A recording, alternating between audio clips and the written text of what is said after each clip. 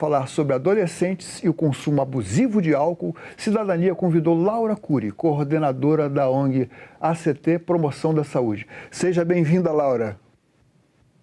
Olá, Paulo. Muito obrigada pelo convite. É um prazer estar aqui com vocês. Laura, quando estamos falando de consumo abusivo de adolescentes, quem são essas pessoas? Qual é a faixa etária desses adolescentes? Bom, quando a gente pensa, inclusive com os inquéritos que a gente utiliza, né, por exemplo, a PENSE, que é a Pesquisa Nacional de Saúde do Escolar, ela considera essa faixa etária, né, de 13 a 17 anos. De 12 a 18, a gente tem no Brasil, inclusive, a legislação, né, que proíbe a venda e o consumo por menores de idade, ou seja, por menores de 18 anos. Então, a gente está falando aí dessa faixa etária, né, principalmente, e geralmente essa fase de transição, né, da infância para a vida adulta, pessoas que estão experimentando novas formas de socialização, que muitas vezes estão marcadas aí também com essa vontade de ter uma aceitação social. Então, assim, é basicamente esse público, né, de 13 a 17, de 12 a 18 que a gente está falando. Bom, e na pesquisa foi detectado que o percentual maior de adolescentes que experimenta começa com que idade? O álcool. Então, o que a gente tem essa faixa etária, né, de 13 a 17 anos. E o que a gente percebe, né, que os inquéritos vêm mostrando, é que existe um aumento na experimentação, né? Então, por exemplo, essa PENSE, né, a pesquisa de saúde do escolar, ela, em 2012, ela apontou uma experimentação entre 53% dos jovens que foram analisados. Em 2019, isso já passou para 63%, né? Então, a gente tem aí um aumento significativo. E mesmo quando a gente não fala só de experimentação, por exemplo, você consumiu nos últimos 30 dias, né? Que é uma pergunta que também se faz com adultos, né? No Vigitel, por exemplo, a gente tem cerca de 30% também de escolares, né, nessa faixa etária que tinham consumido alguma quantidade de bebida alcoólica nos últimos 30 dias. Então, assim, os estudos mostram que é um consumo que vem crescendo ao longo dos anos e que, enfim, pressupõe aí uma maior atenção, um maior cuidado, né? Inspira maiores cuidados. Como é que nós estamos aqui no Brasil, nossos adolescentes, em relação aos adolescentes de outros países? É possível dizer isso? Eu acho que, assim, em diversos aspectos, os adolescentes aqui no Brasil, eles podem ser considerados menos protegidos, né, do que em outros países. Principalmente dos países que têm políticas públicas implementadas mais rígidas, mais eficazes para a gente prevenir e controlar, né, o uso do álcool. Né? Então, tem vários fatores aí que contribuem para essa maior vulnerabilidade dos adolescentes no Brasil. E eu acho que isso destaca aí a necessidade da gente reforçar e implementar mais políticas públicas no Brasil. Eu queria, assim, trazer aqui alguns exemplos, né, para a gente conversar. O primeiro é com relação à idade mínima para compra e para consumo, né? Então, como falei, no Brasil a gente tem essa idade mínima prevista na lei, ela é de 18 anos, mas muitas vezes a fiscalização dessa lei, ela, enfim, deixa a desejar, né? Então, permite com que esses adolescentes, né, crianças e adolescentes, consigam comprar e consumir álcool com bastante facilidade, né? Então, existem países com uma lei e uma fiscalização mais rigorosa. Então, os Estados Unidos, por exemplo, a idade mínima para compra é de 21 anos. Alguns países da Europa é de 20 anos.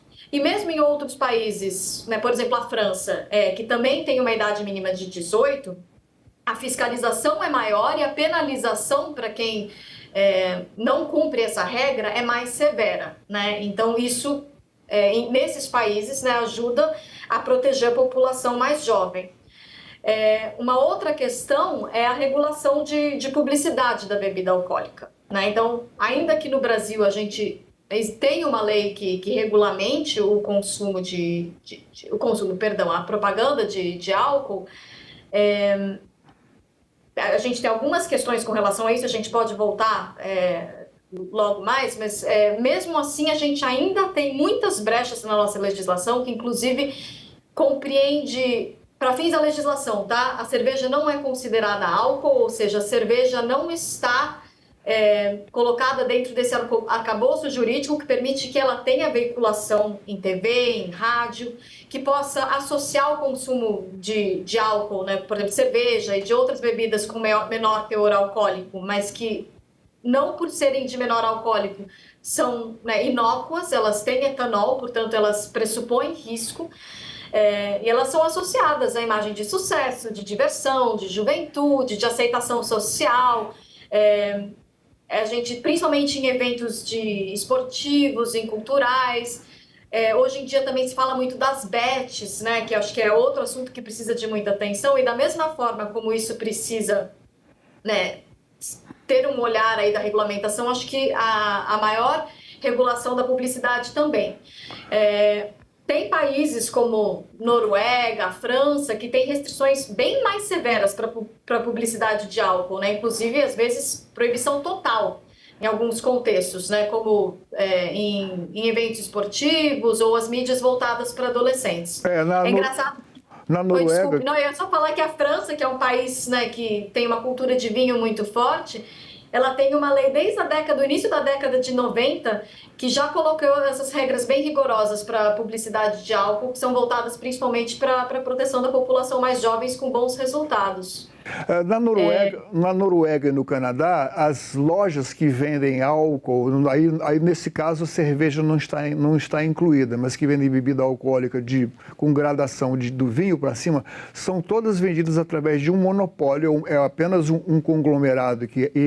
Na Noruega, por exemplo, as lojas fecham no sábado à tarde, às 3 horas da tarde, e não abrem durante o final de semana, e você não pode comprar em qualquer outro lugar. E o preço das bebidas de maior gradação alcoólica é simplesmente abusivo. Agora, aqui no Brasil existe ainda uma certa cultura em que a cerveja não é considerada bebida alcoólica, ou pelo menos considerada menos perigosa. É comum nas pesquisas que vocês encontraram, que vocês têm notícia, que a cerveja seja o primeiro passo para que o adolescente consuma álcool? Olha, essa é uma questão interessante. Eu acho que sim, é natural que seja cerveja por diversos motivos. Primeiro, porque a cerveja é a bebida mais consumida no Brasil, de longe. Ela também é uma bebida, e você trouxe isso, Paulo, ela é uma bebida mais barata, ela é mais acessível. Então, é natural, né, que o público com maior restrição orçamentária, né, como crianças e adolescentes e outras populações mais vulneráveis, tenham aí uma porta de entrada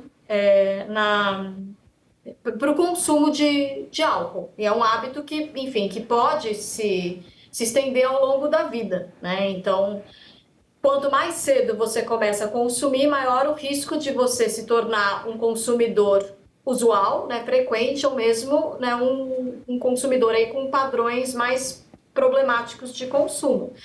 E é interessante porque o preço no Brasil para cerveja, mas também para outras bebidas alcoólicas, ele ainda é muito baixo, né? Então, e a gente sabe que políticas de preços e impostos, elas são as mais importantes, que mais dão resultados para a gente promover a saúde, né, prevenir o consumo e impedir a iniciação, né, principalmente por essa parcela da população. E você estava me perguntando antes, né, de comparação com outros países, né? Então, sim, né, como você falou, a gente poderia, como outros países, né, você falou da Noruega, da Suécia, Finlândia também, a gente poderia utilizar a tributação como uma ferramenta de regulamentação, né, de controle. Então, né, em países que a gente tem altos impostos, o acesso fica muito mais difícil, isso reduz o consumo de maneira geral, mas obviamente também para crianças e jovens. E a gente tem agora, no Brasil, uma oportunidade de colocar isso na prática com a reforma tributária, né? Então, a bebida alcoólica, ela já está prevista dentro do rol dos produtos, né, que vão estar sujeitos a um imposto seletivo, né? É um produto, conhecidamente, que faz mal à saúde e ao meio ambiente, portanto, tem que ser tributado. Mas o que eu acho que a gente tem oportunidade de fazer, principalmente de agora em diante, é garantir que essas alíquotas, que elas sejam elevadas. E que mesmo que exista essa gradação, né, de teor alcoólico, que o piso, que inclua as bebidas de menor teor, como a cerveja, alguns vinhos, ices, etc., que ele seja suficientemente alto para a gente conseguir proteger a população, principalmente os jovens. Bom, Acho que essa é uma questão muito importante. vocês defendem, então, que o aumento da tributação seria tipo um freio, que ficaria mais cara. Bom, evidentemente existe aí vai ocorrer uma guerra política, né? Através de outros meios, porque existem projetos, inclusive no sentido de que aqui no Brasil o vinho também seja tolerado como bebida não essencialmente alcoólica, como é em alguns países também fora daqui do Brasil. Mas o que eu pergunto, assim, é qual o efeito, assim, qual a cultura do álcool, como as famílias brasileiras encaram essa cultura do álcool? Porque me parece que o exemplo paterno, o exemplo da família é muito importante. Isso se choca com aquele espírito naturalmente transgressor do adolescente, que eu vou tomar ali com meus amigos e tal. Já existe algum tipo de alternativa para isso, sem que invada o pátrio poder, assim, o poder das famílias sobre os adolescentes? Que tipo de iniciativa você sugeriria? Bom, eu acho que a gente volta aí para a questão da regulamentação, né? Mas para dar um passo atrás, né? Acho que o ambiente familiar, nesse contexto familiar, ele tem sim um papel no consumo por crianças e adolescentes. Então, é claro, quando uma criança ela ela cresce num ambiente onde o consumo de álcool é frequente, é normalizado, onde você tem fácil acesso, é claro que essas pessoas, né, essas crianças, elas estão mais propensas a desenvolver o consumo, né? Igualmente, né? A falta de supervisão dos pais, a exposição para comportamentos de risco dentro de casa, né? Tudo isso são fatores importantes e que devem ser considerados. Mas, assim, eu acho que, assim, saindo do ambiente micro e levando para o macro, que é o que a gente sempre tenta trazer mais, né? Nós trabalhamos com políticas públicas, eu acho que é isso, a gente precisa considerar o ambiente social, né, mais amplo. Então, qual é o ambiente, o contexto social que normaliza, glamoriza o consumo de álcool e que acaba influenciando o consumo por crianças e adolescentes, né? Como é que isso está na sociedade como um todo, claro, mas principalmente em festa, em escola, em estádio de futebol, que é né, ou na TV. Acho que tudo isso leva a um maior consumo, né? Um desejo de aceitação social, medo de ser excluído socialmente, né? De não participar de determinado grupo, de não ir para a festa. Enfim, e eu acho que tudo isso, esse contexto social mais amplo, acho que ele passa pela necessidade de regulamentação, né? Então, acho que a gente precisa pensar, sim, em políticas de preços e impostos, né? O preço precisa ser mais alto para que esse produto não seja tão acessível assim. A gente precisa regulamentar melhor a publicidade e a propaganda no Brasil. A gente precisa pensar, como você mesmo já trouxe aqui, Paulo, na questão da disponibilidade, se é em qualquer lugar que vende, quais são os horários de venda. Então, acho que sim, as políticas públicas ajudam a colocar um freio e a desnormalizar o consumo de um produto que, enfim, que sabidamente, né, cientificamente, a gente sabe que faz mal à saúde. Além de trazer vários outros problemas sociais, inclusive, né? Eu pergunto, então, se haveria alguma... já existem estudos em outros países que o papel que teria introduzir essa advertência, esse aconselhamento a respeito do consumo de álcool dentro das escolas ou no currículo escolar. Já existe isso em outros países? Sim, não, existe. A Islândia, por exemplo, acho que é um caso de sucesso nesse sentido, que teve todo um programa aí de prevenção e de conscientização dentro das escolas, mas acho que também fora das escolas, e que trouxe resultados bem importantes também para a Islândia, por exemplo. Acho que Canadá também tem, enfim, tem diversos exemplos de trazer isso, essas campanhas de conscientização, de educação. Mas reforço, né, que acho que ainda que essas campanhas sejam fundamentais, acho que, né, a gente precisa ter acesso à informação de qualidade, comprovada, né, baseada em evidência científica, mas a gente também precisa passar pelas políticas públicas, né, porque uma acaba reforçando a outra. Eu acho que é muito que a gente viu aqui no Brasil mesmo com a própria questão do tabaco, né? Temos E, dados, perdão, é, temos dados imagina. no sistema de saúde sobre o efeito do álcool, do abuso de álcool entre os adolescentes? É possível isso?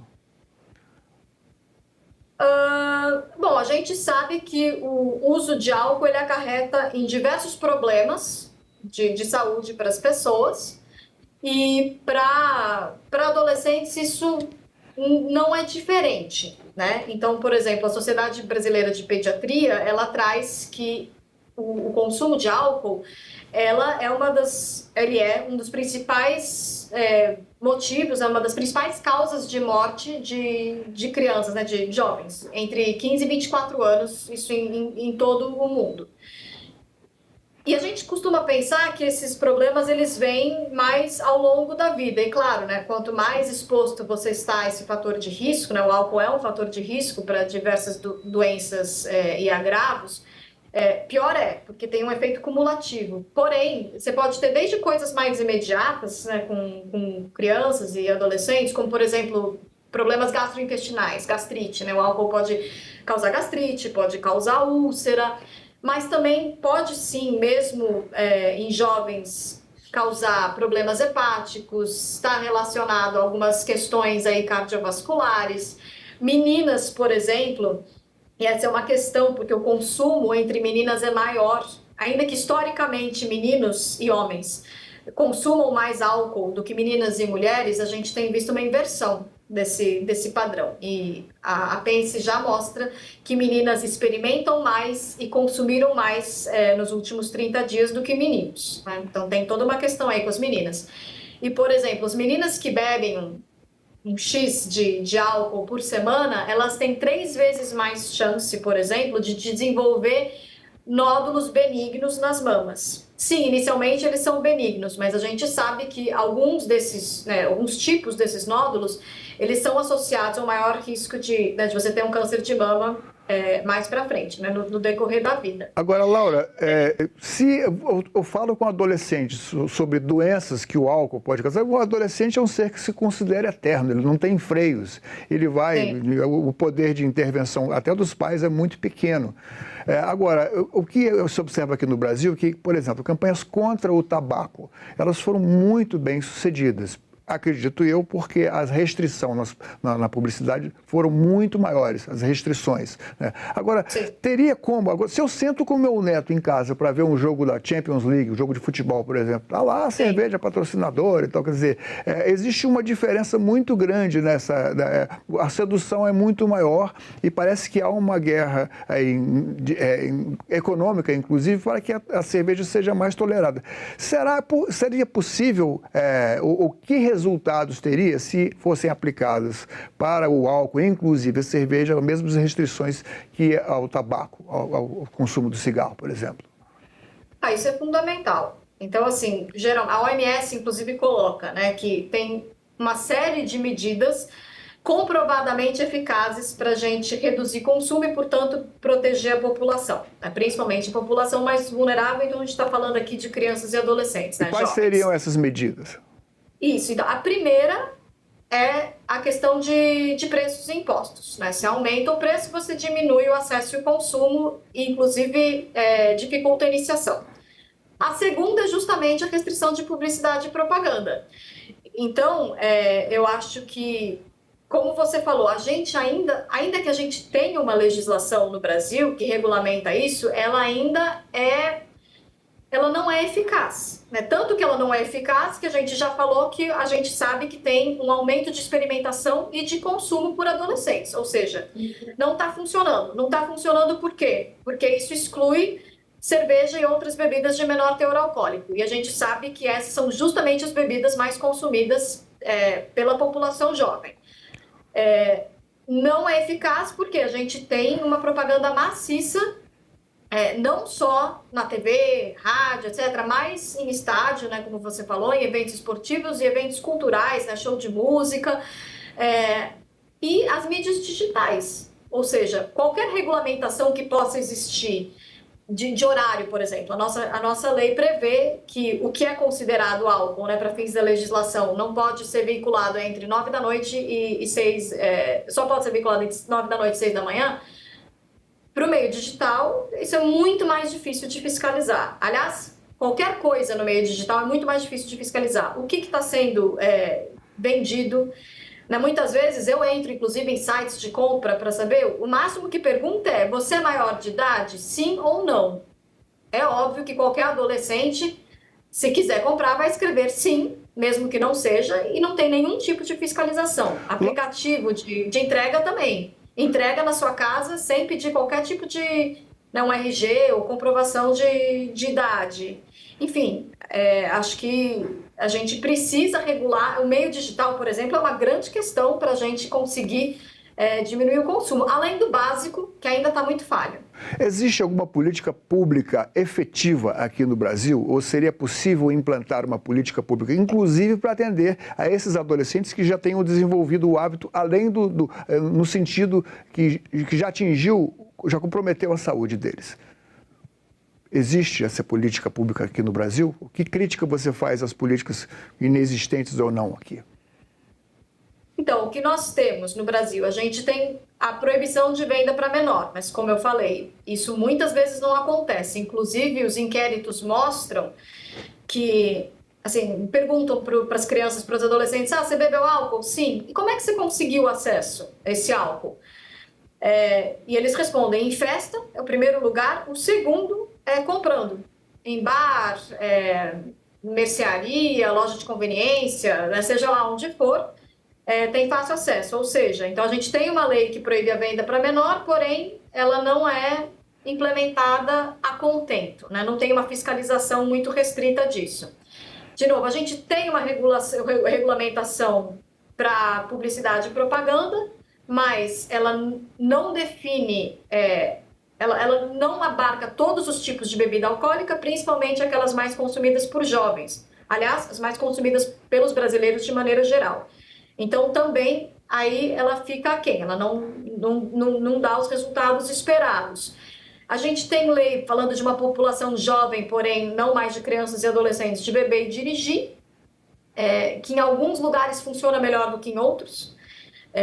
Eu moro em São Paulo, né? É difícil ver uma blitz em São Paulo, né? São poucas as vezes que eu presenciei uma. E, aliás, faz tempo que eu não vejo, inclusive. Eu sei que em outras regiões isso funciona melhor, mas enfim, então como um todo também tem falha aí nessa regulamentação. O preço ainda é muito baixo, então sim, a gente tem já algum tipo de imposto sobre bebida alcoólica, mas ele é muito baixo e muitas vezes ele nem funciona, às vezes tem até uma espécie de um subsídio para cerveja, por exemplo. Então também é muito fácil, você consegue comprar bebida alcoólica na rua por um preço mínimo, pífio, é mais barato do que uma garrafa de água, muitas vezes.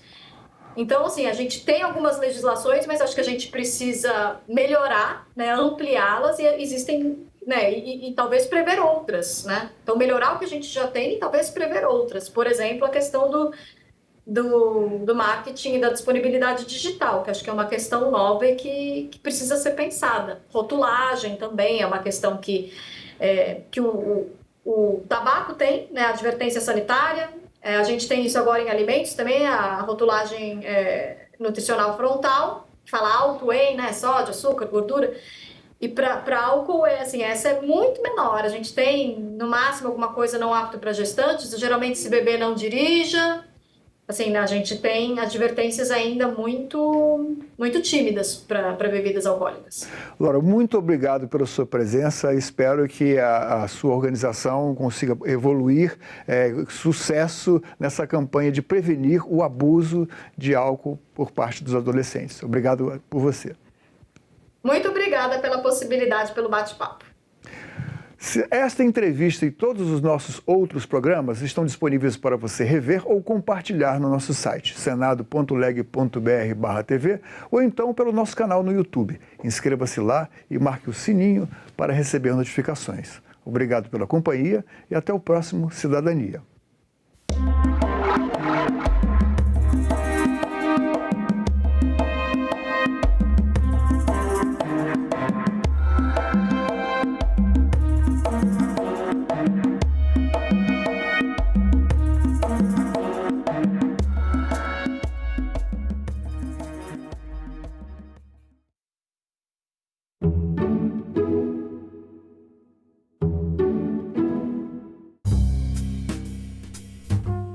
comecei a ver reportagens. Alguém tirou a própria vida porque estava devendo do jogo do tigrinho. E aquilo me espantou. Quais são os principais desafios regulatórios que se impõem? Simplesmente proibir e fechar os olhos não dá.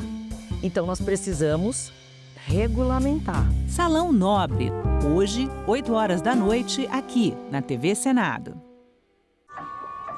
Existem no Brasil praticamente 6.000 crianças disponíveis para adoção e quase 40.000 pessoas querendo adotar.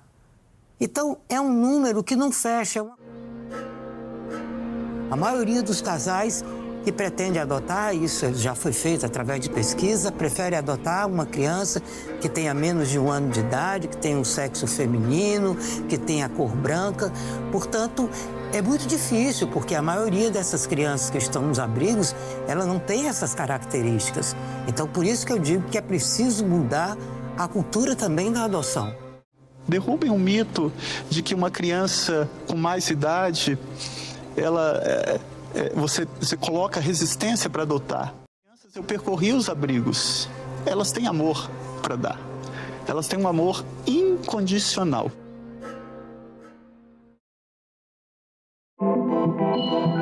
O site do Senado agora mostra projetos de lei em linguagem simplificada.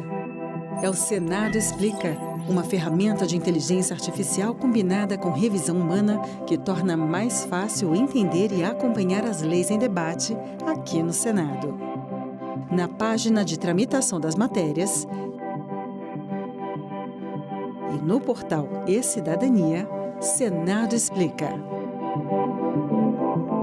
Hip Hop no Parlamento. A Assembleia Legislativa do Rio de Janeiro celebra os 51 anos do movimento.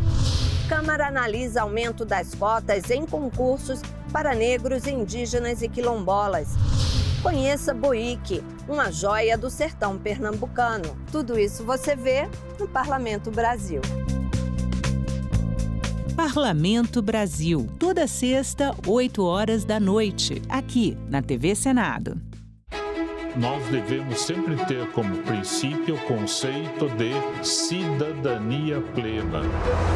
Cidadania e direitos humanos não apenas melhora a qualidade de vida, mas também fortalece a democracia, a justiça social em todo o país.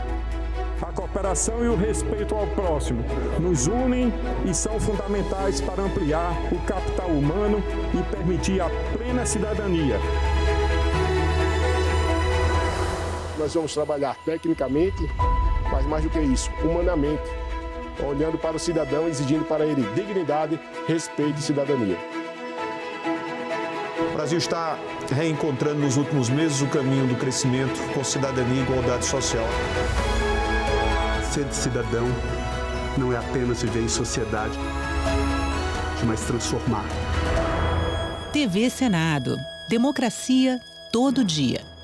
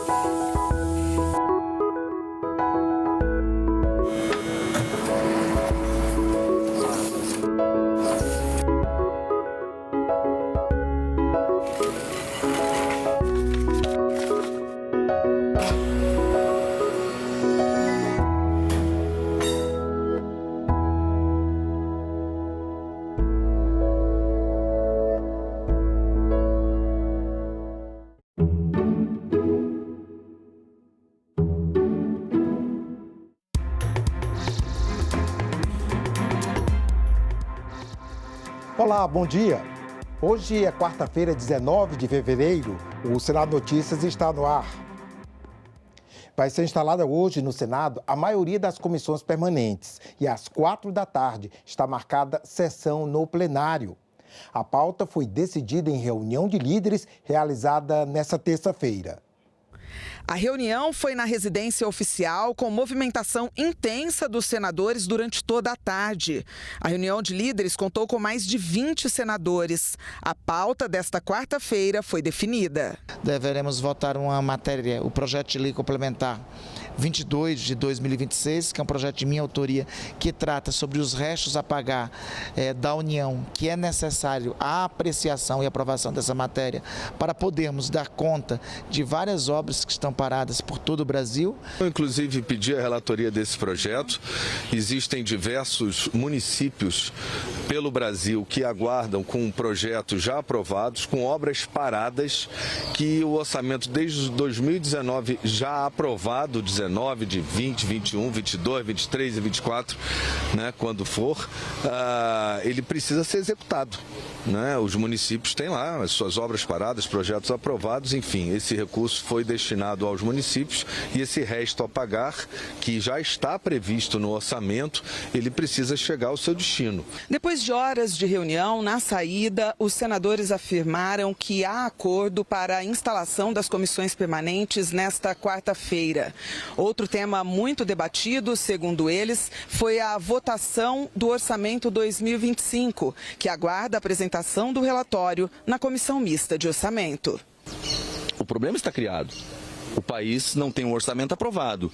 O parlamento tem dificuldades, né, com esse jogo que foi estabelecido. Então é preciso agora, né, com muita habilidade, com muita serenidade, cada um sabendo das suas responsabilidades e dos seus limites de atuação, né, colocar a bola no chão. Os senadores também discutiram o restabelecimento do rito de tramitação das medidas provisórias. Quando é de iniciativa do Executivo, é lógico que a Casa que representa o povo, que é a Câmara dos Deputados, tenha a palavra final. Mas quando é de iniciativa parlamentar, eles se igualam. Então a Casa Revisora é a casa que não tomou a iniciativa. Então isso vai ser restabelecido conforme a Constituição e isso restabelece a nossa institucionalidade. Não tem nada de inédito nem de excepcional. É o restabelecimento do funcionamento das casas legislativas conforme a Constituição. No Instagram, o presidente do Senado, o senador Davi Alcolumbre, disse que a reunião de líderes é um momento essencial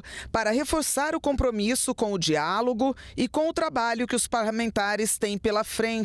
Davi disse ainda que o Congresso Nacional tem um papel fundamental no avanço das pautas que impactam diretamente a vida dos brasileiros e que este será um ano de muito trabalho com uma agenda intensa e produtiva.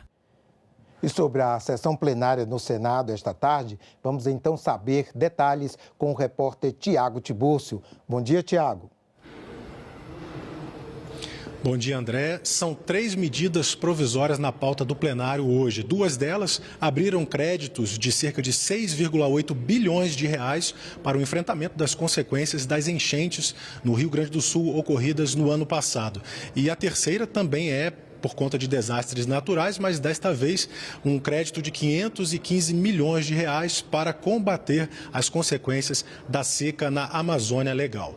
Também está na pauta de votação de hoje, para os senadores analisarem, o projeto de lei complementar que estende o prazo para o pagamento dos restos a pagar desde 2019 até 2024. Estende esse prazo para 2026. A intenção é garantir recursos públicos para obras públicas consideradas indispensáveis para o país. O relator dessa matéria é o senador Carlos Portinho, do PL, e o autor é o líder do governo aqui no Congresso, o senador Randolfo Rodrigues. Portanto, há consenso para a aprovação dessa matéria que envolve recursos orçamentários de exercícios anteriores que podem ser liberados até o final de 2026. E, finalmente, na pauta do plenário de hoje está um projeto de decreto legislativo que aprova o texto do acordo entre Brasil e Itália sobre carteiras de habilitação. André, a reunião está marcada para começar às 2 da tarde com discursos e comunicações dos parlamentares e ali a partir das 4 horas da tarde está marcada a ordem do dia, que é o momento de votação dessas propostas que eu mencionei. Voltamos com você no estúdio. Valeu, Tiago.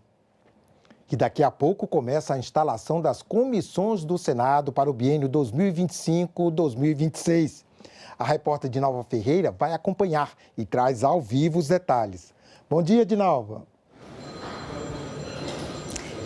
Oi, André, bom dia para você, bom dia a todos. Então, André, a previsão é de que as 16 comissões permanentes sejam instaladas nesta quarta-feira. Normalmente, essa primeira reunião é apenas para instalação e eleição do presidente e vice-presidente de cada uma delas. Como a gente sabe, André, essa escolha dos parlamentares que vão presidir as comissões, ou seja, o desenho dos comandos das comissões, ele começou a ser definido lá atrás, no início de fevereiro, quando foi eleita a nova mesa do Senado.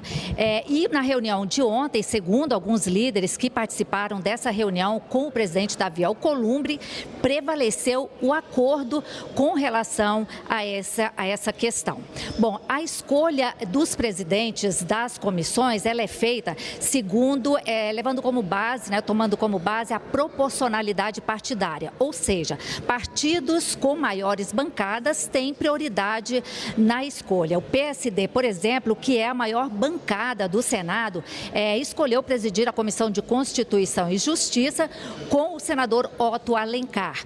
A Comissão de Assuntos Econômicos será presidida pelo senador Renan Calheiros, do MDB, o MDB, que é a terceira maior bancada. O PL, que tem a segunda maior bancada, escolheu presidir a Comissão de Infraestrutura, que deverá ter o senador Marcos Rogério como presidente, e a Comissão de Segurança Pública com o senador Flávio Bolsonaro. Bom, a indicação dos parlamentares que vão fazer parte das comissões também é feita tomando como base a proporcionalidade partidária. Bom, André, cada parlamentar ele pode participar de até 3 comissões como titular e até 3 como suplentes. A eleição, segundo o regimento do Senado, a eleição é secreta, o voto é secreto, mas quando não há disputa, normalmente é feita por aclamação. E essa maratona, André, essa maratona de instalação de comissões hoje começa daqui a pouco, às 9 da manhã, e a gente vai estar aqui acompanhando. Voltamos com você. Obrigado, Dinalva. O relator do orçamento da União de 2025, senador Ângelo Coronel, prevê a votação do projeto após o Carnaval. Ele precisa fazer ajustes tanto nas receitas quanto nas despesas para evitar um buraco. O projeto da Lei Orçamentária Anual de 2025 foi enviado pelo governo ao Congresso em agosto do ano passado.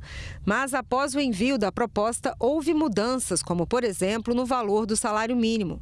Além disso, o governo lançou também novos programas, como o Pé de Meia e o pacote fiscal. Por isso, o atraso na votação. Segundo o ministro das Relações Institucionais, Alexandre Padilha, o mês de fevereiro deve ser dedicado para fazer um redesenho do orçamento de 2025. A verdade é que nós estamos fazendo ainda alguns ajustes. Esperamos que o governo mande também alguma nota técnica para que se possa tentar corrigir principalmente a questão do Vale Gás, que tem um valor no orçamento e a realidade é bem maior.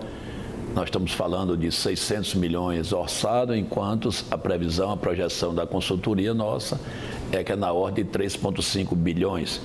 Nós temos a questão do Pé de Meia, que é um excelente programa, mas que está orçado em torno de 1 bilhão e já se tem aí uma projeção que o recurso para o Pé de Meia está na ordem aí de 12 bilhões.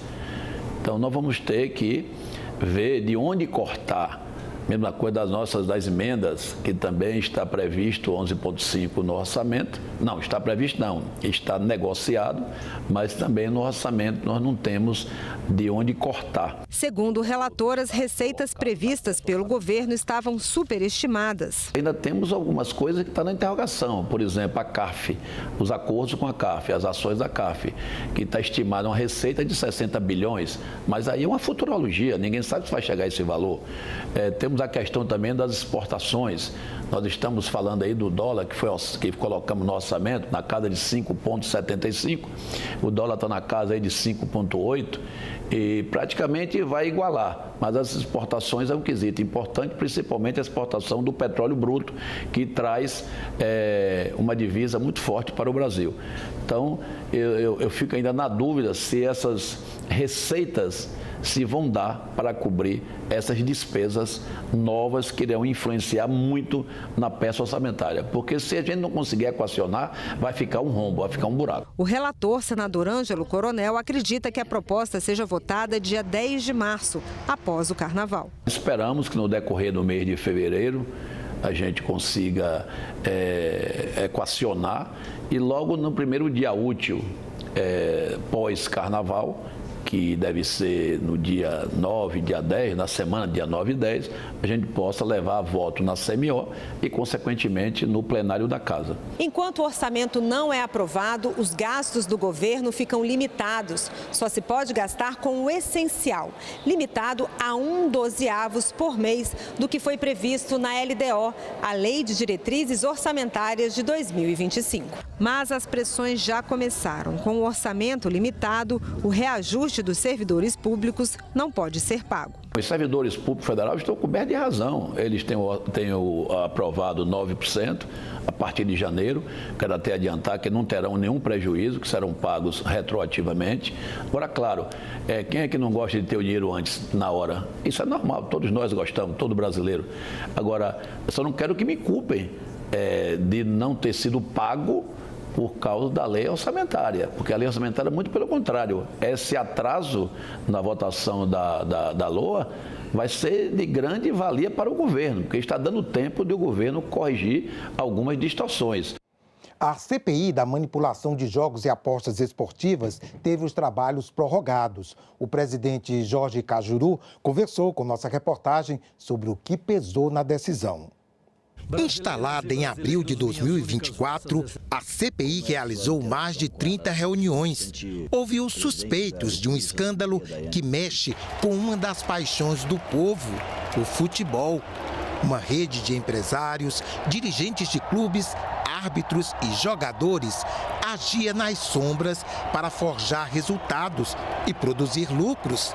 Desconfianças sobre algumas partidas apontavam que o dinheiro, mais do que a garra e o talento, estava decidindo o jogo. Inicialmente, a CPI tinha até 15 de fevereiro para concluir os trabalhos. Dificuldades com o quórum dos senadores na primeira quinzena do mês e novos desdobramentos das investigações levaram o presidente da comissão, Jorge Cajuru, a solicitar ao presidente do Senado, Davi Alcolumbre, a prorrogação dos trabalhos. Agora, a CPI tem até o dia 1º de abril para concluir as investigações e votar o relatório final. Apareceram outros motivos aí bem mais fortes do que a falta de quórum. Segundo motivo, William Rogato, que foi a primeira vitória da CPI, porque foi ela quem pediu a prisão dele e a Interpol o descobriu em Dubai, onde ele está preso.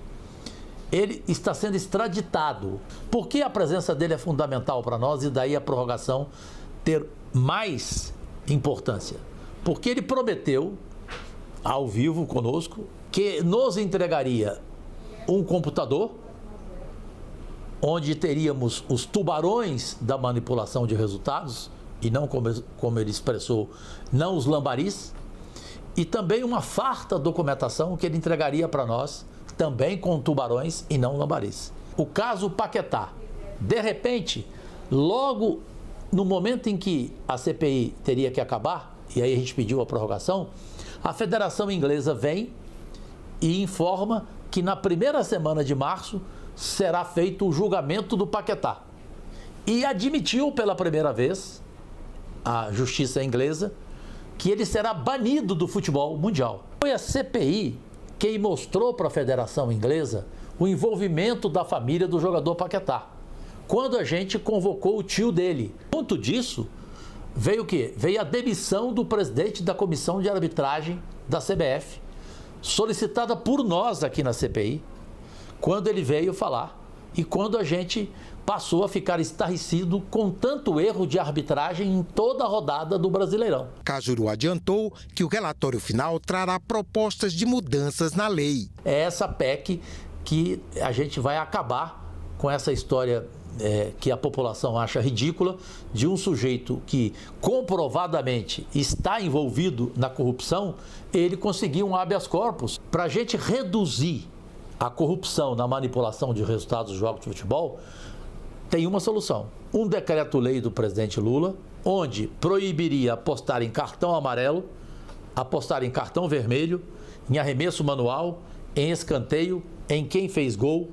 O sujeito só poderia apostar no resultado da partida. Recordando outras CPIs no meio esportivo que não levaram à punição dos culpados, o senador Jorge Cajuru, que como jornalista acompanha há tempos o cenário do desporto nacional, mantém a esperança.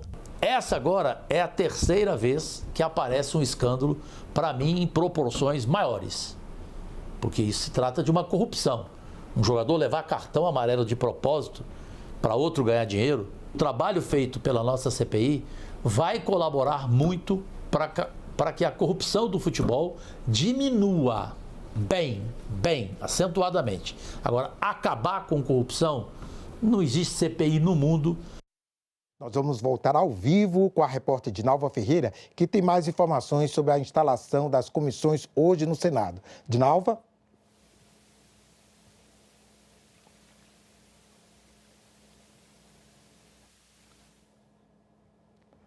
Nós tivemos um probleminha. O Senado recebeu, nesta terça-feira, a visita do presidente de Portugal, Marcelo Rebelo de Sousa.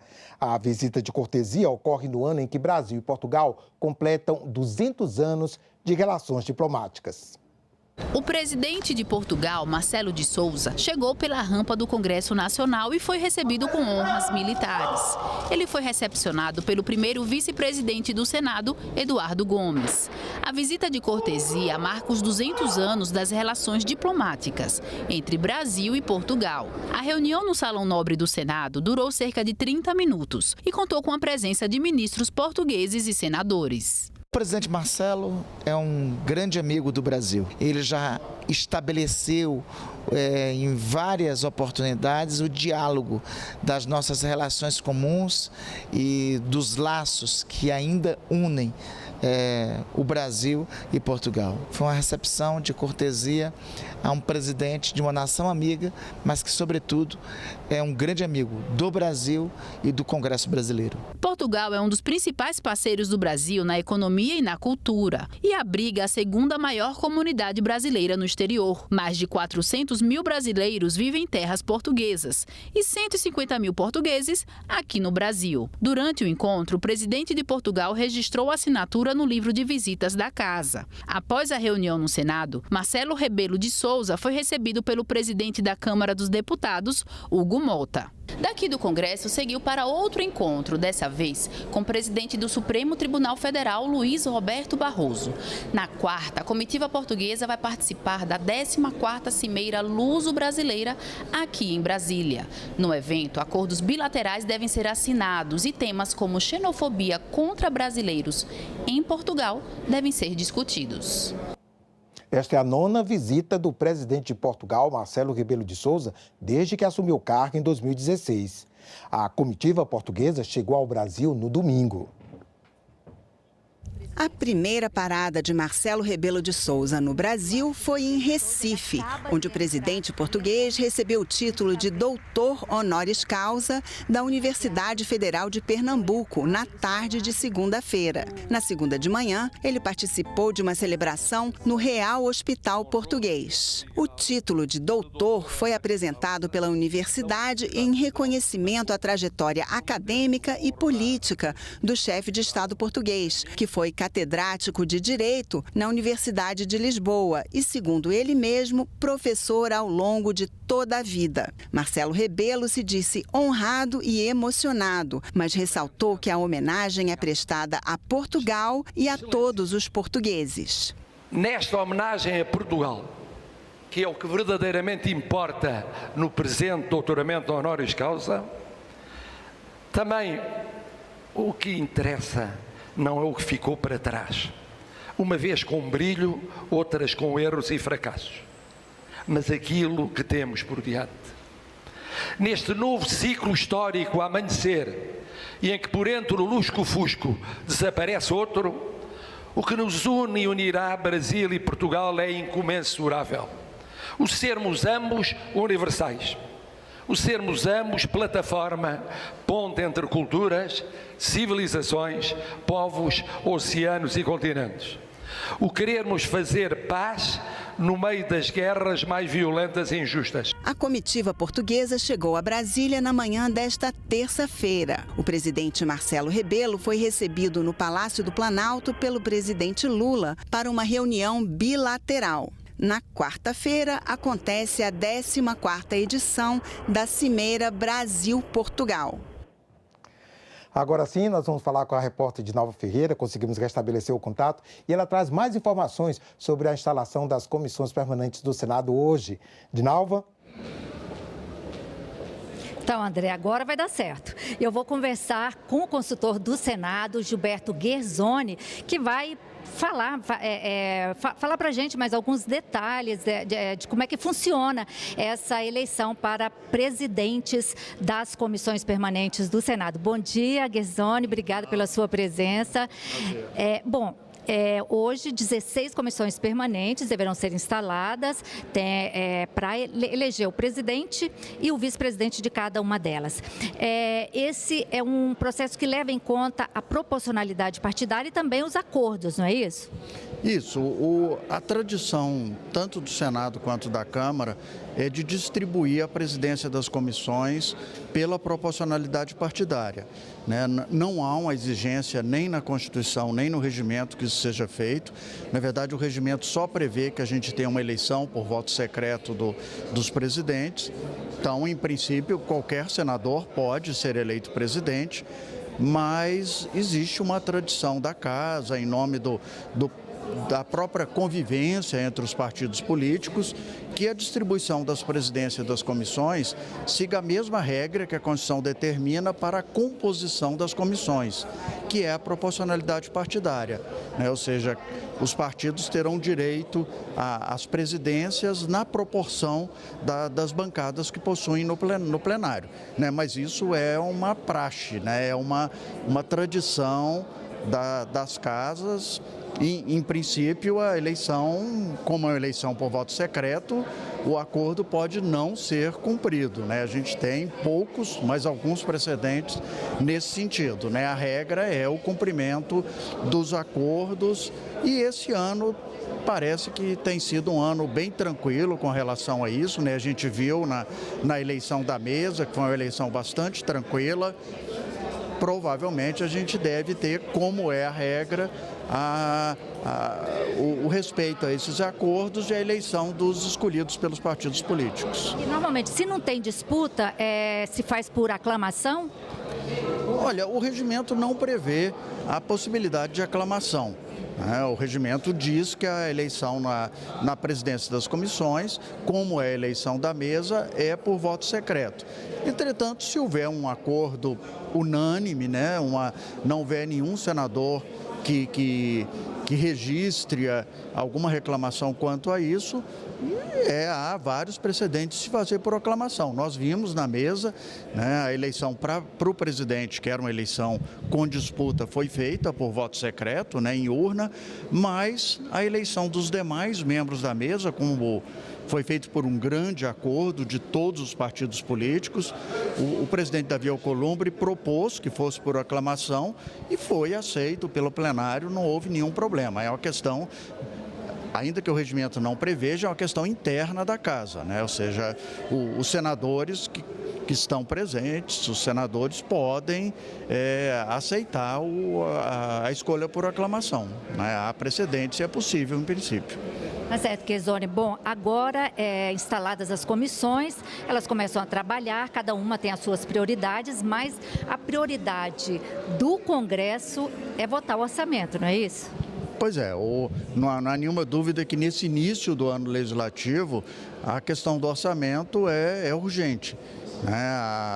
O ideal é que o orçamento seja aprovado no final do ano legislativo para valer para o ano seguinte. mas a gente tem vários precedentes aí, mais de uma dúzia de vezes desde a Constituição de 88, isso não foi possível, seja por questões operacionais, seja por questões políticas.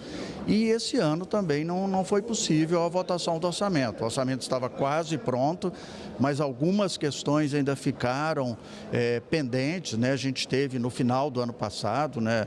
Todos se lembram a votação do pacote fiscal do governo, que afetou o orçamento, mas a grande questão se refere às emendas parlamentares, cuja definição ainda não existe e que afeta fortemente o orçamento. A gente deve ter aí semana que vem uma reunião do relator desse tema no Supremo Tribunal Federal, que é o ministro Flávio Dino, com representantes do Senado, da Câmara e do Poder Executivo, para tentar equacionar essa questão das emendas parlamentares e possibilitar a votação do orçamento.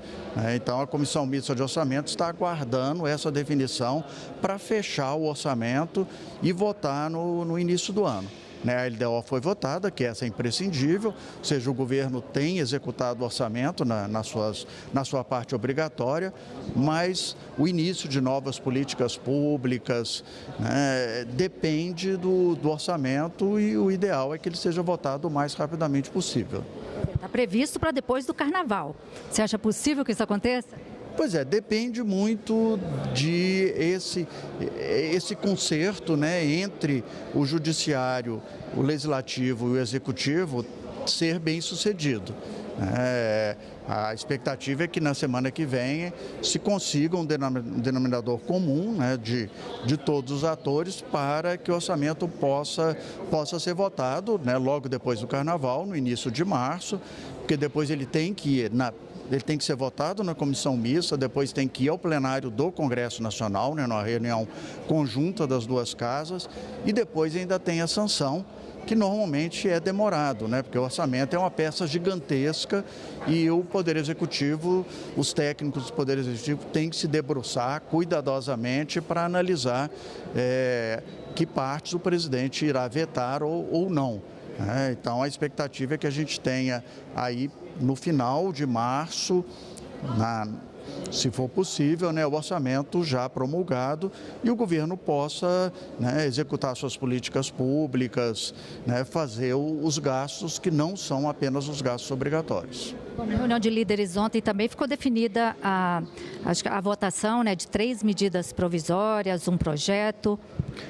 As medidas provisórias, elas não dependem das comissões, né, elas são medidas provisórias que já têm parecer da comissão mista, né, no ano passado, já passaram pela Câmara e a medida provisória tem um problema que ela tem o prazo de validade, né? Então, se ela não for votada, ela perde a validade e há casos que isso é bastante complicado, né, tanto politicamente quanto tecnicamente. Então, a votação das medidas provisórias pode ocorrer, né? As medidas provisórias que já estão no Senado ou que estão chegando no Senado da Câmara, normalmente são colocadas com prioridade. Aliás, o regimento determina que a medida provisória é a matéria prioritária na composição da pauta. Mas aí só depende do plenário, né? Elas não dependem das comissões, como ocorre com a maior parte das outras matérias, né? Elas dependem da comissão mista, que é uma comissão do Congresso, e quando elas estão no plenário, elas já passaram pela comissão mista, que hoje não é possível uma medida provisória chegar no plenário sem ser apreciada pela comissão mista, né? Isso é um entendimento do Supremo Tribunal Federal. Tá certo, Gersoni, muito obrigada. Um bom dia para você. E nós voltamos com você aí, André. Obrigado, Dinalva. Cerca de 60 vetos presidenciais estão na lista para serem analisados pelos deputados e pelos senadores. A quantidade é a maior acumulada em um início de ano desde 2018. 33 desses vetos trancam a pauta de votação do Congresso. Um dos vetos mais polêmicos trata das emendas impositivas individuais e de bancadas estaduais. Senadores e deputados aprovaram a proibição de bloqueio e contingenciamento dessas emendas, dentro do projeto que prevê novas medidas para reduzir gastos em caso de déficit fiscal das contas públicas. Mas a proposta foi vetada pelo presidente Lula. A justificativa segue o entendimento do Supremo Tribunal Federal de que as emendas parlamentares devem ter o mesmo tratamento de bloqueio e contingenciamento das despesas discricionárias do Poder Executivo. Cabe agora ao Congresso Nacional decidir se mantém ou não o veto do presidente da República. No total, são 56 vetos a serem analisados aqui no Congresso. A quantidade é a maior acumulada em um início de ano desde 2018. E 33 desses vetos podem trancar a pauta do Congresso se não forem votados. Um dos projetos que regulamenta a reforma tributária também teve 46 dispositivos vetados. Entre eles, o que retira a redução de alíquota de alguns serviços financeiros e de segurança da informação. Nós temos aí que discutir agora também os vetos, né? Porque foi vetado alguns artigos. E nós vamos discutir isso na reunião do Congresso. A senadora Mara Gabrilli é autora de um dos projetos vetados pelo presidente. O projeto que dá direito à indenização por dano moral e concede pensão especial à pessoa com deficiência por conta do Zika vírus foi vetado na íntegra. A gente está falando de uma coisa que é uma obrigação do Estado. Essas famílias não tiveram saneamento básico adequado. O governo não conseguiu parar a epidemia do mosquito no norte e no nordeste. Então essas crianças que nasceram com microcefalia, muitas já faleceram. Então a gente está falando de 1.500 crianças, não é um número de milhões. Então assim, a gente está falando de um tipo de criança que precisa de auxílio para o resto da vida. E a família também. E você cortar essa pensão é um tapa na cara. A Consultoria de Orçamentos, Fiscalização e Controle do Senado Federal está completando 30 anos. Uma sessão especial vai ser realizada no plenário do Senado nesta quinta-feira para celebrar a data. A sessão de homenagem está prevista para as 3 horas da tarde. A CONORF, Consultoria de Orçamentos, Fiscalização e Controle do Senado, presta consultoria e assessoramento técnico na área de direito financeiro, planos, orçamentos públicos, fiscalização e controle. As informações fornecidas pelo setor dão suporte à mesa do Senado, à Comissão Mista de Planos, Orçamentos Públicos e Fiscalização do Congresso Nacional e a outras comissões do Senado e do Congresso, além de atender à demanda dos senadores e outros setores da Casa. O orçamento ele vem ganhando uma dimensão muito maior no cenário político brasileiro. Hoje, não é incomum ver debates sobre o impacto orçamentário e financeiro de uma proposição. Se a gente voltar 15 anos atrás, infelizmente, isso não havia. Então, há uma preocupação com o lado fiscal, e isso independe de quem esteja no governo, né, quem esteja no Poder Executivo. Essa preocupação é muito maior. Para comemorar os 30 anos de atuação da consultoria, uma sessão especial será realizada no plenário do Senado. Nós queremos mostrar para toda a sociedade brasileira o trabalho, o nosso empenho no trabalho para que a gente tenha um orçamento mais transparente, para que a gente tenha um debate político orçamentário de maior qualidade, e esse é o nosso objetivo principal. Nós vamos voltar mais uma vez com a repórter Dinalva Ferreira. Dinalva? Oi, André, eu converso agora com o senador Eduardo Braga. Bom dia, senador. Bom dia. Hoje, instalação das comissões. Já está tudo definido com relação aos comandos das comissões, senador? Sim, ontem na reunião de líderes com o presidente Davi Alcolumbre ficou tudo definido. O MDB com a Comissão de Assuntos Econômicos, o presidente será o senador Renan Calheiros e ficará também com a Comissão de Assuntos Sociais e Saúde com o senador Marcelo Castro. E 2 vice-presidências, uma da Comissão de Infraestrutura e a outra nós ainda estamos em negociação, porque as vice-presidências serão feitas na primeira semana após Carnaval.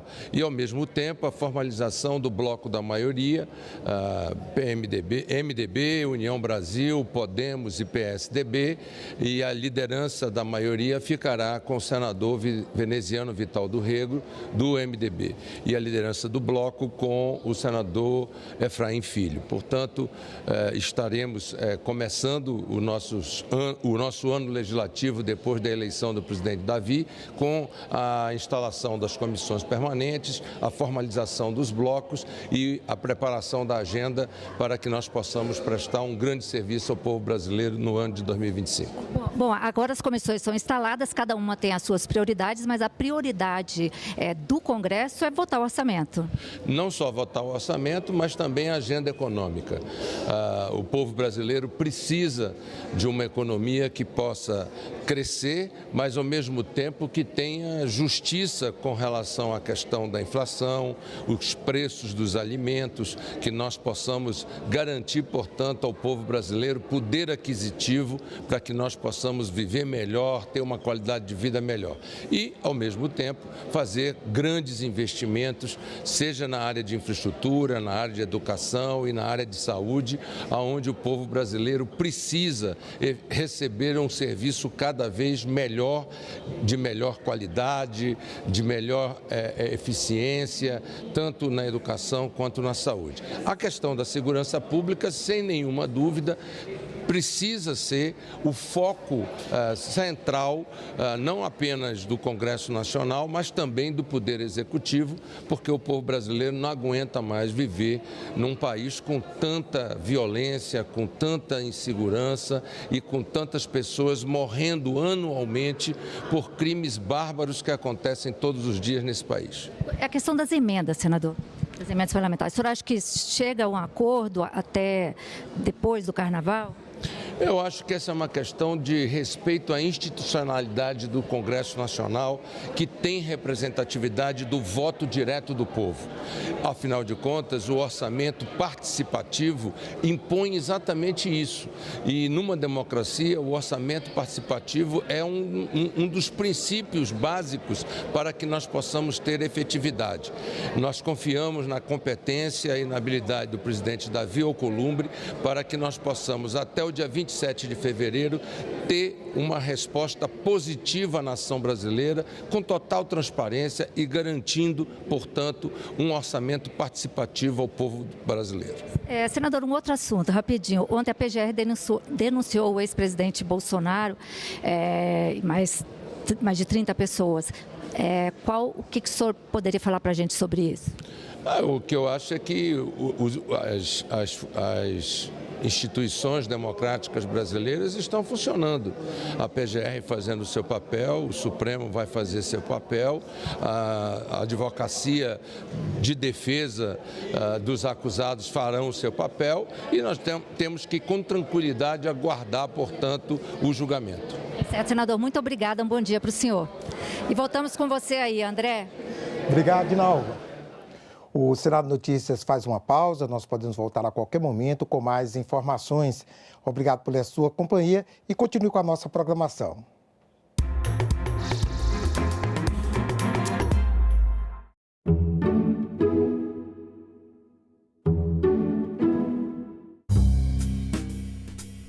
Eu comecei a ver reportagens. Alguém tirou a própria vida porque estava devendo do jogo do tigrinho. E aquilo me espantou. Quais são os principais desafios regulatórios que se impõem? Simplesmente proibir e fechar os olhos não dá. Então nós precisamos regulamentar. Salão Nobre, hoje, 8 horas da noite, aqui na TV Senado.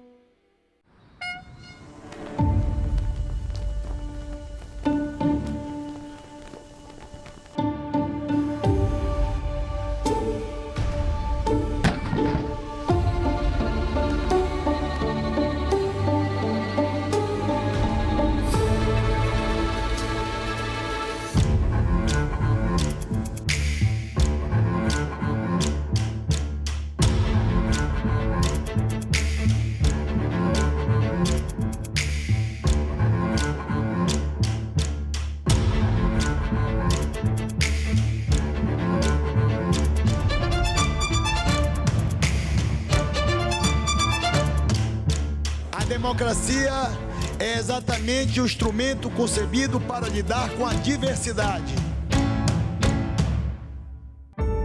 TV Senado. Democracia todo dia.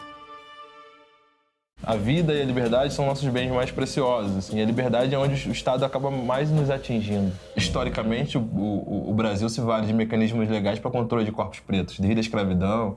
Então, assim, me colocar nessa posição de advogado criminal, de defesa de jovens jovens negros e negras estigmatizados e criminalizados e atuar na defesa deles, eu acho que é dar um fim social para a minha profissão. Eu fui descobrir que a abolição não foi feita pela Princesa Isabel depois de velho, depois dos 20 anos. Então, quando você vai estudar o processo de abolição e você vê toda a luta de grandes figuras negras, como o próprio Luiz Gama, e que não nos é passada, diz respeito ao projeto de país, assim. E aí, como que se deu essa abolição, largar os negros nessa, né? Simplesmente, agora você não é mais escravo e vai lá e dá teu jeito, sabe? De que maneira que isso foi feito diz muito do que nós vivemos hoje, né? Hoje, a pobreza no Brasil ela não é exclusivamente negra, mas ela é majoritariamente negra.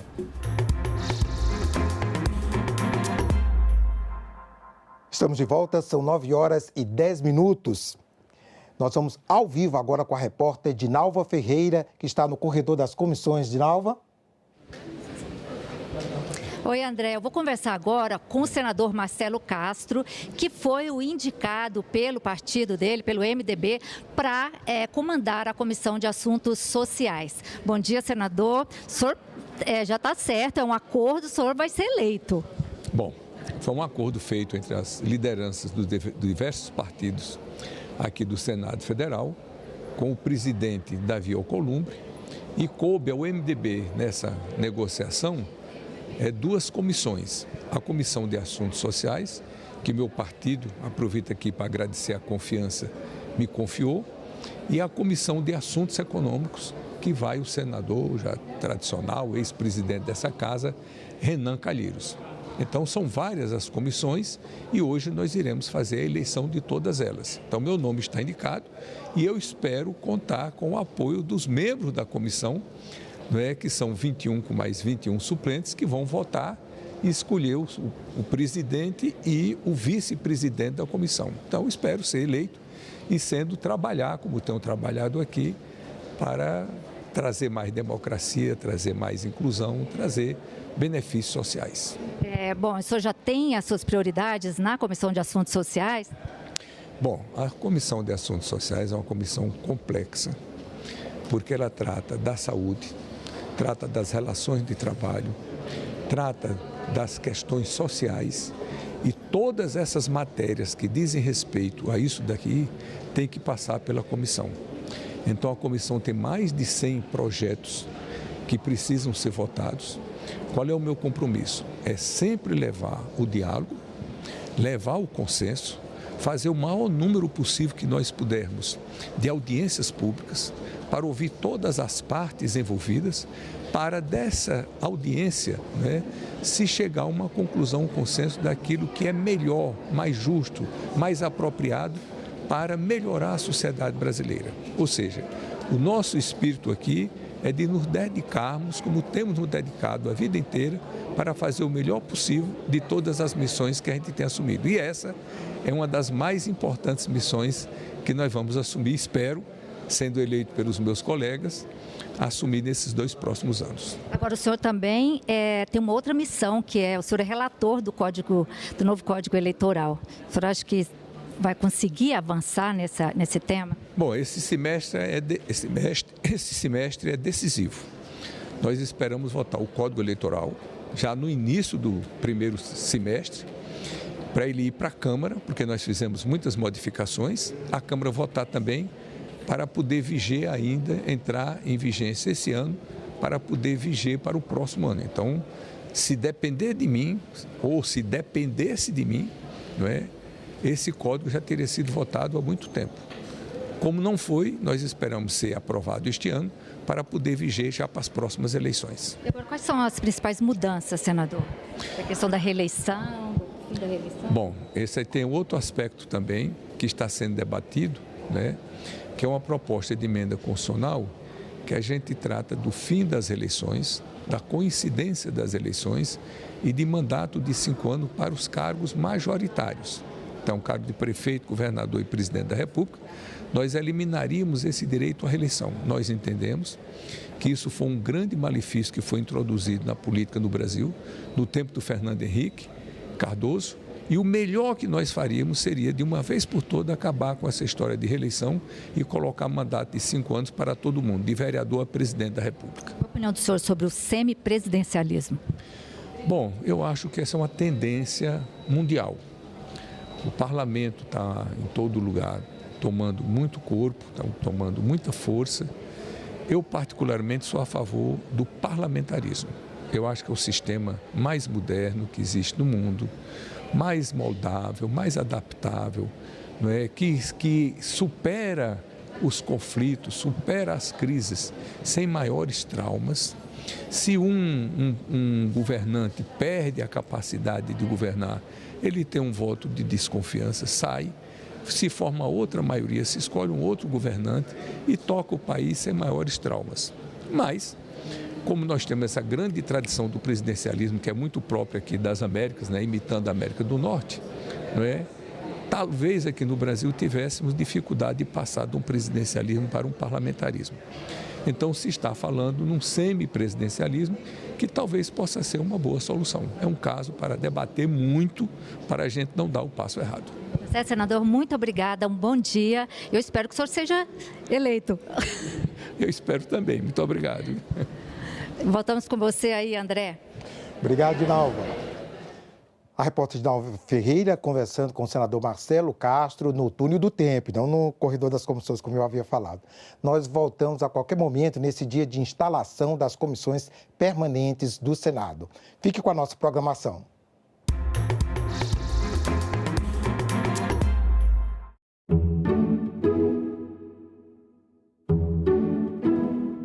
Hip Hop no Parlamento. A Assembleia Legislativa do Rio de Janeiro celebra os 51 anos do movimento. Câmara analisa aumento das cotas em concursos para negros, indígenas e quilombolas. Conheça Boique, uma joia do sertão pernambucano. Tudo isso você vê no Parlamento Brasil.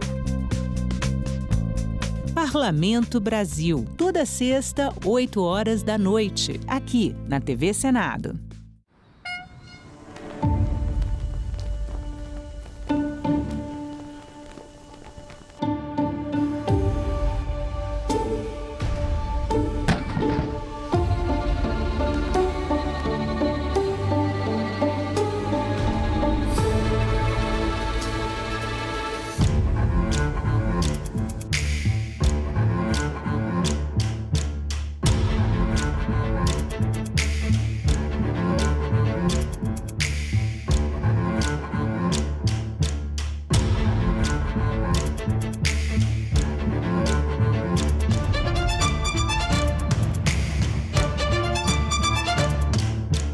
Democracia é exatamente o instrumento concebido para lidar com a diversidade. TV Senado. Democracia todo dia.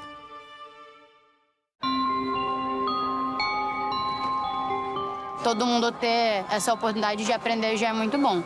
Porém, eu tenho certeza que as escolas públicas poderiam ter mais apoio, tanto de renda, porque, por exemplo, o lanche da escola. Mas a maioria assim, dos alunos precisa do lanche da escola, não é nem porque quer, porque precisa. Eles podem legislar a lei, aprovar junto com a Câmara para fazer uma lei que melhore a infraestrutura, que melhore o lanche da escola, a tecnologia, o salário dos professores, qualquer coisa, eles que decidem se vai ou não. A vantagem de ter uma sala de informática é que a pessoa pode terminar um trabalho já aqui, já pode terminar uma atividade aqui com a sala de informática. Às vezes eles vendo como um todo, eles estão achando que a educação está perfeita. E seria legal também eles entenderem a opinião de quem está aqui dentro, para eles entenderem que não é tão perfeito assim.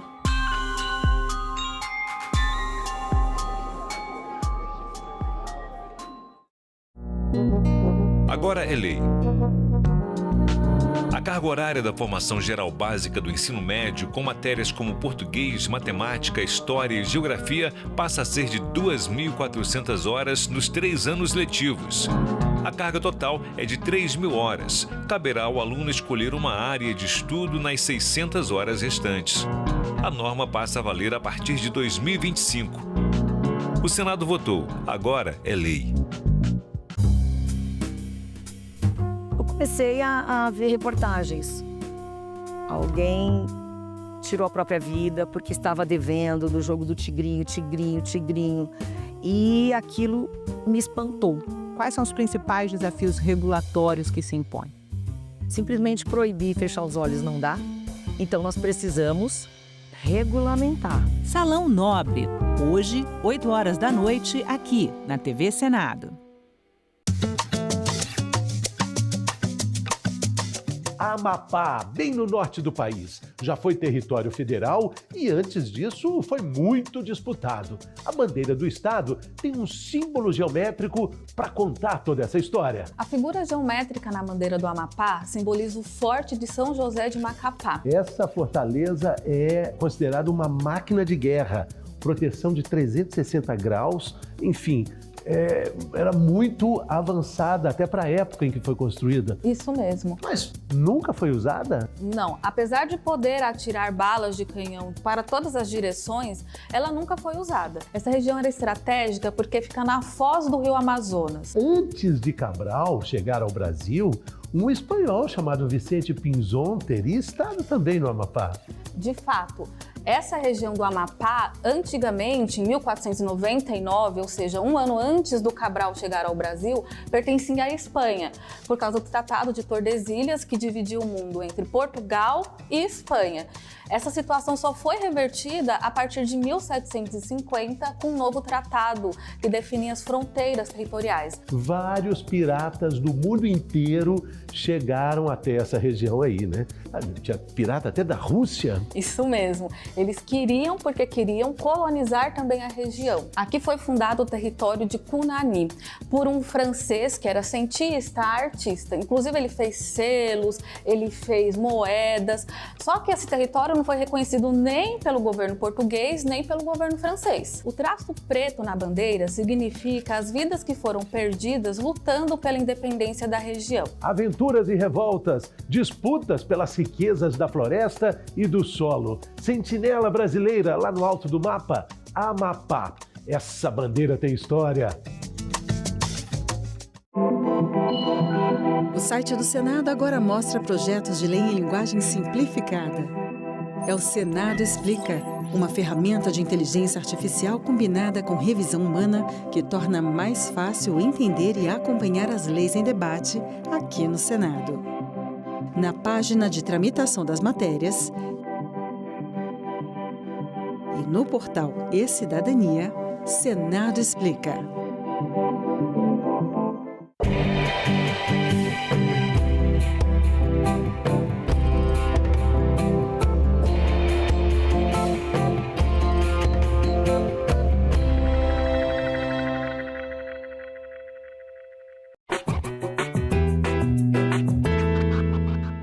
O Senado brasileiro foi criado pela Constituição de 1824, mas havia um problema. Em que lugar os senadores iriam se reunir?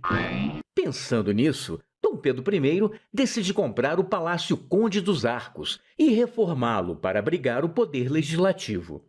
Só 2 anos depois, em 1826, aconteceria a primeira sessão oficial do Senado.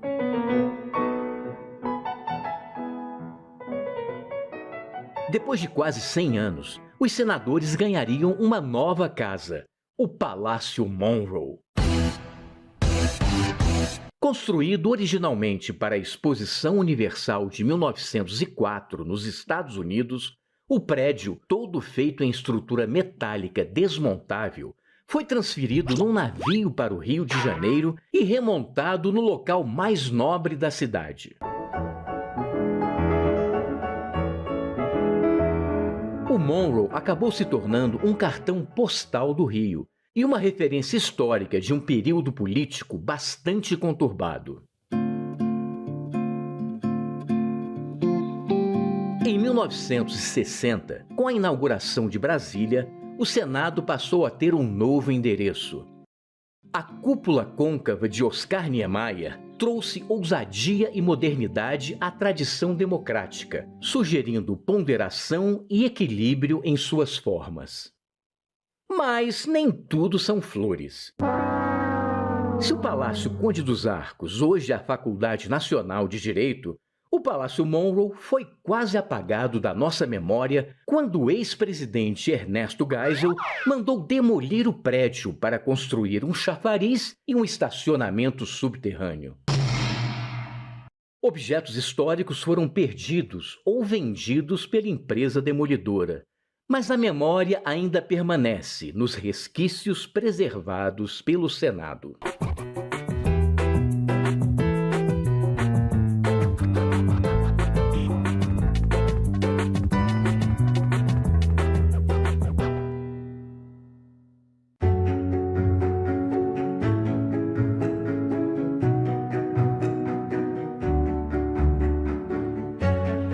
Poucas mulheres se aventuravam na carreira política, não era considerado de bom tom. A luta da mulher não é apenas um princípio, é uma questão social. Temos os mesmos direitos, devemos também ocupar os mesmos espaços. Nós estamos chegando à conclusão que não basta reivindicar os nossos direitos, que é preciso gritar. Nós somos 52% da população e temos uma representatividade no Senado de 13%. Nós estamos falando abertamente que nós queremos sim espaços de poder. Liderança no Senado Federal, não há dúvida nenhuma, é uma grande conquista, nós conseguimos avançar. A gente não quer privilégio, a gente quer justiça, né? TV Senado. Democracia todo dia.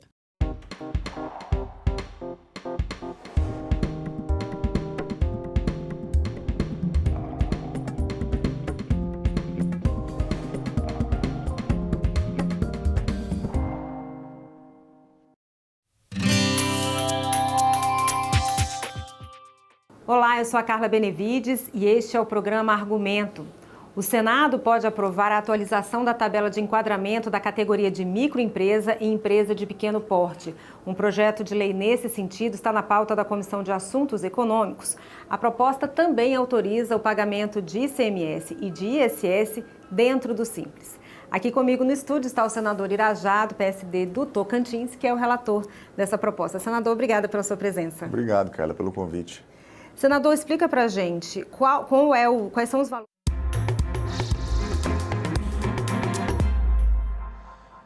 Estamos de volta, são 9h27. E a primeira comissão a ser instalada neste ano de 2025 aqui no Senado será a de Constituição, Justiça e Cidadania. Quem está na presidência dos trabalhos da reunião é o senador Jacques Wagner, do PT da Bahia. Acompanhe. Do excelentíssimo senhor senador Otto Alencar, para a presidência consulto o plenário sobre a possibilidade de realizarmos a eleição por aclamação. Perfeitamente. Os senhores senadores que aprovam queiram permanecer como se encontram.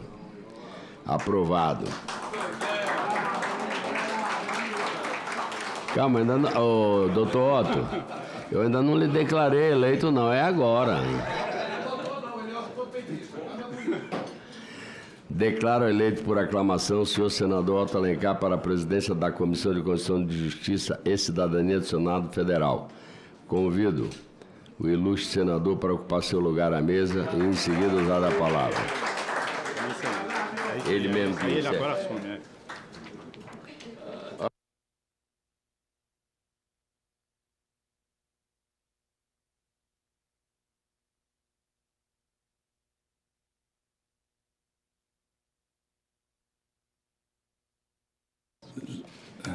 Senhores senadores e senadoras, eu quero agradecer ao senador Jacques Wagner, que presidiu a eleição, e também agradecer a todos que confiaram essa missão, que é uma missão muito importante, uma responsabilidade maior ainda, mas de todas as 8 eleições que eu disputei em minha vida, essa foi a mais fácil, que foi por aclamação, eu não tive que correr trecho, viajar de avião, de helicóptero, estrada de barro, para conseguir chegar até o Senado Federal e agradecer ao povo da minha terra, da Bahia, do meu compromisso com a Bahia, meu compromisso também com o Brasil.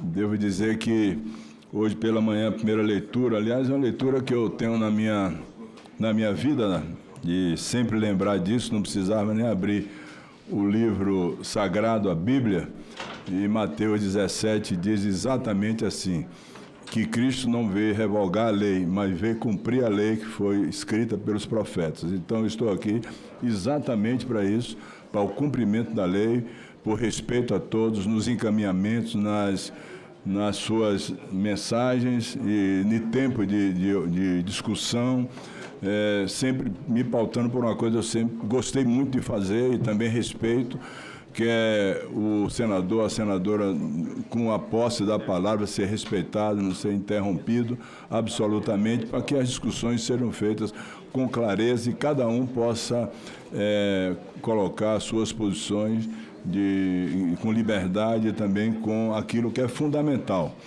que é o cumprimento da lei. A lei existe exatamente para revogar o poder do senador, do presidente da República, do governador. A lei existe exatamente para circunscrever o poder. E essa comissão, sobretudo, é ela, exatamente ela, que estuda, que aprova e que encaminha a lei para a deliberação no Senado Federal. Portanto, muito obrigado a todos. Eu só gostaria de fazer uma modificação, respeitando, claro, o ex-presidente Davi Alcolumbre, que contribuiu muito nesse período de 8 anos, fazendo uma referência também a um senador que presidiu o Senado Federal já por 4 anos, o senador Rodrigo Pacheco, que não está presente, do nosso partido, que honra muito o nosso partido, ao ex-vice-presidente, o senador veneziano Vital do Rego, a todos que contribuíram nesse período, e procurar da melhor forma possível. Quando chegou o presidente do Senado, há pouco me referi a Vossa Excelência como grande presidente aqui da Comissão de Constituição e Justiça, para assumir um cargo dessa responsabilidade. É claro que discuti e conversei com vários líderes, conversei com o ex-presidente Rodrigo Pacheco e conversei, sobretudo, com o atual presidente Davi Alcolumbre, para que aconteça entre essa presidência de comissão e a presidência do Senado, sintonia, discussão, encaminhamento, para que as matérias possam chegar ouvindo todos aqueles que são líderes e podem contribuir perfeitamente para a produção do nosso trabalho à frente da Comissão de Constituição e Justiça. Portanto, presidente, nós estaremos unidos, discutindo, claro, poderemos ter divergências do ponto de vista da interpretação ou do encaminhamento, mas jamais tomaremos uma decisão que não seja dentro da ética, da lealdade, da fidelidade com aquilo que é fundamental nas relações políticas. Há pouco eu conversava com o senador Eduardo Braga, é um dos senadores que teve a grande responsabilidade de relatar a proposta de emenda constitucional da reforma tributária, depois a lei complementar, que também já foi aprovada pelo Senado e também pela Câmara dos Deputados. A outra legislação, a outra lei já está encaminhada para o Senado Federal e como o senador domina já essa legislação e deu uma contribuição muito grande, eu acompanhei perfeitamente o trabalho do senador Eduardo Braga, do seu esforço, da sua capacidade de ouvir, de audição, de fazer várias e várias reuniões, audiências públicas. Portanto, presidente, não há nome melhor para relatar a complementação da lei que está no Senado Federal do que do senador Eduardo Braga. Portanto, minha primeira decisão é passar a responsabilidade do senador Eduardo Braga, que ele possa complementar e ser o relator da nova lei que fala sobre fundos de equalização, conselhos, que o Senado precisa apreciar e aprovar. Portanto, Vossa Excelência já começa com o trabalho. E sem prejudicar o que o presidente não leve a mal, eu vou fazer uma grande modificação, presidente, na Comissão de Constituição e Justiça. Ao contrário de começar às 10 horas, como era antes, nós vamos começar às 9 horas para ganhar tempo. Eu sou do sertão da Bahia, cedeiro, e acordo cedinho, chego aqui às 9 horas, serei o primeiro a chegar e o último a sair. Portanto, quero agradecer a todos, deixar o meu abraço e dizer que vou tentar corresponder à expectativa de fazer o melhor, como fez o nosso presidente, o senador Davi Alcolumbre, todo sorridente, que esteve lá agora, levou as terras para o domínio do seu estado, que é uma coisa importante, fundamental para o estado do Amapá. Senador Eduardo Braga. Presidente, eu queria primeiro complementar a Vossa Excelência pela eleição por aclamação aqui na Comissão de Constituição e Justiça, saudar a presença do nosso querido presidente Davi Alcolumbre, que ontem fez uma grande reunião de líderes do Senado, onde sacramentou a implantação de todas as comissões permanentes no dia de hoje, e desejar ao nosso querido Otto Alencar muito sucesso, muitas bênçãos, muita sabedoria nessa quadra que será uma quadra desafiadora, onde o Brasil precisa de reformas importantíssimas para entregar ao povo brasileiro um país que possa voltar a ter um crescimento estável, a ter uma democracia cada vez mais constitucionalizada, cada vez mais respeitada nas suas instituições, para que nós possamos fortalecê-la. E aqui, na Comissão de Constituição e Justiça, é onde nós faremos esse grande debate. Portanto, desejar a Vossa Excelência muito sucesso, e sei que Vossa Excelência acabou de colocar mais meia tonelada de desafio nas minhas costas, que não estava muito combinado, mas vamos lá, missão dada, missão cumprida, e vamos enfrentar mais esse desafio. Mas desejo a Vossa Excelência muito sucesso, e a bancada do MDB estará aqui para apoiar as decisões em favor do Brasil. Muito obrigado. Senhor presidente, pela ordem. Eu que agradeço. O senador Efraim Filho solicitou a palavra antes, depois do meu estimado amigo e líder, senador Omar Aziz. Uma rápida saudação, presidente, até porque é uma mesa com bastante envergadura, né? O presidente da casa, Davi Alcolumbre, o líder do governo, o seu conterrâneo, Jacques Wagner, e você, como disse, uma referência, né, de serenidade, de equilíbrio. Tenho certeza que a CCJ terá na condução uma pessoa com conhecimento vasto, experiência política e uma capacidade de conduzir esse plenário da melhor forma possível. Até porque como senador, como sertanejo, tirador de leite, né, que acorda de manhã cedinho, tenho certeza que essa mudança vai permitir que a gente possa trabalhar muito mais. Então, receba meu abraço e o desejo, né, de que possamos juntos fazer um grande ano de 2025. Agradeço ao senador Eduardo Braga, ao senador Efraim, as palavras, e passo a palavra ao meu amigo e líder, senador Omar Aziz. Senhor presidente, primeiro cumprimento Davi Alcolumbre e parabenizá-lo pelo tempo que passou à frente da presidência da CCJ. É um cargo muito difícil e com muito equilíbrio. O presidente Davi Alcolumbre conseguiu conduzir nos últimos anos, e daqui nós tiramos importantes decisões a favor do país. Eu, nessa convivência aqui no Senado de 10 anos com Vossa Excelência, sei da responsabilidade, do equilíbrio e, principalmente, do companheirismo que Vossa Excelência tem com todos os senadores e senadoras, não só do nosso partido, mas do modo geral dentro do Congresso. O líder Jacques Wagner, eu quero te desejar muita sorte. E eu não me oponho que o Eduardo seja o relator. Eu não me oponho.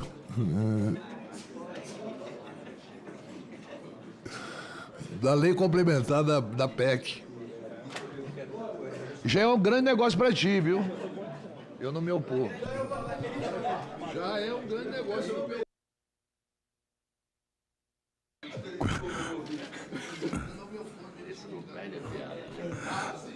Quando o Amazonas está em paz, o Brasil está em paz. Essa pacificação é fundamental. Está faltando o Plínio. Cadê o Plínio? Senador Rogério Carvalho. Presidente, eu quero primeiro começar cumprimentando e parabenizando o presidente Davi, que ontem, na reunião de líderes, conduziu muito bem e apresentou como vai funcionar o Senado Federal, a relação do Senado com a Câmara, que foi muito importante, restabelecer os ritos constitucionais do funcionamento do Congresso Nacional, isso foi muito importante, e cumprimentar o senador Otto Alencar, que ao longo desses 6 anos de convivência eu tenho muita admiração, respeito pela sua forma de se conduzir e a sua maturidade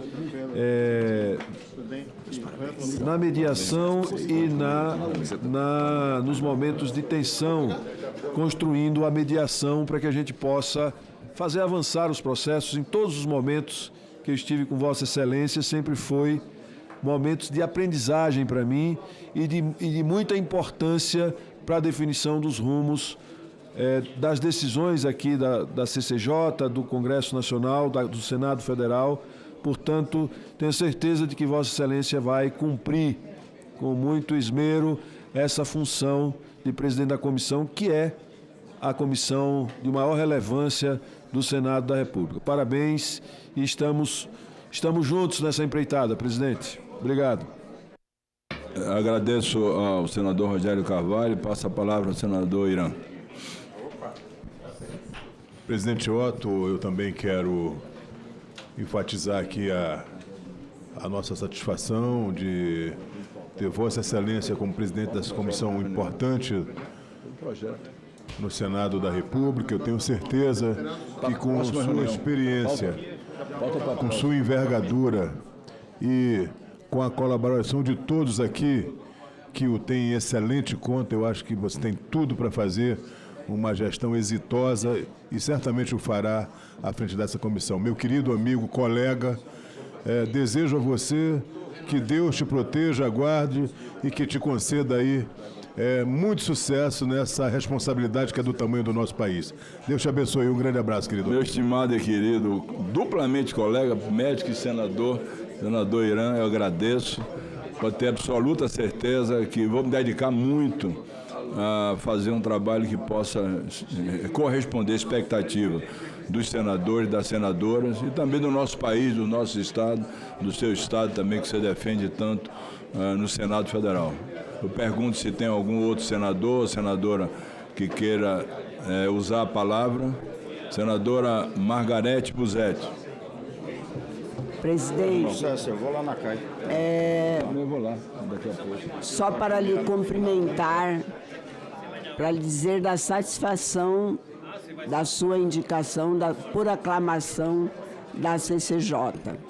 Eu não podia não estar aqui porque você deixou de ser o nosso líder, agora é o Omar Aziz, mas a gente vai continuar fazendo as nossas parcerias, porque é aqui que tudo começa e termina, na CCJ. Então, boa sorte e estamos sempre junto contigo, meu líder. Obrigada. Eu agradeço a senadora Margarete Busetti e parabenizá-la também pelo trabalho, pelo desempenho no seu mandato em defesa do povo do Mato Grosso. Tem feito muito trabalho, apresentou projetos que já foram aprovados no Senado, pela Câmara dos Deputados. Então, sua passagem aqui contribui muito para o Brasil e também para o Estado que Vossa Excelência representa. Como não há nenhum outro senador ou senadora que deseja... senadora Soraya. Senador Otto, gostaria de cumprimentá-lo. Meu amigo. Fico muito, muito feliz. Desculpe. Imagina. Ô, presidente, se eu sair daqui sem ele fazer elogio, vai ficar quase ninguém que brigou. Não tem condição. Senador, então... Você está com a palavra, desculpe. O senhor quer a palavra, eu lhe dou. Não, mas pelo amor de Deus. O grande, sempre líder Jacques Wagner.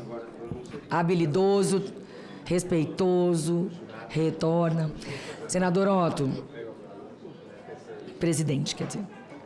Vou levar lá para o gabinete. Fico feliz com a sua eleição. Fui sua eleitora agora, não vai poder dizer que eu nunca fui sua eleitora. E estou muito animada para trabalharmos. Aqui, a equipe vai me dizer se é ou não, mas segundo a apuração da minha assessoria, há cerca de 1.500 projetos de lei esperando designação de relatoria, enfim. É muita coisa, é muito trabalho, por isso a importância de começarmos mais cedo. E eu gostaria de destacar aqui, agradecer ao meu líder Carlos Viana, porque me deu a titularidade aqui como membro desta comissão. E eu gostaria de dizer para Vossa Excelência, vou falar apenas os meus correligionários, os meus amigos senadores de partido. Senador Zequinha Marinho tem 17 projetos de lei aqui aguardando designação de relatoria. Senador Carlos Viana tem 22 projetos de lei. Senador Stevenson Valentim, 49. Senador Marcos Duval, 62. E eu, Soraya, 32 projetos de lei aguardando designação de relatoria. E um deles, inclusive, que tramita aqui, é o projeto de lei que o governo federal, a presidência, destacou os projetos de lei que eles têm interesse que andem. E, em terceiro lugar, está um projeto de lei meu, que é o projeto de lei da desjudicialização. Um projeto de suma importância. Se eu não me engano, parece-me que está nas mãos do senador Marcos Rogério. Mas é importante que ele tramite, que ele caminhe. Por quê? Vai ser um grande marco para desafogar os nossos tribunais. A economia que faremos é impressionante. Esse projeto de lei tem o apoio do ministro Barroso, tem o apoio do ministro Fux, tem o apoio da FEBRABAN, tem o apoio do ministro Fernando Haddad e vai simplesmente desafogar o Poder Judiciário, majoritariamente nas ações de cumprimento de sentença e nas execuções, em que não há necessidade de decisão jurisdicional.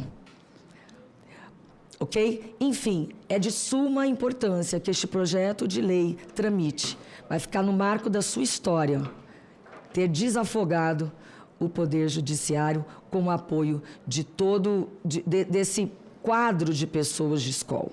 Então, peço para Vossa Excelência todo carinho para o andamento dos nossos projetos. Muito obrigada. E parabéns, boa sorte.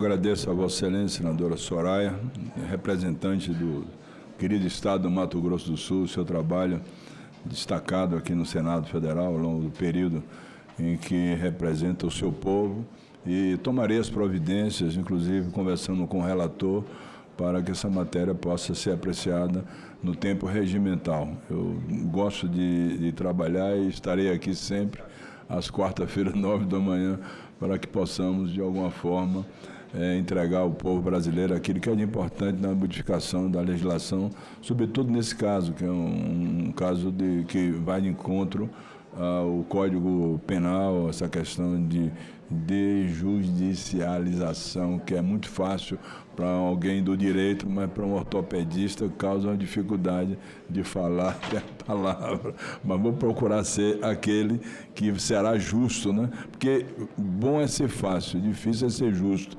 Então, procurar ser justo com todos os senadores e senadoras para que as matérias possam ter andamento natural aqui no Senado Federal. Muito obrigado. O importante é o mérito das matérias, né? Não quem as propõe, enfim. O que importa é isso, é o Brasil andar. Tá bom. Senador Bagatoli. Cumprimentar aqui Vossa Excelência, senador Otto Alencar, parabenizar você pela essa missão que você vai ter, a presidência dessa comissão da CCJ, e dizer para você, presidente, que nós temos duas pautas diversas, todas as pautas são importantes que vão chegar aqui na CCJ, mas nós temos duas pautas muito importantes, que uma que vai chegar aqui é o marco temporal, que Vossa Excelência sabe, esse destaque nós precisamos pacificar o campo, nós precisamos dar dignidade aos povos indígenas, mas precisamos dar segurança também aos nossos produtores rurais que estão nas propriedades brasileiras. E também a outra demanda importante é o seguro rural, que é um projeto da Tereza Cristina. Esse seguro rural é de suma importância para os produtores no Brasil, principalmente para os pequenos e médios produtores. Então, são pautas importantes, eu sei que Vossa Excelência tem conhecimento e sabe desses gargalos que nós temos no Brasil. De mais a mais, parabéns, sucesso por essa missão que o senhor vai ter à frente nesses 2 anos. Um abraço. Agradeço ao senador Bagatoli e passo a palavra ao senador Jacques Wagner, meu colega da Bahia, que presidiu essa sessão. Eu fui eleito aqui por aclamação. Agradecer a ele. Pela 4ª vez nós participamos, pela 5ª vez participamos junto de uma eleição, né? Na Bahia 4 e agora é a 5ª que Vossa Excelência preside e me dá essa vitória por aclamação. Eu quero agradecer. Me inscreve, senhor presidente. Bom cabo eleitoral. Não apenas... Só para me inscrever, senhor presidente. Só para parabenizar Vossa Excelência, para mim é um prazer, um orgulho como seu amigo e caminhante junto com Vossa Excelência lá na Bahia, e dizer da minha alegria, eu sei que Vossa Excelência não terá nenhuma dificuldade de desempenhar bem essa tarefa, principalmente naquilo que Vossa Excelência acabou de falar, fazer justiça, ter equilíbrio, ter bom senso. Eu até digo, senador Otto, que o fato de nós estarmos caminhando juntos, sendo que já caminhamos em caminhos diferentes, é um símbolo do que a política pode fazer. Quando as pessoas estão dispostas a dialogar, ouvir, conversar, o pensamento político pode migrar, e eu acho que a gente é uma testemunha disso. Assim como os do outro lado do Jordão também podem se unir, se quiserem. Mas boa sorte, Deus lhe abençoe, lhe dê muita luz, tranquilidade e sabedoria para tocar essa comissão mãe no Senado Federal. Eu agradeço, senador Jacques Wagner, muito obrigado por suas palavras. Senador Everton. Presidente Otto, eu fiz questão de presencialmente vir lhe cumprimentar. Tenho certeza que essa comissão ela está em boas mãos.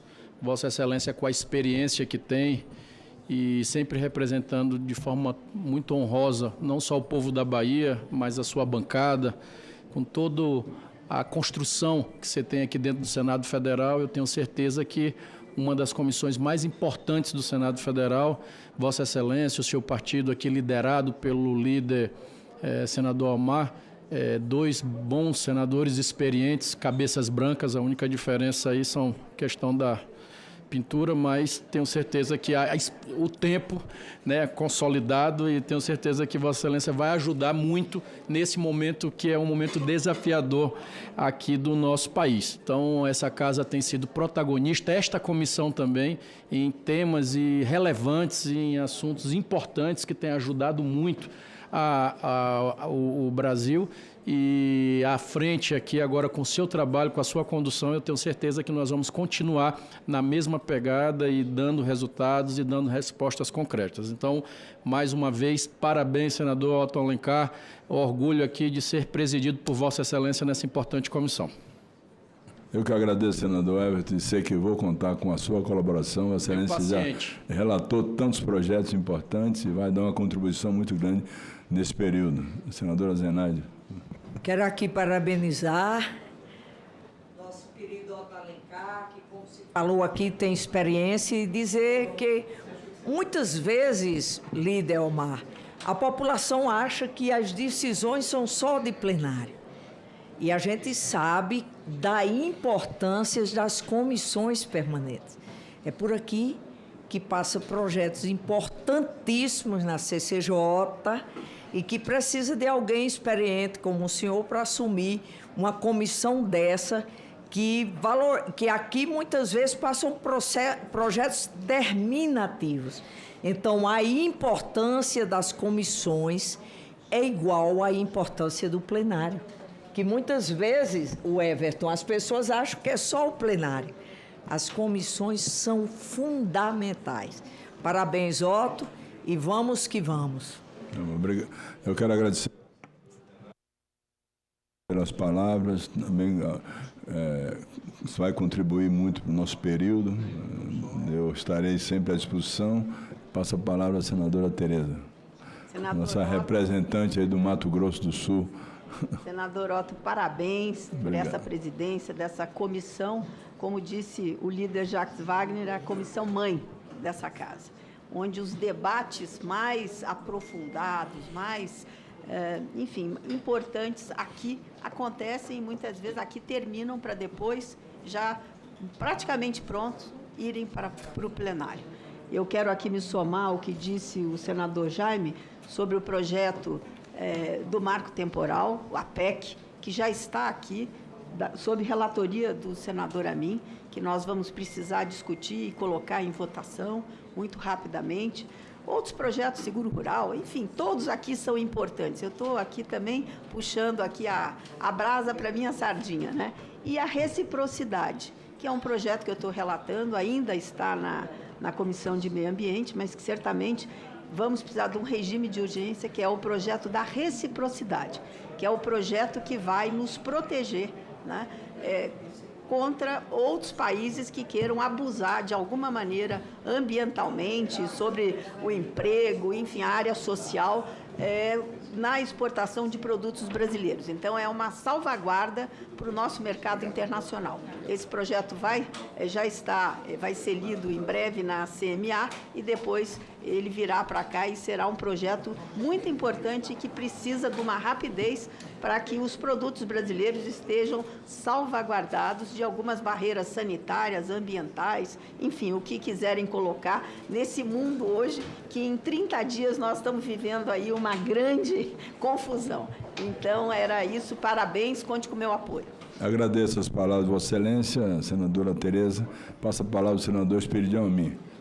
Quero ser muito breve, mas sou obrigado a pontuar tanto a fala da senadora Tereza Cristina. Não existe nada mais importante do que um país se atualizar diante de um mundo que está mudando. Os Estados Unidos agora estão se lembrando da reciprocidade. E nós temos que incluir a reciprocidade de uma maneira, só acrescento o seguinte, coordenando justiça, assuntos econômicos e relações exteriores, para não dizer defesa nacional. Então, acho que, como a matriz, a mãe, está aqui, acho que é uma pauta realmente muito importante, só para endossar o que disse a senadora Tereza Cristina. E quanto a essa questão do marco temporal, já dispensando, a Secretaria pode lhe fornecer a situação em que se encontra esta PEC. O senador Davi Alcolumbre, corretamente, sustou o debate da PEC porque o ministro Gilmar Mendes constituiu uma comissão no começo de agosto de 2024. Eu pessoalmente, aplaudi a decisão dele para tentar chegar a um acordo. As notícias que nós temos hoje, a senadora Tereza Cristina, o senador Jacques Wagner fizeram parte desta comissão, a advocacia do Senado fez parte.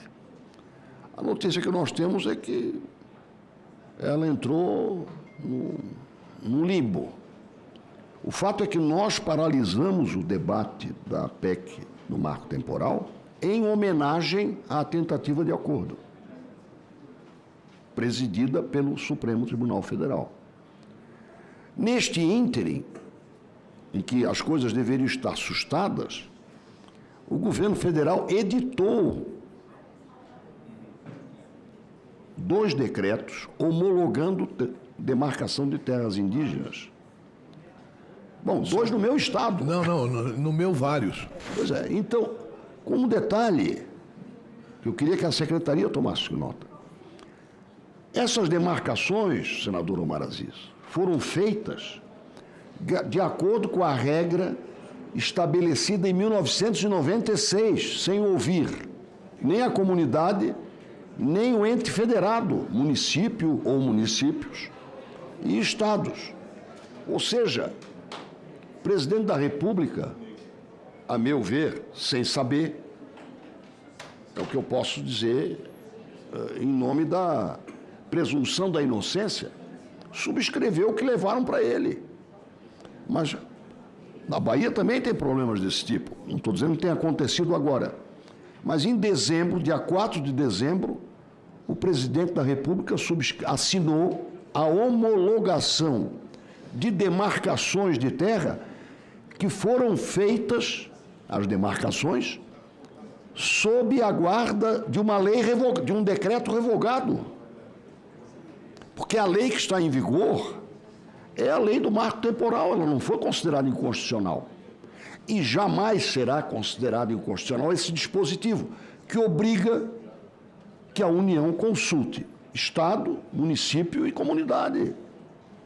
Até porque esse é o princípio geral do direito, isso vale, por exemplo, para a demarcação de terras de marinha. Ou seja, por analogia, quando você faz a demarcação de terra de marinha, você tem que notificar o indivíduo que supostamente tem aquela ocupação, além dos estados. Então, veja bem, nós paramos em respeito a um processo de negociação. O executivo, não vou falar do presidente, avançou o sinal. Nós não podemos ficar esperando a próxima. Com um detalhe só para agravar, e eu queria que a secretaria tomasse nota disso, um dos 2 decretos sobre Santa Catarina que o presidente Lula assinou já foi suspenso pela Justiça. Por quê? Por outras alegações. Não houve consulta às comunidades. Esse é um princípio geral de direito. Você não pode, quer dizer, a União não pode chegar a dizer o seu título não vale administrativamente, sem lhe dar a oportunidade de argumentar. Então, em nome da harmonia, para não facilitar desintrusões que depois serão sustadas, nós vamos ter que dar sequência a essa apreciação, tanto do PDL, e aí eu vou falar sobre isso no plenário hoje, 717, que também já foi objeto de uma discussão, de uma solicitação feita ao senador Rodrigo Pacheco, quanto este, que o senhor herda um rito estabelecido, a meu ver, corretamente, pelo senador Davi Alcolumbre, só que a coisa caducou.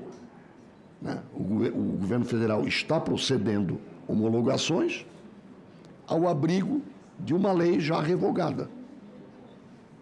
Então, para que isso não continue a ser disseminado, é que eu endosso o pedido feito, tanto pelo senador Jaime Bagatoli, quanto pela senadora Tereza Cristina, e peço desculpa se me alonguei nesse particular. Muito obrigado. Desejo sucesso, sou seu torcedor, né? Só não posso dizer que torço pelo mesmo time de futebol, evidentemente, mas torço pelo seu sucesso, estarei aqui para contribuir para o seu trabalho, que certamente será profícuo e bom para o país. Eu que agradeço, senador Espírito, a mim pelas palavras. Certamente essa é uma matéria importante e precisa realmente de uma decisão do Congresso Nacional, e nós vamos, dentro do possível, discutir isso com os líderes e tomar as decisões que sejam corretas no encaminhamento da matéria. Portanto, eu agradeço a Vossa Excelência e passo a palavra ao meu estimado amigo Carlos Portinho, grande representante do Estado do Rio de Janeiro. Muito obrigado, senador Otto Alencar. Parabéns pela sua aclamação à presidência, porque Vossa Excelência nos representa aí e tenho certeza que vai desempenhar um papel colocando agilidade na comissão e colocando os temas, esse como os outros, sem tabus, né? Colocando para o debate, para a discussão e buscando, com seu perfil conciliatório, uma mediação nos interesses que, no final das contas, são interesses que convergem aos interesses do país. E com relação à pauta, eu tenho alguns projetos já recebidos senadores do meu partido, como líder do PL, e encaminharei a sua assessoria, porque muitos é para designação de relator. Eu tenho, pessoalmente, um pedido, que é a PEC 55, que é a PEC que confere a mínima previsibilidade para o orçamento das Forças Armadas. É um tema que o ministro da Defesa, Múcio, contribuiu bastante na formulação, inclusive num ajuste que ele propõe e que comentei com o senador Jacques Wagner a respeito, e que diz o ministro Múcio que a PEC é também um desejo do atual presidente da República, como é, sem dúvida nenhuma, de todos os chefes das Forças Armadas. O Brasil ele tem uma indústria de defesa que gera muitos empregos e gera muitos recursos para o país. O Brasil e as Forças Armadas, especialmente, têm um papel e um dever de socorro nas tragédias que, infelizmente, vez ou outra assolam, como no Rio Grande do Sul, em Petrópolis, nas cidades serranas do meu estado. Elas sempre estiveram presentes.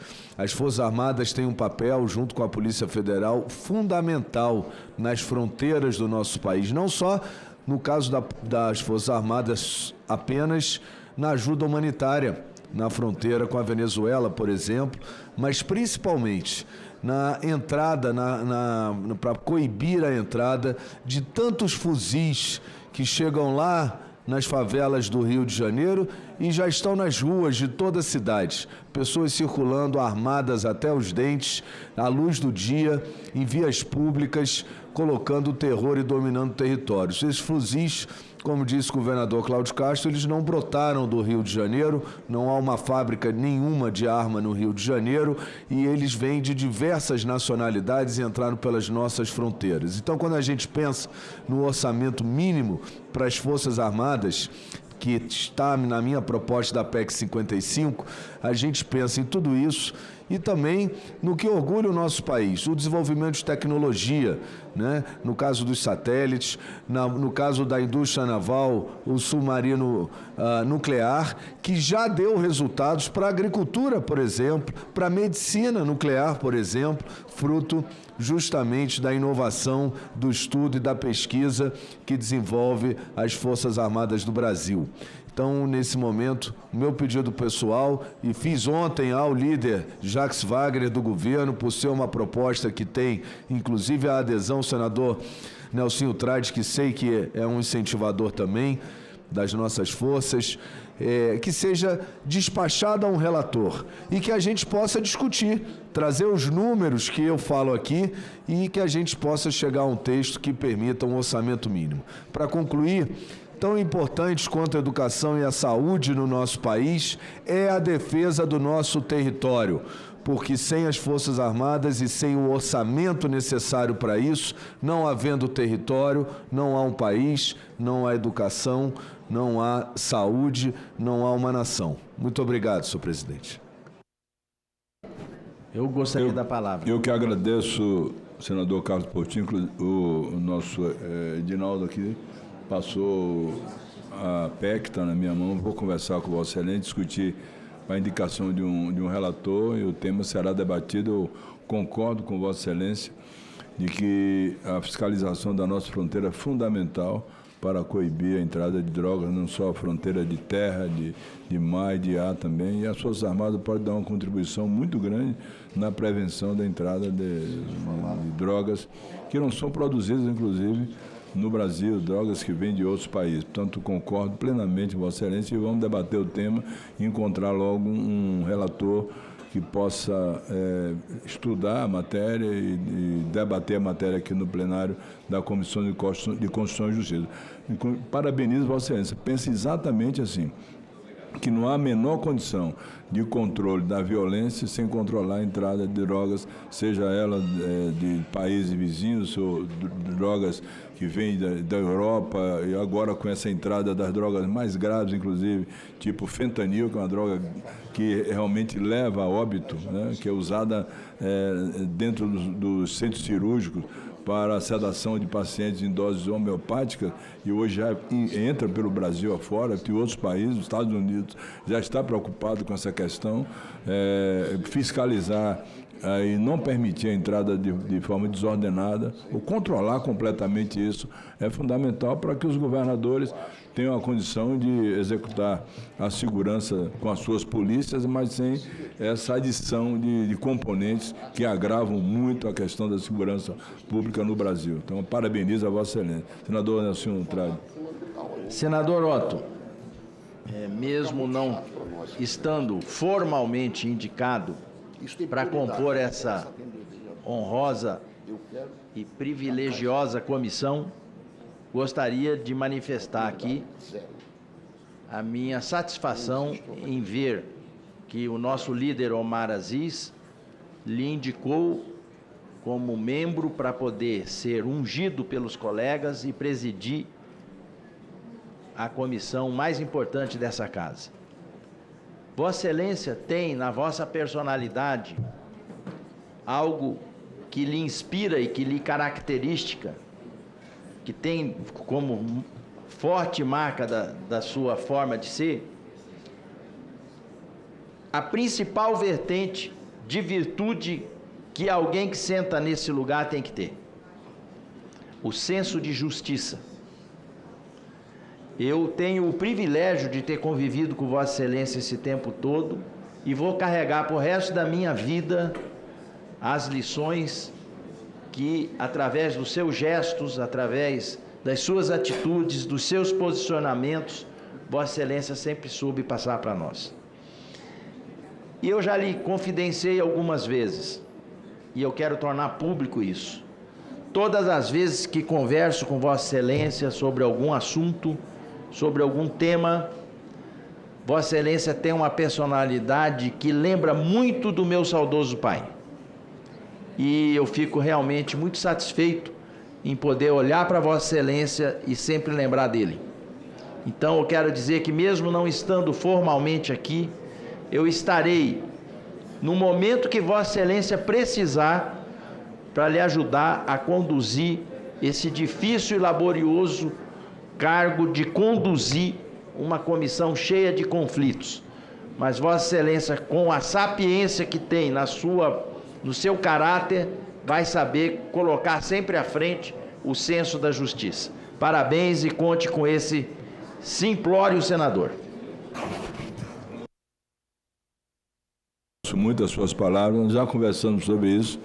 Fico muito orgulhoso da comparação que Vossa Excelência faz com o seu saudoso pai, que foi também parlamentar, que participou aqui do Congresso Nacional, que deu uma grande contribuição ao seu estado, o estado do Mato Grosso do Sul, como Vossa Excelência dá, e tenho certeza absoluta que contarei com o seu apoio, como sempre contamos, na nossa convivência no PSD, que eu espero que seja duradoura, e quero parabenizar também a Vossa Excelência por presidir uma das comissões importantes do Senado Federal, que é a Comissão de Relações Exteriores, está em boas mãos. Vossa Excelência, que conhece bem o nosso país, conhece também as relações que o nosso país tem com outros países do mundo e vai dar uma contribuição muito grande. Pode contar comigo também na CRE, estarei à sua disposição. Muito obrigado, senador Nelsinho Trade. Senador Espiridião Amin. De registrar que, profissionalmente, o doutor médico Nelsinho Trade, Vossa Excelência, como médico, doutor ortopedista, traumatologista, em alemão, trauma quer dizer sonho, aqui quer dizer outra coisa. Mas eu não posso deixar de registrar o desempenho extraordinário de uma eficácia nunca vista, como a simples presença de ambos, emparceirados, curou o nosso colega Cid Gomes. Todos, quando chegaram, senador Benjamin, por instinto de sobrevivência, por legítima defesa e estado de necessidade, se levantou e foi embora.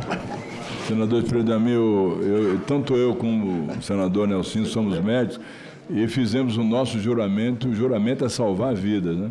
De qualquer oportunidade que você tiver, tem que exercitar a preservação da vida. Portanto, só foi um ato médico, só foi exclusivamente um ato médico.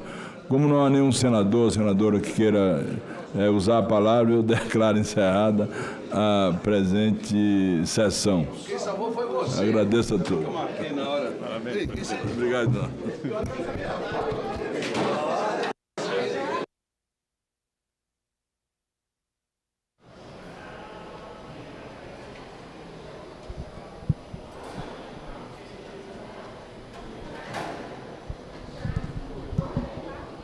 Olá, são 10 horas e 13 minutos em Brasília. Nós vimos aí a Comissão de Constituição e Justiça, que já tem um novo presidente para o BN 2025-2026. É o senador Otto Alencar. Passamos agora a transmitir a reunião da Comissão de Assuntos Econômicos.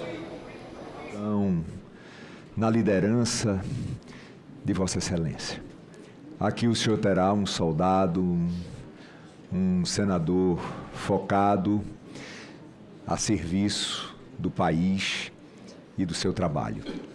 Tenha certeza que eu me somo aos que aqui estão, lhe tenho uma profunda admiração. Sua vida fala mais alto do que qualquer palavra. É isso. Muito obrigado. Muito obrigado, Fernando Eire. Conceda a palavra ao senador Jacques Wagner. Com a palavra, Vossa Excelência. Bom, cumprimento todos os senadores e senadoras aqui presentes, cumprimento o líder Eduardo Braga, parabenizo ao senador Renan Calheiros por ter sido o escolhido pelo seu partido, pelos pares, para presidir esta comissão. E eu estou na situação de chover no molhado, porque, não preciso repetir, mas Vossa Excelência carrega todas as qualidades, todos os atributos para dirigir uma comissão dessa envergadura, o que para mim, com todo respeito a todas, essa comissão e a CCJ são uma espécie de comissões mãe daqui do coisa, porque, como já foi dito, o nosso desafio está na economia e, portanto, Vossa Excelência, na minha opinião, tem maturidade, inteligência, clareza para tocar essa missão. Então, eu queria primeiro lhe parabenizar. Como líder do governo, só vou lhe pedir que tenha comigo tanta paciência quanto o presidente Vanderlan teve, que muitas vezes a gente tem que esgrimir muito quando chega aqui, pronto, todo mundo doido para votar, dá para adiar para a semana que vem.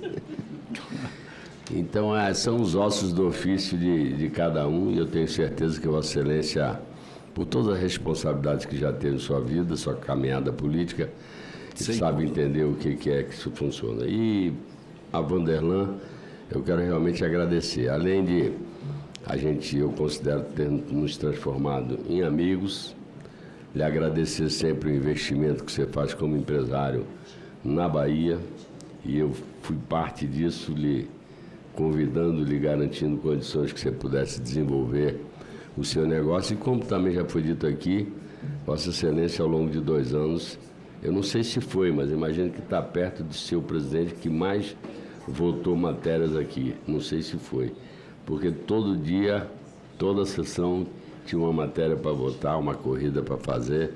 Então eu agradeço a Vossa Excelência que, como empresário, soube também fazer a mediação necessária entre a bem-vinda desenvolvimento das nossas empresas e, ao mesmo tempo, o bem-vindo e necessário bem-estar social. Então, parabéns a Vossa Excelência e boa sorte, senador Renan. Muito obrigado, Wagner. Senador Fernando Farias, com a palavra, Vossa Excelência. Parabenizar você, Renan, nessa nova missão aí, a nossa liderança aí que designou você. É uma missão, acredito que seja uma missão difícil pela anterior. Vanderlan foi um grande presidente aqui para a gente, um grande conciliador. Então vamos tentar superar nosso Vanderlan, né? Vanderlan, muito obrigado por tudo, você, e a você, Renan. Muito obrigado, Fernando. Sucesso aí na nova missão. Muito obrigado. Em primeiríssimo lugar, eu quero agradecer a indicação que o líder do meu partido, o senador Eduardo Braga, fez do meu nome para presidir essa importante comissão. Eduardo, mais uma vez, meu líder de sempre, muito obrigado. Eu quero agradecer fundamentalmente ao presidente do Senado Federal, senador Davi Alcolumbre, que construiu um consenso não só em torno da presidência do Senado Federal, que lhe possibilitou 73 votos, mas, sobretudo, estendeu esse consenso para as comissões permanentes. Hoje, ser eleito aqui por aclamação é, sobretudo, uma demonstração do que eu acabo de dizer. O Davi Alcolumbre tem feito reuniões, está querendo elevar o debate, consolidar o papel de cada uma dessas comissões, avançar com relação ao cumprimento regimental dos nossos propósitos. Eu quero agradecer a esse amigo querido, ao Vanderlan Cardoso, que conduziu muito bem essa importante comissão no primeiro biênio. Vanderlan, com sua experiência, com sua vida de empresário, emprestou a todos nós e a essa comissão principalmente o que de melhor ele angariou, ele sintetizou na sua vida privada e pública. O Vanderlan cumpriu aqui à frente dessa comissão um importantíssimo papel. Eu quero dizer que estarei dedicado permanentemente, que esta comissão tem sim uma oportunidade de contribuir não só com a elevação do debate, mas sobretudo de contribuir com aquilo que o governo muitas vezes não teve condições de encaminhar. Eu não quero ir muito além, mas gostaria de dizer que nunca se fez no Brasil uma revisão, uma racionalização do gasto público. Nunca, efetivamente. Acho que hoje, mais do que nunca, nós precisamos fazê-la. Em algumas oportunidades que fizemos reuniões, Alessandro, eu, Eduardo, nós tivemos como sugerir ao governo, à área econômica, que esse ajuste, claro, poderia se fazer pela elevação da receita, mas ele tinha que se fazer, sobretudo, pelo controle, pelo corte do gasto público. E citei alguns números, por exemplo, e algumas experiências que já atravessamos. A questão do supersalário, que hoje entedia o país. Nós temos na Constituição um princípio que é auto-aplicável. Quando presidiu o Senado Federal, nós aplicamos o fim do supersalário, retiramos 1.300 funcionários que ganhavam acima do teto. Essa demanda foi para o Supremo Tribunal Federal e nós ganhamos no Supremo Tribunal Federal. O Supremo mandou apenas que nós citássemos um a um esses funcionários que ganhavam acima do teto constitucional, acima dos subsídios dos ministros do Supremo Tribunal Federal. Com relação a imóveis da União, em verdadeiro desperdício, locados por quantias ínfimas, abandonados, ocupados indevidamente, 1 trilhão e 700 bilhões de reais. Se nós resolvermos 10% disso aí, nós teremos definitivamente resolvido o problema do déficit público no Brasil. Nós temos no governo federal 660 bilhões de contratos. Quando fui presidente do Senado Federal, nós fizemos um corte radicional, negociamos 20% desses contratos, sem prejuízo para as atividades legislativas. Se nós reduzirmos 5% desses contratos vigentes no governo federal, nós teremos feito uma economia muito grande e definitivamente feita a nossa parte, cumprido o nosso papel. Eu lembrava ao ministro Haddad que não há como falar em cortar gastos sem enfrentar os subsídios. São 643 bilhões. 643 bilhões.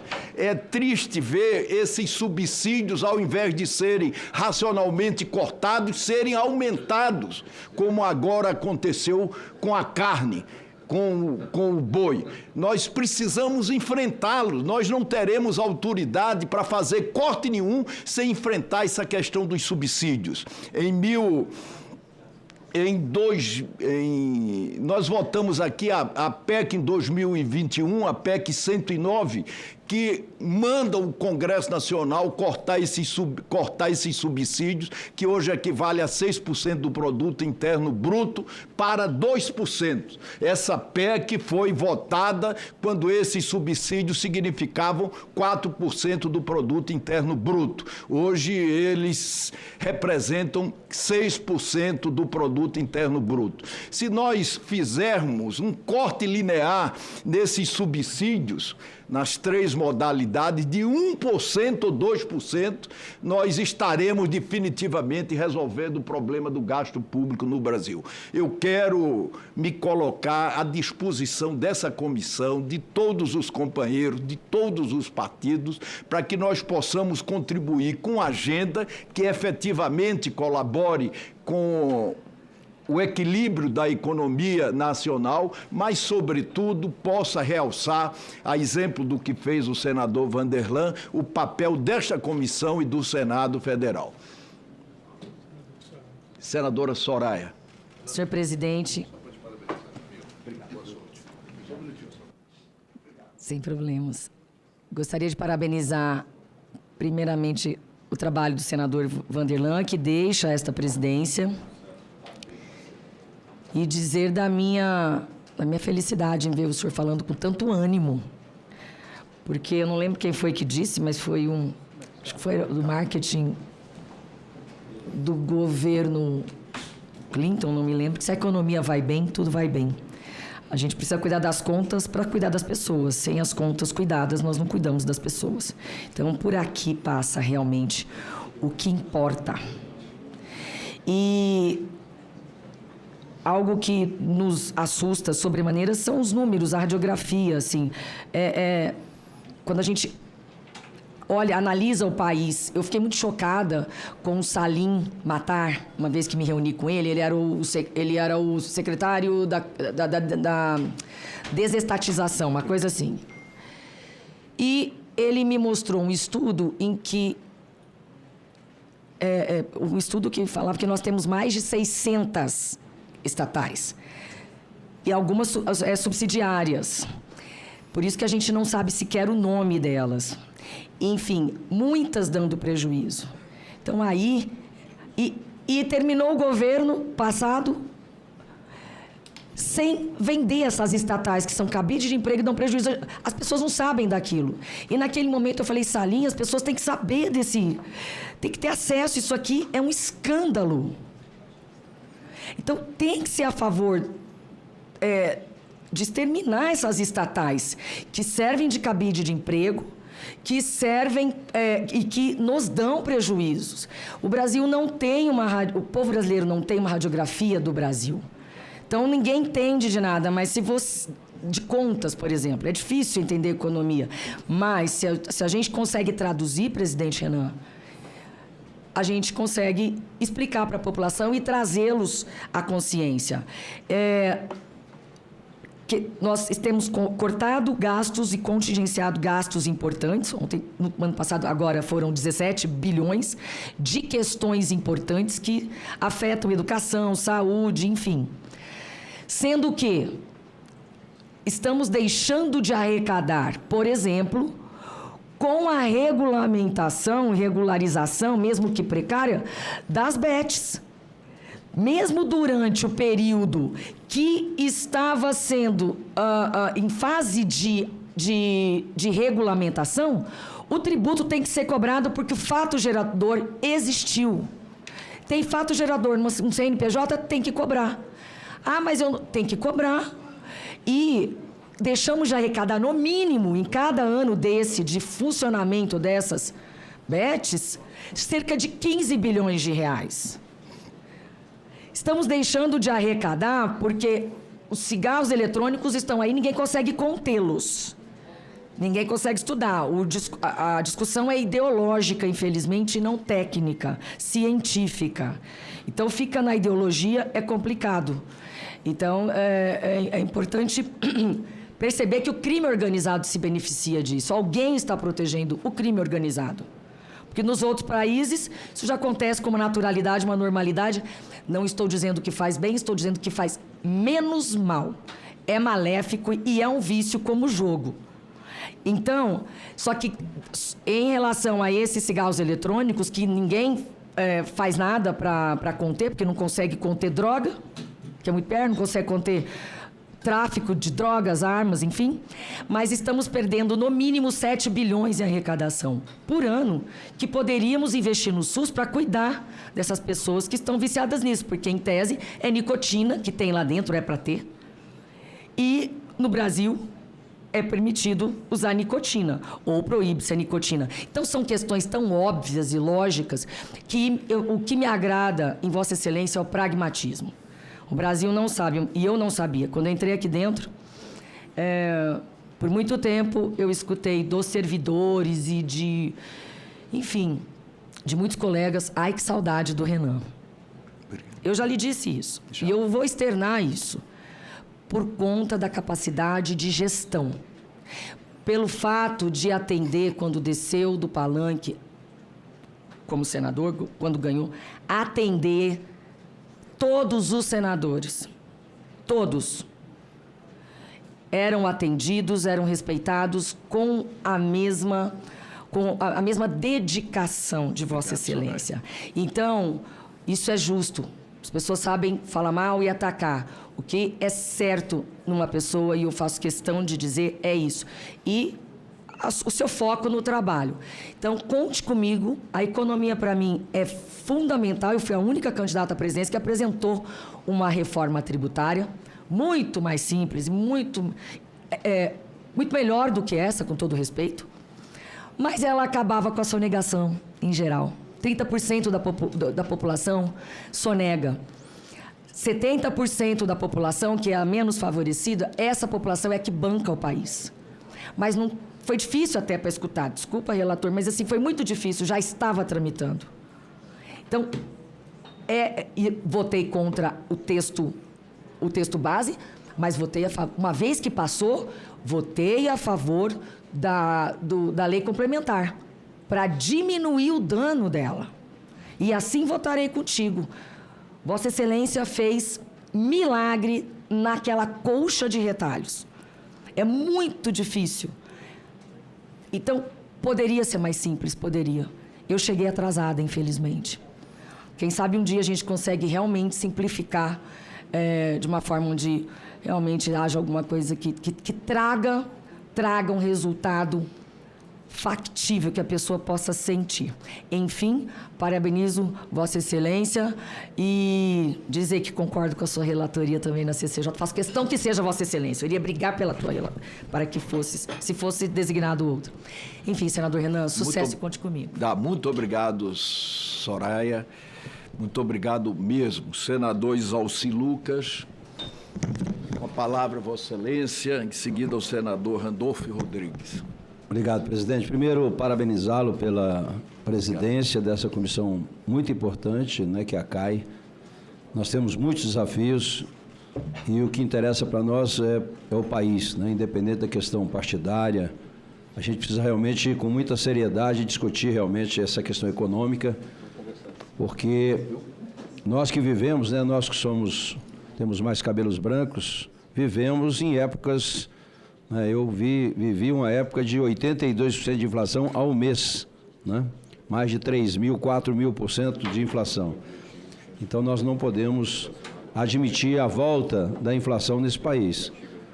Temos um desafio da reforma tributária, realmente nós temos hoje o pior sistema tributário do mundo.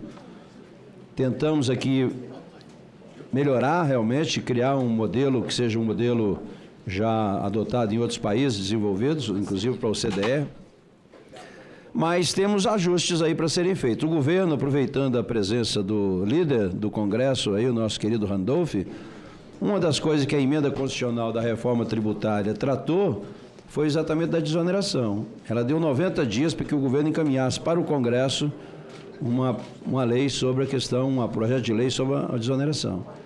nós ainda não recebemos isso. Exoneração da folha. Exoneração da folha. Que é um contraponto que nós temos que discutir, porque a reforma tributária, nós estamos falando de reforma tributária, mas o que nós aprovamos foi apenas a reforma do imposto sobre consumo, o IVA. Claro. Nós ainda temos patrimônio, temos, né? Então a gente precisa tratar a reforma como um todo. E a gente precisa, quando aprovar como aprovamos, saber, né, do todo, para também a gente não ser campeão, né, em todas elas de alíquota, né? O Brasil não aguenta mais pagar tanto imposto e dificuldade de retribuir para o contribuinte aquilo que é competência nossa, né, de dar bons serviços.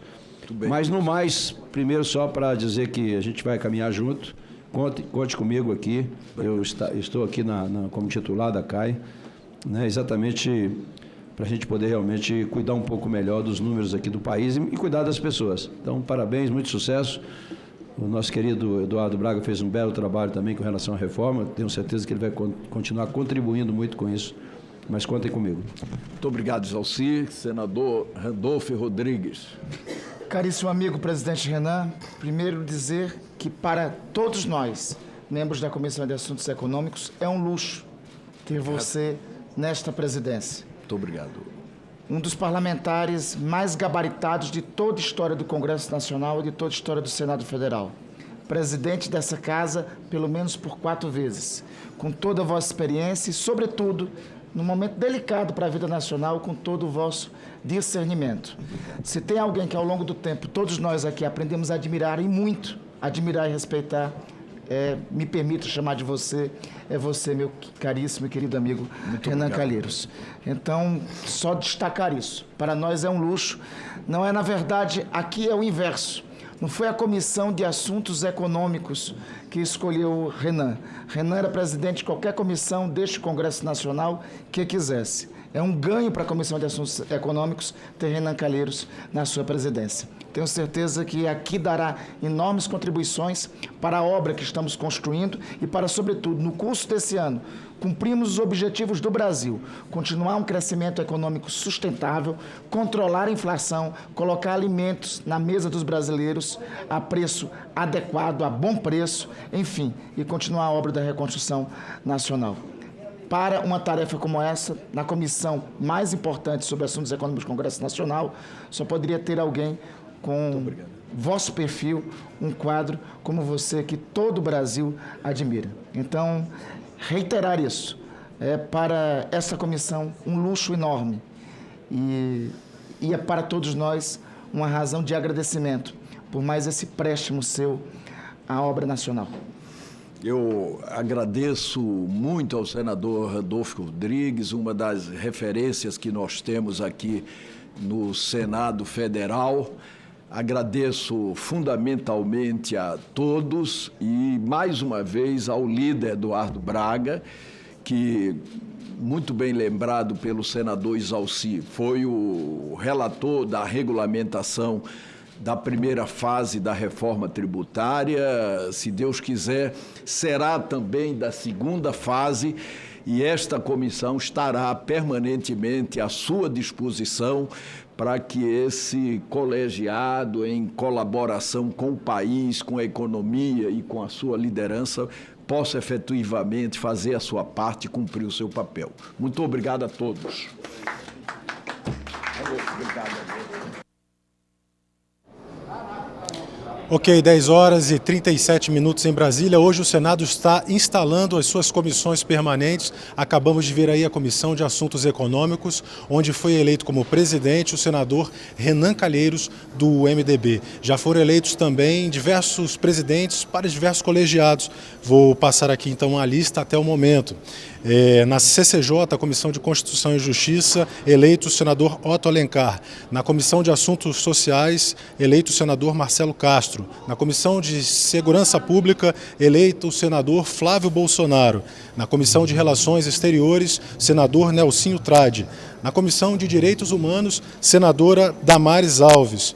Na Comissão de Transparência, Fiscalização e Controle e Defesa do Consumidor, o senador Irã é o novo presidente. Na Comissão de Educação, a presidente é a senadora Tereza Leitão. E na Comissão de Ciência e Tecnologia, o presidente é Flávio Arnes. Todos esses presidentes tomam posse para o biênio 2025 e 2026. Vamos agora à Comissão de Educação ver como está sendo essa reunião lá. E na Comissão de Educação foi eleita a senadora Tereza Leitão. Vamos acompanhar. Com certeza vai nos levar para o melhor caminho aqui para a gente enfrentar os desafios da educação.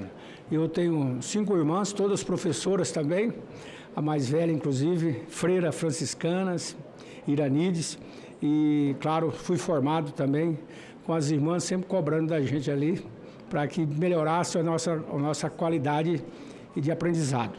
Então, eu quero aqui também, como mato-grossense, aqui o Vanderlan já falou, nós sempre continuamos com o desafio das supernovas universidades que precisam de apoio. A minha cidade que criamos, a Universidade Federal de Rondonópolis, agora completa 7 anos, vamos ter um grande evento e me parece que já está confirmada a presença do ministro da Educação, Camilo, também o ministro Fávaro e outras autoridades para participar dessa cerimônia. E aqui eu vou fazer também esse convite para a nossa presidente, para a nossa comissão. Flávio Arnes está me devendo, porque foi convidado para estar lá, no Pantanal também. Não foi possível estar ele ir, mas continua aqui firme o convite. A nossa secretária, eu cumprimento aqui a todos, né?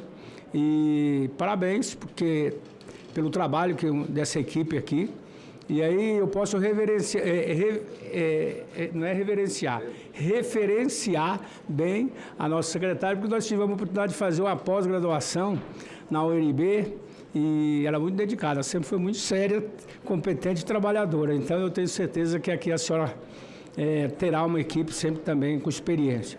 E eu gostaria muito realmente de que a gente pudesse fazer com que a comissão, não sei o papel ainda se vai dar tempo, porque não votamos o orçamento, mas principalmente, né, Flávio, os recursos da comissão, que às vezes não tem, as comissões são deixadas sempre a segundo plano.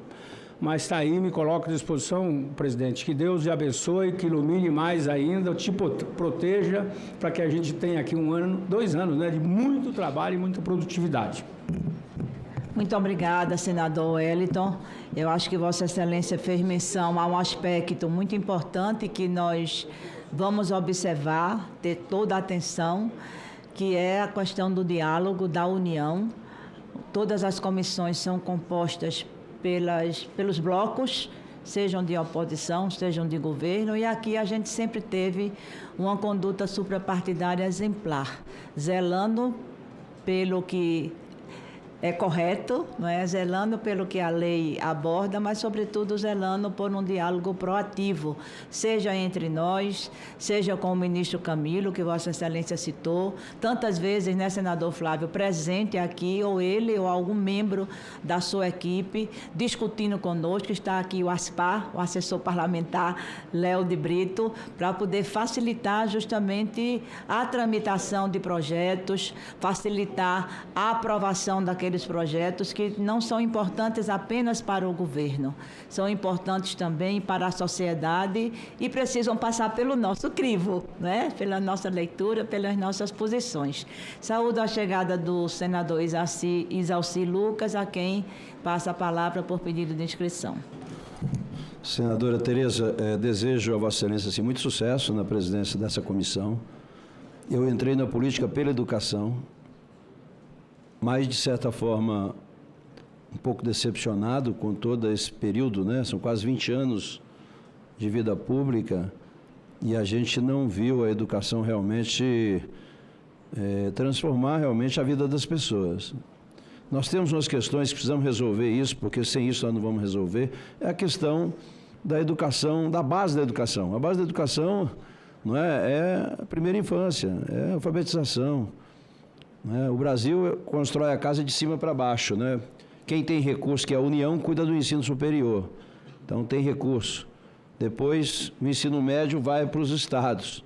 E aqueles que não têm dinheiro nenhum, que estão quebrados, a maioria dos municípios, é que cuida da educação infantil e que é a base da educação. Quando você não tem uma criança alfabetizada, bem alfabetizada, ela carrega essa dificuldade a vida toda. Faz um ensino fundamental ruim, depois o médio. É o que está acontecendo no Brasil hoje. 70% dos jovens saem do ensino médio sem saber matemática. As faculdades estão encerrando agora, não estão conseguindo preencher as vagas de engenharia. Acredito que seja exatamente pela dificuldade da matemática. Então, eu não sei, né? Eu participei ativamente, né, no Brasil, discutindo no Brasil todo o Plano Nacional de Educação, que ficou num plano de intenções, porque, de fato, se a gente não tiver consequência pela não execução das metas, não vai resolver nunca, vai ficar sempre nas intenções. Nós precisamos resolver definitivamente a lei de responsabilidade educacional, não é? Para que a gente possa, de fato, colocar a educação como prioridade. Esse novo plano de educação precisa realmente estar bem fundamentado e também respaldado, né, no sentido de dar condições para que o gestor possa fazer a boa gestão, mas a gente precisa dotar as escolas de infraestrutura. Não tem lógica uma escola que não tem hoje mais esporte, que não tem cultura, que não tem laboratório, que não tem internet. Cara, o aluno vai fazer o quê na escola? Não adianta dar o pé de meia só, não vai resolver o problema. O jovem vai receber os R$200 e não vai evoluir muito. Por quê? Porque a escola ainda depende muito disso. Temos que investir muito na formação de professor. Não tem lógica o que está acontecendo no Brasil hoje. Os nossos professores, grande parte deles sendo formado agora por EAD, né, curso de R$ 1,99, e vai direto para a sala de aula sem nenhuma experiência. E são eles que vão formar os novos profissionais.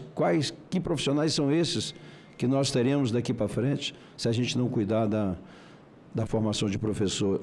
E formação, evidentemente, passa pela valorização.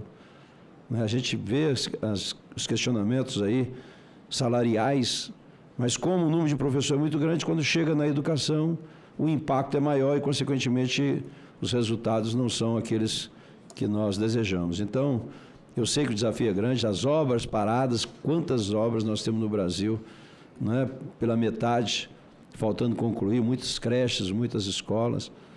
Então, o desafio é grande, mas nós estamos aqui para ajudar. O que eu puder contribuir, né, acima dos interesses partidários, nós temos o Brasil e a educação. Parabéns, sucesso para Vossa Excelência. Muito obrigada, senador Exalci. Eu comungo com as preocupações externadas por Vossa Excelência, fiz menção a elas, destaco a primeira infância, onde o Senado faz parte da frente parlamentar, que está tratando, desde o marco legal da primeira infância, de que ações decorrem desses cuidados, né? E, ao mesmo tempo, o cuidado da educação. Recentemente eu participei da entrega de premiações aos estados e municípios que conseguiram o selo ouro no programa de alfabetização na idade certa, né? É o programa que é vital para a continuidade dos estudos, né? Vossa Excelência tem razão. Às vezes se deixa a escola porque não se aprendeu a ler, a escrever e a contar, como se dizia, né, há algum tempo atrás. E, ao mesmo tempo, o Plano Nacional de Educação. Nós fizemos, ano passado, várias audiências.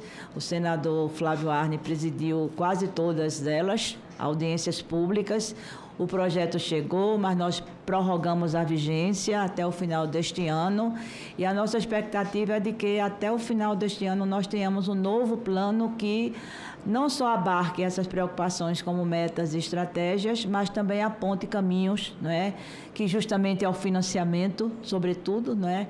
Caminhos para a gente alcançar essa excelência da educação que está sendo construída, é bem verdade, a duras penas, não é todo mundo que valoriza, não é?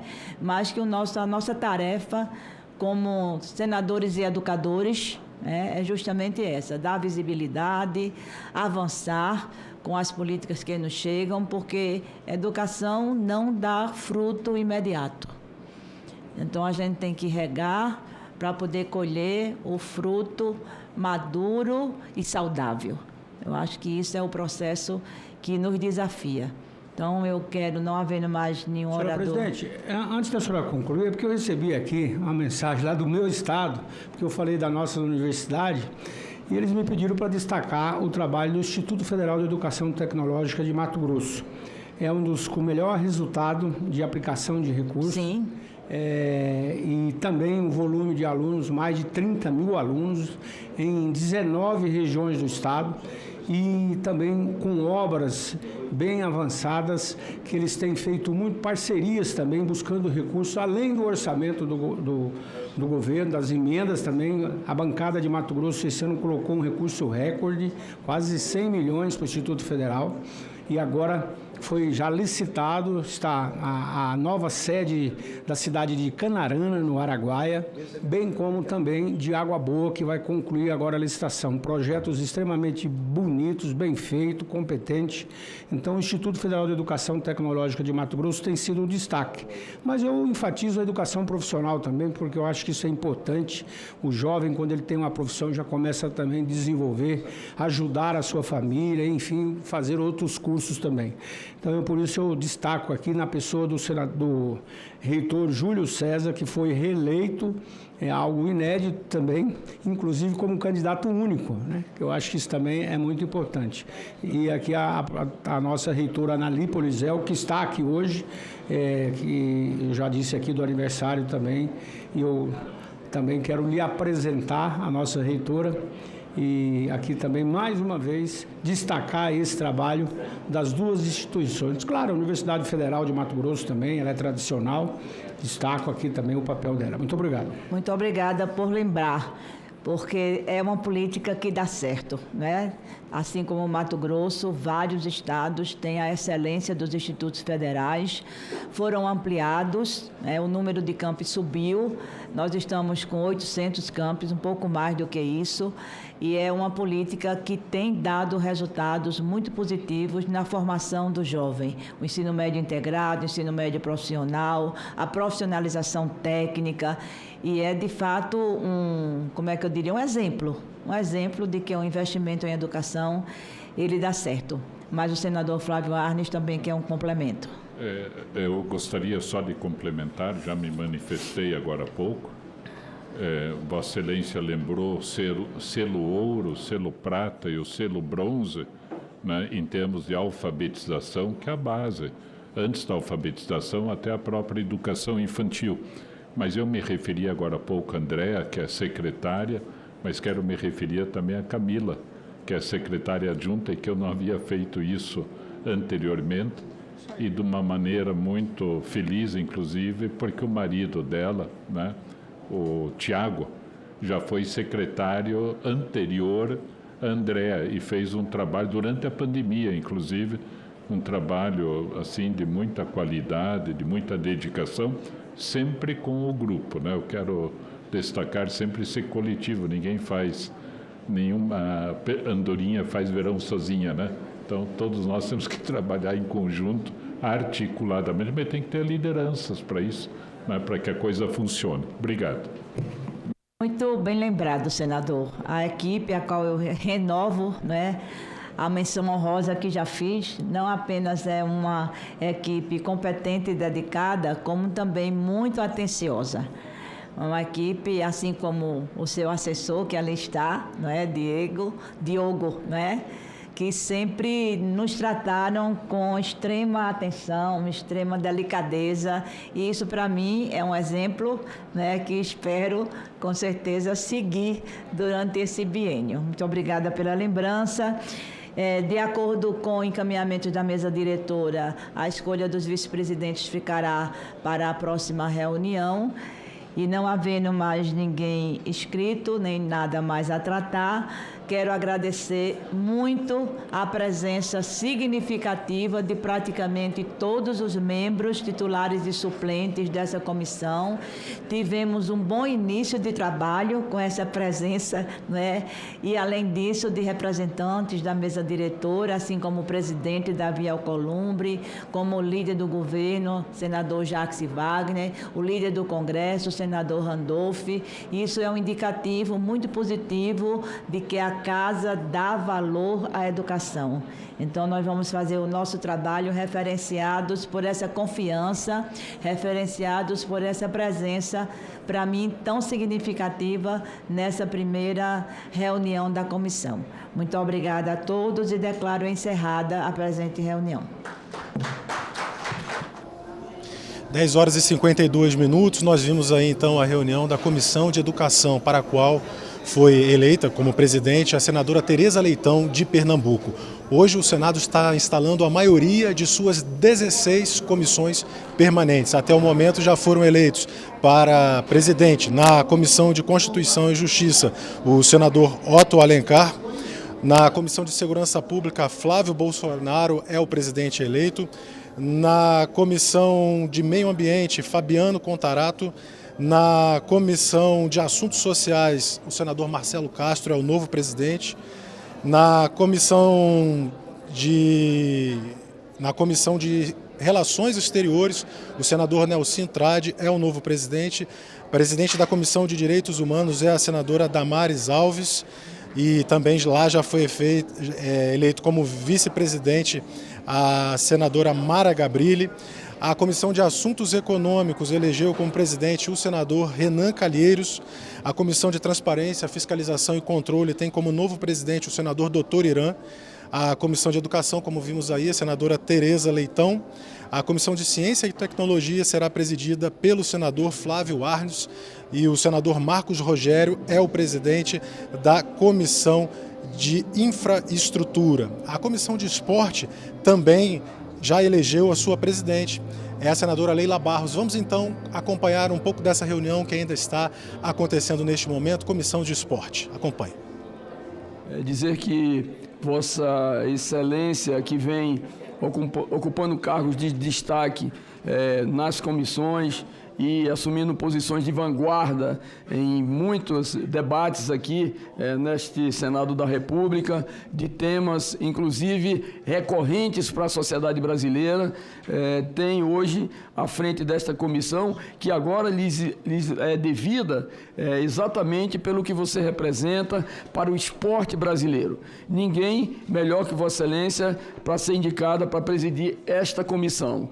Tem sensibilidade, tem tato e, acima de tudo, tem compromisso. Isso aí, na verdade, vai fazer a diferença. Tenho certeza que pelo seu estilo inquieto, pelo seu estilo agregador também, Vossa Excelência vai fazer com que todos os segmentos ligados ao esporte possam ser irrigados pela sua decisão intelectual da importância que o esporte representa para o Brasil em todas as suas dimensões, seja da criança, da escola, até os esportes, sim, de alto rendimento. Então, essa é uma função para aqueles que entendem, que estão talhados para isso, né? Obviamente que, às vezes, aqui e acolá, nós, no convívio do cotidiano dos colegas, dos partidos, somos limitados a determinados saltos, mas isso faz parte da vida. O tempo do homem não é o tempo de Deus. E isso se repete na história silenciosa de cada um. E talvez eu esteja falando de forma metafórica aqui, mas os dias vão, na verdade, mostrar a que eu me refiro. Portanto, quero dizer a Vossa Excelência que tem o nosso apoio. Eu estou como membro titular da comissão. Sei, na verdade, o meu estado, a Amazônia, o Brasil, de um modo geral, mas aquilo que está no nosso sangue, na nossa veia, que são os eleitores que nós representamos, no caso, no nosso estado. Eu quero que, através das suas ações, eu possa, na verdade, levar grandes benefícios para atender aqueles milhares de jovens que precisam de políticas públicas que possam lhes dar uma esperança para o futuro. Portanto, parabéns, senadora Leila, e conte com o nosso humilde trabalho aqui nesta comissão. Obrigado. Obrigada, senador Chiquinho. Inclusive, o senador Chiquinho já se apresenta como vice para esta comissão. A eleição, segundo a SGM, a orientação que foi feita ontem no colegiado de líderes que é para a próxima semana. Então, já tem indicação do senhor, apenas por forma na próxima reunião nós faremos a sua eleição, só seguindo as orientações que foram feitas pela presidência na reunião do colegiado de líderes, senador Chiquinho. Eu gostaria de forma também, assim, muito especial, agradecer a nossa mesa aqui da comissão, na figura do nosso secretário Flávio. Vamos trabalhar muito, estou muito empolgada. Agradecer também o trabalho do senador Romário, que foi o último presidente desta comissão e que fez um belíssimo trabalho. Foi o primeiro presidente, o primeiro a comandar esta comissão. Eu não sou muito assim... gosto muito dessa palavra legado, não, mas deixa um trabalho consolidado, fez um bom trabalho e nós vamos seguir aqui em frente. Como eu falei, desafios são dados, eles são abraçados e vamos trabalhar. Conto muito com vocês, assim como os terceirizados aqui dessa comissão. Bom, vamos finalizar, né, meu povo? Nós temos...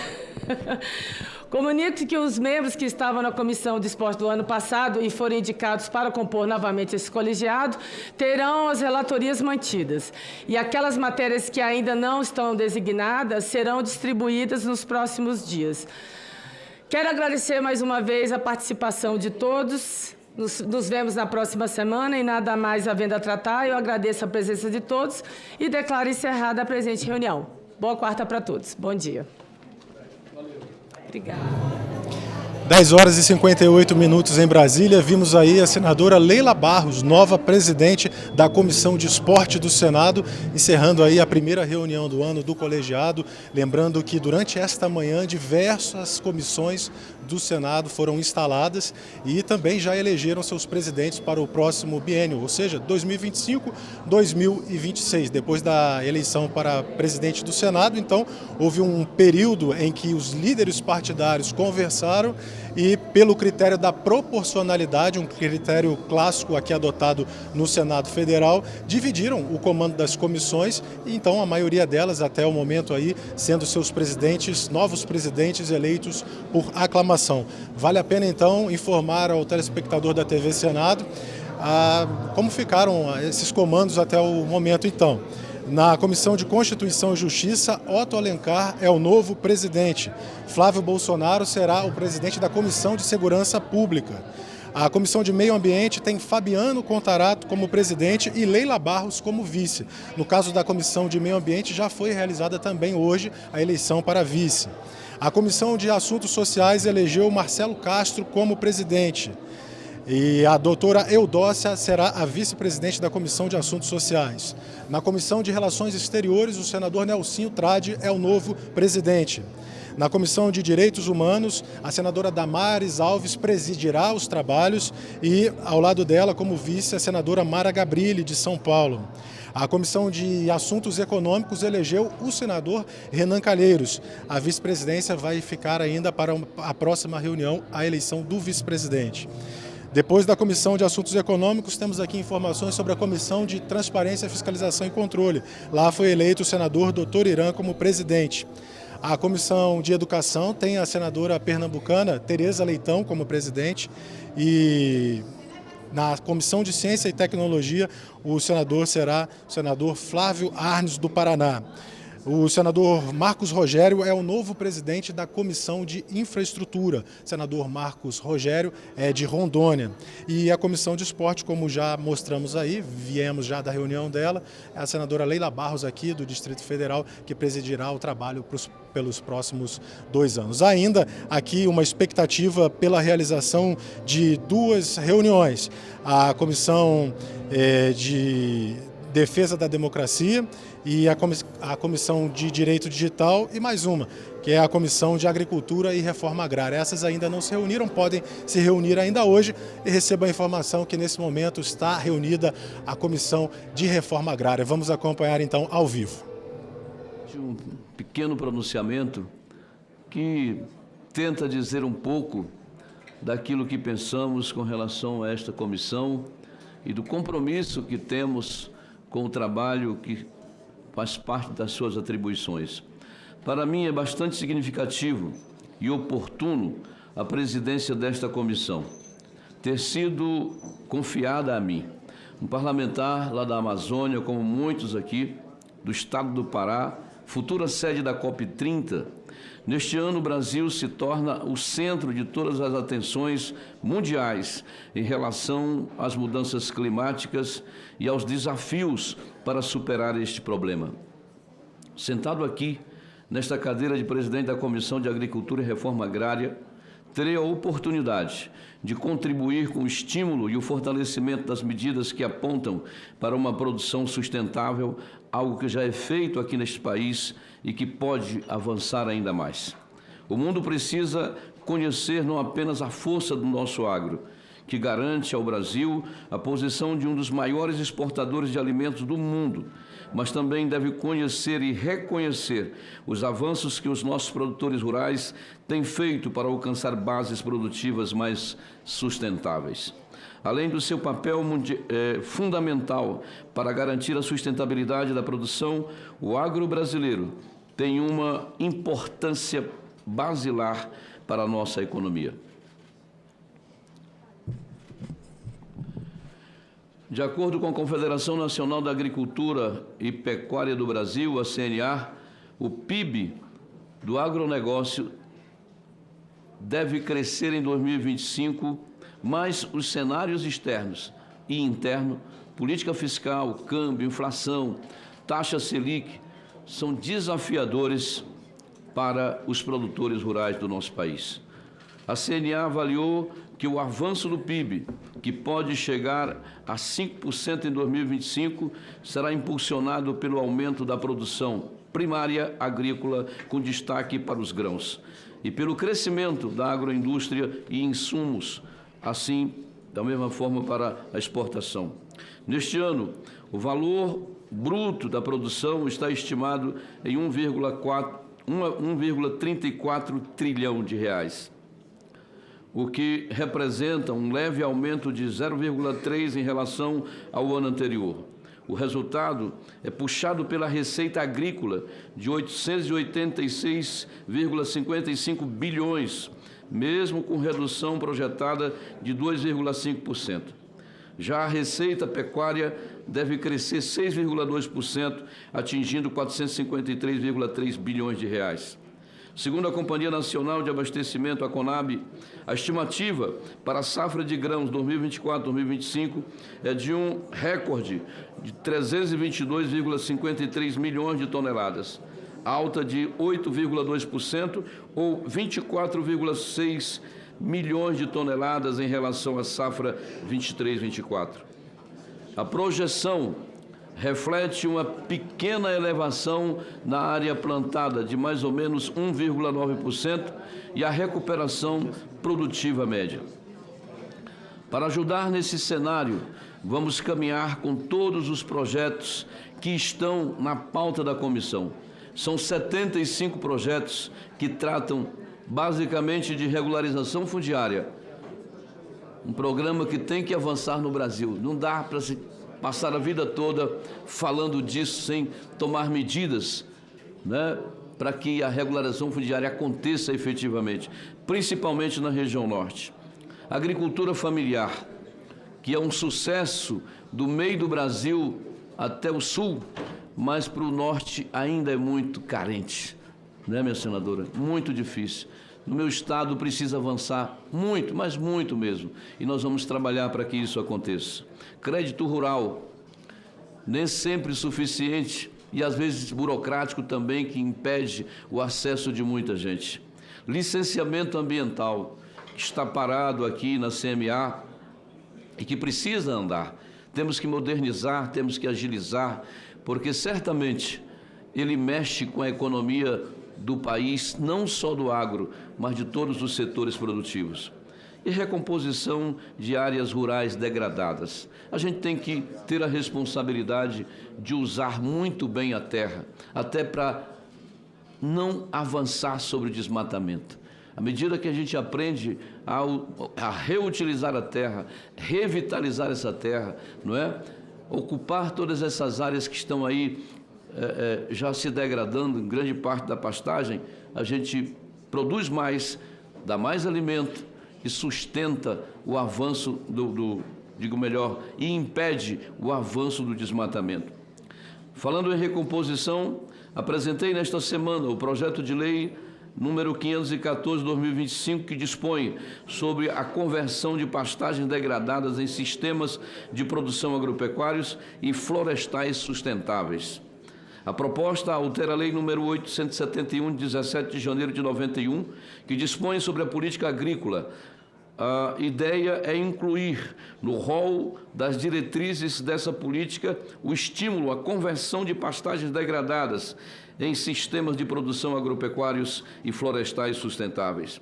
O projeto também altera o artigo 48 desta lei, a fim de estabelecer que o crédito rural tenha condições favoráveis para projetos de conversão. O Brasil possui aproximadamente 177 milhões de hectares de pastagens cultivadas, das quais cerca de 109,7 milhões de hectares, ou seja, 60% disso, apresentam algum nível de degradação. Dessas áreas degradadas, aproximadamente 28 milhões de hectares possuem um alto potencial para a implantação de culturas agrícolas, o que poderia resultar em um aumento de 35% na área total plantada em grãos em relação à safra 22-23.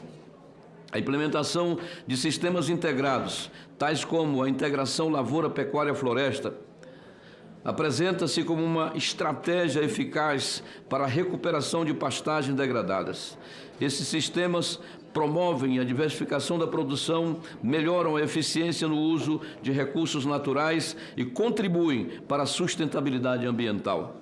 Além disso, a adoção de práticas como o plantio direto, a rotação de culturas e o manejo adequado do pasto são fundamentais para garantir o sucesso na conversão dessas áreas. Estudos apresentam que a recuperação de pastagens degradadas pode exigir investimentos significativos. Entretanto, os benefícios ambientais e econômicos resultantes disso justificam os custos. A conversão de pastagens degradadas também representa uma oportunidade econômica significativa para o país. Estados como o meu estado do Pará, o Mato Grosso, Goiás, Mato Grosso do Sul e Minas Gerais concentram as maiores áreas com potencial para conversão, totalizando milhões de hectares. A utilização dessas áreas para o cultivo de grãos e outras culturas para uma pecuária mais intensiva e sustentável pode aumentar a produção agropecuária nacional sem a necessidade de novos desmatamentos, contribuindo para a segurança alimentar e para o fortalecimento da economia. Além disso, a recuperação dessas áreas pode gerar emprego, promover o desenvolvimento regional e posicionar o Brasil como líder em práticas agrícolas sustentáveis. Muito obrigado. Parabéns, senhor presidente. Opa, muito obrigado, meu líder. Meu presidente. Vou ficar aqui do teu lado, vou só cumprimentar a turma.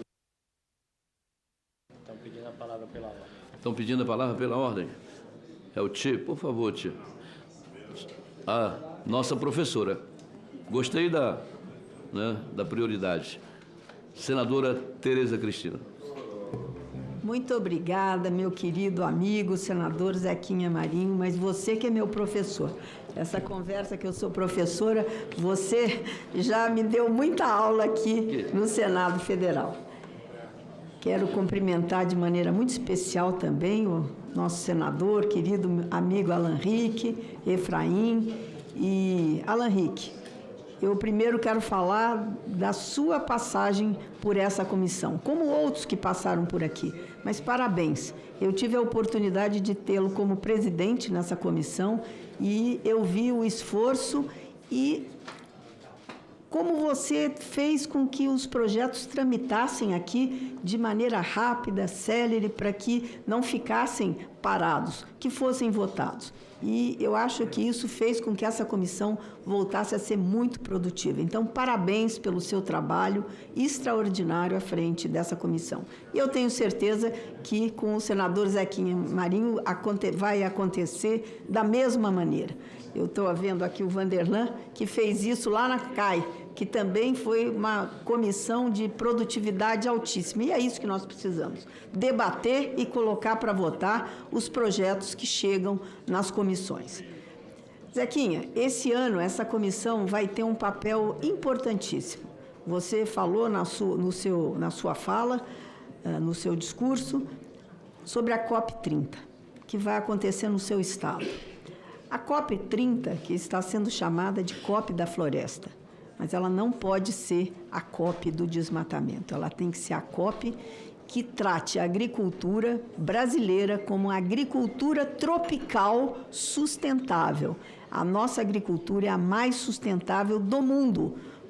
Pode ter alguém que chegue perto, mas não tem como a nossa. E eu não estou falando isso por falar, não, para ser ufanista, para dizer que nós somos, mas é porque há 50 anos nós transformamos essa nossa agricultura que não existia e fomos para um caminho de agricultura sustentável, de uma agricultura tropical, com tecnologias próprias do Brasil, né?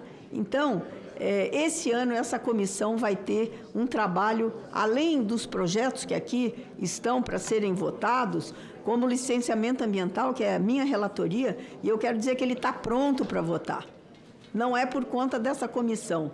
O presidente Alan Rick me chamou várias vezes. O problema é que nós temos 2 relatores em comissões diferentes. E se nós não nos acertarmos, não convergirmos na grande maioria dos pontos, será uma dificuldade votar 2 relatórios completamente diferentes no plenário, no mesmo dia. Então, é essa a nossa dificuldade, mas nós estamos caminhando com o senador Confúcio para que hoje nós já dirimimos aí muitas divergências, ou não é divergências, mas pontos de entendimento. Nós precisamos de uma lei moderna, de uma lei ágil, mas de uma lei que proteja o meio ambiente, que o Brasil é campeão também na proteção. O Brasil é campeão não só na agricultura, mas também na proteção do meio ambiente.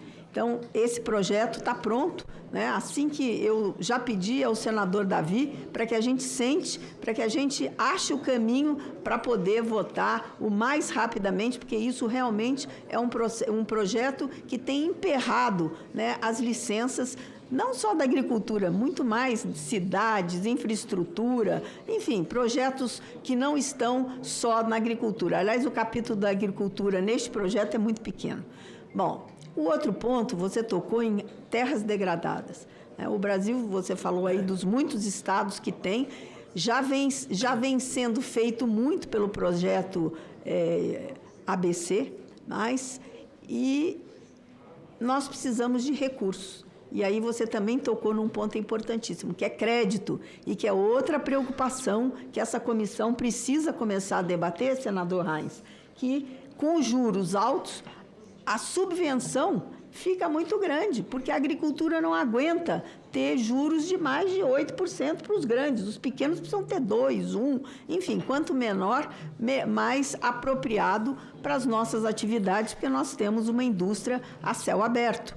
E não temos seguro rural, que é o outro projeto que nós precisamos também votar, né, aprovar e resolver o seguro, que não vai ser resolvido de uma vez por todas, mas nós precisamos criar a cultura do seguro, todo mundo fazer seguro, porque senão daqui a pouco nós não temos mais nenhum tipo de seguro nesse Brasil, porque o Proagro já teve um corte o ano passado, né? Então até aqueles que tinham um seguro obrigatório, hoje tiveram uma diminuição do seguro rural dos pequenos produtores rurais. Então, eu não vou aqui me alongar, todo mundo aqui, eu tenho certeza que quer fazer uma fala, mas te parabenizar, dizer que eu estou à sua disposição para trabalharmos os temas importantes. E eu trabalhando um projeto de sua autoria, que está na CMA, na Comissão de Meio Ambiente, que é o projeto da reciprocidade, que você é o autor e eu sou a relatora. Um projeto que você lá atrás parece que estava adivinhando o que ia acontecer no mundo. E nós estamos vendo aí nos últimos 30 dias o comércio internacional. Nós começamos a trabalhar esse projeto por causa das retaliações ou das salvaguardas que os nossos produtos precisavam por conta das barreiras sanitárias, ambientais e comerciais que a Europa coloca sobre os nossos produtos. e agora nós temos aí os Estados Unidos também tratando desse. Então, é um projeto que ele é atualíssimo e nós precisamos debatê-lo e fazer com que ele seja votado na CMA e andar rapidamente pelas comissões e ir para plenário para que a gente possa fazer a proteção do comércio do comércio externo dos nossos produtos. Então, era isso. Sucesso, sucesso, sucesso e muito trabalho nessa comissão nesse ano. Obrigada. Muito obrigado, senadora. Temos aqui já o senador Efraim, depois o senador Vanderlan. Tá. Bagatoli. Senhor presidente, fala bem rápido, uma breve saudação, até como convidado seu e da Tereza, né, para integrar também a Frente Parlamentar do Agro, a nossa FPA, da qual já era membro desde da Câmara dos Deputados, mas aqui no Senado hoje a gente inicia com a reunião da diretoria, né, então já fazendo esse registro, vamos estar aqui na CRA, pronto e preparado para somar com o Bagatoli, com o Heinz, com o Arnes e com todos aqueles que têm no agro, né, um verdadeiro motor da economia brasileira. A última palavra é dirigida ao Alan Rick, que é da nossa bancada, representou a União Brasil na presidência dessa comissão no ano anterior, no biênio anterior, Alan, e você, existem testemunhos que valem mais do que imagens, né, e as palavras que nós ouvimos aqui são testemunho do belo trabalho que você fez, dedicado, comprometido, trouxe pautas importantíssimas, foi capaz de superar verdadeiros desafios, né, pautas polêmicas, e que você, com muita habilidade, serenidade e equilíbrio na condução da comissão, conseguiu trazer a sua aprovação e que foram muito importantes para a agenda do agro no Brasil. Parabéns, Alan, pelo trabalho. Zequinha, boa sorte, sucesso nessa missão. Só lhe desejo boa sorte, porque conhecimento você tem de sobra. Parabéns. Obrigadão. Ligou aqui ou não ligou? Ligou. Senador Vanderlan Cardoso. Eu quero iniciar, presidente eleito Zequinha, meus cumprimentos, cumprimentando aqui o senador Alan Rick. Agradecer, senador, pela condução de Vossa Excelência à frente dessa comissão. Nos conduziu muito bem, eu como membro. Com certeza está deixando aí um legado de trabalho, de participação, de valorização de todos os membros dessa comissão. Tá?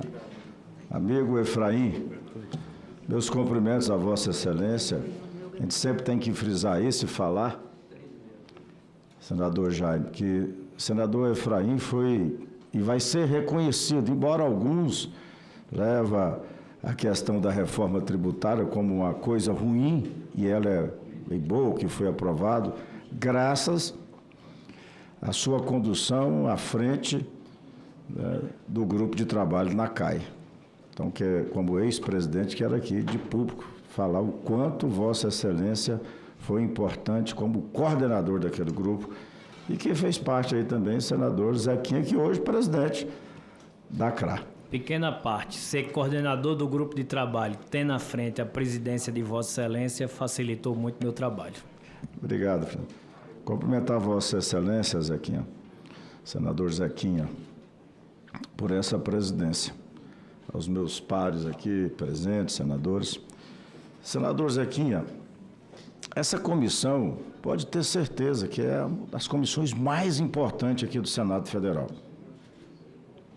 Porque a agricultura nesse país, né, nós falamos de boca cheia, é que carrega essa economia, que gera emprego, que gera renda. E no momento agora em que Vossa Excelência assume essa presidência, passa por dificuldades. A senadora Tereza foi muito feliz na fala dela quando disse da questão dos juros, que estão muito altos no nosso país, é para toda, né, agricultura, para o comércio, para a indústria, área de serviço. Está humanamente impossível hoje um cidadão, uma cidadã, que tem sua empresa, o seu negócio, buscar recursos para gerar mais emprego e renda. Então, Vossa Excelência é conhecedor dessa matéria a fundo. Mas tem uma, até que eu considero que nós começamos a discussão, que é a reforma agrária. Há uma imagem sobre a reforma agrária, sobre os nossos assentamentos que houve na década de 70, 80, principalmente na região que Vossa Excelência representa, o nosso estado do Pará, mas à época o governo incentivou. Nós temos que estar falando isso direto, e eu tenho certeza que intensificar essa fala e essa discussão através de audiências públicas. Foi incentivado para o governo ocupar a Amazônia legal, começando de Barra do Garças, em Mato Grosso, estendendo até o estado do Pará, Amazônia, Roraima, Amapá, Rondônia. Incentivava, e mais, né? As pessoas que foram para lá de toda parte do Brasil acreditou que era coisa séria.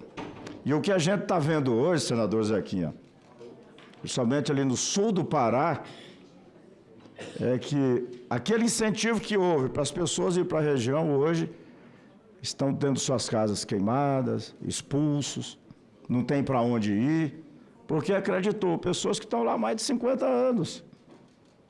Que Vossa Excelência defende e conhece muito bem. Então, nós temos que voltar mais essa discussão para a reforma agrária. E eu falo isso com conhecimento também, como Vossa Excelência sabe, minha família foi para o norte do país, para Roraima, através da reforma agrária, para um assentamento do INCRA.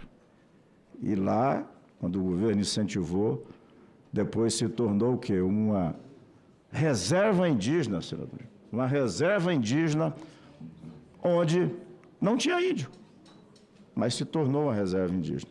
E foram expulsos. Isso tem que ser debatido, discutido e buscando ali as responsabilidades. Se tiver que tirar as pessoas que foi incentivada pelo governo, à época, certo? Foi incentivado, é o governo. Quem sucede um governo arca com a responsabilidade também de todas as ações que o governo anterior fez, ou os governos anteriores fizeram, senador.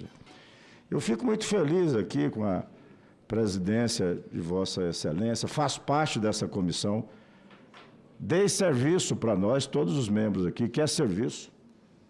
Nós não queremos só ficar aqui como membro figurativo, certo? Então, eu me sinto muito tranquilo conhecendo Vossa Excelência já há algum tempo e sabendo da capacidade e o conhecimento que Vossa Excelência tem com relação à agricultura, à reforma agrária, tudo que vai com relação à nossa agricultura familiar, o pequeno produtor, o médio produtor, o grande produtor, né? O senhor é um conciliador. Parabéns, conta comigo. Obrigado, senador. A palavra nesse momento está com o senador Jaime Bagatoli.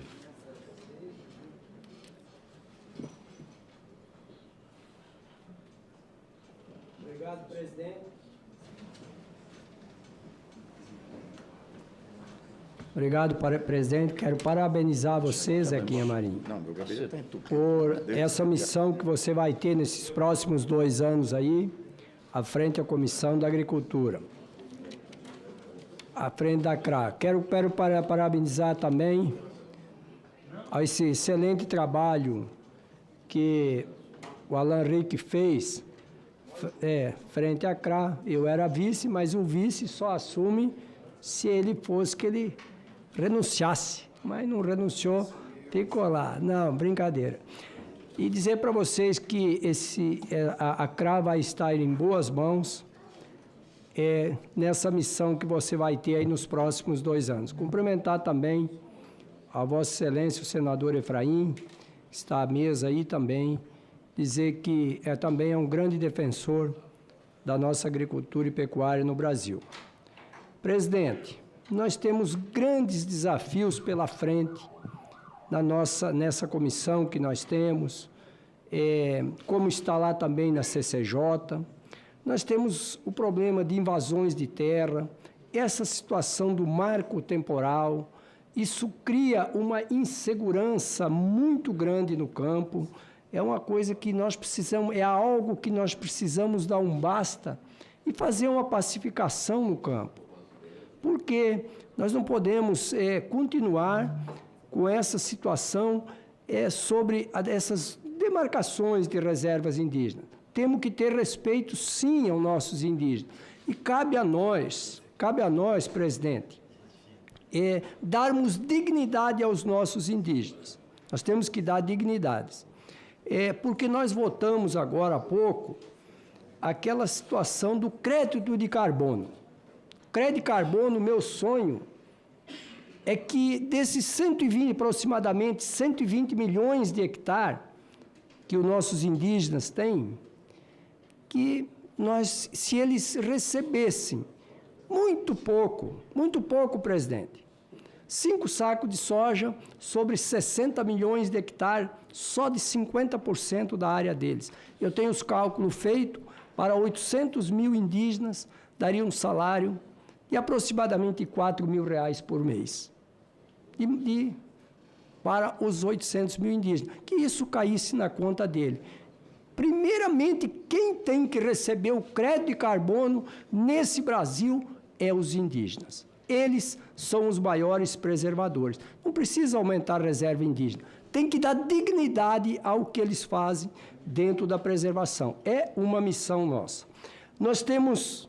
Não adianta nós só falarmos. Somos o maior produtor de carne bovina, o maior exportador de carne bovina, o maior produtor do mundo de soja, o maior produtor do mundo de café, o maior produtor do mundo de açúcar, se nós não temos mais tranquilidade no campo.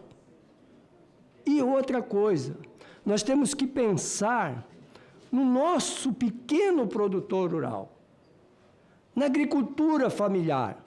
Nessas milhões, não é milhares, já tem milhões, eu acho que já tem mais de 1 milhão de pessoas, de pequenos proprietários, que nós precisamos trabalhar firmemente nessa regularização fundiária. Nós temos que avançar nessa regularização fundiária, dar prioridade a todos, mas principalmente aos que têm até 4 módulos. Outra coisa, o licenciamento ambiental. Isso tem que avançar, presidente. Isso não pode continuar da forma que nós temos hoje. Essa questão do licenciamento ambiental, nós temos que seguir à frente.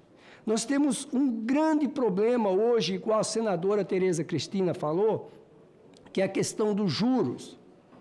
A questão dos juros hoje, com essa taxa de Selic chegando a 15%, como é que vai haver subsídio nessa taxa de juros? Como que vai fazer para compatibilizar essa situação? E nós temos que pensar na produção. Quando eu vejo, senador Reis, um governo hoje preocupado com o preço dos alimentos e querendo dar tanta penalidade para o setor produtivo. Olha o que está acontecendo, principalmente com o pequeno produtor. Ele tem uma mão de obra manual, igual nós temos a situação da laranja, da uva, da laranja em São Paulo, da uva no Rio Grande do Sul, da cebola em Santa Catarina, da maçã em Santa Catarina. No Vale do São Francisco, uva, tem manga, tudo do que vem da fruticultura. Nós temos um problema da mão de obra seríssima. Nós temos que passar também essa situação para regulamentar essa situação do emprego safrista. Eu tenho lá, sou relator desse projeto lá, do emprego safrista. Então, nós temos grande desafio.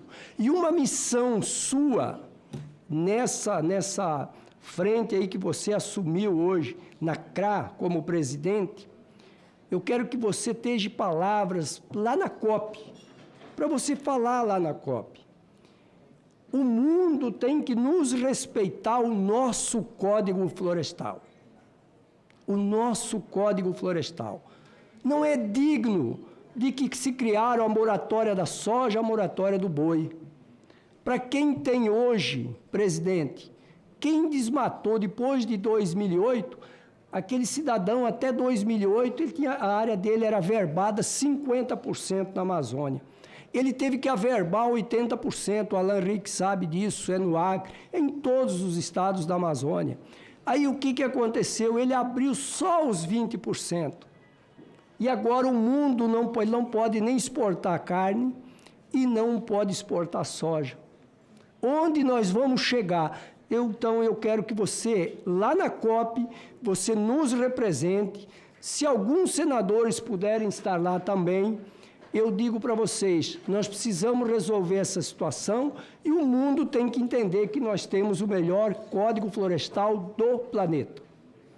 De mais a mais, desejo sucesso a você, que Deus ilumine e que você possa fazer. E tenho certeza que com a nossa ajuda aqui, nós vamos fazer um excelente trabalho pelos próximos 2 anos. Parabéns, presidente. Obrigado, senador. Obrigado mesmo. Vamos precisar muito da sua ajuda também. Senador Alan Henrique. Presidente Zequinha, cumprimentá-lo e parabenizá-lo por assumir uma comissão pela qual me dediquei. Quero cumprimentar Vossa Excelência e dizer que a nossa Comissão de Agricultura e Reforma Agrária, referendando as palavras do senador Bagato e senadora Tereza, dos demais que estiveram conosco, é uma das mais importantes deste Senado e deste país. Cumprimentar os servidores desta casa. Vocês foram essenciais para que nós pudéssemos ter uma produtividade tão grande. Mais de 70 proposições, 39 matérias aprovadas, audiências públicas, comparecimento de autoridades, INCRA, para debater a reforma agrária, MAPA, entre outras. Recebemos a visita de uma comitiva da Finlândia, que saiu muito impactada, senadores, com a capacidade do agro brasileiro. Aproveito para cumprimentar os nossos senadores presentes, senador Bagatoli, meu querido vice-presidente, que atuou de forma propositiva, de uma maneira extremamente dedicada ao tema do agro, não só como vice-presidente, mas propondo matérias, apresentando relatórios, ajudando o agro brasileiro. Meu querido senador Luiz Carlos Reis, imperador do Rio Grande do Sul, proponente de um projeto extremamente importante para a região vitivinícola, não só da Serra Gaúcha, mas que vai abranger o segmento do vinho em todo o Brasil, o seu projeto que reclassifica o vinho como alimento natural, que eu tive a honra de ser relator, e que resguarda a nossa indústria local, que garante que os nossos empregos serão protegidos e que nos coloca em pé de igualdade com os demais países que assim o classificam, diante também dos acordos de cooperação Brasil, Mercosul, União Europeia. Senador Flávio Arnes, um professor nesse Senado, um senador que, presente nesta comissão, senador, Vossa Excelência, certamente nos ajudará muito como tem nos ajudado. É uma honra poder contar com o senhor e ter também nos ajudado durante a nossa presidência. Cumprimentar todos os amigos, assessores, participantes dos diversos institutos, desde a nossa FPA, do Pensar Agro, dos diversos segmentos, das associações de produtores que representam o agro brasileiro no contexto que foi muito bem colocado aqui, amigo Zequinha, de um agro sustentável, altamente produtivo e que obedece às regras ambientais mais severas do planeta. Nenhum agro tem uma fiscalização, uma exigência tão grande quanto o agro brasileiro, sem os pesados subsídios que recebem, por exemplo, os produtores na Europa. Quero citar rapidamente alguns dos projetos que nós aprovamos nesta comissão, citando o marco temporal, que aqui foi bastante debatido. Criamos a proposta de uma audiência pública e, na sequência, votamos. Foi o primeiro tema votado aqui para garantir uma segurança jurídica no campo brasileiro. Votamos e aprovamos, a matéria virou lei e hoje nós temos uma série de debates acerca desse tema, arguições ao Supremo, mas eu digo mais uma vez, o Congresso brasileiro é soberano para versar sobre esses temas e deve ser respeitado. Quero citar, por exemplo, a modernização da agricultura familiar, virou lei, projeto do deputado Gaguin, do Tocantins, do Nossa União, relatado por nós, Zequinha. Hoje é a Lei 14.828, que prevê a modernização e o desenvolvimento tecnológico sustentável dentro da Política Nacional de Agricultura Familiar, garante que os nossos pequenos agricultores familiares terão acesso a instrumentos modernos para incrementar a sua produção. Debatemos e aprovamos aqui o PL do Proferte, do senador Laércio Oliveira, relatado pela senadora Tereza Cristina, o Programa de Desenvolvimento da nossa indústria de fertilizantes, devido ao enorme debate sobre as dificuldades acarretadas ao nosso setor de fertilizantes, aos produtores brasileiros, a guerra Rússia com a Ucrânia, que tanto problema causou à produção e à aquisição de fertilizantes no Brasil. Aprovamos essa matéria, que agora, né, está na Câmara dos Deputados para ser votada. A desoneração do PIS, PASEP e COFINS para suínos e aves, projeto da senadora Tereza Cristina, relatado por nós, está agora na CAI do Senado. A calamidade em municípios que passaram por secas severas ou cheias, enchentes, o PL 397/2024, aprovado no Senado, aprovado na Câmara. E, senador Flávio, eu diria até inexplicavelmente, vetado integralmente pelo governo. Um projeto que não fala de anistia de dívidas, mas de um prazo maior para aquele produtor, Zequinha, no Pará, que foi afetado por algum evento climático, que perdeu a sua safra, como os nossos produtores do Rio Grande do Sul, que perderam tudo, não só a sua safra, mas perderam equipamento, perderam suas casas, perderam vidas humanas. Como um produtor desse vai pagar suas dívidas se não tiver uma prorrogação de prazo? Os produtores do Acre, que perderam suas lavouras devido às cheias, os produtores de Roraima devido à seca, e no Brasil inteiro. É inexplicável o governo vetar integralmente uma matéria que, repito, não prevê isenção, não prevê anistia, prevê uma renegociação, mais prazo para os afetados pagarem suas dívidas. E aqui nós entramos no tema do crédito rural.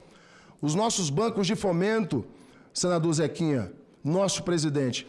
E esse é um tema, vamos chamar aqui, convidar os presidentes do Banco de Fomento para falarmos sobre crédito rural. Os bancos, senador Flávio, senador Reis, querem emprestar dinheiro para custeio, que você tem que pagar com um ano, mas o investimento, Bagatoli, que você tem carência, que você tem mais tempo para pagar e poder investir na sua lavoura, comprar equipamento, fazer os investimentos para aumentar a sua produção, há uma enorme dificuldade de liberação de recursos para investimento. Os bancos de fomento precisam entender que o Brasil passa por uma série de eventos climáticos gravíssimos, um momento difícil no agro, recursos do Plano Safra e aquilo que nós temos disponível ainda ter dificuldade para acessar, principalmente aqueles... Eu já vi exigências, por exemplo, engraçadas até.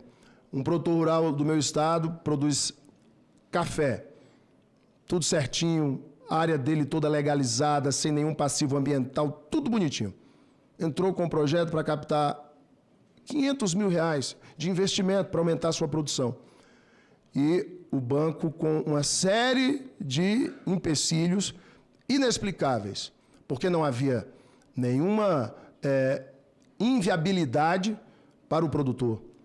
E eu já vi, por exemplo, justificativas como falta de experiência creditiva com o banco. Pelo amor de Deus. Imagina aquele pequeno produtor que vai pegar o crédito pela primeira vez. Como é que ele vai ter experiência creditícia?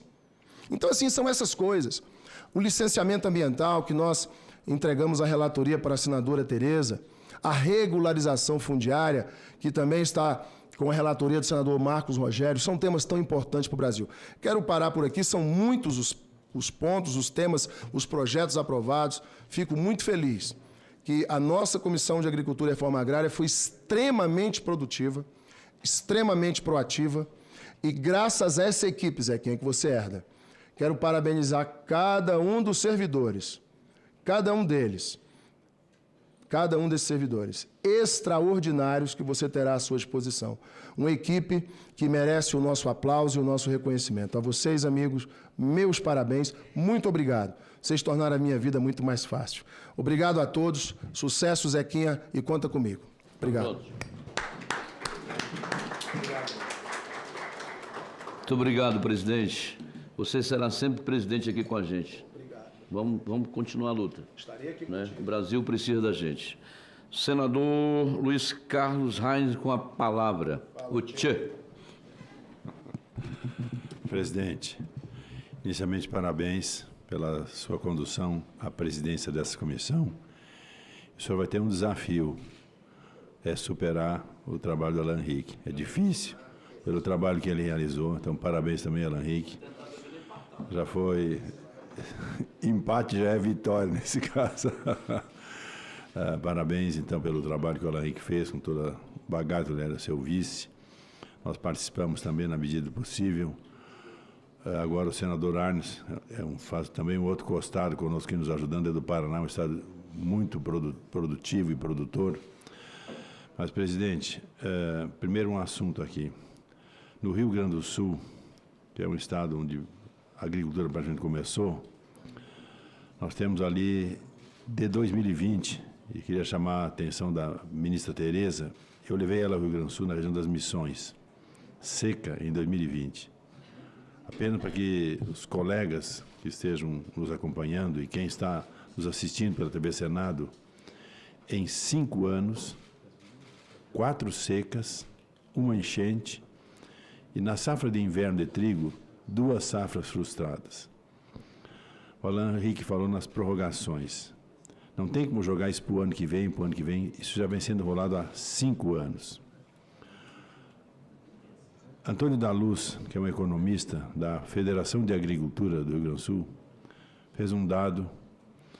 As perdas dos agricultores, se eu pegar o comércio, cooperativa, indústria, prefeituras, o Estado, senador Flávio Arnes, perdeu mais de R$1 trilhão. O Estado perdeu, as prefeituras perderam. Agora, quem mais perdeu, Bagatli, foram os produtores rurais. Aqui eu tenho um trabalho da FETAG, que é a Federação dos Trabalhadores da Agricultura, dos pequenos produtores. É a demanda para apoiamento de um projeto da minha autoria, chama-se securitização.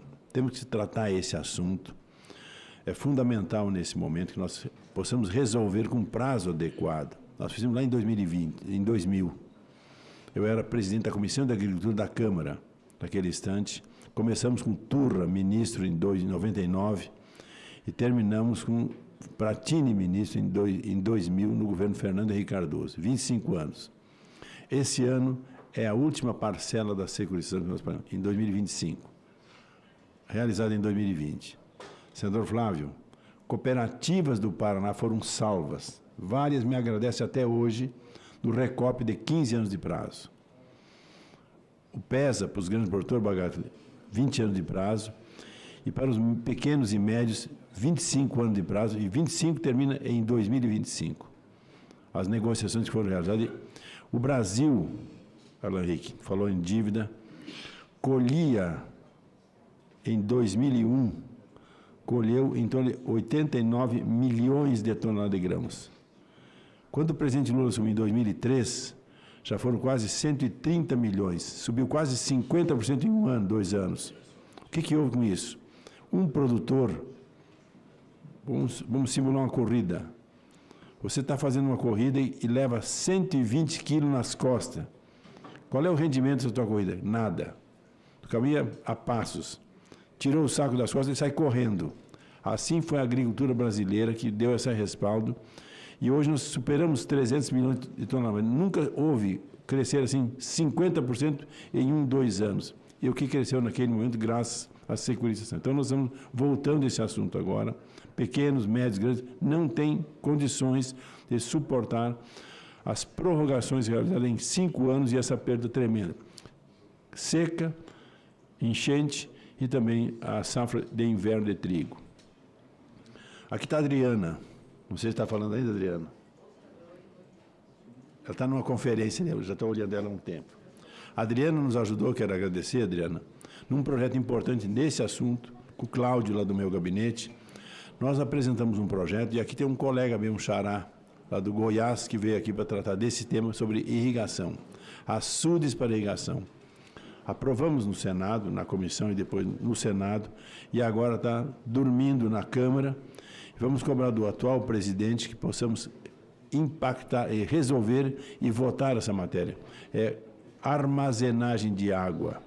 Sobra água no inverno, ou na estação das chuvas de verão e falta água no verão.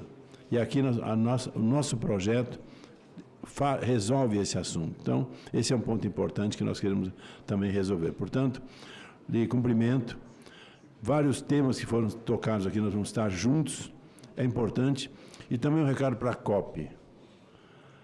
E a vossa região, Alan Henrique, que quer substituir lá o Gameli, né, lá no Acre, ser candidato a governador, ele começou e você tem que dar continuidade.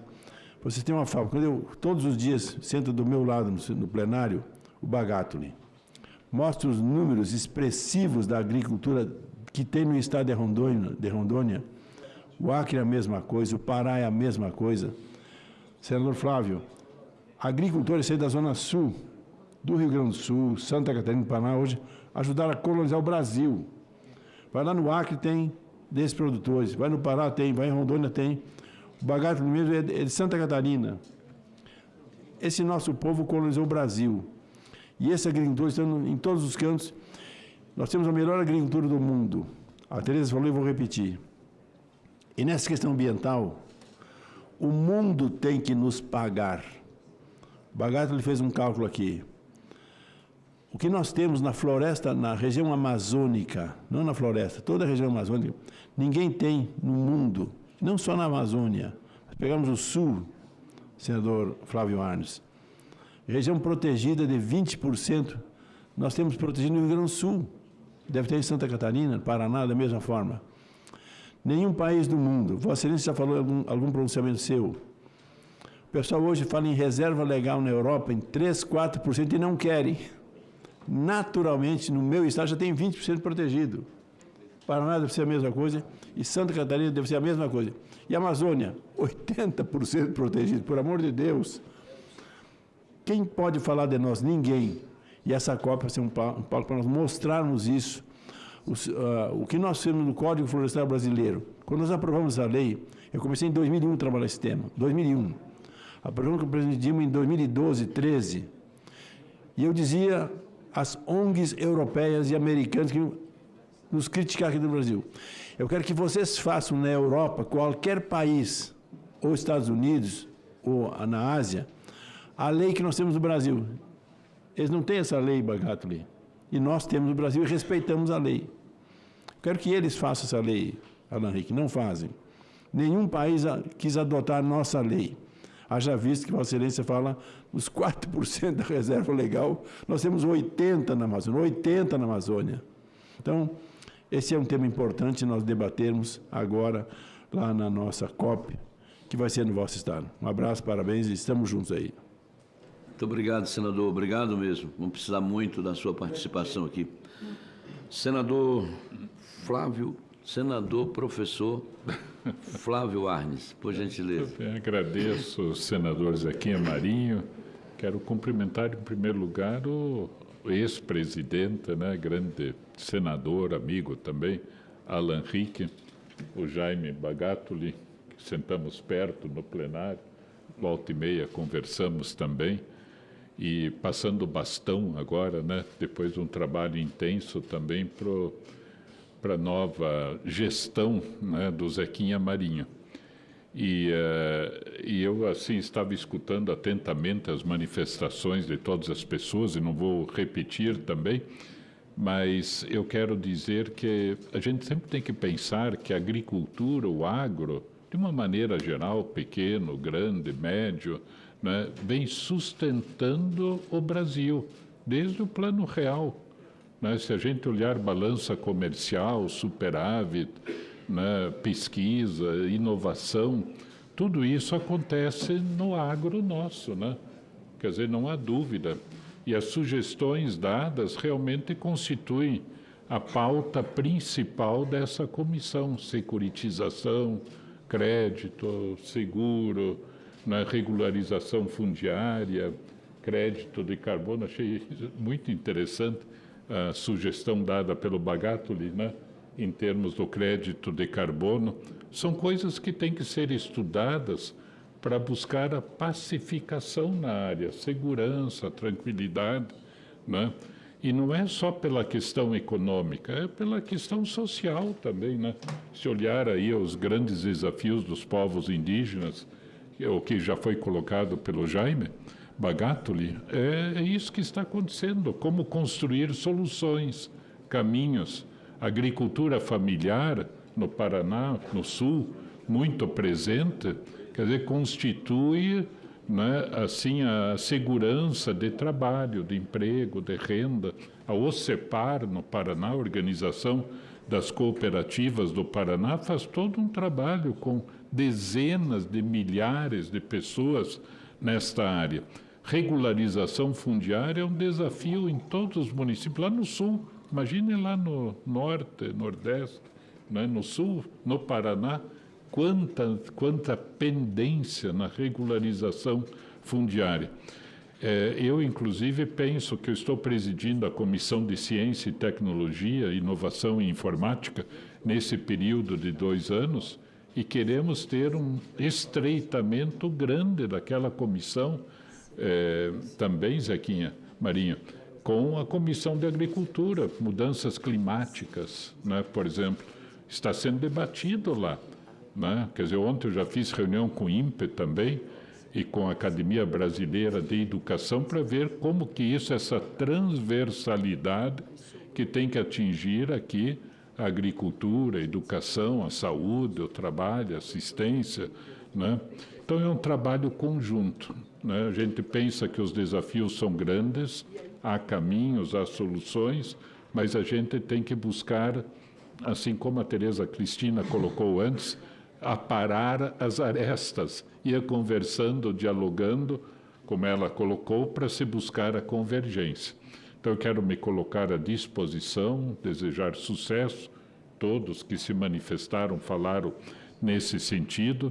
Para o Paraná é importante, essencial, que essa comissão seja muito efetiva, como sempre, né? E para o Brasil, quer dizer, é a solução para o Brasil, por isso que tem que haver, né, um entendimento, lógico, com a indústria, com o comércio, serviços, turismo, né, mas também, essencialmente, por aquilo que gera emprego no campo e na cidade. O emprego na cidade depende do sucesso do campo, né? Não há dúvida nesse sentido.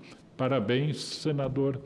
Sentamos próximos no plenário, estamos juntos em outras comissões e vamos em frente. Obrigado. Muito obrigado, presidente. O senador. Já vai? Conta comigo. Obrigado mesmo.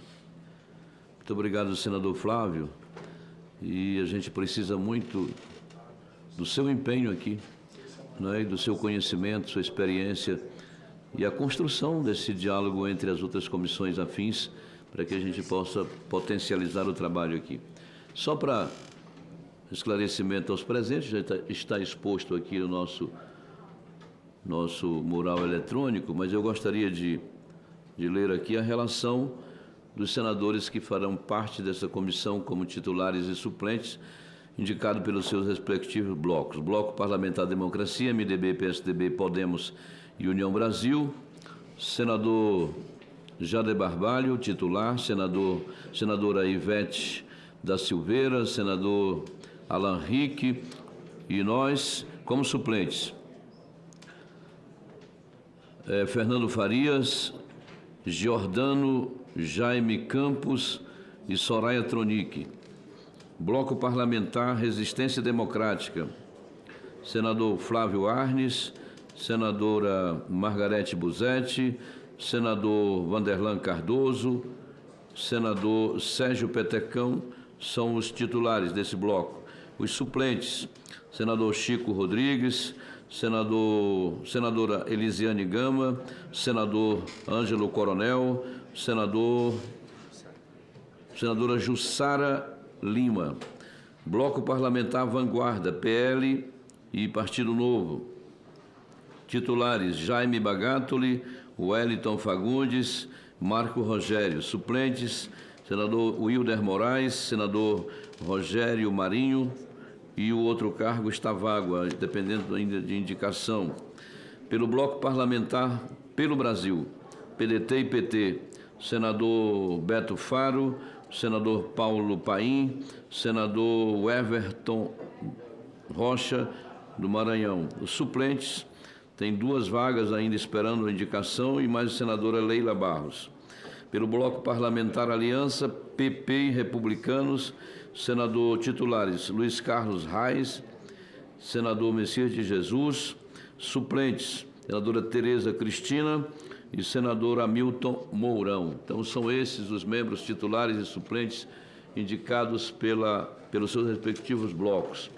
Como os senhores estão vendo, nós não temos ainda um vice-presidente, estamos aguardando esses blocos negociarem para que se possa estabelecer e ter aqui nosso companheiro que será, ou companheira que será o nosso vice-presidente.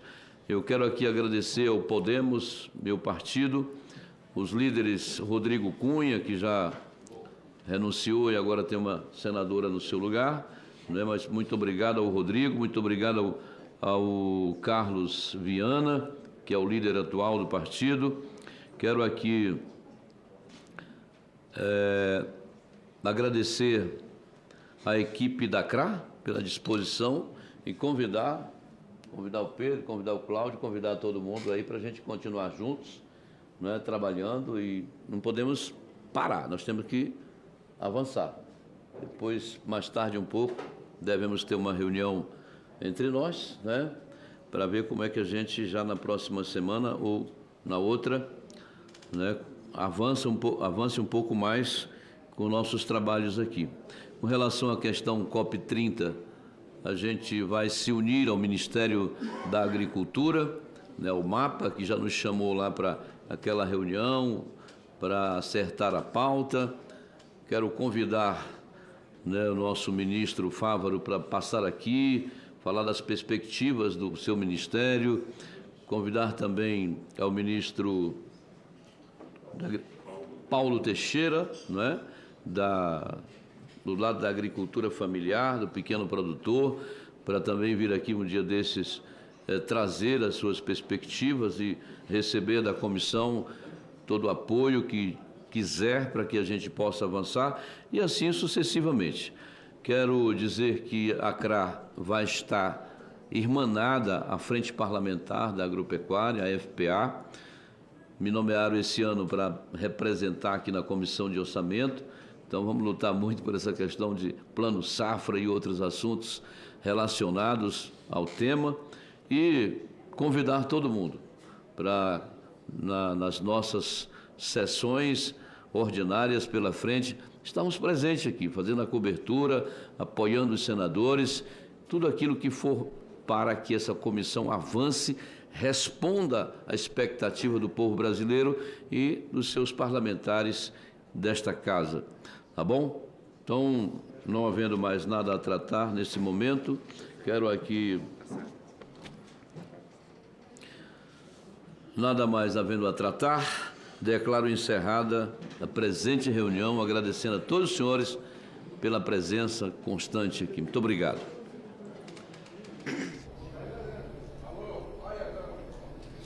Meio-dia em ponto em Brasília. Nesta quarta-feira, 13 das 16 comissões permanentes do Senado já elegeram seus presidentes para o próximo biênio 2025-2026.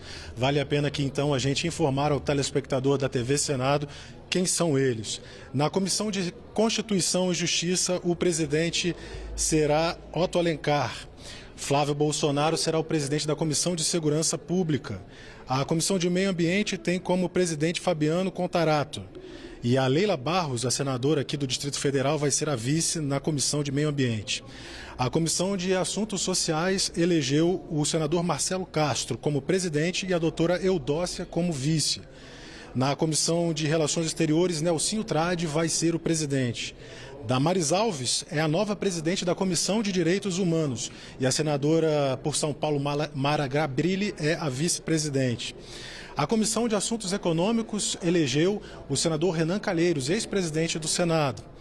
A Comissão de Transparência, Fiscalização e Controle elegeu como presidente o senador Dr. Irã de Roraima. A Comissão de Educação tem como nova presidente a senadora Tereza Leitão, de Pernambuco. A Comissão de Ciência e Tecnologia vai ser presidida pelo senador Flávio Arnes, do Paraná. O senador Marcos Rogério vai ser o presidente da Comissão de Infraestrutura para os próximos 2 anos. A Comissão de Esporte terá uma mulher presidente, é a senadora Leila Barros, já mencionei ela como vice de outra comissão, vai ser a presidente da Comissão de Esporte. Também presidente, o último colegiado que elegeu seu presidente hoje, era esse que nós estávamos vendo aí, ao vivo pela TV Senado, é a Comissão de Agricultura e Reforma Agrária. O presidente será o senador Zequinha Marinho. É importante lembrar que várias dessas comissões têm um apelo muito grande perante a opinião pública. Então, vou resgatar aqui um pouquinho do que disseram os novos presidentes de cada uma dessas comissões. Vamos começar, por exemplo, pela Comissão de Direitos Humanos. A nova presidente vai ser a senadora Damares Alves, do Distrito Federal, e ela disse que a atuação dela lá no colegiado terá como foco as pessoas com deficiência, principalmente aquelas que estão em localidades remotas, como aldeias e comunidades ribeirinhas. E também vai dar uma atenção especial às pessoas que estão nos presídios. Ela disse que nenhum assunto vai deixar de ser debatido ou vai ficar na gaveta por conta de questões ideológicas, que a Comissão de Direitos Humanos precisa trabalhar todas elas. Vamos também saber uma outra comissão bem importante que a população tem sempre um foco atento, que é a questão da segurança pública. Na Comissão de Segurança Pública, o presidente será o senador Flávio Bolsonaro, do Rio de Janeiro. Ele disse que vai tratar com muita seriedade e rapidez os projetos de lei que vão endurecer as leis penais para que o sistema judiciário tenha condições de manter presos os criminosos perigosos e que cometem crime de forma reiterada. Ele agradeceu e disse que conta para isso com o apoio do presidente do Senado, Davi Alcolumbre, para pautar no plenário projetos que estão parados lá na comissão. Agora, a Comissão de Assuntos Econômicos, todos nós sabemos que a pauta econômica é prioritária para o governo e também aqui no Congresso Nacional vários parlamentares dão destaque a esse tema, a economia. Na Comissão de Assuntos Econômicos, o presidente será o senador Renan Calheiros. Ele disse que vai priorizar a votação de matérias sobre o controle de gastos públicos. E ele citou, por exemplo, que além de um limite aos subsídios, o presidente Renan Calheiros diz que pretende enfrentar temas como os supersalários, os imóveis da União e os contratos públicos. Uma comissão também que não poderíamos deixar de dar os destaques aqui do discurso do novo presidente é a Comissão de Constituição e Justiça, considerada por muitos uma das comissões mais importantes da Casa, porque lá são sempre examinados os requisitos de constitucionalidade das proposições que são apresentadas aqui no Congresso Nacional. Então, sempre é necessário haver um parecer sobre essas proposições para afirmarem se são ou não constitucionais à vista dos senadores. Então, o senador que vai presidir esse importante colegiado será Otto Alencar. Ele disse que a primeira medida tomada por ele, por exemplo, vai ser fazer um ajuste no horário da comissão, que tradicionalmente começava às 10 horas da manhã, agora ele quer que a comissão comece às 9 horas, isso para ganhar um pouco mais de tempo para análise dessas proposições que passarem pela CCJ. E uma notícia muito importante, durante seu discurso aí de posse como presidente da CCJ, Otto Alencar já afirmou que entregou a relatoria do segundo projeto de regulamentação da reforma tributária, que é o PLP 108 de 2024, para o telespectador aí mais curioso saber um pouquinho mais sobre a regulamentação da reforma tributária. O relator será o senador Eduardo Braga, do MDB. Braga também relatou as propostas anteriores que resultou no primeiro projeto de lei complementar da reforma e também foi relator aqui no Senado da proposta de emenda à Constituição em 2023, que de fato aí aprovou a emenda constitucional que está colocando aí novas regras para o regime tributário no nosso país. Bem, então durante essa manhã aconteceram essas 13 eleições.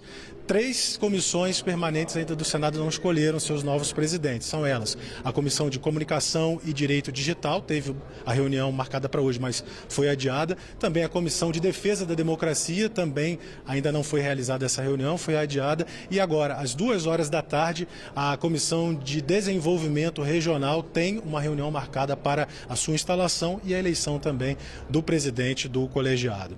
Falando em tarde, à tarde haverá hoje a primeira sessão do ano deliberativa no plenário do Senado.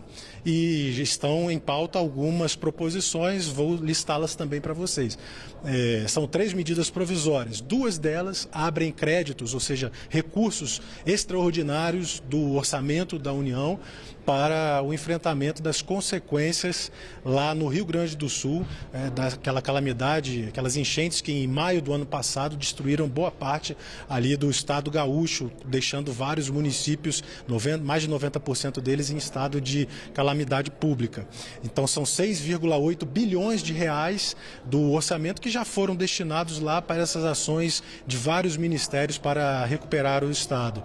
Também há uma terceira medida provisória a ser votada hoje no plenário do Senado, que destina 515 milhões de reais, aí já para um outro problema climático, a seca na Amazônia, também registrada no ano passado. Diversos ministérios então receberam essas verbas e a Câmara dos Deputados já aprovou essas 3 medidas provisórias, agora falta o Senado também aprová-las para que os recursos que porventura ainda não tiverem sido liberados possam chegar até esses ministérios e realizar as ações, as políticas públicas que estão planejadas.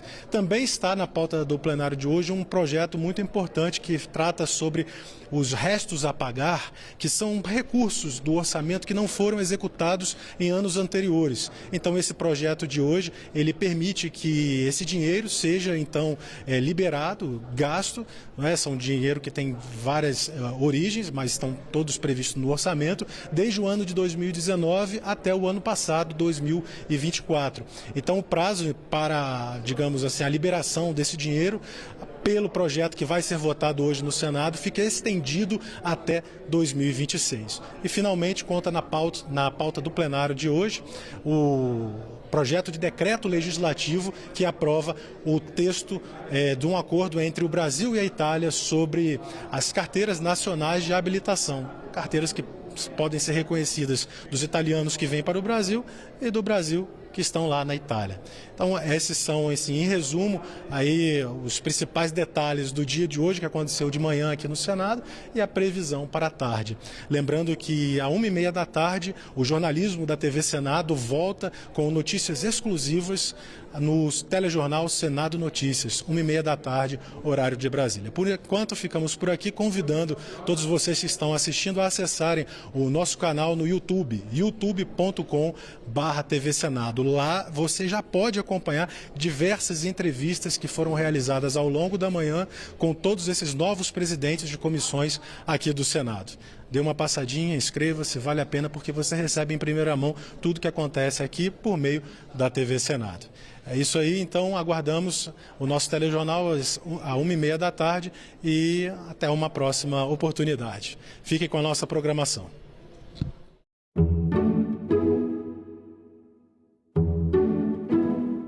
Hip Hop no Parlamento. A Assembleia Legislativa do Rio de Janeiro celebra os 51 anos do movimento. Câmara analisa aumento das cotas em concursos para negros, indígenas e quilombolas.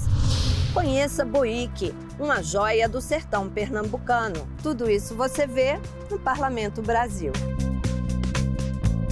Parlamento Brasil, toda sexta, 20h, aqui na TV Senado.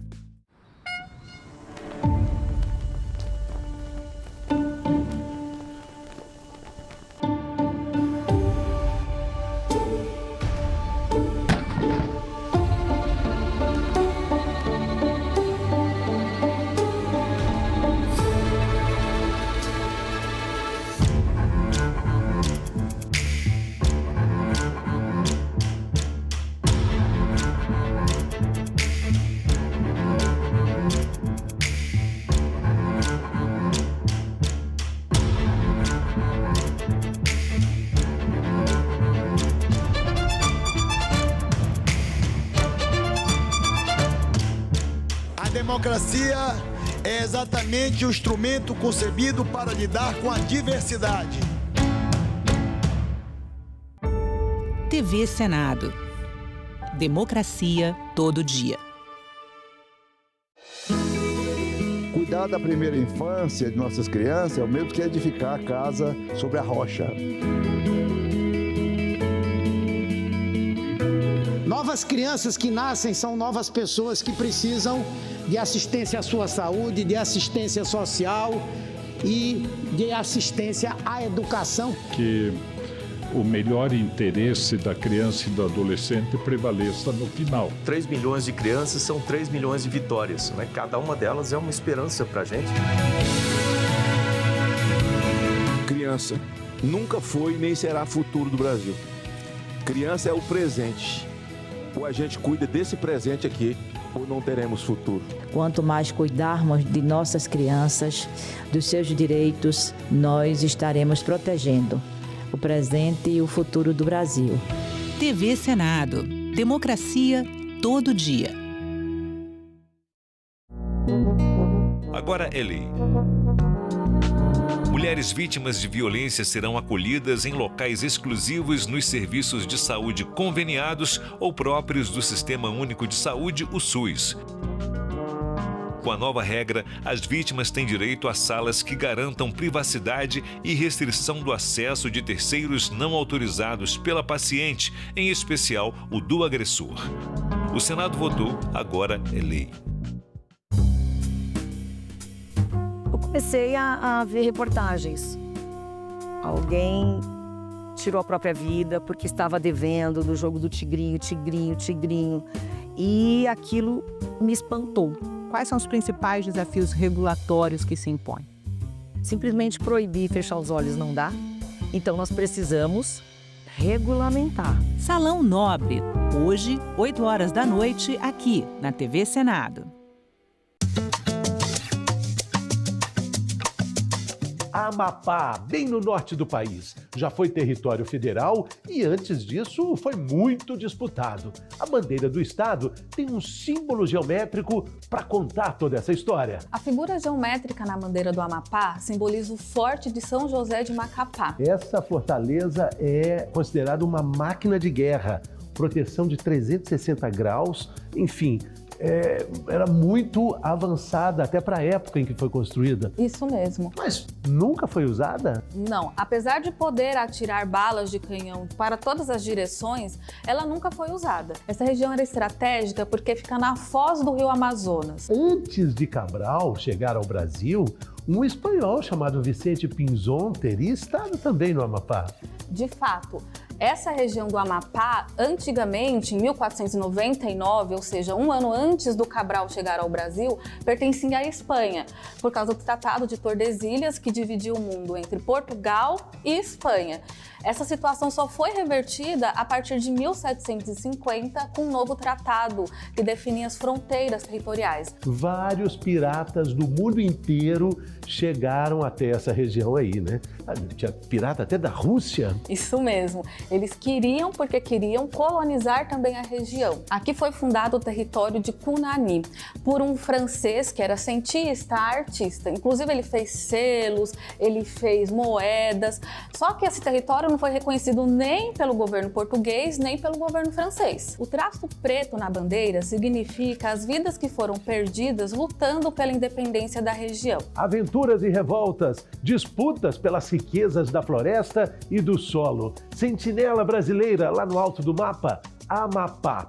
Essa bandeira tem história. O site do Senado agora mostra projetos de lei em linguagem simplificada. É o Senado Explica, uma ferramenta de inteligência artificial combinada com revisão humana que torna mais fácil entender e acompanhar as leis em debate aqui no Senado. Na página de tramitação das matérias e no portal E-Cidadania, Senado Explica.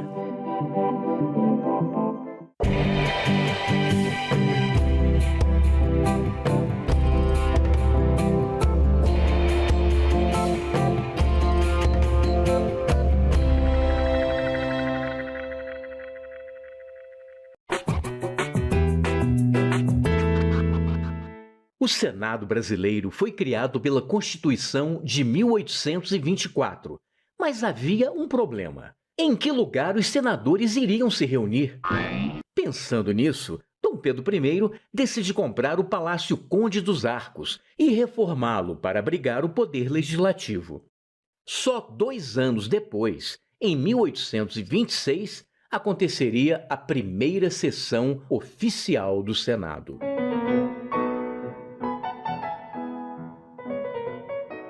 Depois de quase 100 anos, os senadores ganhariam uma nova casa, o Palácio Monroe. Construído originalmente para a Exposição Universal de 1904 nos Estados Unidos, o prédio, todo feito em estrutura metálica desmontável, foi transferido num navio para o Rio de Janeiro e remontado no local mais nobre da cidade. O Monroe acabou se tornando um cartão postal do Rio e uma referência histórica de um período político bastante conturbado. Em 1960, com a inauguração de Brasília, o Senado passou a ter um novo endereço. A cúpula côncava de Oscar Niemeyer trouxe ousadia e modernidade à tradição democrática, sugerindo ponderação e equilíbrio em suas formas. Mas nem tudo são flores. Se o Palácio Conde dos Arcos hoje é a Faculdade Nacional de Direito, o Palácio Monroe foi quase apagado da nossa memória quando o ex-presidente Ernesto Geisel mandou demolir o prédio para construir um chafariz e um estacionamento subterrâneo. Objetos históricos foram perdidos ou vendidos pela empresa demolidora, mas a memória ainda permanece nos resquícios preservados pelo Senado.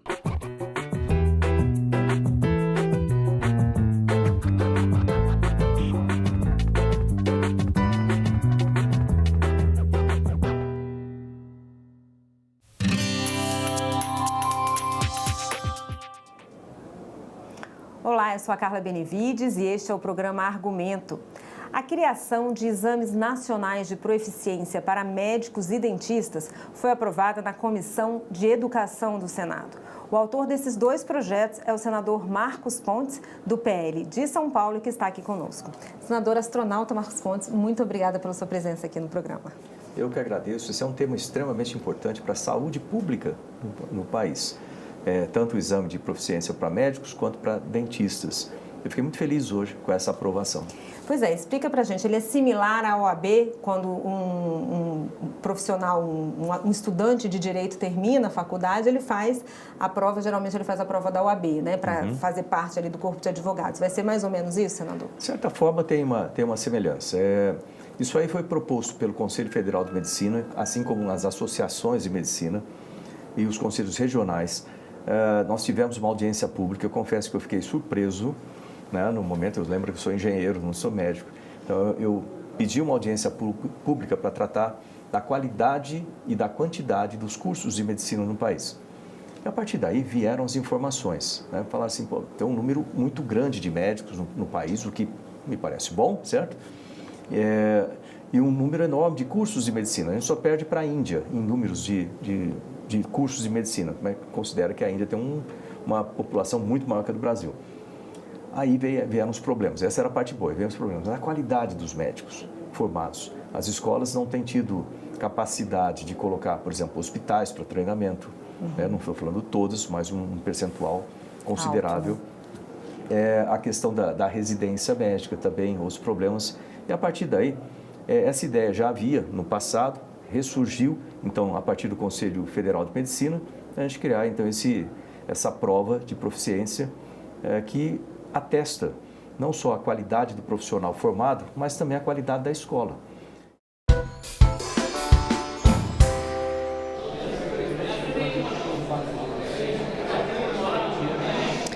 Estou aqui ao vivo com o senador Flávio Arnes, do Podemos do Paraná, que foi eleito presidente da Comissão de Ciência e Tecnologia. Ele deixa a presidência da Comissão de Educação e Cultura e agora assume Ciência e Tecnologia. Senador, o senhor é ligado muito, né? Tem uma forte atuação na área da educação, e Ciência e Tecnologia e Educação caminham juntos, não é isso? Qual devem ser as pautas prioritárias na frente da gestão, na gestão da Comissão de Ciência e Tecnologia? Na verdade, em primeiro lugar, eu quero dizer que a gestão na Comissão de Educação e Cultura foi muito boa, um período de muita dedicação de todos os membros da comissão, muito diálogo com a sociedade, toda a sociedade, entidades representativas participando, e esse espírito vai ser levado também para a nova Comissão de Ciência, Tecnologia, Inovação e Informática. Quer dizer, a gente estará articulado com senadores e senadoras que fazem parte da comissão, mas também com as entidades representativas da ciência, da tecnologia e da inovação em nosso país. E ter essa, a gente chama uma palavra difícil, transversalidade. Ver como é que a ciência e a tecnologia podem ser aplicadas na educação, na agricultura, mudanças climáticas, comissão de meio ambiente, saúde, assistência, infraestrutura, né? Ontem, por exemplo, eu ainda fiz uma reunião com o INPE, que é o Instituto Nacional de Pesquisas Espaciais, e é um conhecimento acumulado, uma sabedoria extraordinária. Aí combinamos com eles, olha, como transformar esse conhecimento para a criança da educação infantil, do ensino fundamental, do ensino médio, para criarmos, pela ciência, um novo conceito, um novo pensamento, né? Inteligência artificial, né? Um debate, né? Assim que com tantos benefícios que isto ocasiona para todas as áreas, mas com tantos desafios éticos, filosóficos, que têm que ser debatidos também. Então, tudo isso vai fazer parte de um amplo debate com a sociedade, com o Senado, para juntos construirmos os caminhos que são possíveis e importantes. Senador, a gente teve agora pela manhã a eleição de 13 presidentes de comissões permanentes, todos eles eleitos por aclamação. Que mensagem isso passa? O Senado está unido? Não tenho dúvida disso. Houve um amplo processo de entendimento, de negociação, ver a quantidade de senadores e senadoras em cada partido e em cada bloco também, para ver a proporcionalidade disso, de presença desses blocos nas comissões. Houve o que é necessário para o Brasil e mesmo em qualquer lugar da sociedade, até na nossa família. A gente tem que negociar, se entender e chegar a uma conclusão. Chegou-se a essa conclusão e o que a gente vê nas presidências que foram eleitas, inclusive na nossa, que é uma comissão que a gente considera que é essencial para o Brasil, ciência, tecnologia, né? Uma disposição muito grande de apresentar resultados que sejam do interesse do povo. Ciência e tecnologia, no nosso caso, tem que atender às necessidades das pessoas. Tá certo, senador, parabéns pela eleição, sucesso no trabalho, obrigada pela entrevista. Valeu, só fazendo uma observação, PSB Paraná. Desculpa. Foi dito Podemos, mas não tem problema, tem amigos no Podemos, em todos os partidos políticos, né? Mas a gente está lá no PSB. Tá certo, obrigada, senador, sucesso no trabalho. E a cobertura completa da eleição dos presidentes das comissões permanentes você acompanha a partir de 13h30 no Senado Notícias. Continue sintonizado aqui na TV Senado.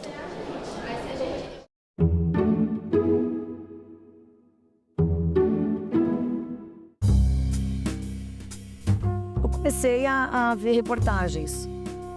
Alguém tirou a própria vida porque estava devendo do jogo do tigrinho. E aquilo me espantou. Quais são os principais desafios regulatórios que se impõem? Simplesmente proibir e fechar os olhos não dá. Então nós precisamos regulamentar. Salão Nobre, hoje, 20h, aqui na TV Senado.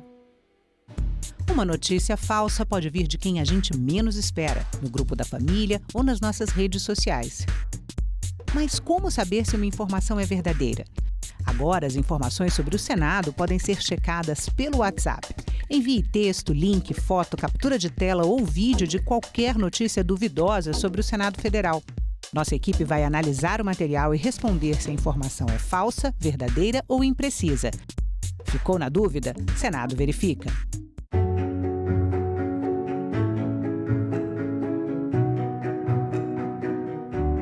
Agora está bem definido que a saúde é um direito de todos e um dever do Estado. O Plano Nacional de Imunizações atingiu o grau de excelência com a criação do Sistema Único de Saúde. O SUS é a maior política nacional responsável pela elevação da expectativa de vida da população brasileira. Todos nós aqui lembramos do que ocorreu na pandemia. Todos nós aprendemos com muita dor que sem saúde não temos nada. Acreditamos na medicina, no Sistema Único de Saúde. Nós acreditamos na ciência. Temos o sentimento de dever cumprido e de que ainda temos que cumprir, porque essa batalha e esta guerra ainda não terminaram. TV Senado. Democracia todo dia. O Brasil tem cerca de 6 milhões de trabalhadores domésticos. Desse total, 92% são mulheres e a maioria absoluta, mulheres negras. A conquista de direitos importantes dessa categoria também teve a participação dos senadores. PEC das domésticas é proposta de emenda constitucional? Exatamente. E aí entra na Constituição, né? Não é só uma proposta de lei. Oi, eu sou a Lavínia Rocha, sou professora de História, escritora e criadora de conteúdo. E hoje a gente vai falar sobre a PEC das domésticas. O que a gente pode falar dos direitos alcançados? Se a gente pudesse enumerar alguns, a gente falaria de... A gente poderia falar de FGTS, aposentadoria, por invalidez, por tempo de serviço, por idade. A gente vai falar de férias remuneradas, a gente vai pensar em auxílio maternidade, hora extra, adicional noturno. Então esse trabalho feito no lar, um trabalho doméstico que por séculos foi feito de graça, hoje ser pago, ter direitos é algo muito complexo, por isso é um marco na nossa história. Desde a abolição da escravidão passaram-se 125 anos até o primeiro olhar sobre legislação do trabalho doméstico, né? Foi preciso esperar não, lutar muito para alcançar essa PEC das domésticas. E o Senado aprova por unanimidade a PEC das domésticas. É muito importante, é um marco. Não dá para esquecer da Laudelina de Campos Melo, uma mulher negra, mineira, que atuou muito no estado de São Paulo, que estava ali nas associações de empregadas domésticas e lutou muito para que esses direitos hoje existissem. Além de Benedita da Silva, que já foi empregada doméstica, senadora e também a relatora da PEC das domésticas na Câmara dos Deputados. O tratamento igual para todos os trabalhadores e todas as trabalhadoras, garantido por lei. Essas conquistas fazem parte da história do país. Senado, 200 anos. Hip hop no parlamento. A Assembleia Legislativa do Rio de Janeiro celebra os 51 anos do movimento. Câmara analisa aumento das cotas em concursos para negros, indígenas e quilombolas. Conheça Boique, uma joia do sertão pernambucano. Tudo isso você vê no Parlamento Brasil. Parlamento Brasil, toda sexta, 8 horas da noite, aqui na TV Senado.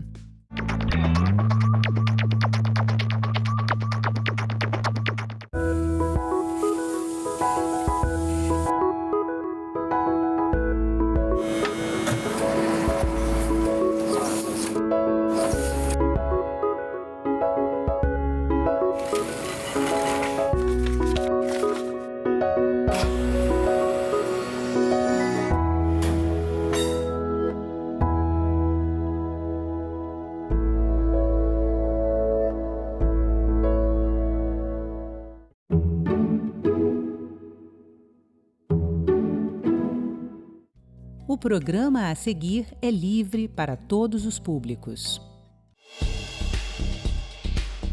O pedestre tem responsabilidade, ciclista não conseguiu. Na academia, me foi negado pela história e pelo meu país. Hoje nós podemos, com o nosso megafone, que é o diploma na mão, nós não podemos recuar nesse debate.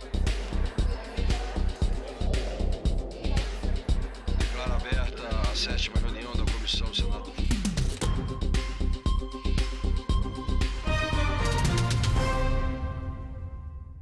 Olá! Com 42 mil quilômetros de rios navegáveis, o Brasil explora menos da metade desses recursos naturais. O país quer investir em infraestrutura hidroviária. O governo quer leiloar algumas das principais hidrovias brasileiras, entre elas a do Rio Madeira, um dos corredores de exportação no norte do país.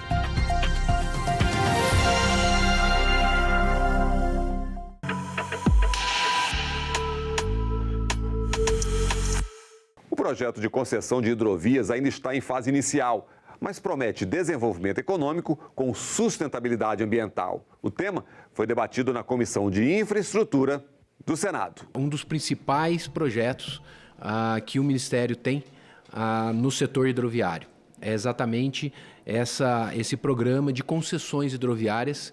É algo novo e tudo que é novo tem que ser muito bem debatido, tem que ser entendido pela sociedade. Uma rodovia emite 4 vezes mais carbono do que uma hidrovia e uma ferrovia emite 1,5 vezes mais carbono do que uma hidrovia, fora os impactos ambientais diretos que precisam ser enfrentados. Tem pessoas que pensam ainda que o transporte rodoviário e o ferroviário é o que menos polui. Meu Deus! Todo mundo sabe qual que é o que menos polui e qual que tem a maior viabilidade econômica. Segundo o estudo apresentado na audiência, 6 projetos de hidrovias estão sendo analisados pela ANTAQ, a Agência Nacional de Transportes Aquaviários. A dos rios Madeira, Paraguai, Tocantins, Tapajós, Barra Norte do Amazonas e da Lagoa Mirim, no sul do país. Atualmente, a gente tem 42 mil quilômetros de hidrovias, mas o fato é que o levantamento que a ANTAQ realiza a cada 2 anos mostra que nós não exploramos de modo economicamente mais do que pouco mais de 19.200, ou seja, menos da metade do nosso potencial é aproveitado. A concessão da hidrovia do Rio Paraguai, a gente iniciou também discussões relacionadas lá na hidrovia do Sul, né, que liga a Lagoa dos Patos à Lagoa Mirim, e outros projetos. Essa estratégia de se desenvolver as hidrovias por meio de concessões, ela está amparada no Plano Geral de Outorgas, que foi aprovado pelo Ministério dos Portos e Aeroportos. A ANTAQ elabora, submete ao Ministério dos Portos e Aeroportos. E com base numa avaliação técnica, a ANTAQ identificou 6 hidrovias com potencial de serem concedidas, com potencial. É claro que uma modelagem mais aprofundada é que vai realmente confirmar se realmente a concessão é o melhor caminho. Vimos aí rios com potencial de exploração comercial, mas aproveitá-los como hidrovias exigem planejamento, estratégia e investimento. Hoje o que temos são rios navegáveis. Se a gente quer navegar em hidrovias efetivamente, isso significa uma garantia de calado o ano inteiro, sinalização, controle, sistema. Eu não vejo outro caminho a não ser efetivamente contar com a iniciativa privada. E aqui a gente não está falando de recursos, a gente está falando de flexibilidade, a gente está falando de operação mais ágil e eficiente. A gente só consegue fazer concessão em determinados eixos estratégicos, porque a engenharia financeira para uma concessão de uma hidrovia parar de pé, ela depende, sobretudo, de ter uma carga consolidada. E nem toda hidrovia vai ter essa condição. Então, são poucas hidrovias no Brasil, se for pensar bem, que vai oferecer essa condição. Aqui não se trata de privatizar, não tem como a gente privatizar rio. Inclusive, não tem como a gente conceder rio. O que a gente está concedendo são atividades que hoje são executadas pelo DENIT. E atividades que o DENIT tem uma dificuldade operacional e orçamentária muito grande para executar. E quando a gente faz essa transferência para a iniciativa privada, é o único caminho que a gente vê para que a gente transforme os nossos rios navegáveis efetivamente em hidrovias no Brasil. E na lista de serviços de infraestrutura entra também a segurança. É preciso garantir a integridade das cargas e a proteção dos usuários. Os nossos rios precisam de dono. Quem é o dono dos nossos rios? A quem eu posso recorrer nos momentos de crise que a gente tem, especialmente no Madeira, que a gente tem saqueamento de carga de balsa, que a gente tem invasão de canal pelo garimpo ilegal, que a gente tem uma série de assaltos às embarcações de combustível. Tudo isso, a gente da navegação interior gostaria de que a concessão, o operador do Madeira vai trazer para a gente uma segurança. Então, assim, buscando ordenamento, buscando um dono do rio, buscando segurança. E essa segurança passa por sinalização, passa por dragagem, e essa dragagem e sinalização me traz eficiência, eu me convenço de que realmente é melhor eu pagar pelo serviço do que eu não ter este serviço. Um elemento que está considerado na concessão hidroviária, que é o elemento da segurança pública. É o concessionário, é óbvio que não substituindo o Estado enquanto poder de polícia, mas é o concessionário provendo, municiando o poder público, auxiliando, apoiando o poder público para atuar nesse papel de polícia. Então vamos conhecer mais sobre um dos principais trechos sob a análise da ANTAQ. A hidrovia do Rio Madeira tem mais de 1.000 quilômetros de extensão, saindo de Porto Velho, em Rondônia, até a Foz do Madeira, no encontro com o Rio Amazonas. Essa saída para o Atlântico pode se tornar a principal rota de exportação agrícola de Rondônia e Mato Grosso. O primeiro rio que vai ser feito um teste, se for que vai dar continuidade para se privatizar, vai ser o Rio Madeira. E realmente você tem razão, é o rio mais... É o que hoje tem o maior volume de carga, porque nós não temos outra saída nesse momento.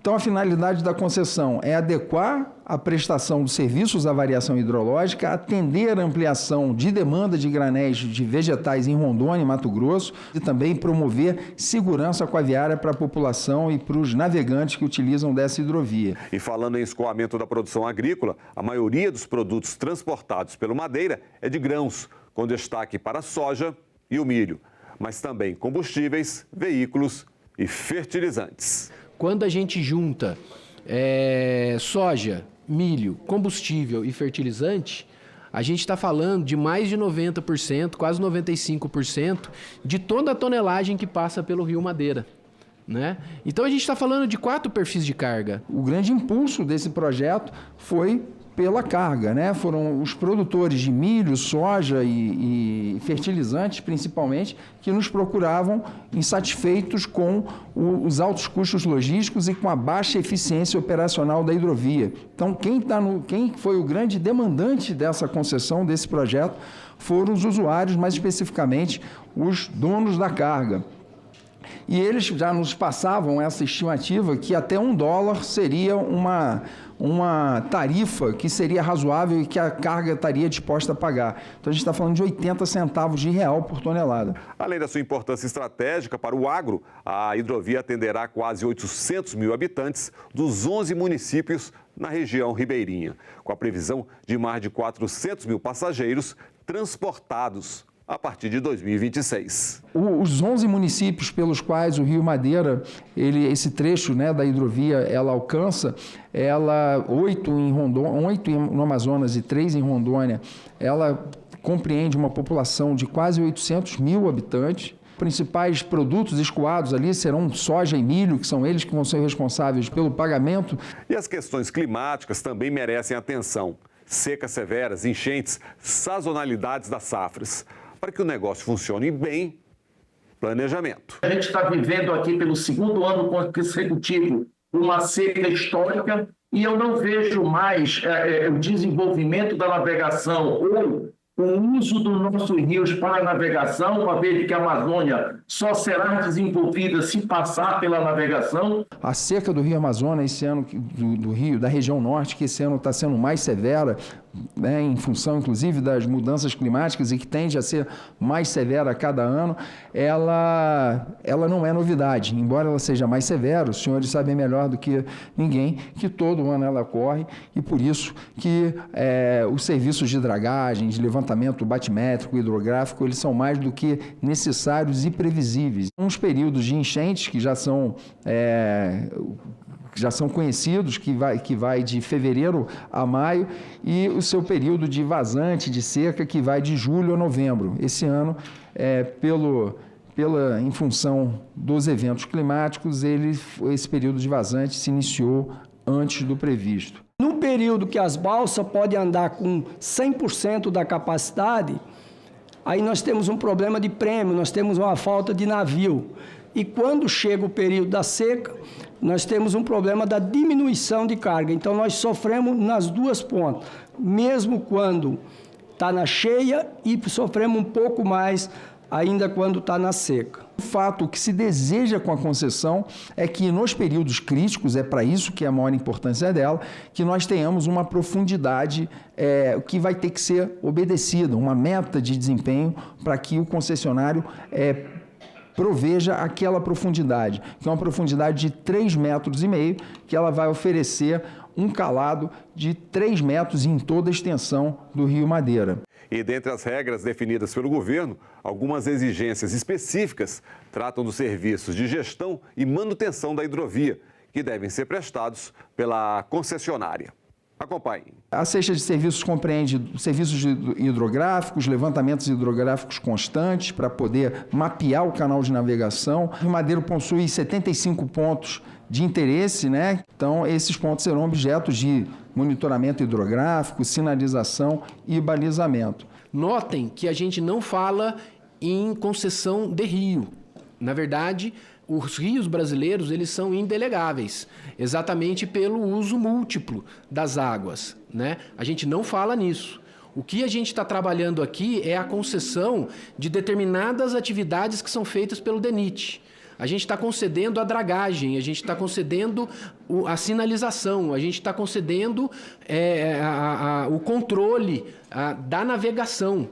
Então, de maneira alguma, esse concessionário terá qualquer envolvimento no uso da água.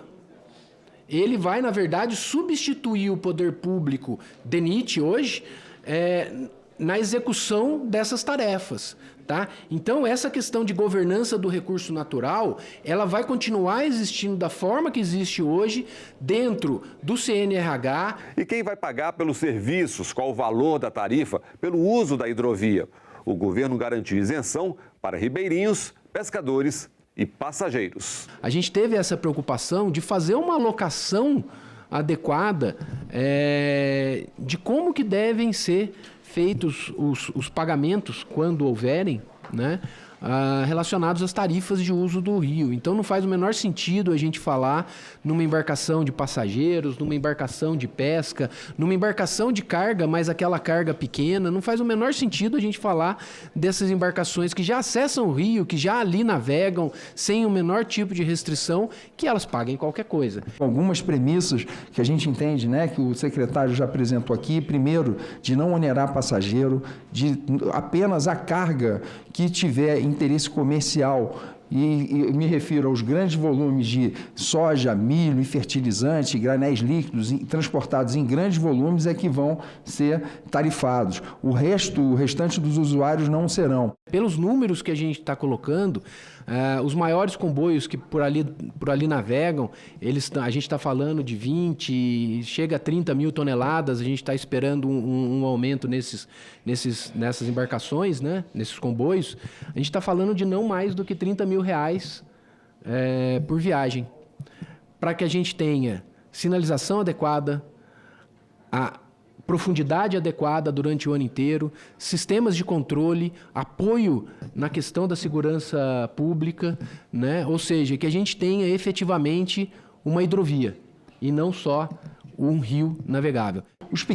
Aqueles pequenos produtores, o rorô caboclo, chamado rorô caboclo, ele não está capturado dentro dessa demanda de carga. Portanto, não faz sentido cobrar quem não vai demandar calado, quem não vai demandar intervenções que vão ser remuneradas por essa tarifa.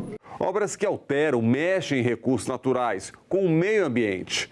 Um dos desafios é ajustar a legislação. Os senhores têm esperança de que o IBAMA, né, que é o nosso verdadeiro cemitério de projetos,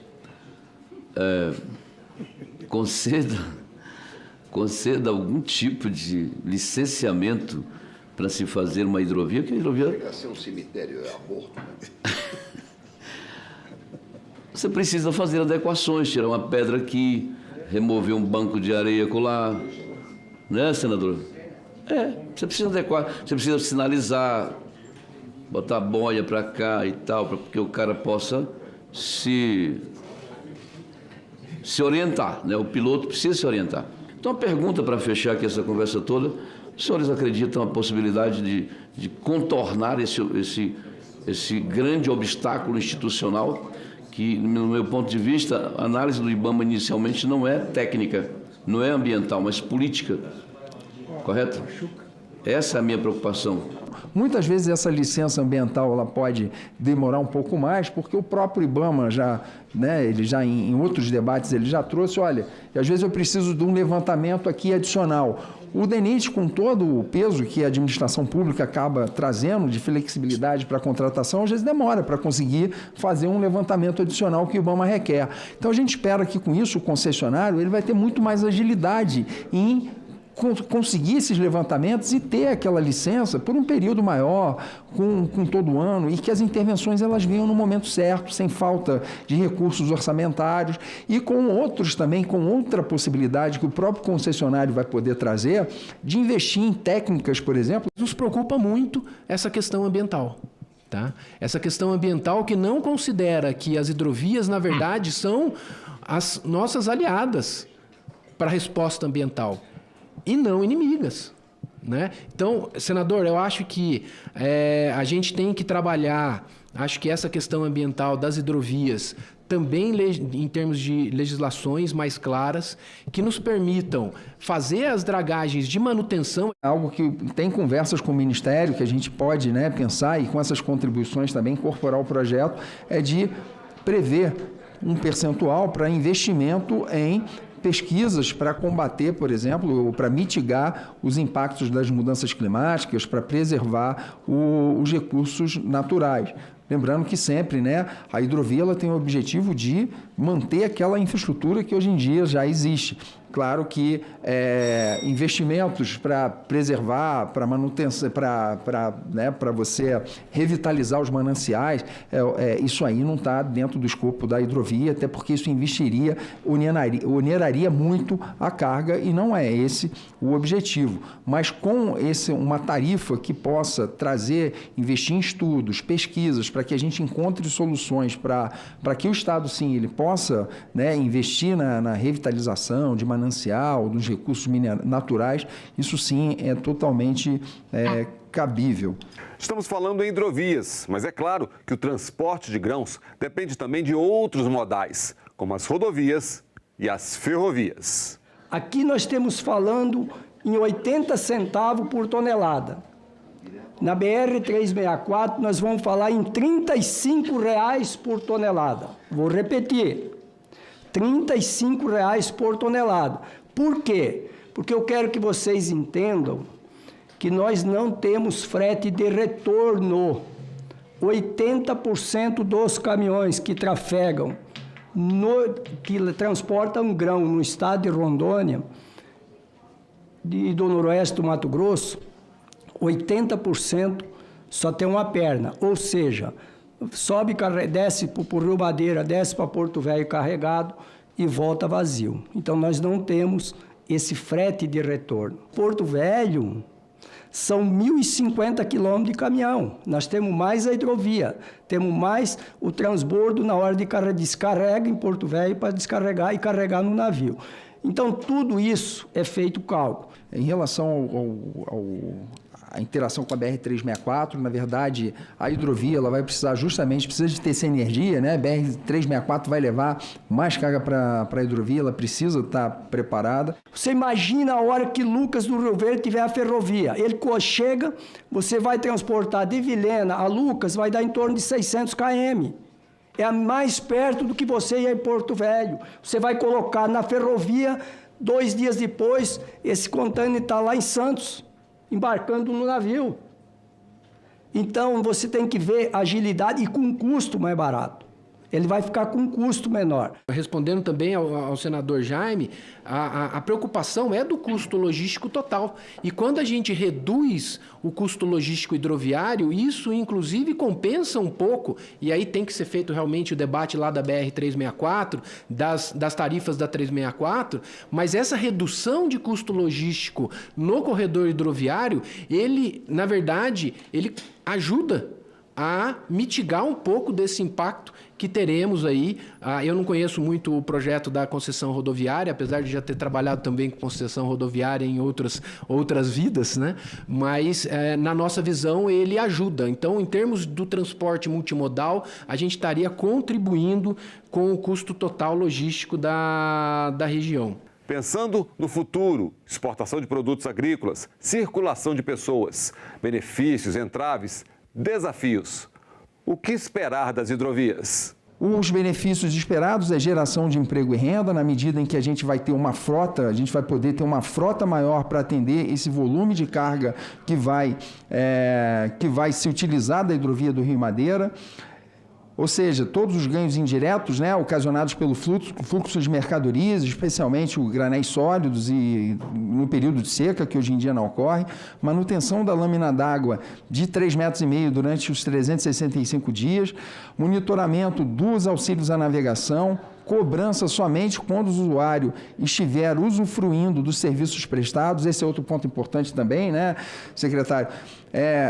Só vai começar o chamado degrau tarifário, só se começar a cobrar a partir do momento em que haver uma infraestrutura disponibilizada. Então, a gente está calculando que isso vai acontecer depois de 2 anos de iniciada a concessão. Então, nos 2 primeiros anos da concessão, ninguém, nem a carga, nem o grão, nem o milho, nem o fertilizante vai estar pagando pelo uso da hidrovia. Passados 2 anos em que o concessionário já vai ter feito investimentos, sinalização, levantamento hidrográfico, balizamento, dragagem, aí se começa a cobrar. Eu só peço que, se isso vier a acontecer, que sejam colocados, sejam bem esclarecido essa situação, para não começar com 80 centavos e daqui a pouco está em R$ 8,00 a tonelada, entendeu?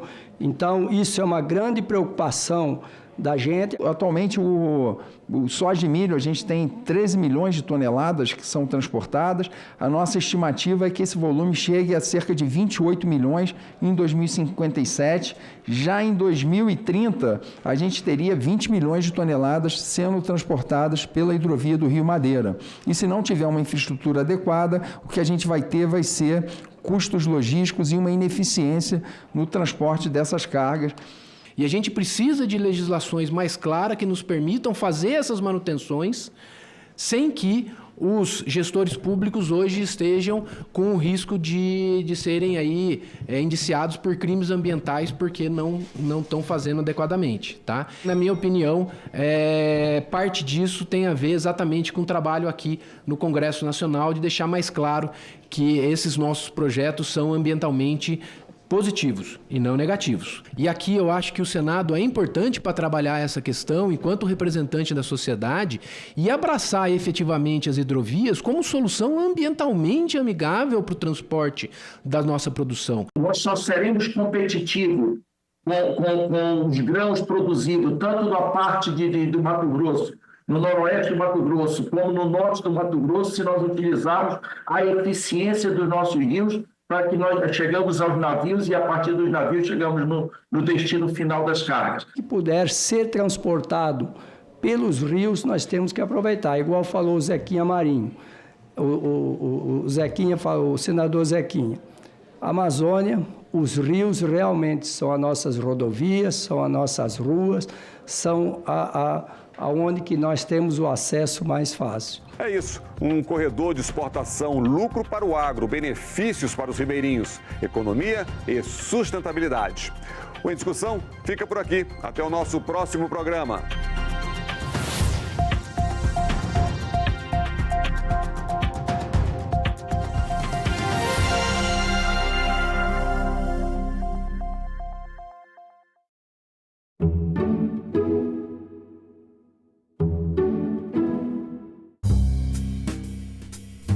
Comecei a ver reportagens. Alguém tirou a própria vida porque estava devendo do jogo do tigrinho. E aquilo me espantou. Quais são os principais desafios regulatórios que se impõem? Simplesmente proibir e fechar os olhos não dá. Então nós precisamos regulamentar. Salão Nobre, hoje, 20h, aqui na TV Senado. Agora é lei. Mulheres vítimas de violência serão acolhidas em locais exclusivos nos serviços de saúde conveniados ou próprios do Sistema Único de Saúde, o SUS. Com a nova regra, as vítimas têm direito a salas que garantam privacidade e restrição do acesso de terceiros não autorizados pela paciente, em especial o do agressor. O Senado votou, agora é lei. 9 listras horizontais intercaladas, 3 cores, vermelho, branco e preto. A bandeira maranhense é uma homenagem às etnias que compõem a população do estado, indígenas, brancos e negros. Ela foi criada no século XIX pelo poeta Joaquim de Souza Andrade, um artista que estava além do seu tempo. Ele traz um modelo inovador que é justamente o fato dele ter vivido tanto na Europa como nos Estados Unidos, que é o projeto que vai gerar a bandeira maranhense. As faixas em vermelho, branco e preto, representando a síntese dos 3 povos, e também o cantão azul. O cantão é esse retângulo azul, onde se insere a estrela que representa o estado do Maranhão na bandeira brasileira, chamada Beta da constelação de Escorpião. Essa estrela aqui é a estrela que está na bandeira do Brasil? Na bandeira do Brasil, que representa o estado do Maranhão. E essa combinação aqui lembra um pouco a bandeira dos Estados Unidos. É de propósito? Com certeza. Tanto a independência dos Estados Unidos como a Revolução Francesa tiveram um papel crucial para os republicanos no Brasil. São Luís, a capital, foi fundada pelos franceses que queriam ter uma grande base aqui na América do Sul, né? Seria uma outra França criada aqui, daí a cidade São Luís, em homenagem ao rei Luís XIII. Exatamente, foi fundada a França Equinocial, né? Por que equinocial, né? Vem da palavra Equador, né? Porque era justamente um projeto de colonização francês nos trópicos. Vale lembrar que o Maranhão foi colonizado pelos portugueses, espanhóis, franceses, holandeses e novamente passou à mão dos portugueses. O orgulho de pertencer ao Brasil, a miscigenação que formou a população do estado e um poeta que escrevia para ser lido no futuro. Esse é o Maranhão. Essa bandeira tem história. Nós somos radicalmente contra a revogação da lei de alienação parental. Uma alteração possível? Sim, é possível. Né? Torná-la mais clara? Sim. Para mim, ela vem para castigar a Lei Maria da Penha, tirando das mulheres as crianças para dar para os pais. Pais violentos, pais que não cuidavam, que deixam com as avós, as mães, só para a ideia de castigar novamente as mulheres. Muitas mulheres denunciam abusos sexuais ou violência do pai contra seus filhos, mas não conseguem provar. Como resultado, são afastadas das crianças que acabam sob a guarda do pai, possivelmente um abusador.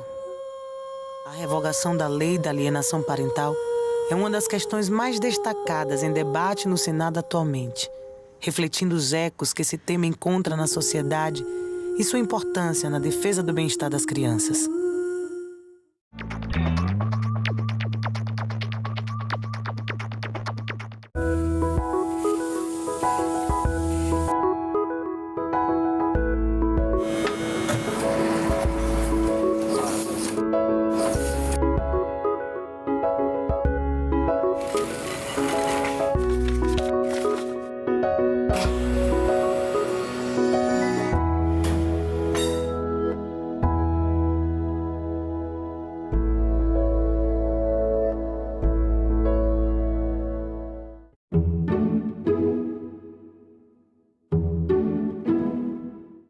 O programa a seguir é livre para todos os públicos.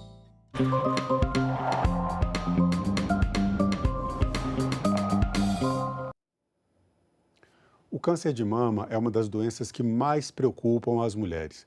São mais de 73 mil novos casos por ano no Brasil e com altas taxas de mortalidade. Para falar sobre prevenção, autocuidado, acolhimento psicológico, eu converso agora com a psicóloga Luciana Holtz, presidente e fundadora do Oncoguia, e Emanuele Valente, chefe de mastologia do Hospital do Câncer, do Instituto Nacional do Câncer. A jornalista Sara Reis está com vocês, trazendo nas redes sociais, trazendo para a gente a sua participação. Fiquem com a gente e acompanhem a entrevista. Bom dia, Sara. Bom dia, Luciana. Bom dia, Emanuele. muito obrigado pela presença de vocês no Senado Live. Olá, muito bom estar aqui com vocês. Bom, eu vou começar com a Emanuele, começar pelo começo, né? Emanuele, quando, a partir de que idade, em que fase as mulheres devem começar a se preocupar com o câncer de mama, começarem a fazer as medidas de autocuidado, de autodiagnóstico, de acompanhamento para prevenir a doença? Prazer estar aqui, Marcelo. Muito bom estar participando e poder tirar a dúvida da população. Câncer de mama tem uma fase que é mais esperada que a gente o encontre, que é a partir de 50 a 69 anos, quando a gente vai falar de prevenção, né, de fazer mamografia para rastrear e a gente poder fazer diagnóstico precoce. Mas a mulher que esteja na fase reprodutiva, né, que ela já tenha ciclos, o ideal que hoje a gente propõe é que ela se autoconheça, que ela se veja, que ela se perceba, que ela entenda como funciona a mama dela nos diversos momentos que ela passa ao longo do mês. A gente não propõe mais um exame regular que tem uma certa dinâmica para que seja executado. Na verdade, ela tem que se autoconhecer para que, ao mínimo de diferença em seu exame físico, ela, acenda um sinal de alerta, ela procure ajuda para que a gente possa, então, transcorrer com toda a investigação, caso seja necessário. E isso a gente está falando para quem não tem sintoma algum. A paciente, independente da idade, que note, né, a mulher que note qualquer alteração, ela deve procurar ajuda e esclarecimento médico. Luciana, eu gostaria de perguntar para você sobre os sentimentos que as mulheres têm quando recebem o diagnóstico positivo, né? Existe um sentimento inicial de negação. Como é que fica essa parte psicológica, que é tão importante, já que a gente está falando aqui sobre uma doença que abala questões muito sensíveis das mulheres? Bom, enorme prazer estar aqui, Marcelo, Emanuele, Sara. Obrigada pelo convite. Pois é, Marcelo, infelizmente a gente está falando de uma doença ainda muito temida por toda a nossa população. Falar de câncer de mama, falar de câncer ainda, né, remete para a grande maioria das pessoas a percepções muito cercadas de estigma, né? Todo mundo pensa em morte, em sofrimento, em dor, e isso também impacta na forma como eu me cuido, né? Tanto que a gente ainda escuta pessoas que falam, eu não faço a mamografia porque quem procura acha, e existe uma grande parcela disso que o culpado é o medo, né? Assim, que é o medo, é o preconceito, né? É esse estigma de que se eu adoecer eu vou morrer, né? E aí a gente está falando aí de um outro desafio muito grande, que é discutir finitude. E o que acontece, Marcela, é que na hora que esse diagnóstico se materializa, tudo isso vem junto, né? Tudo isso vem junto. Então, sem dúvida nenhuma, né? É um momento de muita dor, é um momento de paralisia, né? É um momento de muita insegurança. Então, acho que realmente sempre ali, né? Numa fase do comecinho, né? Do você tá com câncer, a gente costuma até dizer que a paciente quase que não consegue escutar nada, né? Depois do que o médico fala, da notícia realmente do diagnóstico, existe ali quase que um apagão geral, que é uma fase mesmo que ela precisa ficar muito introspectiva com ela mesma, né? Minimamente ter um tempinho para assimilar o que está acontecendo, porque óbvio, né? Assim, isso precisa ter um tempo, essa fase precisa ter um começo, meio e fim, porque ela também precisa se preparar, inclusive emocionalmente, para tudo que vem pela frente. Sara, traga para a gente as perguntas das redes sociais. Olá, Marcelo, olá, Emanuele, olá, Luciana, muito bom estar aqui com vocês. Pois é, a gente foi assim, né, a gente trouxe esse tema durante a semana aí nas nossas redes sociais, fizemos algumas perguntas para os nossos internautas e uma delas foi se eles conheciam alguém, né, que já tivesse tido câncer de mama. 21% disseram que sim, uma pessoa da família, 21% uma amiga ou um colega de trabalho, uma pessoa próxima, e 58% disseram que não conhecem. E lá de São Paulo, a gente já tem uma dúvida da Carla, ela mandou pelo portal E-Cidadania.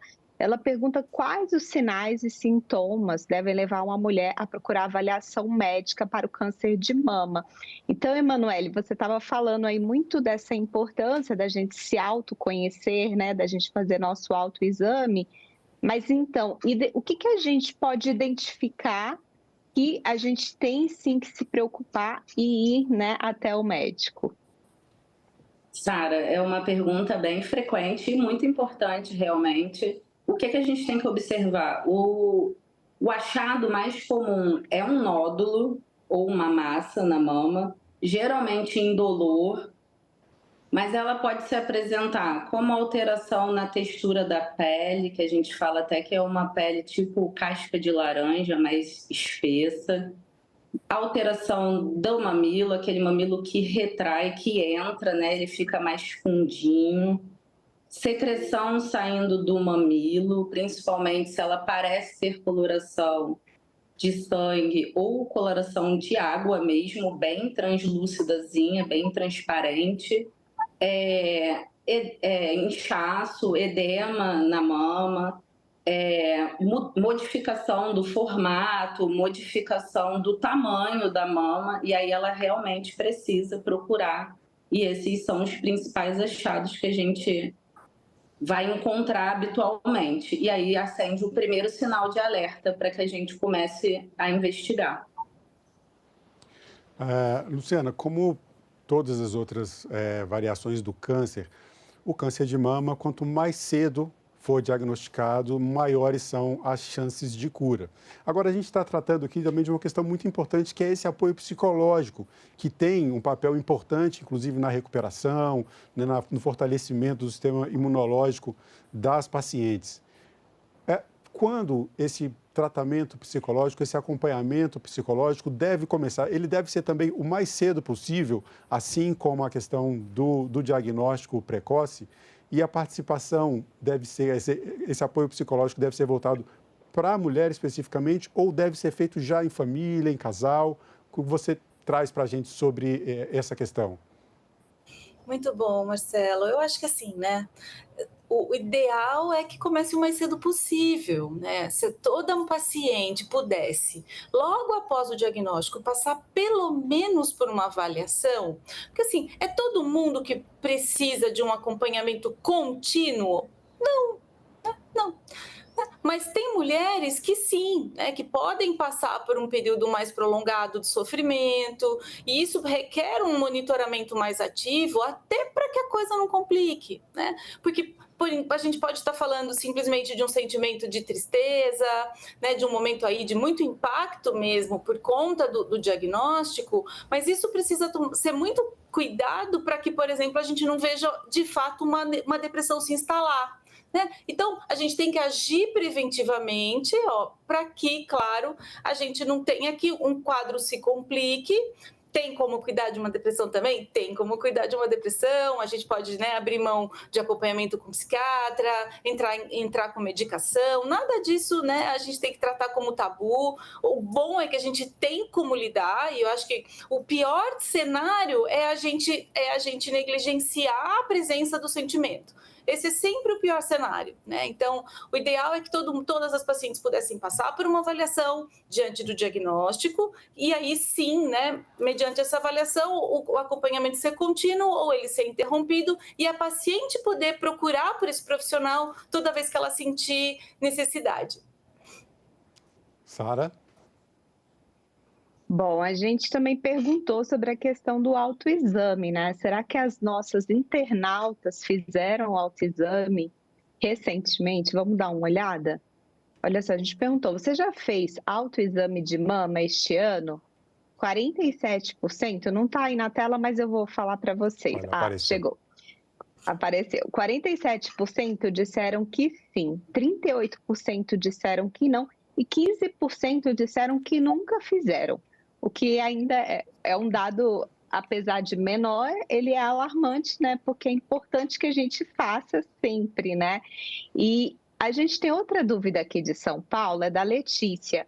Ela pergunta sobre o diagnóstico de uma paciente jovem, né, com câncer de mama metastático. Como cuidar da saúde mental num caso como esse?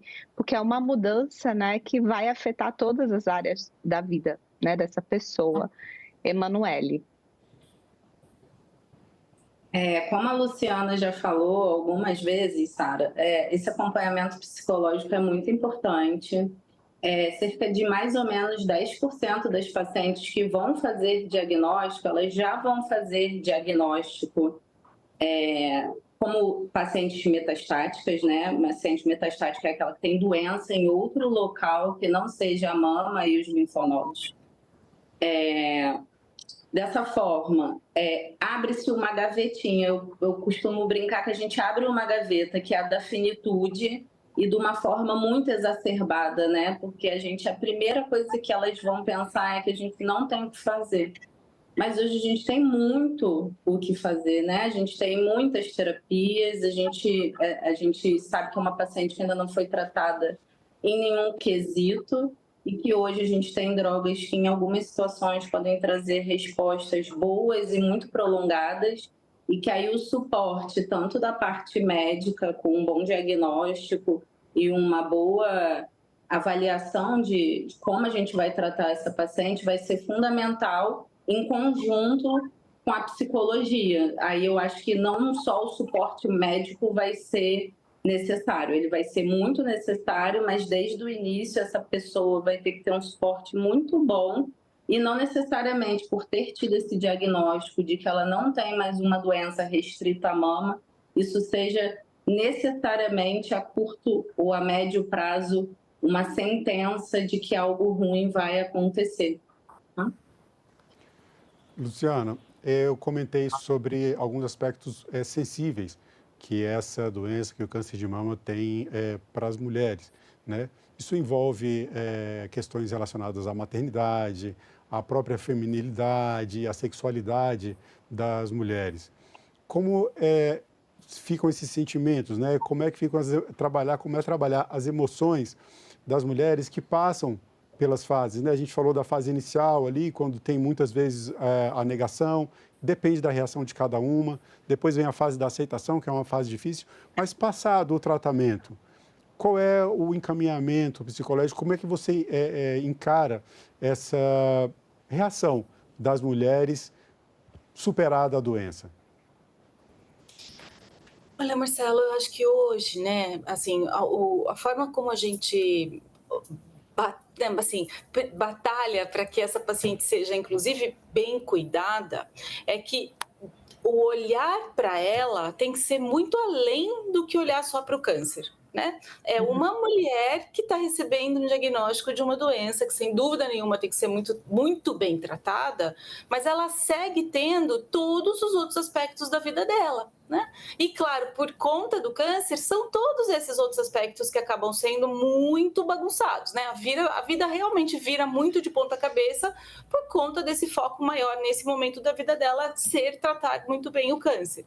Então, claro, assim, quanto mais a gente conseguir de novo agir preventivamente, menores serão esses impactos. Hoje, né, assim, tem que fazer parte do checklist inicial, muitas vezes até antes de começar o tratamento, essa conversa sobre fertilidade, sobre muitas vezes até mesmo relacionado a entender um pouquinho mais como é que está a vida afetiva dela, conversar muito bem sobre essa questão da autoestima. Se ela vai para uma cirurgia, existe a retirada da mama, que é um órgão absurdamente, né, importante para nós mulheres, então precisa compreender muito bem do que é que a gente está falando, como é que vai ser esse processo de retirada da mama, porque depois, Marcelo, tudo é processo de reconstrução, literalmente. É uma volta depois do tratamento, né, para uma nova vida, que a gente nem fala, né, assim, não dá para falar para a paciente, bora, né, volte à sua vida normal. Não tem mais nada de normal.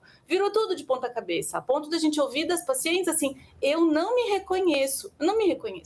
né? Eu sou de verdade uma outra mulher. E aí sim, a gente está falando de aspectos físicos, que são muito concretos, e de aspectos emocionais também.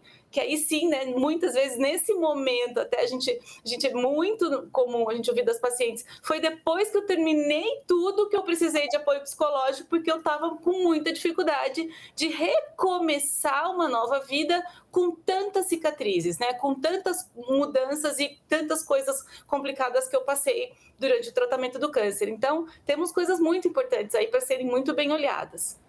As cicatrizes são emocionais, físicas, espirituais, enfim, é uma questão realmente muito sensível. Sara, com você. Marcelo, a gente recebeu também mais algumas dúvidas em relação a essa questão do acolhimento, né, dessas mulheres. A Juliana, lá do Mato Grosso do Sul, ela pergunta onde é que essas mulheres podem buscar apoio psicológico. E aqui do Distrito Federal, a Bárbara pergunta como realizar um acolhimento mais humanizado no momento do diagnóstico.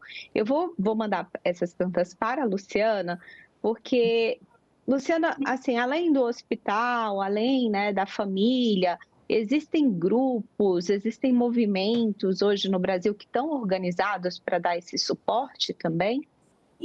Sim. É muito importante, né, que diante do câncer as pacientes também procurem buscar ajuda nas ONGs, né, nas associações de paciente. Falo aqui pelo Oncoguia, né? Então, hoje no Oncoguia a gente tem tanto nossa plataforma multicanal, que é um 0800 que atende nacionalmente, né? Então, é o 0800 773 1666, que funciona todos os dias. E, claro, é um canal de esclarecimento de dúvida, um canal de esclarecimento, de ajuda, né, caso a paciente esteja enfrentando algum problema, mas também é um canal de acolhimento, né? As nossas atendentes estão completamente à disposição e é com muita frequência que as pessoas ligam e agradecem muito por esse espaço para poder ser ouvida, né, minimamente ouvida.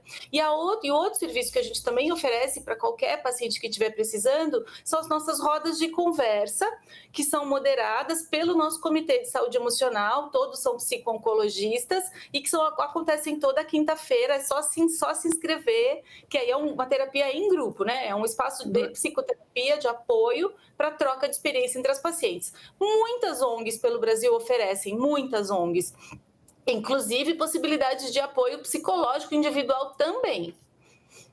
Tá certo, Luciana, a gente vai colocar esse número, pessoal, aqui na tarja daqui a pouquinho e deixar também os contatos aí do Instituto, tá bom? Marcelo. Isso. Então, agora vamos falar sobre fatores de risco. Daí eu vou aqui para a Emanuele. Quais são, Emanuele, os fatores de risco que podem dar sinais de que uma pessoa tem a possibilidade de, no futuro, desenvolver o câncer de mama, ou aquelas pessoas que já estão na idade do autoexame, que devem ter cuidados para evitar a doença? Essa pergunta é maravilhosa, Marcelo. O que a gente sabe hoje? A maioria dos tumores de mama, na verdade, não tem uma relação hereditária. Apenas 10 a 15% são genéticos de fato e que vão passar nas gerações familiares. Então, a gente está diante de um tumor onde o primeiro fator de risco, mas não direcionado apenas à mulher, é o gênero, né? Mulheres são mais acometidas, mas 1% dos tumores de mama vai acontecer em homens, tá? O segundo principal fator de risco é a idade. Quanto mais idosa a pessoa esteja, maior a chance dela desenvolver um câncer. Qualquer um deles, né? Não só de mama. E aí a gente vai entrar em outros fatores, como exposição hormonal, principalmente a terapia de reposição hormonal nas pacientes pós-menopausa. A gente vai entrar na questão de menstruação precoce, menopausa tardia. Além disso, exposições, a gente já sabe que algumas exposições aumentam o risco de câncer de mama, né? Exposição a substâncias que são carcinogênicas, né? Que predispõem ao câncer, né? Alguns solventes, cargas de trabalho. Alguns trabalhos hoje em dia mostram associação com o trabalho noturno. A gente também tem associação em ingestão de álcool, tabagismo, obesidade, que hoje é um problema de saúde pública. Então, atualmente, para a gente falar para o paciente o que ele poderia falar para diminuir a chance dele ter câncer um dia e para diminuir a chance de quem já tem esse diagnóstico que essa doença retorne, a gente foca basicamente em modificação de estilo de vida. O que é isso? É alimentação saudável, né? A gente fala muito de desembrulhar menos, comer mais saudável, legumes, verduras, ingestão de álcool, se possível nenhuma, mas que seja menor possível, não fumar, um peso adequado, né? O mais próximo do que deveria ser o seu, e exercício físico, que é um modificador muito importante. Então, essa associação toda de todas dessas possibilidades modificáveis pode gerar uma redução de até 30% na chance da gente ter câncer, o que é muito importante. Só para completar, uma perguntinha pinga-fogo. Prótese também é um fator de risco? Não, não é um fator de risco. Então, eu tenho até um tumor relacionado à prótese, mas que não é o câncer de mama que a gente fala de outubro, né? Que é basicamente um tumor da mama mesmo. Esse tumor é relacionado propriamente à prótese e ele é bem raro. Então, assim, a prótese não dificulta o diagnóstico, a prótese não aumenta a chance de ter câncer e a gente não precisa alardear quanto a isso. Um ótimo esclarecimento. Sara, com você agora. Tá certo, porque vou emendar aqui, porque foi justamente uma das perguntas que a gente fez para os nossos internautas, né? O que eles achavam que era mais importante para a prevenção do câncer de mama. Vou puxar aqui, ver se a arte sai. Bom, eu vou falando. Aí, saiu. O que você acha que é mais importante para a prevenção, né? Então, 31% disseram sobre alimentação equilibrada e exercícios físicos, 15% sobre evitar álcool e cigarro e 54% sobre os exames preventivos. Emanuele, essa é justamente a dúvida da Clarice, porque ela pergunta, né? Além de toda a parte do diagnóstico, como que essas mulheres podem estabelecer em suas vidas, né, ter medidas preventivas? Então, é ter alimentação saudável, é fazer o exercício físico de forma mais regular. A gente pode estar, então, se prevenindo desse câncer? Isso é uma verdade, realmente, Sara. Cada vez mais a linha que a gente tem estudado tem trazido esse tipo de resposta, né? Realmente, o que a gente pode acrescentar, já que algumas partes, né, do que aumenta o nosso risco a gente não consegue alterar, e uma delas é a idade, a gente tem medidas que vão levar com que a gente diminua esse risco. Outras duas coisas que a gente tem que fazer e que você já disse se eu sou frequentemente avaliada e se eu frequentemente sou submetida a exames de rotina, eu vou conseguir fazer um diagnóstico precoce, que é crucial para que eu mude o que vai acontecer comigo. Eu aumento muito a chance de que eu tenha uma boa evolução e que eu tenha sido tratada para ser curada. Então, agora, Emanuele, desculpa, rapidamente, qual que é essa idade? Tem a idade da mulher se preocupar ou uma menina já tem que estar se fazendo o seu autoexame, tem que estar conhecendo o seu corpo?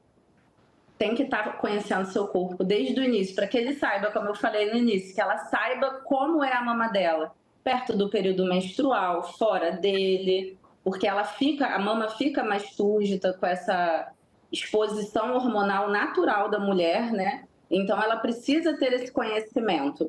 A gente tem uma faixa etária onde o diagnóstico é mais comum, que é na pós-menopausa, entre 50 e 69 anos, mas existe um aumento, né, que ainda não se prova em números estatísticos, mas que a gente observa que vem aumentando o número de diagnósticos em mulheres mais jovens. E essa paciente tem que saber como ela é, para que a gente possa, mediante alguma modificação, avaliar e fazer esse diagnóstico. Então, tem uma área de maior incidência, que é de 50 a 79 anos, mas a qualquer alteração persistente, eu posso estar diante de alguém que está fora da faixa etária, que é mais comum. Posso só complementar aqui, Sara, uma coisa, até aproveitar a doutora Emanuele aqui?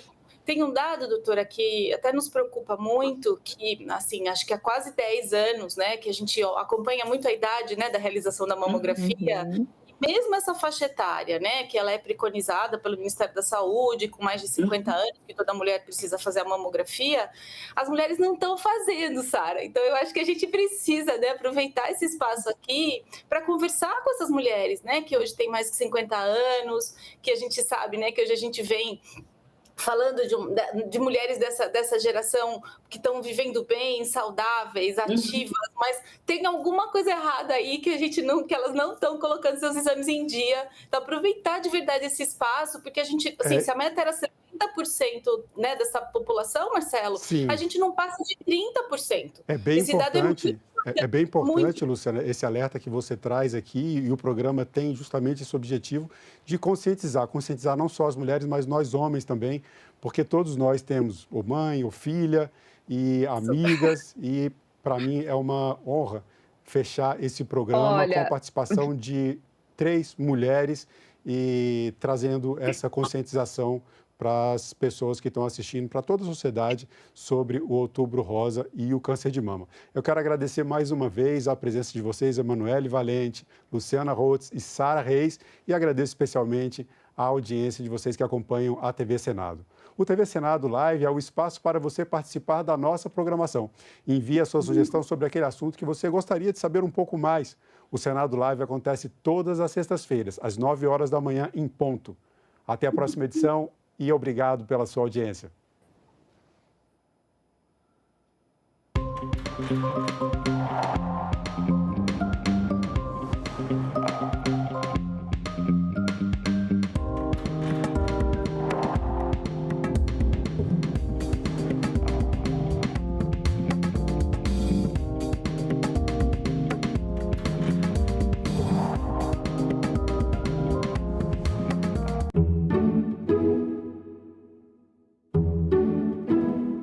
Hip Hop no Parlamento. A Assembleia Legislativa do Rio de Janeiro celebra os 51 anos do movimento. Câmara analisa aumento das cotas em concursos para negros, indígenas e quilombolas. Conheça Boique, uma joia do sertão pernambucano. Tudo isso você vê no Parlamento Brasil. Parlamento Brasil, toda sexta, 8 horas da noite, aqui na TV Senado.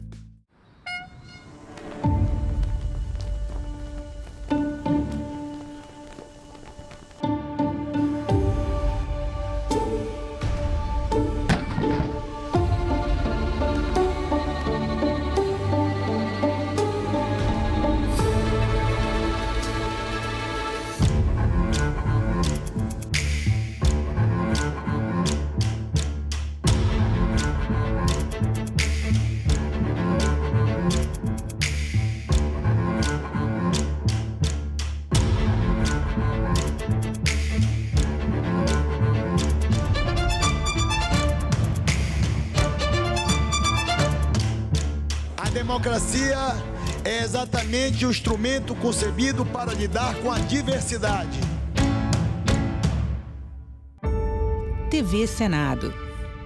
Democracia todo dia.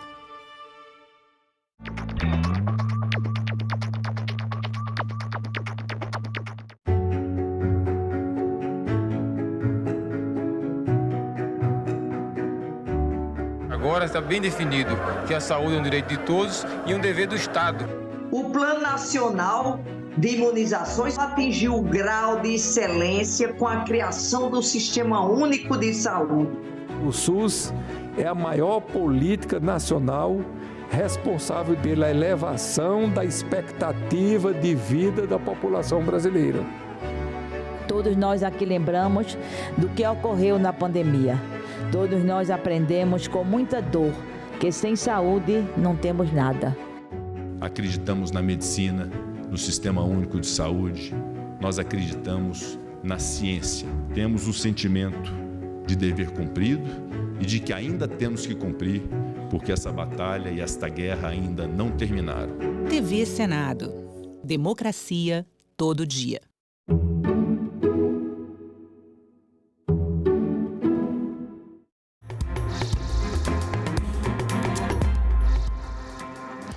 Olá, boa tarde. O Senado Notícias está no ar.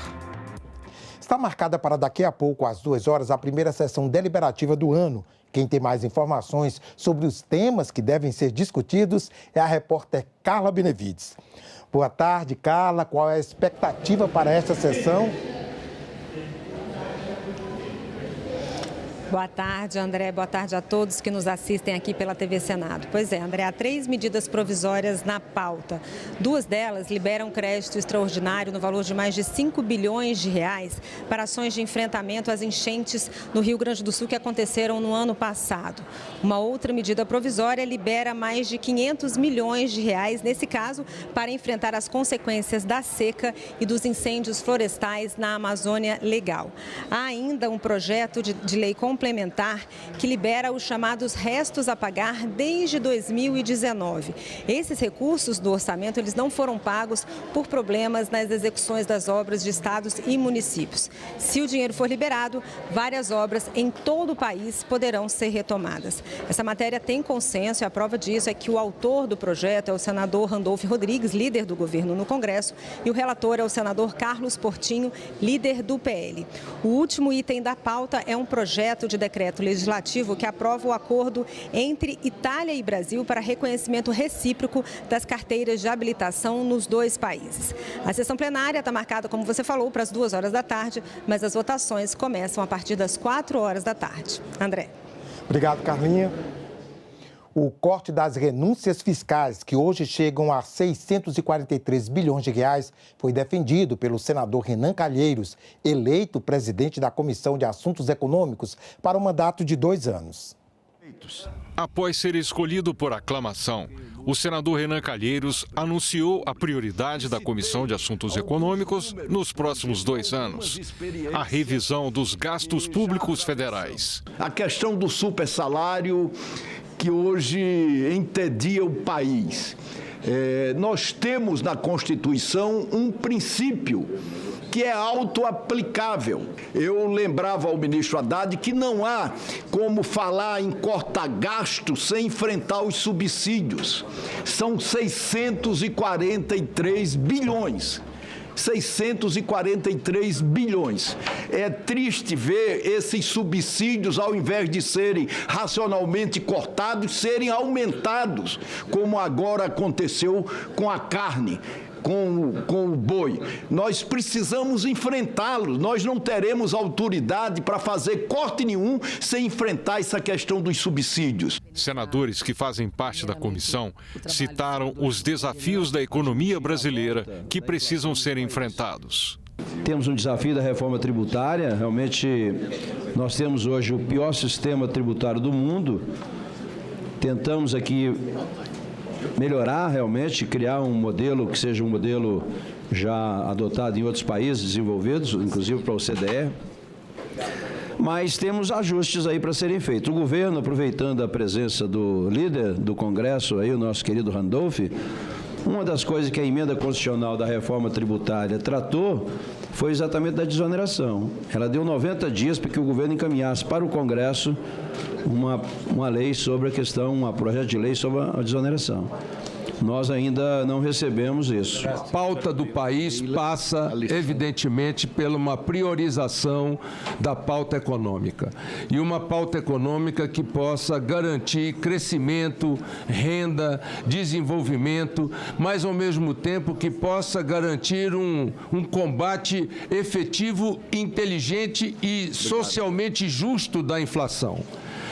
Não adianta o Brasil crescer e os preços dos alimentos explodirem. Antecipar que, fruto daquela conversa que tivemos na reunião anterior com o ministro Haddad, já foi apresentado um projeto, e eu espero que brevemente esteja aqui, cuidando da questão da revisão de benefícios fiscais, porque nós não podemos fazer ajuste fiscal em cima do pobre, a gente tem que fazer ajuste fiscal em cima daquilo que tem sobra, tem excesso, tem excedente de recursos, muito claramente. Amanhã. Nós acompanhamos aí a reunião de instalação da Comissão de Assuntos Econômicos, mas nesta manhã foram instaladas 13 das 16 comissões permanentes do Senado. A instalação, ela marca o início dos trabalhos do colegiado para os próximos 2 anos. Foram definidos hoje também os presidentes dessas comissões. Vamos ver quem foram os eleitos. Na Comissão de Meio Ambiente, Fabiano Contarato é o presidente e Leila Barros é a vice. Damares Alves preside a Comissão de Direitos Humanos. A vice é Mara Gabrilli. A Comissão de Assuntos Econômicos é comandada por Renan Calheiros. Otto Alencar é o presidente da Comissão de Constituição e Justiça. A Comissão de Relações Exteriores tem Nelsinho Trade como presidente. Na Comissão de Infraestrutura, Marcos Rogério dirige os trabalhos. E veja agora como ficaram as presidências das demais comissões. Marcelo Castro preside a Comissão de Assuntos Sociais. A vice é a doutora Eudócia. À frente da Comissão de Segurança Pública, Flávio Bolsonaro. Flávio Arnes dirige a Comissão de Ciência e Tecnologia. Doutor Irã preside a Comissão de Transparência, Fiscalização e Controle. Na Comissão de Esporte, Leila Barros foi eleita presidente. A Comissão de Educação tem Tereza Leitão dirigindo os trabalhos. E Zequinha Marinho assume a Comissão de Agricultura e Reforma Agrária. E como vimos, o senador Otto Alencar foi eleito hoje de manhã presidente da Comissão de Constituição e Justiça. A eleição foi por aclamação. Os senhores senadores que aprovam queiram permanecer como se encontram. Aprovado. Calma, ainda não, doutor Otto, eu ainda não lhe declarei eleito, não, é agora. Declaro eleito por aclamação o senhor senador Otto Alencar para a presidência da Comissão de Constituição de Justiça e Cidadania do Senado Federal. O presidente do Senado, o senador Davi Alcolumbre, prestigiou a posse na CCJ. Otto Alencar disse que vai trabalhar em sintonia com a presidência da casa. Discuti e conversei com vários líderes, conversei com o ex-presidente Rodrigo Pacheco e conversei, sobretudo, com o atual presidente Davi Alcolumbre, para que aconteça entre essa presidência de comissão e a presidência do Senado, sintonia, discussão, encaminhamento, para que as matérias possam chegar ouvindo todos aqueles que são líderes e pode contribuir perfeitamente para a produção do nosso trabalho à frente da Comissão de Constituição e Justiça. Claro, poderemos ter divergências do ponto de vista da interpretação ou do encaminhamento, mas jamais tomaremos uma decisão que não seja dentro da ética, da lealdade e da fidelidade com aquilo que é fundamental nas relações políticas. Otto Alencar anunciou a primeira modificação que fará à frente da CCJ. Sem prejudicar o que o presidente não leve a mal, eu vou fazer uma grande modificação, presidente, na Comissão de Constituição e Justiça. Ao contrário de começar às 10 horas, como era antes, nós vamos começar às 9 horas para ganhar tempo. Eu sou do sertão da Bahia, cedeiro, e acordo cedinho, chego aqui às 9 horas, serei o primeiro a chegar e o último a sair. Tenho certeza que a CCJ terá na condução uma pessoa com conhecimento vasto, experiência política e uma capacidade de conduzir esse plenário da melhor forma possível.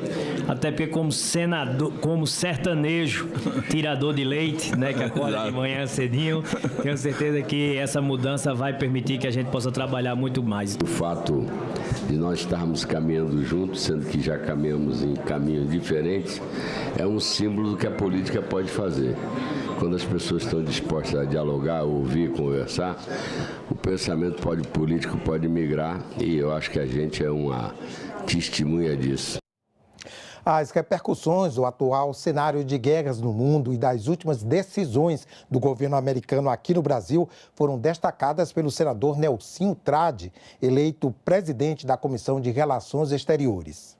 Nelsinho Trade, do PSD do Mato Grosso do Sul, foi o único candidato à presidência da Comissão de Relações Exteriores e Defesa Nacional. Consulto as senhoras senadoras e os senhores senadores se pudermos eleger o indicado por aclamação, tendo em vista haver apenas a sua candidatura. Declaro eleito por aclamação para a presidência desta comissão o senhor senador Nelsinho Trade. Muito bom dia a todos.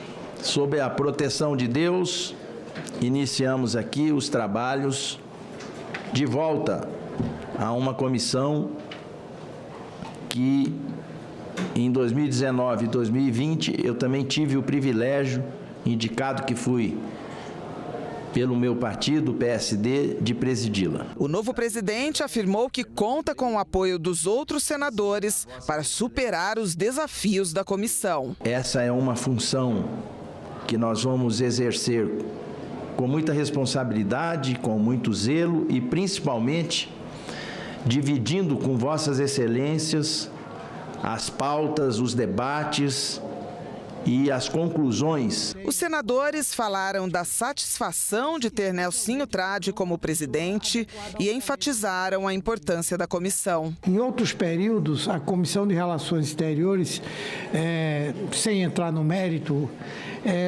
terminou se transformando num espaço de disputa política e ideológica, com repercussões, inclusive, sobre a relação do Brasil com outros países, não é?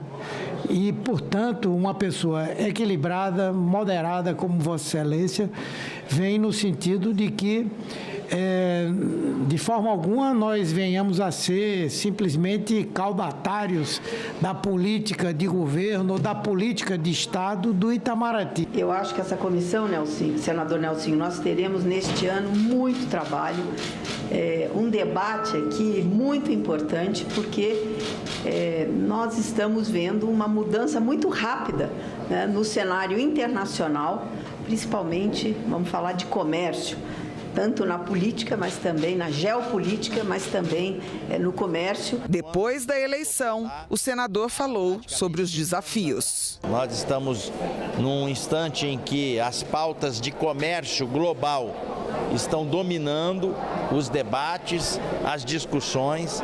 A cada declaração que os Estados Unidos dão para o mundo afora tem repercussões na questão comercial. Além disso, nós temos também uma pauta muito importante, que é procurar avançar cada vez mais a questões do Mercosul, na certeza de que, com muita sabedoria, muito bom senso e contando com a contribuição de colegas experientes que temos dentro da comissão, nós vamos poder fazer com que ela possa produzir o máximo possível. Comando feminino numa das comissões permanentes do Senado. 2 senadoras foram eleitas hoje presidente e vice da CDH. Eleitas por aclamação, Damaris Alves, do Distrito Federal, e Mara Gabrilli, de São Paulo, estarão à frente da Comissão de Direitos Humanos e Legislação Participativa no biênio 2025-26. Na fala inaugural, a presidente destacou os limites do trabalho na comissão. O que vai nortear essa comissão é a Constituição Federal, o regimento interno, os tratados internacionais de direitos humanos, com destaque à Declaração Universal dos Direitos Humanos. O que vai nortear essa comissão é o Estatuto da Criança e do Adolescente. O que vai nortear essa comissão é a LBI, a Lei Brasileira de Inclusão, o Estatuto do Idoso. Nós vamos ter norte. Damaris Alves pontuou alguns alvos do trabalho na CDH, e um olhar mais abrangente, inclusivo, deve ser uma âncora. Nós continuaremos fazendo dessa comissão a casa das pessoas com deficiência. Aqui é a casa de vocês, aqui é o espaço de vocês. Nós não vamos deixar nenhum tema na gaveta por ideologia, por uma questão partidária ou porque a gente está sem tempo de discutir. Todos os temas serão trazidos para a mesa. Todas as configurações familiares. Nós vamos trabalhar o fortalecimento de vínculos. Dá um exemplo, senadora. Vou dar o exemplo da minha família. Eu sou uma família atípica. Eu sou mãe socioafetiva de uma menina indígena e mãe solo. Somos mais de 50% no país de famílias lideradas por mães solos. Essa vai ser a casa das crianças. E eu já falei com Mara, nós vamos lotar esse Senado de criança. Agora não tem mais jeito, já sou presidente. Nós vamos colocar fraldário nos corredores. Eu quero ver senadores trocando fralda de criança nos corredores. Nós vamos ter chocalho no plenário. Nós vamos ter brinquedo nas comissões. As crianças vão invadir o Senado. A vice-presidente disse que a CDH não vai se esquecer do trabalho invisível que precisa ser reconhecido. Geralmente, esses trabalhos invisíveis, eles cabem às mulheres. E são muitos esses trabalhos, mas tem um, e aqui eu já quero pedir uma homenagem à Eula, que está segurando meu microfone, à Késia, que é a minha cuidadora, porque esses são trabalhos invisíveis.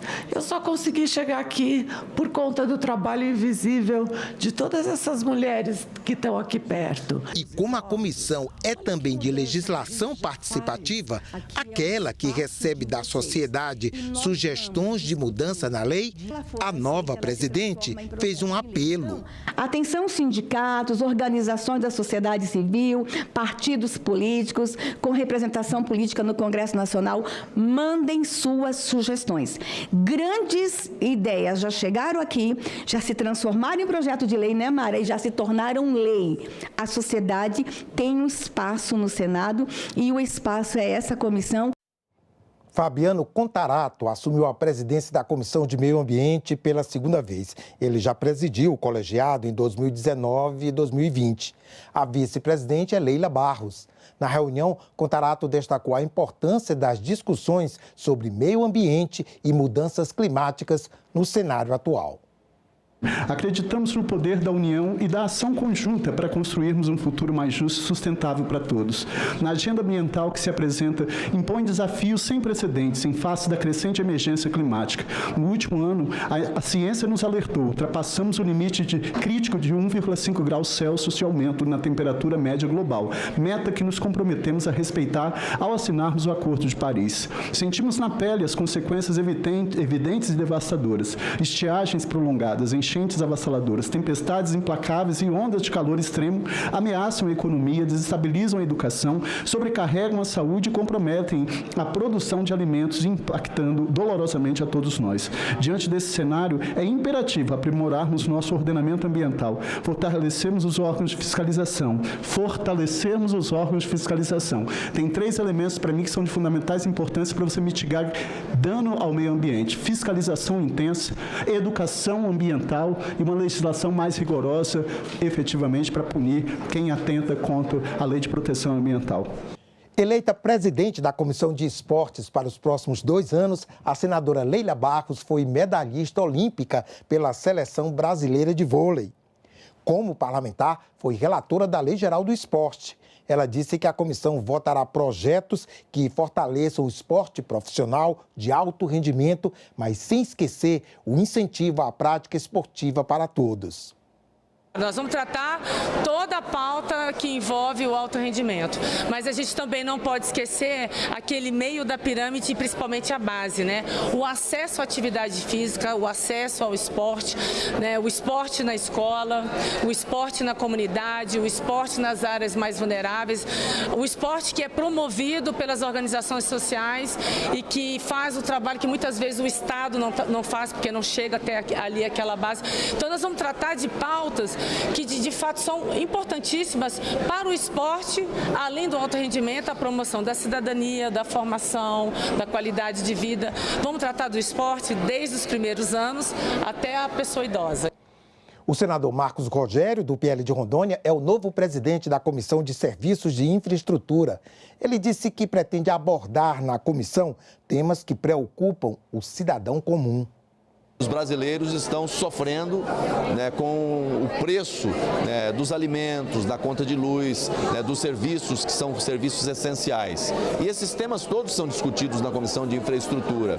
Né, o alimento que chega na prateleira do supermercado, o medicamento que chega na prateleira do supermercado, né, ele tem componentes de custos, né, que a gente precisa enfrentar aqui. A questão do petróleo, a questão do transporte, a questão da infraestrutura rodoviária, ferroviária, aquaviária. Acho que a gente precisa dar mais ênfase, mais foco justamente no consumidor brasileiro. Então essa é a grande missão da Comissão de Infraestrutura sob a nossa gestão.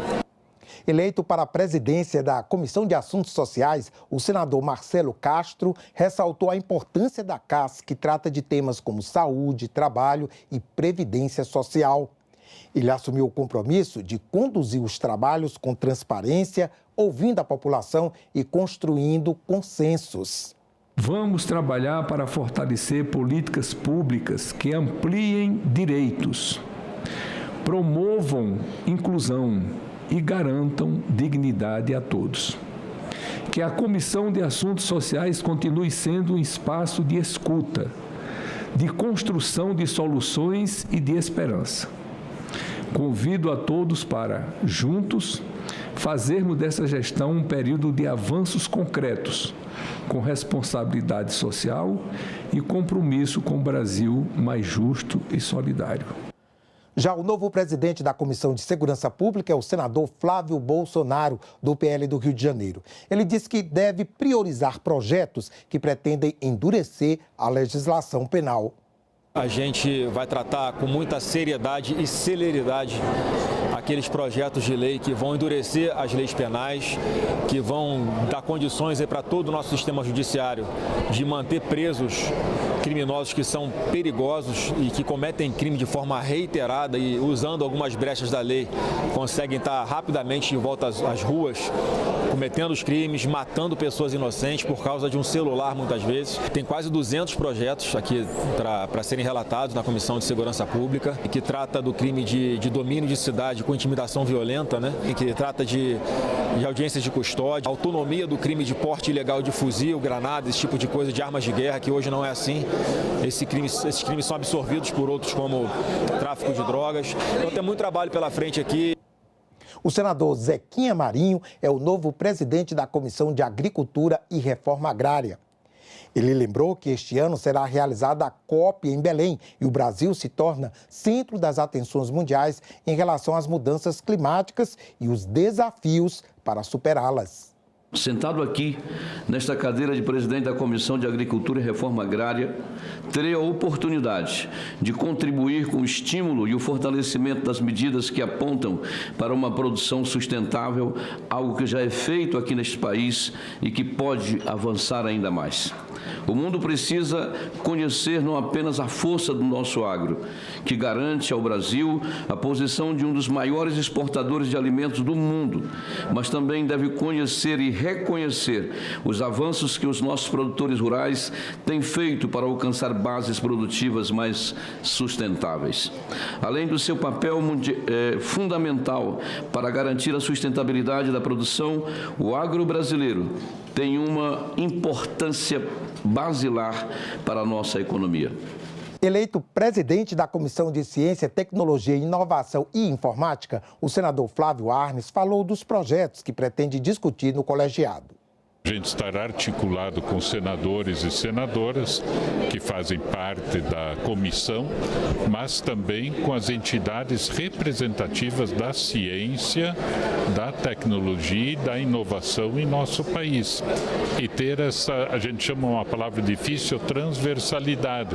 Ver como é que a ciência e a tecnologia podem ser aplicadas na educação, na agricultura, mudanças climáticas, comissão de meio ambiente, saúde, assistência, infraestrutura. Né? Ontem, por exemplo, eu ainda fiz uma reunião com o INPE, que é o Instituto Nacional de Pesquisas Espaciais, e é um conhecimento acumulado, uma sabedoria extraordinária.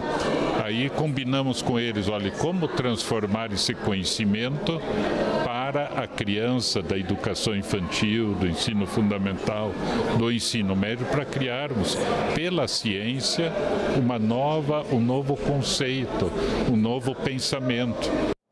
Nova presidente da Comissão de Educação, a senadora Tereza Leitão, disse que a principal prioridade agora é votar o Plano Nacional de Educação. A comissão, conforme está anunciado, tem uma tarefa central este ano, que é a aprovação do Plano Nacional de Educação. Ele já está na casa, está sendo debatido na Câmara de Deputados para depois vir para cá, e é uma política estruturadora da educação. Tem metas, estratégias, então é importante porque ele seja também uma discussão federativa das responsabilidades da União, dos estados e dos municípios, e vai ser um fomentador da formulação do Sistema Nacional de Educação, que já está em tramitação na Câmara de Deputados. A greve dos peritos do INSS é uma das prioridades do novo presidente da Comissão de Transparência, Fiscalização e Controle, o senador Dr. Irã. Precisamos fiscalizar todos os gastos e ações do governo, transparência, proteção do consumidor. E vou dar um exemplo prático para você. Nós temos uma paralisação dos peritos do INSS já há quase 6 meses. E essa paralisação, ela está causando muito sofrimento das pessoas, principalmente aquelas pessoas que elas entram no INSS requisitando um benefício de prestação continuada. Aquelas pessoas com mais de 60 anos ou que têm uma deficiência, os auxílios doença, todas esses benefícios, eles estão sendo represados pelo governo e a gente não vê ninguém falar nada sobre isso. Quer dizer, muitas pessoas sofrendo sem nenhum tipo de auxílio há mais de 6 meses. Então, inicialmente, já vamos começar os trabalhos depois do Carnaval para poder chamar o governo para explicar aqui por que o governo não está negociando com essa categoria para resolver essa questão e diminuir o sofrimento das pessoas. O Senado recebeu nesta terça-feira a visita do presidente de Portugal, Marcelo Rebelo de Sousa. A visita de cortesia ocorre no ano em que Brasil e Portugal completam 200 anos de relações diplomáticas. O presidente de Portugal, Marcelo de Sousa, chegou pela rampa do Congresso Nacional e foi recebido com honras militares. Ele foi recepcionado pelo primeiro vice-presidente do Senado, Eduardo Gomes.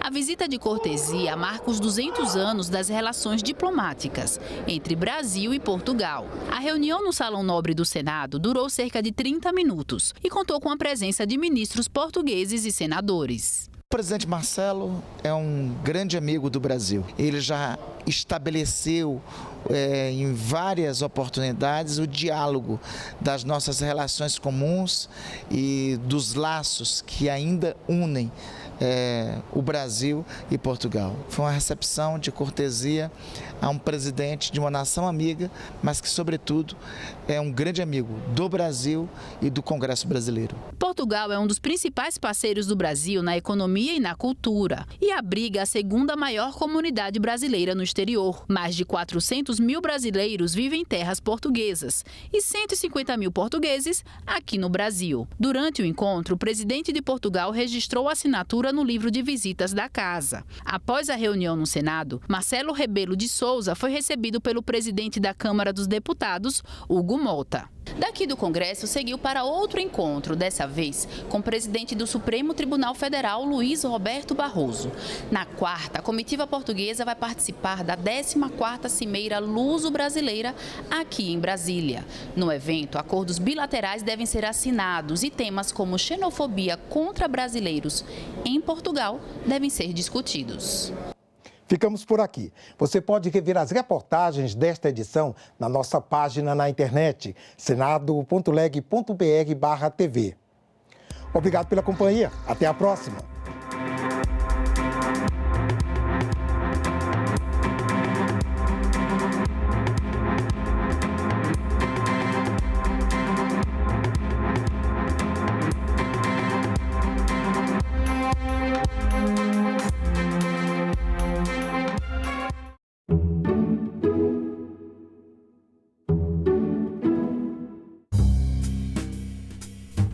Comecei a ver reportagens. Alguém tirou a própria vida porque estava devendo do jogo do tigrinho. E aquilo me espantou. Quais são os principais desafios regulatórios que se impõem? Simplesmente proibir e fechar os olhos não dá. Então nós precisamos regulamentar. Salão Nobre, hoje, 8 horas da noite, aqui na TV Senado. Teve o grupo das pioneiras e a gente tem hoje o grupo das desenvolvedoras. As pioneiras foram aquelas que foram sem nenhum suporte, sem nenhum amparo institucional, fazer esse debate pelas cotas, pelo direito, ampliar a participação das mulheres na política. Eu cheguei cheia de sonhos, propondo projetos de lei. Quando eu vi, cadê a tramitação? Que dia que isso vai passar por aqui? Eu vou ter condições de trabalhar esses projetos na Câmara? Vai ser sancionado, não vai? Aí é o que a gente percebe, né?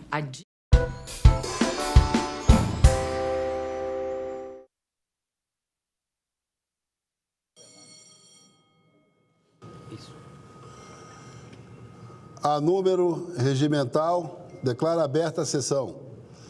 Sob a proteção de Deus, iniciamos os nossos trabalhos. As senadoras e os senadores poderão se inscrever para uso da palavra por meio de aplicativo Senado Digital, por lista de inscrição que se encontra sob a mesa, ou por intermédio dos totens disponibilizados na casa.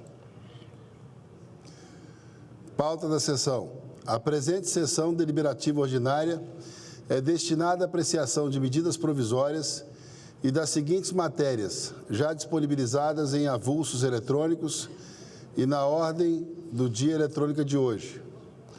Projeto de Lei Complementar número 22, de 2025, do senador Randolfo Rodrigues.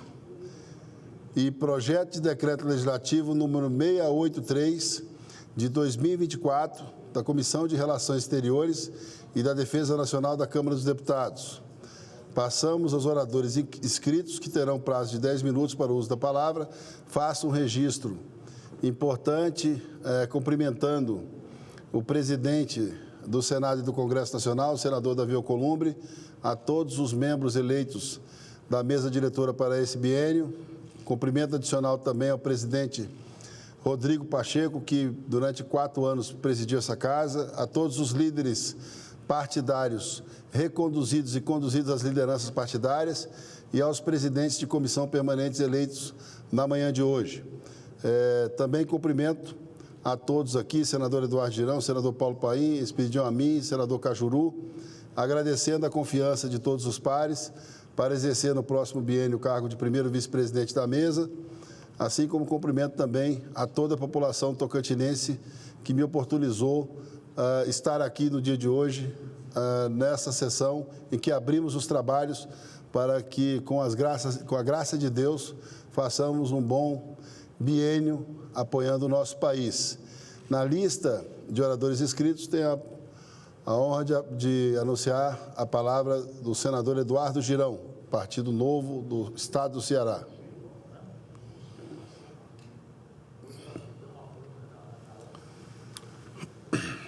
Paz e bem, senhor presidente, muitíssimo obrigado pela oportunidade. Quero cumprimentar as colegas senadoras, colegas senadores, funcionários dessa casa, assessores e os brasileiros que estão nos assistindo, nos ouvindo pela comunicação da Casa Revisora da República. Coube a mim, e eu agradeço a Deus a oportunidade e a nossa equipe de poder ser o primeiro orador depois de 58 dias, onde nós não tivemos uso da tribuna, porque juntou o recesso, juntou um período que a casa ficou fechada mesmo depois do recesso, onde a gente não poderia utilizar a tribuna. E ontem, na reunião de líderes, eu fiz o apelo ao presidente Davi Alcolumbre que abrisse as sessões como nós tivemos nos 200 anos do Senado, de segunda a sexta-feira, para que quem estiver aqui possa abrir a sessão, fazer seus discursos, pronunciamento, denúncias. Isso é muito importante para a democracia. Isso é muito importante para o Brasil. Quem ganha com a tribuna silenciada? Quem ganha com isso?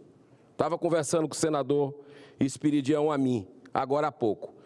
A gente sabe que os poderosos que ganham com isso, né? Então, a gente está vendo aí um devaneio cada vez maior de um governo perdulário, um governo decadente, que é o atual governo federal, onde a primeira-dama tem que ser mandada para viajar, segundo quase que uns assessores de imprensa do governo aí, que estão na mídia, falando que o clima é péssimo político, de isolamento, e o Brasil só pensa em gastar, zero de responsabilidade fiscal, não faz seu dever de casa, e a gente está vendo aí acontecer, ao lado disso tudo, um abuso de autoridade do STF cada vez maior. É um alinhamento político-ideológico que eu tenho falado quando tenho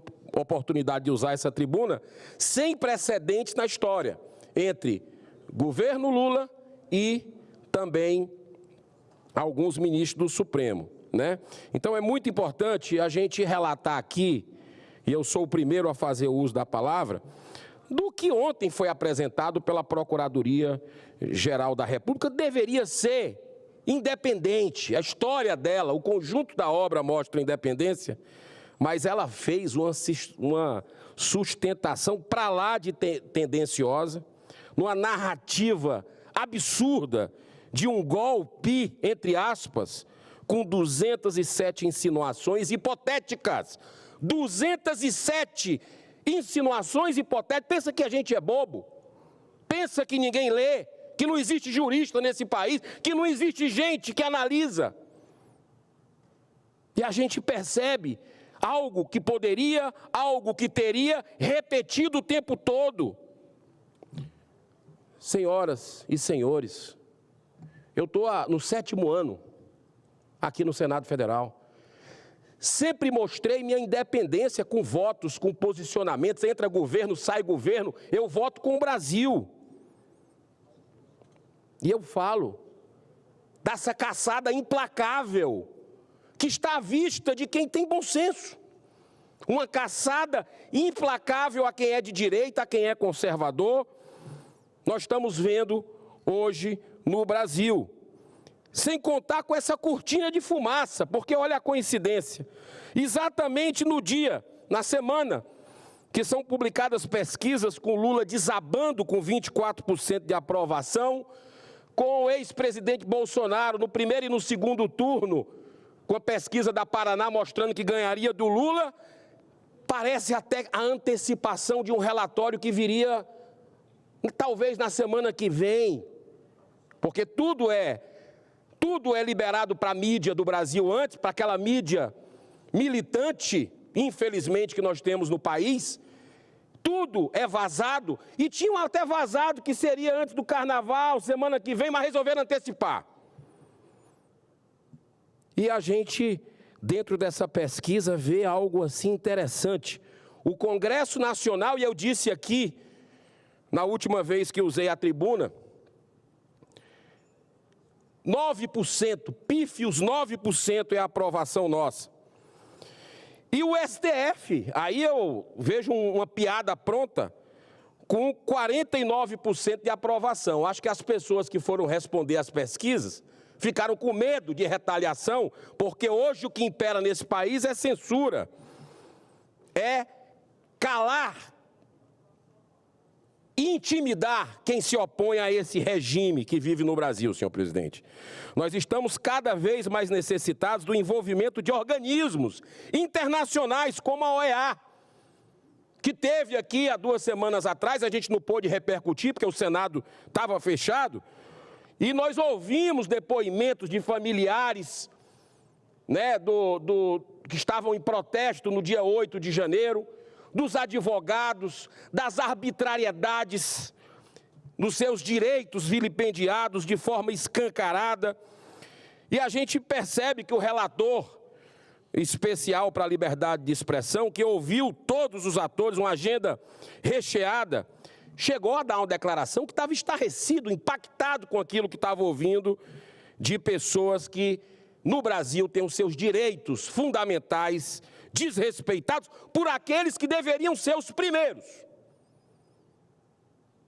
a proteger a nossa Constituição. E lá atrás, no dia que eu fui, outros parlamentares estiveram, no dia que eu fui dar o meu relato, foi emblemático, atrás do relator da OEA, está lá, o amigo do meu pai.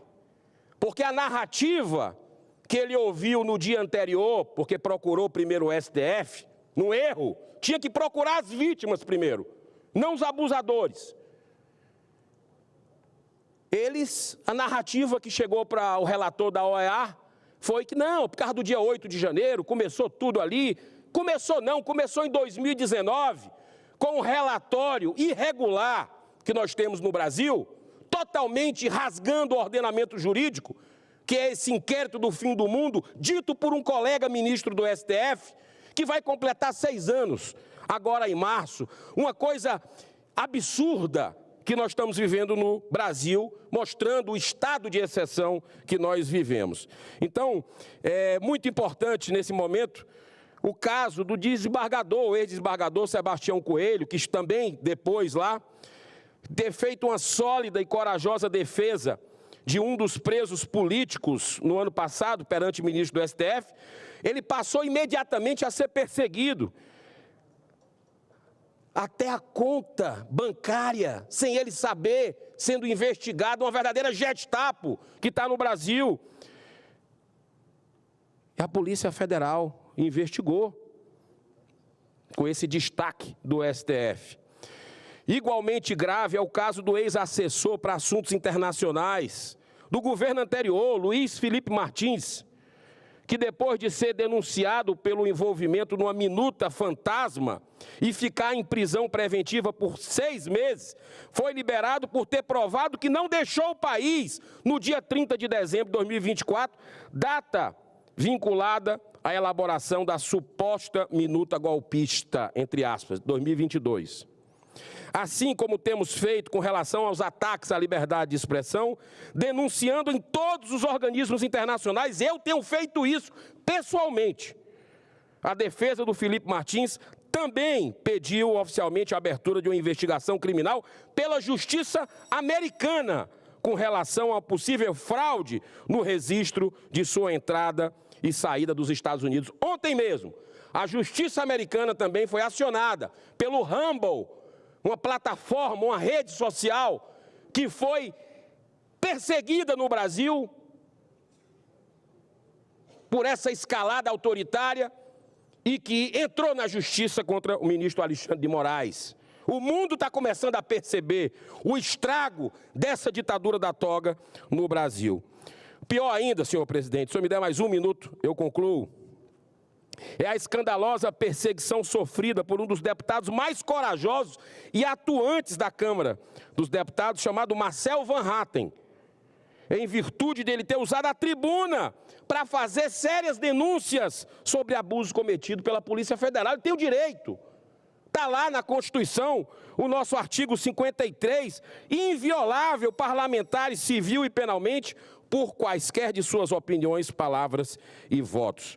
Então, toda a minha solidariedade, mais uma vez, diante de tamanha perseguição, senhor presidente. Então, para encerrar dentro do tempo, eu acho que a única forma de nós, a palavra pacificar, já está tão banalizada que eu vou usar aqui o que foi colocado em alguns outros momentos, como conciliar o Brasil é através da anistia. Os casos arrolados nos atos, nos protestos do dia 8 de janeiro, quem errou tem que pagar, mas dentro da lei. Não é isso que está acontecendo no Brasil. Está acontecendo uma devastação de vidas de pessoas, de famílias. Antes de terminar meu tempo, eu concedo a parte ao senador Jorge Cajuru. Bom, primeiro, obrigado, irmão Gerão, pelo à parte.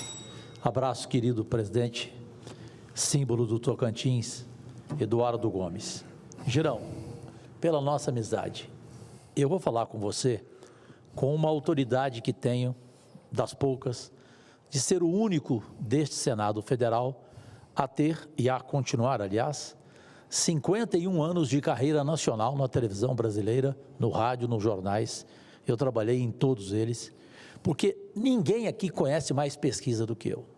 E eu vou te falar sobre pesquisa, porque você insiste sempre em colocar pesquisa, principalmente quando é para bater no presidente Lula. Você foi vítima de pesquisa mentirosa, de mentira que procurava apenas destruir a tua candidatura em Fortaleza, porque eu ia para Fortaleza, ficava inclusive no seu apartamento, passeava pela cidade, via o teu prestígio em restaurante, em bares, em todos os lugares que fui, e a pesquisa te colocava com 3%. E você acabou nas urnas com 1%. Veja o que ela fez com você. Pesquisa é isso. Anteontem eu passei por isso lá em Goiás. Eu fui o mais votado da história de Goiás e eles agora me colocaram como o mais rejeitado. Veja o que é pesquisa. Então, não creia em pesquisa por fineza, porque ela acabou destruindo você, que poderia ser hoje prefeito de Fortaleza. Tenha certeza do que eu estou te falando. Se você duvidar, e quem estiver nos vendo, rapidamente, entre agora nas minhas redes sociais, por favor, e veja lá o vídeo que eu coloquei de 2010, onde eu estava no programa do Raul Gil, tirando o chapéu. Eu não tirei o chapéu para os institutos de pesquisa. E o Raul Gil ficou uma fera comigo. Tinham 400 pessoas na plateia. Eu falei, Raul Gil, nesse momento aqui, eu vou fazer um desafio. Se eu perder, vou ser rápido, se eu perder, eu encerro a minha carreira na televisão hoje. Sabe qual é o desafio que eu fiz? Eu falei, na plateia, por fineza, quem aqui já foi pesquisado para saber qual é o seu candidato a prefeito, governo, presidente, para a aprovação de governo, tal, papapá, por favor, levante a mão.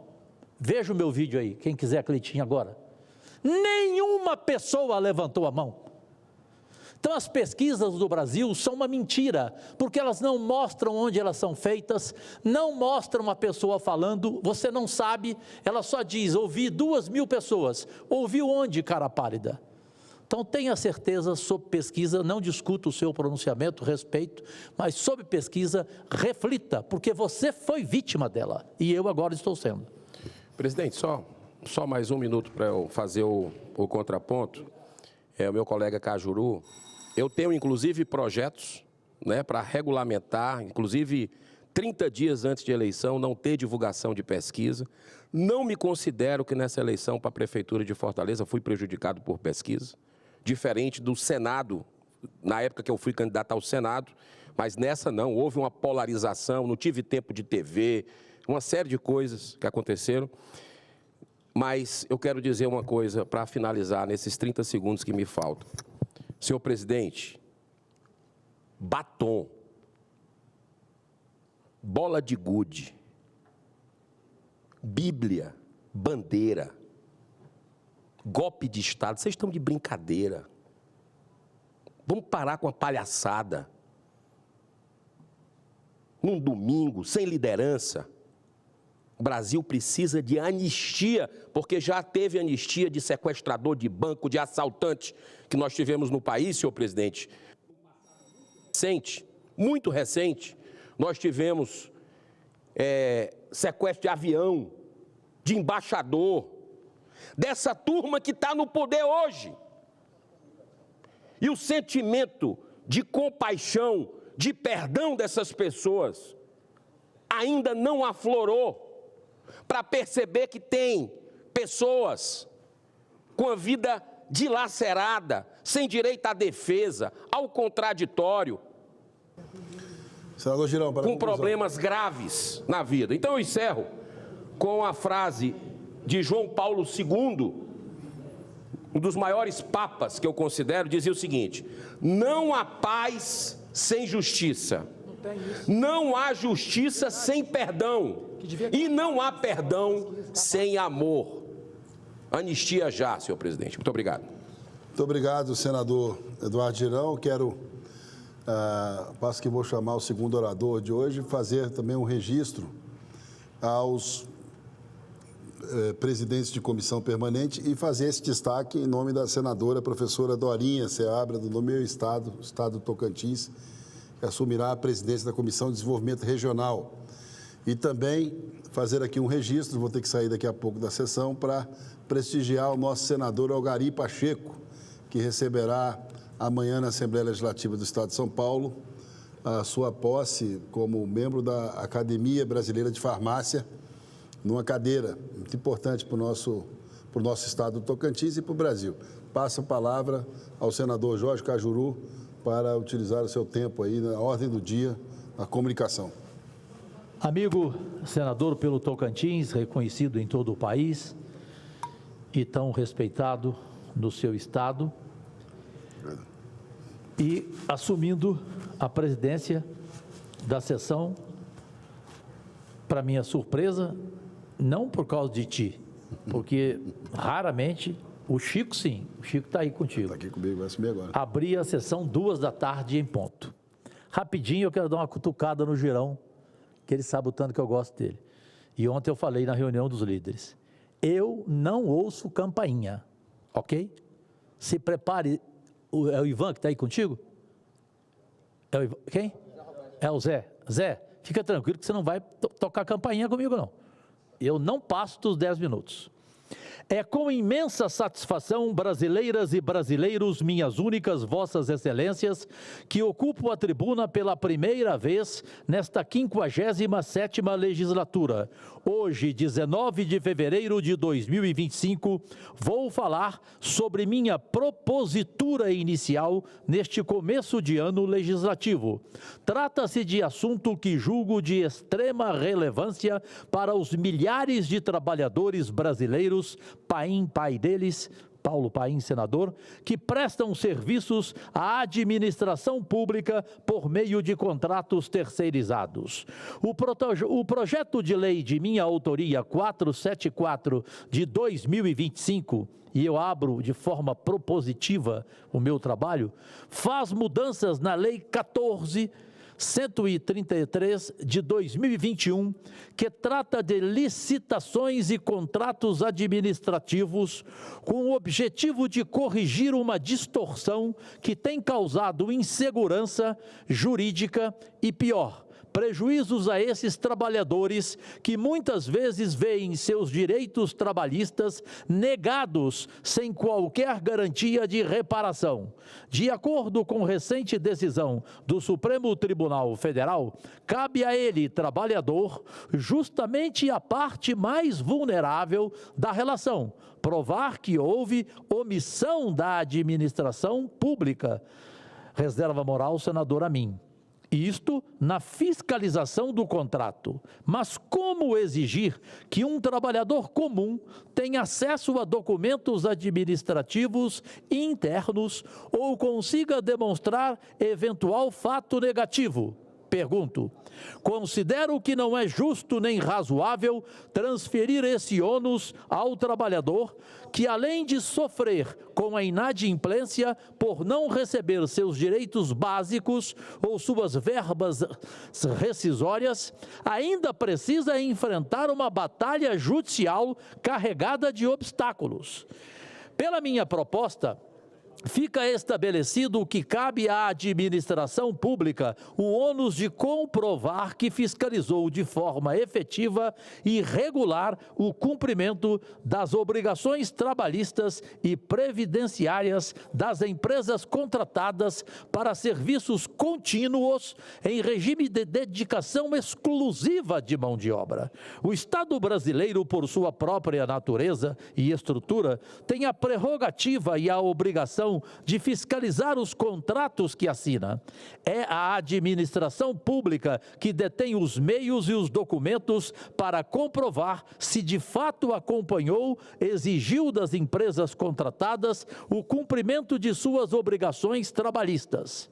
Obviamente, pátria amada, a ausência da fiscalização adequada tem consequências dramáticas. Todos os anos, milhares de ações trabalhistas são ajuizadas por empregados terceirizados que tiveram seus direitos negados por empresas prestadoras de serviço. Essa realidade contribui para a morosidade do poder judiciário e representa um grave problema social. Afinal, muitos desses trabalhadores sobrevivem com rendimentos próximos ao salário mínimo e dependem integralmente do cumprimento dessas obrigações para sustentar suas famílias. Diante disso, o meu projeto de lei 474/2025 busca reequilibrar essa relação, protegendo os direitos de quem mais precisa.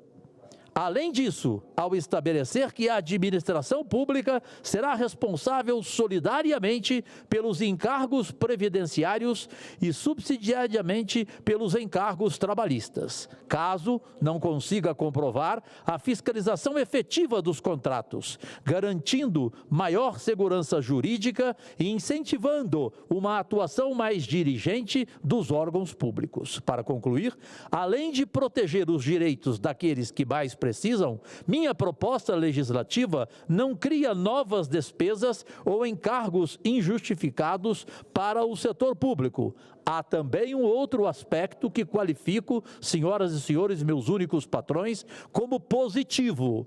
Ela estimula uma gestão mais eficiente dos contratos administrativos, prevenindo litígios que, ao fim e ao cabo, recaem sobre o próprio Estado. Com regras claras e uma fiscalização mais rigorosa, evitaríamos o acúmulo de passivos trabalhistas e assegurando que a terceirização não se transforme em mecanismo de precarização do trabalho. A meu ver, é mais um passo em defesa das desigualdades, por se tratar de iniciativa que se alinha aos princípios de justiça social, eficiência administrativa e responsabilidade com os trabalhadores brasileiros. Espero que este meu projeto de lei tenha o apoio dos meus pares, amigos e amigas quando entrar em tramitação. É importante assinalar que o Estado não pode ser conivente com a exploração e a inadimplência. Cabe a nós, legisladores, garantir que os direitos trabalhistas sejam cumpridos e que a administração pública cumpra o papel que lhe é devido, o de zelar pelo interesse público e pela dignidade do trabalhador. Agradecidíssimo. Quanto tempo gastei? 7. Apenas 7 minutos, nobre senador Jorge Cajuru. Porque, na minha opinião, na tribuna você fica com crédito de 3 minutos. Não vou usar de forma alguma. Né? Pensei apenas que o Paulo Paim iria apoiar esse meu projeto em à parte. Mas sei que no voto ele vai apoiar. Mas fica registrado já o meu apoio. Eu vou assistir todo o pronunciamento. Obrigado. Eu gostaria de dizer que sempre o senador Jorge Cajuru, ele está sempre trazendo temas relevantes aqui para o nosso país e, obviamente, por isso que tem a anuência e também o apoio, como acabou de falar, o nobre senador Paulo Paim. Continuando o pequeno expediente, eu convido o senador Paulo Paim, do PT do Rio Grande do Sul, para fazer o seu pronunciamento.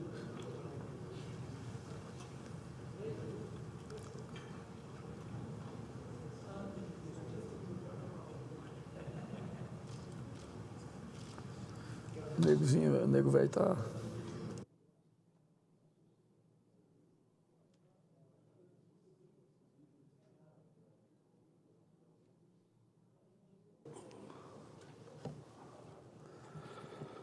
Senhor presidente Chico Rodrigues, senadores e senadoras, dou aqui a minha saudação respeitosa e reconhecendo o trabalho que ele fez, costurando com todos os partidos. Aqui fica, então, meus cumprimentos ao presidente do Senado, Davi Alcolumbre. Cumprimento também todos os membros da mesa diretora. Parabéns aos presidentes e vices eleitos hoje para as 22 comissões. Meus cumprimentos também ao senador Rodrigo Pacheco, pelo belo trabalho que realizou à frente dessa casa. Não só ele, mas também todos os ex-membros da mesa que estavam junto a ele. Senhor presidente, adentramos 2025 com a certeza que a nossa missão prosseguirá firme e irredutível, comprometida com a melhoria da qualidade de vida de todos e a defesa intransigente da democracia. Esse engajamento se traduz em um conceito que une os dois pilares, no meu entendimento, centrais da nossa atuação: a vida em toda a sua complexidade e a riqueza com o debate que tem que ser permanente da democracia, com o alicerce que garante a dignidade, os direitos e a busca da felicidade para todos. Buscamos, sim, a felicidade das pessoas. Felicidade, às vezes, é ter um teto seguro para morar, comida na mesa, ver os filhos estudar, acesso à saúde. É também sentir-se respeitado e ter segurança, ter acesso a um sistema, como eu dizia, de saúde eficiente, educação de qualidade, um trabalho e um salário digno, qualificação e requalificação, se necessário. É a certeza de que seus direitos serão protegidos por leis que não são apenas palavras, mas realidade. Imaginemos nós aqui, por exemplo, o seu João, um trabalhador de 45 anos que luta para sustentar sua família. Ou a própria Maria, uma professora apaixonada pela educação, mas sobrecarregada e desvalorizada. Mas tem também a Ana. É uma jovem negra que sonha em ser cientista, mas enfrenta as barreiras do salário baixíssimo e dos preconceitos que enfrenta. O José, esse é um aposentado que sobrevive com uma aposentadoria que cada vez mais perde o valor. Porque, infelizmente, mesmo o reajuste que é dado ao salário mínimo, a lei não garante para os idosos aposentados que ganham mais que um salário mínimo. Aprovei aqui o projeto, mas já faz uns 10 anos que está na Câmara e não avança. São pessoas como elas que norteiam nossas ações. João precisa de salário digno. Maria quer melhores condições de trabalho. Ana procura oportunidades iguais para seguir seus sonhos. E o José precisa de uma aposentadoria decente. Os desafios cotidianos das pessoas são os nossos desafios. A desigualdade, o desemprego, a fome e a violência, o racismo, a miséria, o preconceito e a destruição ambiental não podem ser ignorados. É nossa tarefa oferecer soluções concretas por meio de projetos de leis. Realizar audiência pública, fazer um bom debate, fomentar políticas públicas na linha humanitária que devolvam o sentimento de viver com dignidade. Precisamos cada vez mais deixar registrado, com a força da voz de cada um, a busca de uma melhor qualidade de vida para todos. Temos que tratar, por exemplo, da redução da jornada de trabalho para 36 horas semanais. PEC 148 de 2015, de minha autoria. E está com a relatoria hoje do líder Rogério Carvalho na CCJ, que já apresentou o relatório. Podemos discutir e aprofundar o debate sobre o mundo do trabalho, o Estatuto do Trabalho, que é a CLT do século XXI. Tudo está mudando e o mundo do trabalho também está mudando. Estou relatando essa sugestão legislativa, SUG número 12, desde 2018. O Senado tem que avançar para debater questões que preocupam o povo brasileiro e que, nesse período que tivemos afastado, eu tive nos bairros, nas vilas, na cidade, no campo e na cidade, a preocupação número 1, eu diria, que é a saúde. Da sobrecarga do SUS, porque os planos de saúde dispararam os preços e as pessoas não podem pagar, e muitos, por doenças graves, estão sendo afastados simplesmente do plano de saúde por uma decisão somente da empresa. Enfim, o SUS aumenta cada vez mais as filas. Isso é verdade. Os aumentos abusivos do plano de saúde são responsáveis. Temos que avançar para uma previdência social universal, Aí estaremos, quem sabe, contemplando o João, a Maria, a Ana, o José, que aqui citei. Ter o direito de viver com dignidade.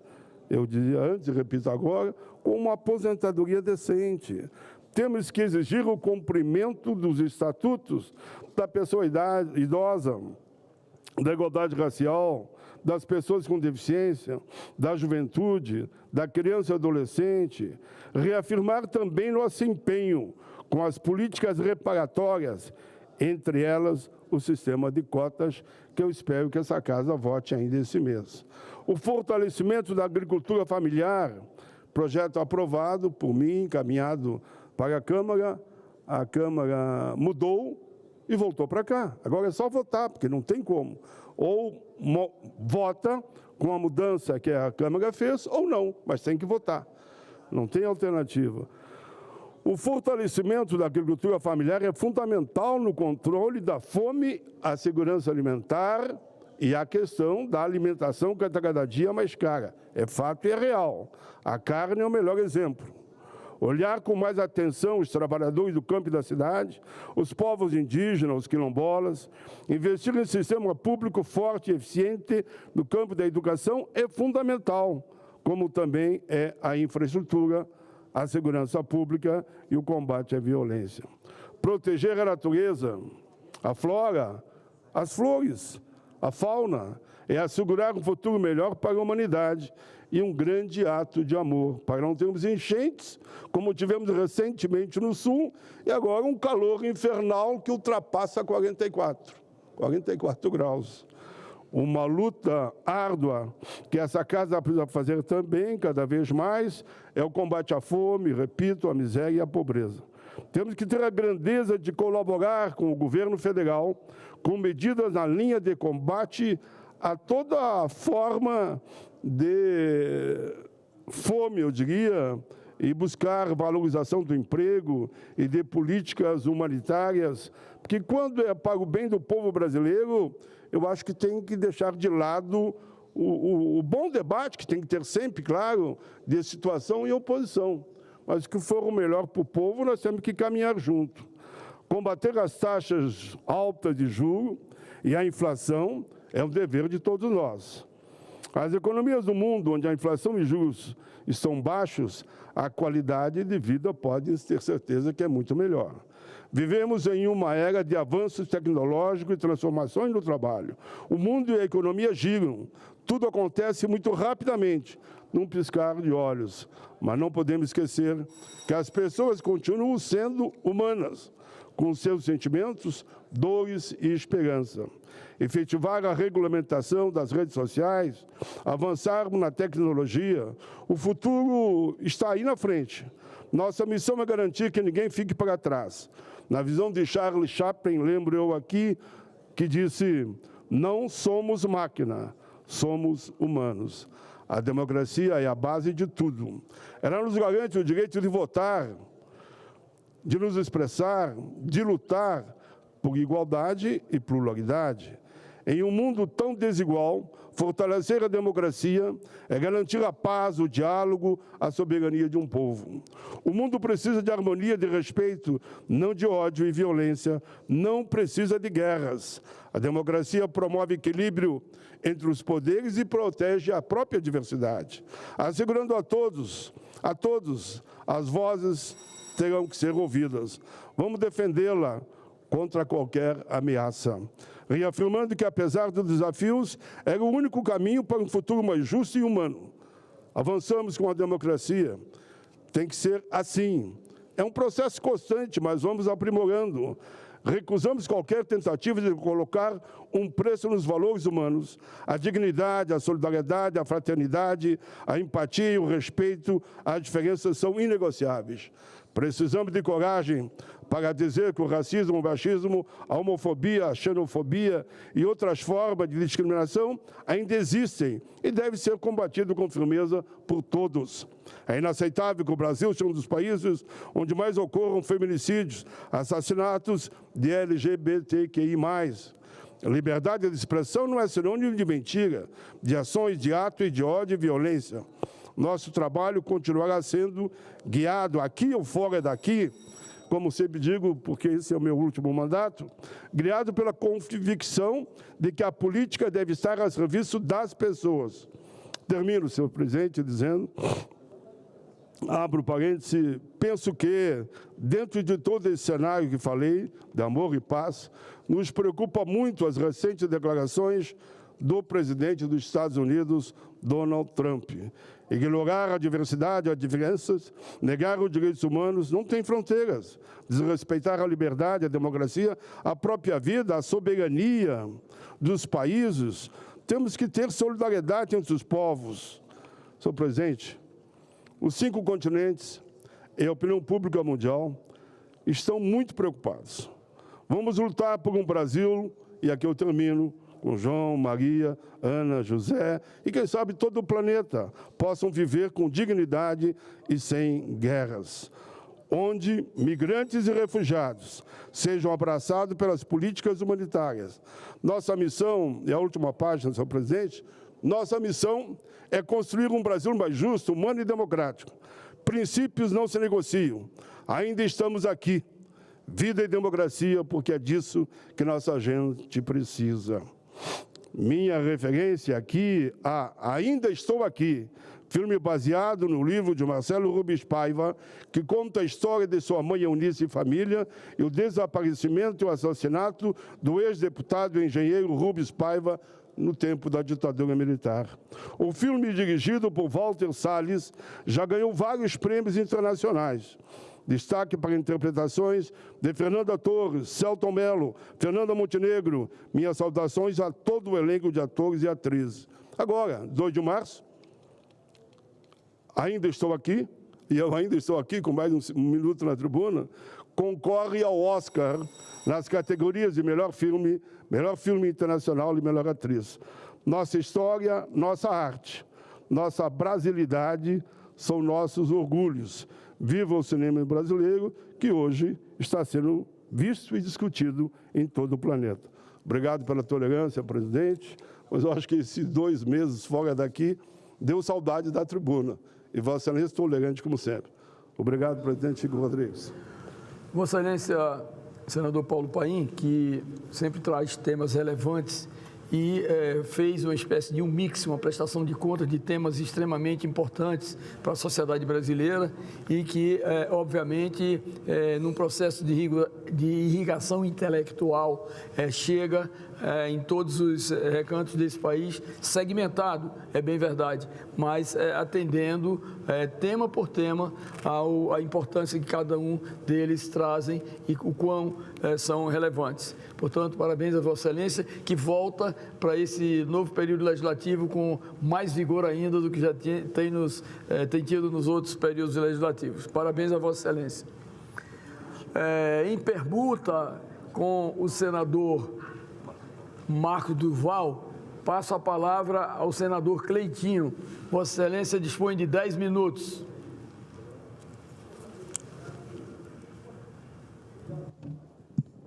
Senhor presidente, uma boa tarde a todos os senadores e senadoras, aos servidores dessa casa aqui e à população que acompanha a gente pela TV Senado. Começa a minha fala aqui, que eu não vou me curvar disso nunca. Uma coisa que eu sempre aprendi na minha vida é ter gratidão sobre a situação do Bolsonaro. O Bolsonaro me apoiou na eleição de 2022, como eu apoiei ele, e continuo com o Bolsonaro. E quero falar aqui, presidente Bolsonaro, que o senhor levanta a cabeça, que a gente às vezes não pode ter justiça aqui no Brasil, não é uma justiça aqui na terra, mas tem a justiça de Deus. E estou com o senhor, e o senhor conta comigo. E eu queria aqui chamar a atenção de toda a população brasileira sobre essa denúncia, né, da PGR, que encaminhou agora para o STF, porque assim, não tem execução nenhuma. A verdade é que não tem prova nenhuma até agora. E eu queria muito aqui, com todo respeito a todos, aqueles senadores que não têm apoio do Bolsonaro, que não é aliado do Bolsonaro, é um direito, a gente tem que respeitar isso aqui. Agora, aqueles senadores que, como eu, entrou na garupa do Bolsonaro, sentou com ele, fez campanha com ele, eu espero que todos aqui se posicionem a favor do Bolsonaro. E os deputados federais também, todos os deputados federais. Todos os deputados de direita aqui, conservadores aqui, que foram eleitos com o Bolsonaro, possam subir na tribuna e se posicionar aqui a favor do Bolsonaro. E uma situação que eu queria falar para toda a população brasileira aqui, Essa situação que fica falando do Elon Musk, do Trump, que eles vão salvar o Brasil, não existe isso, parem com isso. Parem de enganar a população brasileira, político que fica falando isso aqui e criando expectativa, falando que Trump e Elon Musk vai salvar o Brasil. Quem salva o Brasil aqui, somos nós aqui, políticos, que foram eleitos pelo povo. Quem tem competência de impeachment um ministro aqui, somos nós. Então somos nós aqui que tem que tomar vergonha na cara e tomar atitude. Eu estou aqui 2 anos falando aqui, subindo aqui, e tudo que me pediu para fazer aqui eu fiz. Assinei. Tudo que tinha que assinar aqui eu assinei. Então pare de ficar enganando. Que o Elon Musk, que o Trump vai salvar o Brasil, que vai vir aqui resolver. Não vai resolver nada. Quem tem poder de resolver alguma coisa aqui somos nós, deputados federais e senadores. Somos nós que temos que tomar alguma atitude aqui nesse país aqui. E se a gente não conseguir tomar nenhuma atitude, que talvez a gente não é a maioria, para caçar, para poder impeachment o ministro aqui, é mais de 50 votos. A gente tem 50 votos aqui? Não tem. E fique claro que eu respeito aqui quem não é aliado. Quem não é aliado não é. Tem que cobrar aqui de quem é aliado. Igual eu estou subindo aqui, estou fazendo isso. Agora, cabe a vocês, eleitores, agora em 2026, poder fazer a diferença. São 2 senadores para votar no ano de 2026, são 2. Então, se a gente conseguir fazer a maioria no ano de 2026 agora, aí sim a gente pode mudar. Porque quem vai mudar isso aqui, gente, não é Elon Musk, não é Trump. Quem vai mudar isso aqui são os senadores. Quem vai impeachment a ministra aqui são os senadores. E eu falo isso aqui de cabeça erguida. Como eu sempre falei aqui, e tem 2 anos que eu falo. Eu não tenho medo de ministros, com todo respeito a eles também, não quero mal deles, mas não baixe a cabeça para eles. Porque eu não devo. Eu entrei aqui limpo. Se quiser levantar a minha capivara de vereador de 2017 até agora, façam isso. Eu fui aqui que subi aqui e falei sobre a questão das emendas. E quero aqui falar aqui sobre a questão das emendas. Devia ter uma CPI mista aqui, uma CPI tanto do Congresso, da Câmara e do Senado aqui, para poder investigar essas situações das emendas. Não tem um escândalo maior do que as emendas. Mas hoje, a prioridade agora é falar que o Bolsonaro é golpista. Essa é a prioridade do Brasil. Enquanto aqui, novamente eu vou divulgar o Flávio Dino aqui, e vou apoiar o Flávio Dino. Olha isso aqui, população brasileira, se tem cabimento a situação dessa. Saiu ontem. Dino aponta falta de detalhamento em quase, olha aqui, 469 milhões em emenda PIX e manda a CGU apurar. Eu vou repetir para vocês aqui, gente. Quase 470 milhões de reais, quase 500 milhões, quase meio bilhão de reais aqui, sem transparência. Tem escândalo maior do que isso aqui? Tem escândalo maior do que isso aqui? Aí eu faço uma pergunta, tanto se, independente se é aqui no Senado, se é lá na Câmara, que eu, igual eu falo, respeito aqui todos os senadores, respeito todos os deputados, mas o princípio da administração pública, para mim, é a transparência. Como é que tem aqui quase 470 milhões aqui sem transparência? Isso aqui que devia ser prioridade num país aqui, Porque se resolver fazer uma CPI aqui, uma CPMI aqui, de emendas parlamentares, do presente, do passado e até do futuro, gente... Ai, gente, se Deus desce aqui na terra e mostra como é que é feita essas emendas aí, hein? Ai, meu Deus do céu. Mas eu estou tranquilo, porque eu tenho propriedade para falar sobre isso. Mas a propriedade hoje, a prioridade desse país aqui hoje aqui, é querer colocar o Bolsonaro na cadeia. Essa é a prioridade desse país aqui. E eu quero aqui deixar bem claro aqui para vocês aqui, é muito estranho, né, gente? É só mostrar pesquisa, falando aí que a aprovação do governo hoje é de 24%, quase 70% acha que não deve ser nem candidato mais o Lula, aí sai pesquisa falando, se fosse eleição hoje, o Bolsonaro ganhava em primeiro e segundo turno, aí simplesmente pega e vem uma denúncia da PGR falando aí que podendo, querendo colocar o Bolsonaro na cadeia. Pois então, Bolsonaro, conte comigo, uma coisa que eu tenho é vergonha na cara, uma coisa que eu tenho é gratidão, você sempre me apoiou, sempre estendeu a mão para mim, e eu vou estar aqui dando a minha cara para bater, porque eu tenho certeza que isso é injustiça que está fazendo com você, é perseguição. É perseguição. E sobre essa questão, que eu até quando eu cheguei aqui, eu estava escutando sobre a questão de pesquisa, por mim deveria acabar com pesquisa, não deveria nem existir pesquisa. Porque a maior hipocrisia para mim é a questão de pesquisa. Quando você está na frente, você pega e divulga a pesquisa. Mas quando você está atrás, você critica a pesquisa. Então acaba com essa porcaria de pesquisa. Não existe pesquisa maior do que a rua. Não existe pesquisa maior que a rua. Coloca o presidente Lula na rua. Manda ele andar no meio do povo. Manda ele pegar um transporte lotado hoje. Manda ele lá para o ponto de ônibus. Eu vou para o ponto de ônibus. Inclusive, se quiser ir, viu, Lula? Eu te convido para ir. Vamos dar uma volta lá em Belo Horizonte, lá em Minas Gerais, lá no Vale de Jequitinhonha, lá no norte de Minas, que você foi majoritário, que você ganhou lá, que eu ganhei. Vamos lá resolver os problemas do norte de Minas, do Vale de Jequitinhonha. Vamos lá olhar na cara do povo. Isso para mim que é pesquisa. Agora, pesquisa que faz em Datafolha, não sei o que mais aí, devia acabar com pesquisa. Porque é uma hipocrisia. Se você está liderando, você divulga. Se você está atrás, você critica. Então acaba com pesquisa, pesquisa na rua, pesquisa olhando a cara do povo, pesquisa aí no supermercado e mostrar o preço do arroz, o preço do café, o preço do ovo, que está chegando aí, ó, um pente de ovo a quase R$40. E pode aumentar mais, porque está vindo a portaria agora do Ministério da Agricultura para poder ferrar com o povo, para fazer pequeno produtor ter que colocar agora a data de validade em ovo.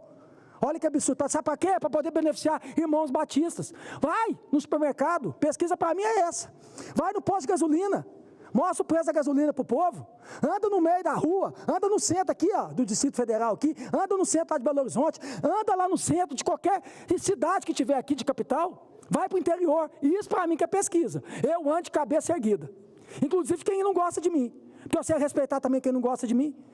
Eu não tenho treta com quem não gosta de mim, não identifica comigo não, porque eu sei respeitar. No fundo, eles sabem que eu sei respeitar cada um. Então, pesquisa para mim é essa. Acaba com pesquisa, vamos fazer pesquisa de rua. E para finalizar, quero deixar bem claro aqui, eu respeito a opinião de cada um aqui. Fiquem sempre à vontade de ser contra o que você pensa, do que eu penso, e não tem problema nenhum. Agora eu quero resumir a questão da anistia aqui. Se você quer contra, vote contrário. Isso aqui, gente, o plenário é soberano. A PEC da anistia aqui, ela é legal, ela não é inconstitucional, não. Então, eu espero que o Davi seja um presidente democrático e quem está nas comissões também, os presidentes das comissões também, que tramite a anistia.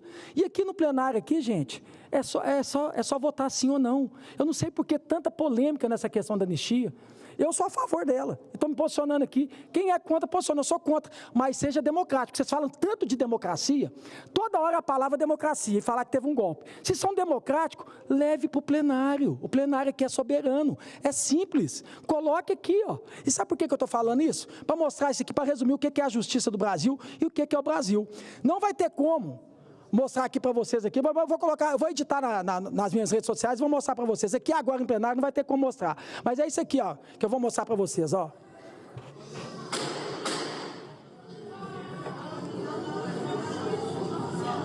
Vou editar e vai colocar aqui do lado aqui as imagens. Isso aqui são criminosos no Rio de Janeiro, metralhando uma delegacia. Aí sabe o que aconteceu essa semana? Agora aqui, ó, foram criminosos metralhando uma delegacia. Aí olha aqui que beleza, olha essa imagem, vai estar aqui, ó. Sabe quem é esse aqui? Olha aqui para você ver, eu não sei se você está num barco, se você está num navio, é um dos criminosos.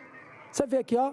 Usufruindo a vida, num bel prazer, como se nada tivesse acontecendo nesse país. Foi lá, metralhou uma delegacia e está aqui rindo da cara do povo aqui, ó. Olha lá para você ver. Olha aqui que beleza. Isso foi ontem ou segunda-feira, não sei. Está aqui no Metrópolis, aqui para todo mundo ver. Foi um dos criminosos. Enquanto isso, gente, uma moça que pegou e colocou um batom aqui, né, numa estátua aqui, colocou um batom, acho que perdeu o mané, pode ser condenado e ficar preso o tempo. Quando um criminoso aqui, um lixo desse aqui, está rindo da cara do povo. Vocês estão entendendo por que eu sou a favor da anistia? É uma questão de ser justo. Ela não é uma criminosa. Às vezes foi um erro que ela teve aqui no momento aqui que ela fez aqui, e já está pago. Agora tem que pagar aí não sei quantos anos de cadeia por uma situação como essa, e um criminoso desse aqui que vai lá metralhar uma delegacia, e agora está indo num barco rindo da cara do povo, porque não tem justiça nesse país, para poder prender um vagabundo desse aí. Um vagabundo desse mandar num país desse aqui.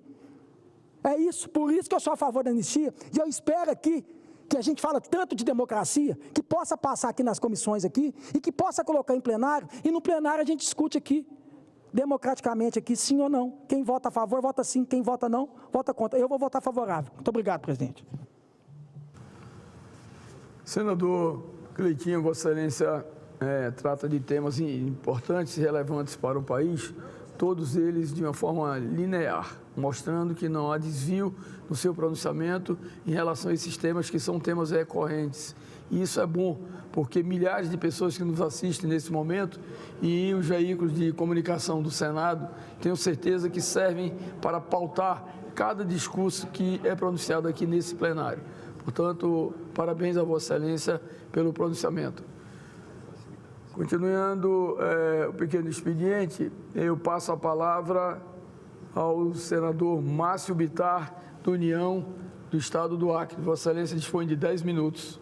Senhor presidente, nobres colegas, primeiro quero cumprimentar que se faz presente aqui no plenário do Senado Federal o prefeito reeleito de Acrelândia, o Olavo, conhecido como Olavinho, e o vereador Vitor Martinelli, que foi secretário de Saúde, e também o vereador Patrãozinho, que é o vereador do PL.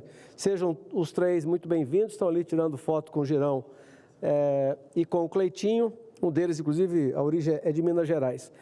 Mas, senhor presidente, ontem a PGR cumpriu aquilo que já esperávamos, até porque os advogados de defesa hoje no Brasil não têm direito aos autos, mas parte da mídia tem, porque ela diuturnamente revela aquilo que, como disse, os próprios advogados de defesa não têm acesso. Como, por exemplo, há dias, parte da mídia já dizia que nessa semana a PGR cumpriria o ritual que fez ontem.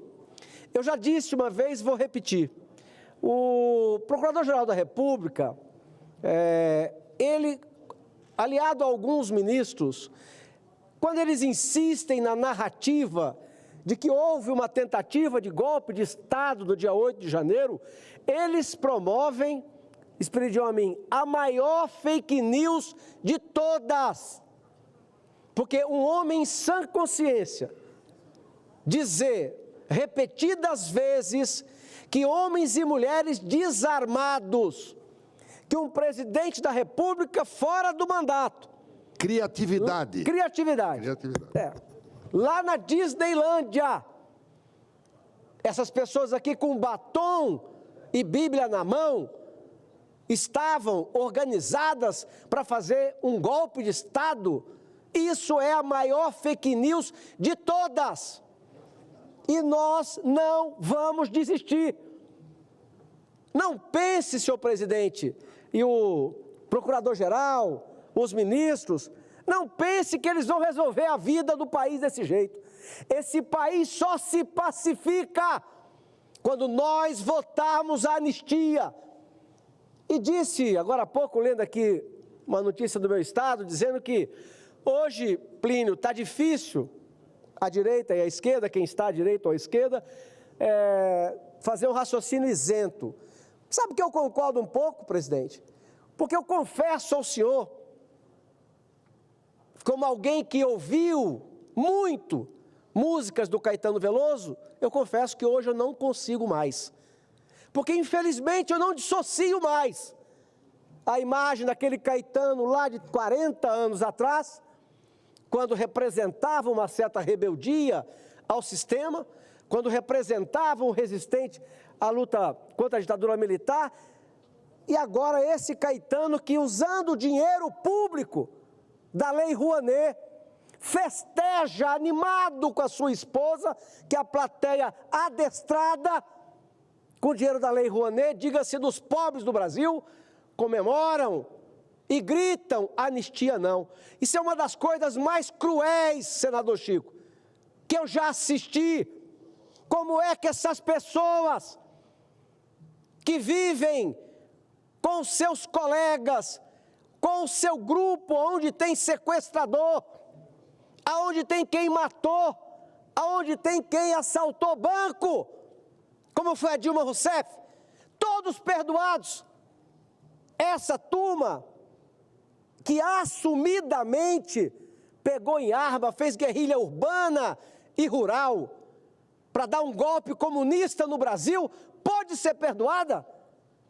E essas pessoas humildes, brasileiros simples, como esse motorista de caminhão que está exilado, que está foragido, condenado a 14 anos de cadeia, com 6 filhos crescendo sem vê-lo, a mulher proibida de receber o salário que está bloqueado, a outra, dona de salão. Então, essa turma não pode ser anistiada. Mas quem assaltou, quem jogou bomba, quem assaltou o exército, roubando armas, quem fez justiciamento, esses puderam ser perdoados. Portanto, de fato, isso acaba contaminando a gente. Hoje eu não consigo mais ouvir, nem assistir um sujeito tão hipócrita como esse que eu citei.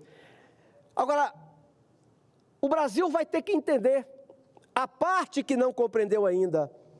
Não adianta eles tentarem tirar o Bolsonaro na marra. numa perseguição nunca vista no Brasil. Nunca vista. Uma perseguição como continuam fazendo com o presidente Bolsonaro. Não adianta tentarem tirá-lo na marra da campanha, da disputa eleitoral, porque isso não pacificará o país.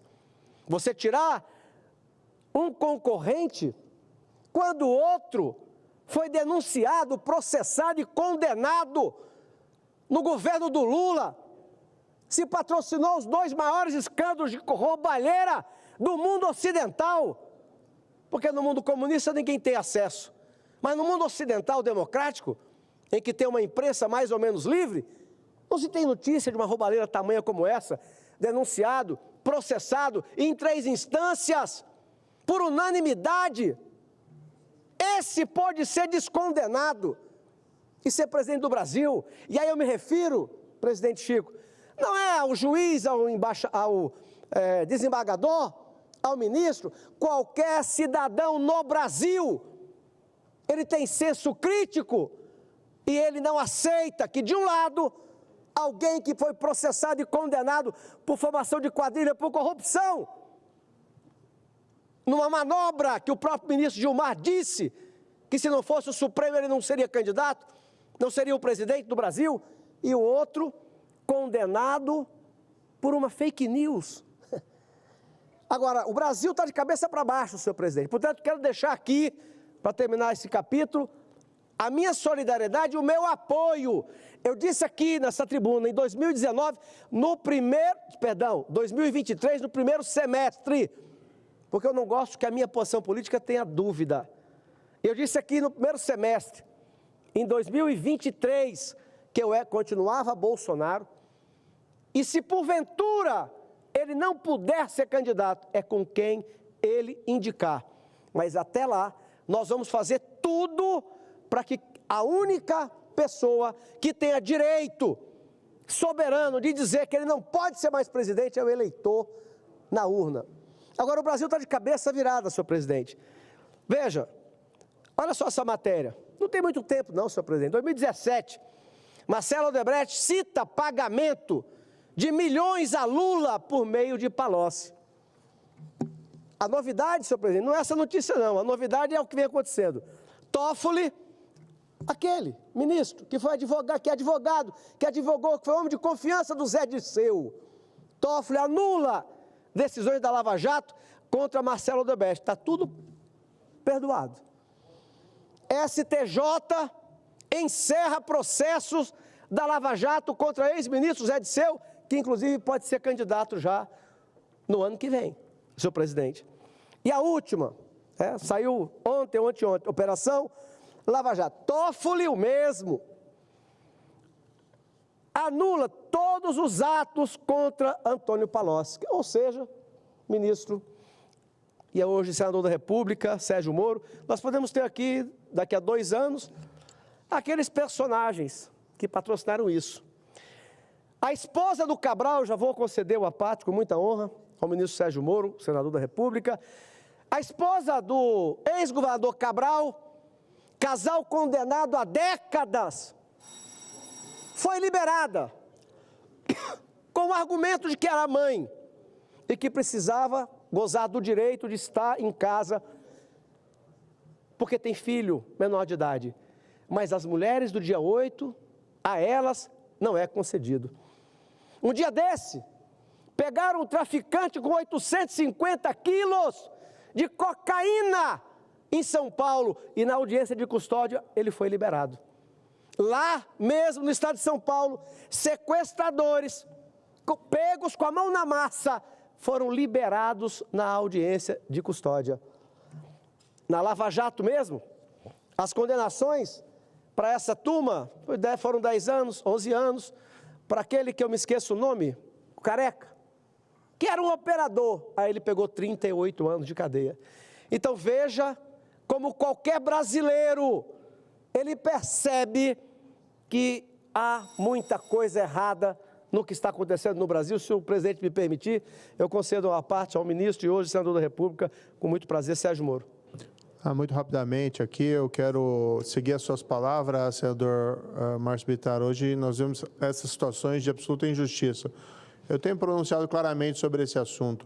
Aquelas invasões e destruições devem ser punidas. Agora, não pode fixar uma pena de 17 anos por um fato daquela espécie, para pessoas ali que eram manifestantes, que, a meu ver, se excederam, né, por violenta emoção e cometeram um erro.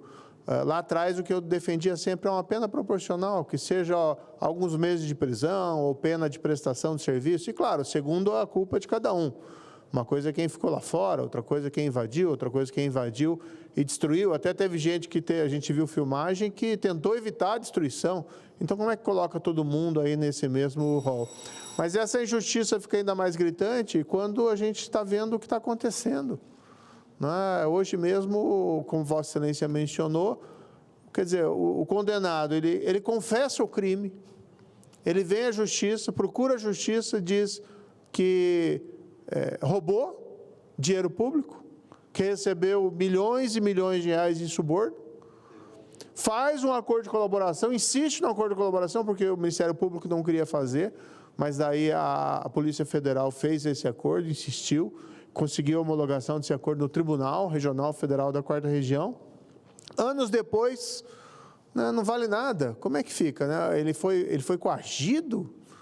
Anos depois vai ter esse tipo de afirmação. E como é que fica o acordo, o dinheiro? Então, nós estamos vendo uma justiça do avesso, não é? Que recai com todo um rigor fora da lei, não é? Desproporcional que prevê a lei em relação àqueles manifestantes, que sim, precisariam ter uma punição, mas não nesse montante. E agora, acho que já passado 2 anos disso, né, vários deles presos já deviam ser completamente liberados, né, já foram punidos mais do que o suficiente. Agora, esses casos de quem rouba o horário, de quem tira dinheiro da saúde, da educação, quem roubou a Petrobras, saqueou a Petrobras, nós temos esse tratamento, não pela justiça como um todo, mas essas decisões pontuais aqui de um ministro supremo, mas a responsabilidade acaba sendo do sistema de justiça inteiro. E aí querem que nós aceitemos calados. E aí a gente viu esse ranking da Transparência Internacional, o Brasil despencando, prejudicando nossa moral lá fora, prejudicando nossa imagem, prejudicando o ambiente de negócios. E se diz que é conversa de boteco. Ora, quero apenas registrar aqui que concordo com as palavras de Vossa Excelência. Senhor presidente, agradecendo a vossa tolerância conosco, dizer que é um privilégio ser aparteado pelo ex-ministro, ex-juiz e hoje senador da República, nosso colega Sérgio Moro, e dizer que eles de fato voltaram à cena do crime, como disse o Alckmin, tanto que as estatais voltaram a dar prejuízo, a exemplo da empresa Correios, a mais antiga empresa estatal do Brasil, desde 1663. Quero dizer que, com a ajuda de Vossas Excelências, conseguimos já 31 assinaturas, vou protocolar a semana que vem, e aí numa conversa com o senador Marcos Duval, com o Magno Malta, vamos conversar para concentrar em uma das CPIs que está proposta aqui no Senado, para que o nosso presidente tenha mais facilidade, presidente Davi Alcolumbre, de lê-la. Quero encerrar dizendo que aqui nós estamos em pé. Estamos em pé. Eu continuo dizendo a mesma coisa. O que o Guné fez ontem, essa semana, o que alguns ministros insistem nessa narrativa de que houve uma tentativa de golpe no dia 8 é a maior fake news inventada nesse país. O mundo está nos olhando. E ter eleição o ano que vem e não tê-la com Jair Bolsonaro podendo disputar a eleição, isso é podridão, cheira mal. Isso não é democracia, isso é um golpe. E nós não vamos aceitar isso. Presidente Bolsonaro, tamo junto. Um abraço. Obrigado, presidente. Nobre senador Márcio Bittar, Vossa Excelência trata de um assunto efervescente aqui na opinião pública nacional e, obviamente, e de forma inquestionável, a repercussão será a repercussão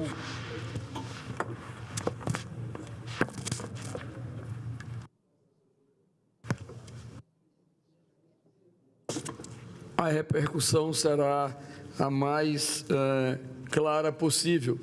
Né? Cada item que Vossa Excelência tratou aqui, né, obviamente tem o lado do apoio e o lado contra, mas Vossa Excelência discorre os fatos com uma precisão enorme e isso facilita, inclusive, a opinião pública a fazer uma avaliação, um juízo de valor.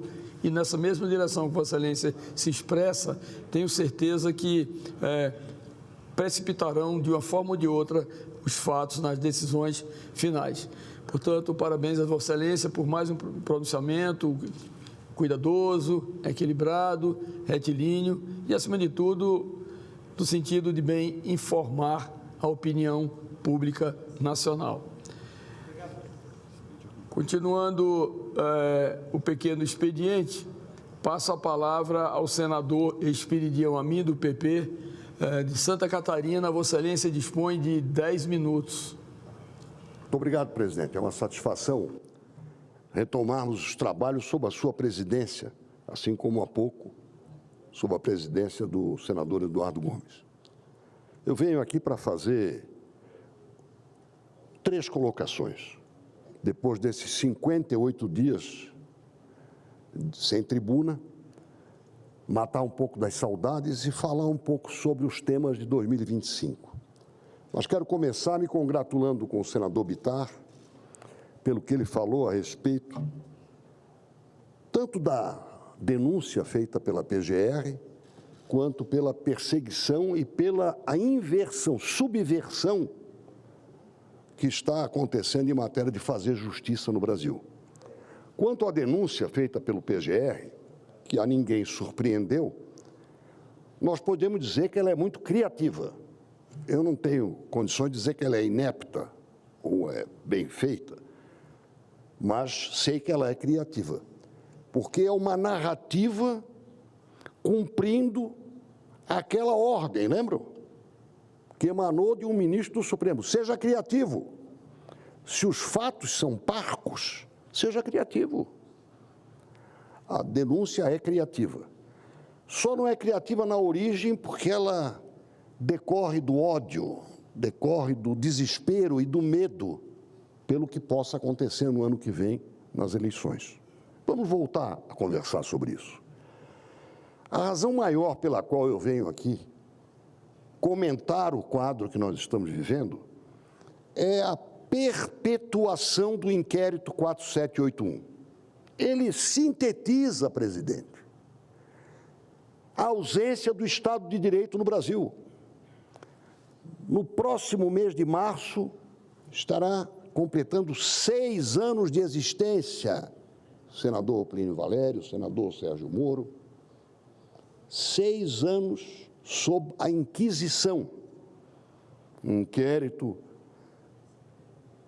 que todo mundo sabe por que o então ministro Toffoli, então presidente do Supremo Tribunal Federal, fez em reação a notícias que circulavam, com base num artigo do regimento interno do Supremo, escolheu, e se alguém ler o livro, o tribunal insistiu para que o ministro Sérgio Moro aceitasse. Ele era a pessoa talhada, segundo o então presidente do Supremo, para conduzir o inquérito. É o que está no livro. Você tem que aceitar isso. E o ministro Alexandre de Moraes, relutando, mas acabou aceitando a missão de ferir mais um aspecto de um inquérito, aceitando a confiança do presidente, e não o sorteio, ou o equivalente a sorteio que deve ser feito. A partir daí, nasceu esse monstro, alcunhado de inquérito do fim do mundo, porque ele não tem um alvo, um objeto, não procura tipificar o crime em que se enquadraria um procedimento de alguém definido, e funciona como a Inquisição. Tem um juiz que investiga, seleciona quem vai ser o alvo, julga e tem a decisão como irrecorrível. Ou seja, estamos vivendo a Inquisição. Só que no momento em que a democracia é golpeada, e neste momento, e neste caso, golpeada por quem cumpre o sagrado dever de ser o nosso último arrimo, que é o judiciário. Vai completar 6 anos deste absurdo, deste assinte, deste deboche, que até o presidente Barroso considera excepcional. Ele diz que está na hora de terminar, só falta marcar a data. Quando enterrarem, nós, não sei se vale a pena fazer exumação, mas se fizerem a exumação, nem que seja arqueológica, senadores Sérgio Moro e Plínio Valério vão encontrar coisas que nem em Pompeia, Herculano e Pompeia foram encontradas. Então eu quero nesse momento dizer que até março, sempre que eu puder usar da tribuna, eu lembrarei. 6 anos é muito, 6 anos é demais. E é um abuso contra a democracia que eu sei no fundo do coração, todos os juízes, inclusive os 11 ministros do Supremo Tribunal Federal, creio eu, gostariam de preservar. Mas estão golpeando a democracia e criando um péssimo exemplo ao prosperar no inquérito 4781. Nisso aí eu incluo todos os absurdos que estão acontecendo e que, não raro, ferem a própria autonomia e o dever do Senado e do Congresso. Finalmente, presidente, eu vou apresentar aqui uma síntese de uma fala, de um diálogo com o presidente do Senado, senador Rodrigo Pacheco, um diálogo entre o senador Espiridião Amin e o senador Rodrigo Pacheco, que isso é uma dívida da mesa. Nos dias 17 e 18 de dezembro, eu vou entregar aqui as notas taquigráficas, eu pedi ao senador Rodrigo Pacheco que ele colocasse para votar o projeto de decreto legislativo número 717, que eu apresentei, e que susta 2 decretos do presidente Lula que ele assinou no dia 4 de dezembro. Um breve histórico. Em agosto, o ministro Gilmar Mendes, corretamente, a meu ver, instituiu um grupo de trabalho para discutir a questão da demarcação de terras indígenas. O senador Jacques Wagner, senadora Tereza Cristina, a chefe da advocacia do Senado, representante, enfim, uma comissão presidida por um ministro do Supremo, o decano. Pela notícia que eu tenho, foi prorrogada para fevereiro, não foi bem sucedida, mas eu acho que foi uma boa iniciativa.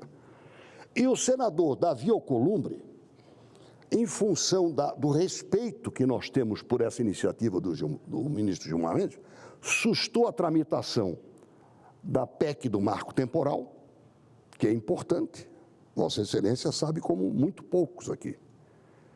Então, nós paramos com as nossas atividades legislativas a respeito do assunto.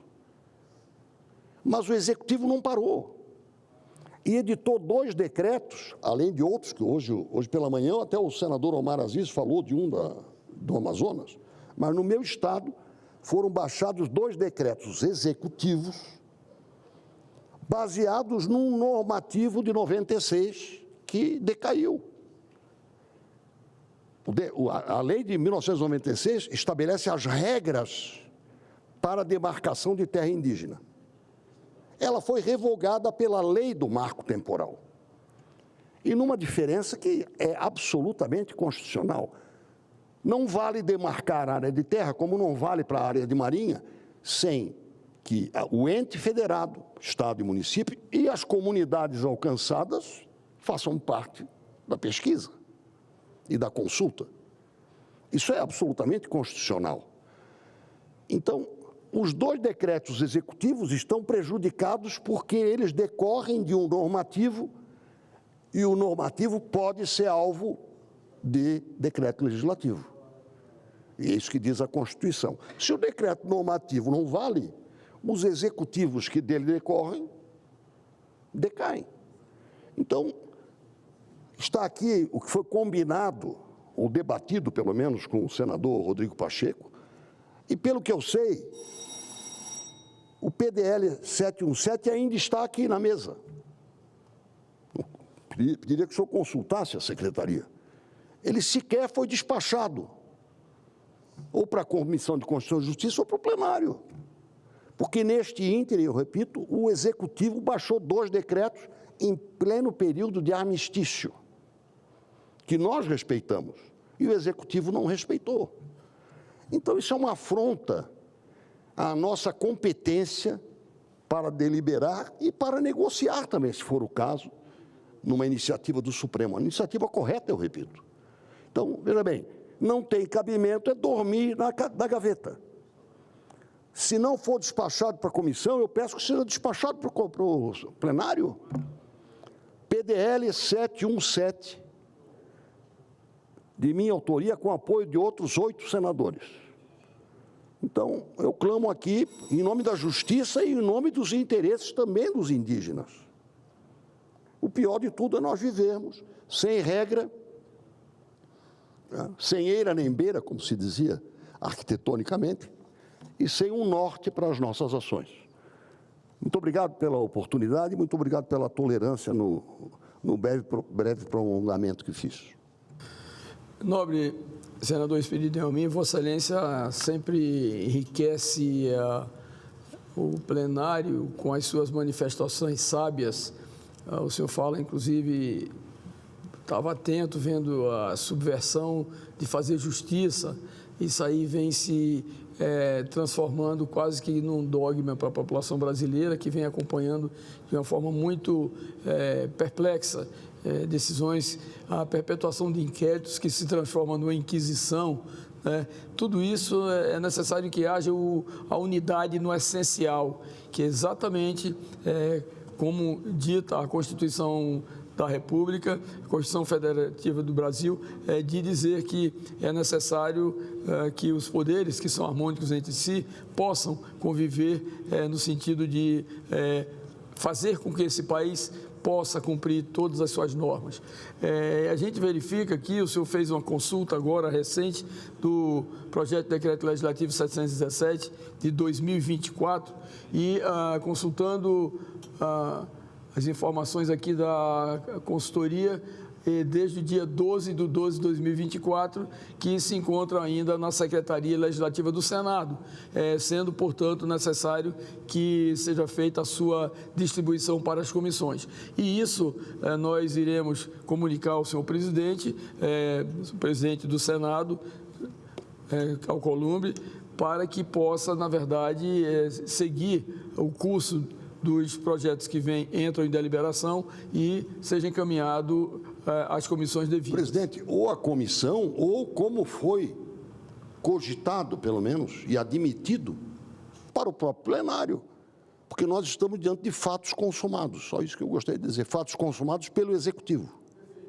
Perfeito. Nós faremos uma consulta, ao final de contas, o presidente Davi Alcolumbre, que tem o poder de decisão, para que seja realmente dado esse tratamento, ou encaminhado às comissões, ou discutido diretamente em plenário.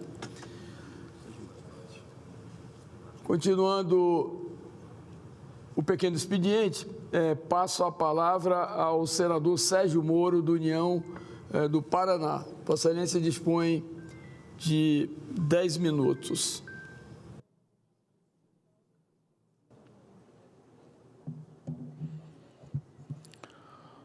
Boa tarde a todos, senhor presidente, todos aqui presentes, senadores no plenário. São muitos os temas. Eu tenho circulado o meu estado do Paraná e tenho conversado com muita gente, senador Plínio Valério, e o que a gente percebe é um sentimento de desânimo de 2 anos desse atual governo Lula. Nós estamos vendo a economia com sérias dificuldades, a inflação de alimentos atingindo o poder de compra da população. Nós estamos vendo atônitos a taxa de juros elevadíssima, que acaba comprometendo os investimentos produtivos na economia.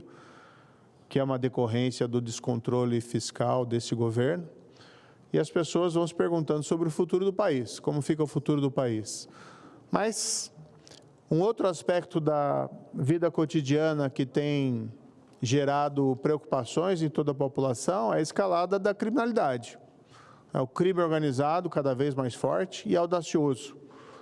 Vamos falar desse recente ataque a uma delegacia no Rio de Janeiro pelo crime organizado para resgatar um preso. E também a criminalidade violenta, que é a que mais assusta as pessoas. Ficam com medo de sair de casa, de mandar os seus filhos para a escola. E assistimos um vídeo recente de um latrocínio, um ciclista, em plena luz do dia, sendo assaltado e morto por um furto de um celular. Não porque se recusou ou resistiu a integrar, mas simplesmente porque os bandidos, com aquela crueldade que lhe é característica, praticaram o crime sem qualquer margem para um segundo pensamento. Tudo isso é decorrente da falta de liderança ou até da má liderança que nós temos no país. Tem um ditado antigo que diz que o peixe apodrece pela cabeça. E tendo nós, infelizmente, como presidente, alguém que foi no passado condenado criminalmente e teve a sua condenação anulada sem justificativa jurídica, vamos dizer, foi uma decisão política, né, com todo o respeito que se possa haver às instituições, ali houve uma decisão política que reabilitou o presidente, mas se o reabilitou à luz dos olhos da jurisprudência ou da lei, do ponto de vista moral, o juízo reprovável permanece o mesmo. E essa pessoa foi guindada a presidente da República. E aí você tem uma contaminação moral de todo o país. Como você vai convencer o mundo do crime de que praticar violações da lei é errado quando você tem um quadro desse? Agora eu me dirigia ao plenário e vi atônito uma nova notícia, uma nova anulação de uma condenação da Operação Lava Jato por ministro do STF, do senhor Antônio Palocci, ex-ministro da Fazenda, do primeiro mandato do governo Lula. Até há quem faça juízo que foi um bom ministro do ponto de vista técnico, mas do ponto de vista moral é uma pessoa que foi presa na Operação Lava Jato, foi processada na Operação Lava Jato e, pasmem, confessou seus crimes, fez um acordo de colaboração, insistiu nesse acordo. O Ministério Público Federal, lá em Curitiba, era contra esse acordo, pelos argumentos que tinha. No entanto, a Polícia Federal era a favor, e essa celeuma jurídica acabou sendo resolvida pelo Tribunal Regional Federal da 4ª Região, no sentido de admitir a homologação do acordo. Então, se tem uma pessoa que confessou os crimes, que devolveu dinheiro, e mais disse que aquele dinheiro era produto de suborno. Anos depois, isso foi, vamos lembrar, ali por 2017, e nós estamos 8 anos depois, uma canetada de um ministro supremo, cuja competência sobre esse caso se dá por razão misteriosa, porque o caso originário do Supremo era para obter cópias de mensagens que haviam sido obtidas por hackers. Não há nenhum motivo para ter uma jurisdição universal sobre os casos da Operação Lava Jato, para se pular todas as instâncias recursais, e vem ele uma canetada e ignora todos os fatos, todas as provas, e com base numa fantasiosa alegação de conluio entre juiz e Ministério Público, anula os casos. Ainda que houvesse uma nulidade, é um caso que tem confissão, é um caso que tem acordo de colaboração. Essa não é uma causa que interrompe por si só qualquer vício que pudesse ter anterior, e não houve, mas que pudesse ter anterior nesse processo? Será que rasgamos todas as nossas regras processuais? Será que o direito não vale nada? Senador Plínio, eu fiz direito na faculdade, depois fui juiz. E eu tenho presente, o juiz nem sempre acerta, ele erra. Mas nós tínhamos uma ética. Temos uma ética dentro do direito, como juiz, de tentar aplicar a lei. Podemos errar na interpretação? Podemos, mas a pretensão é de aplicar a lei. Agora, tem surgido interpretações tão heterodoxas que nós ficamos muitas vezes nos perguntando se essa ética da profissão jurídica ainda está de pé ou não dentro do nosso país.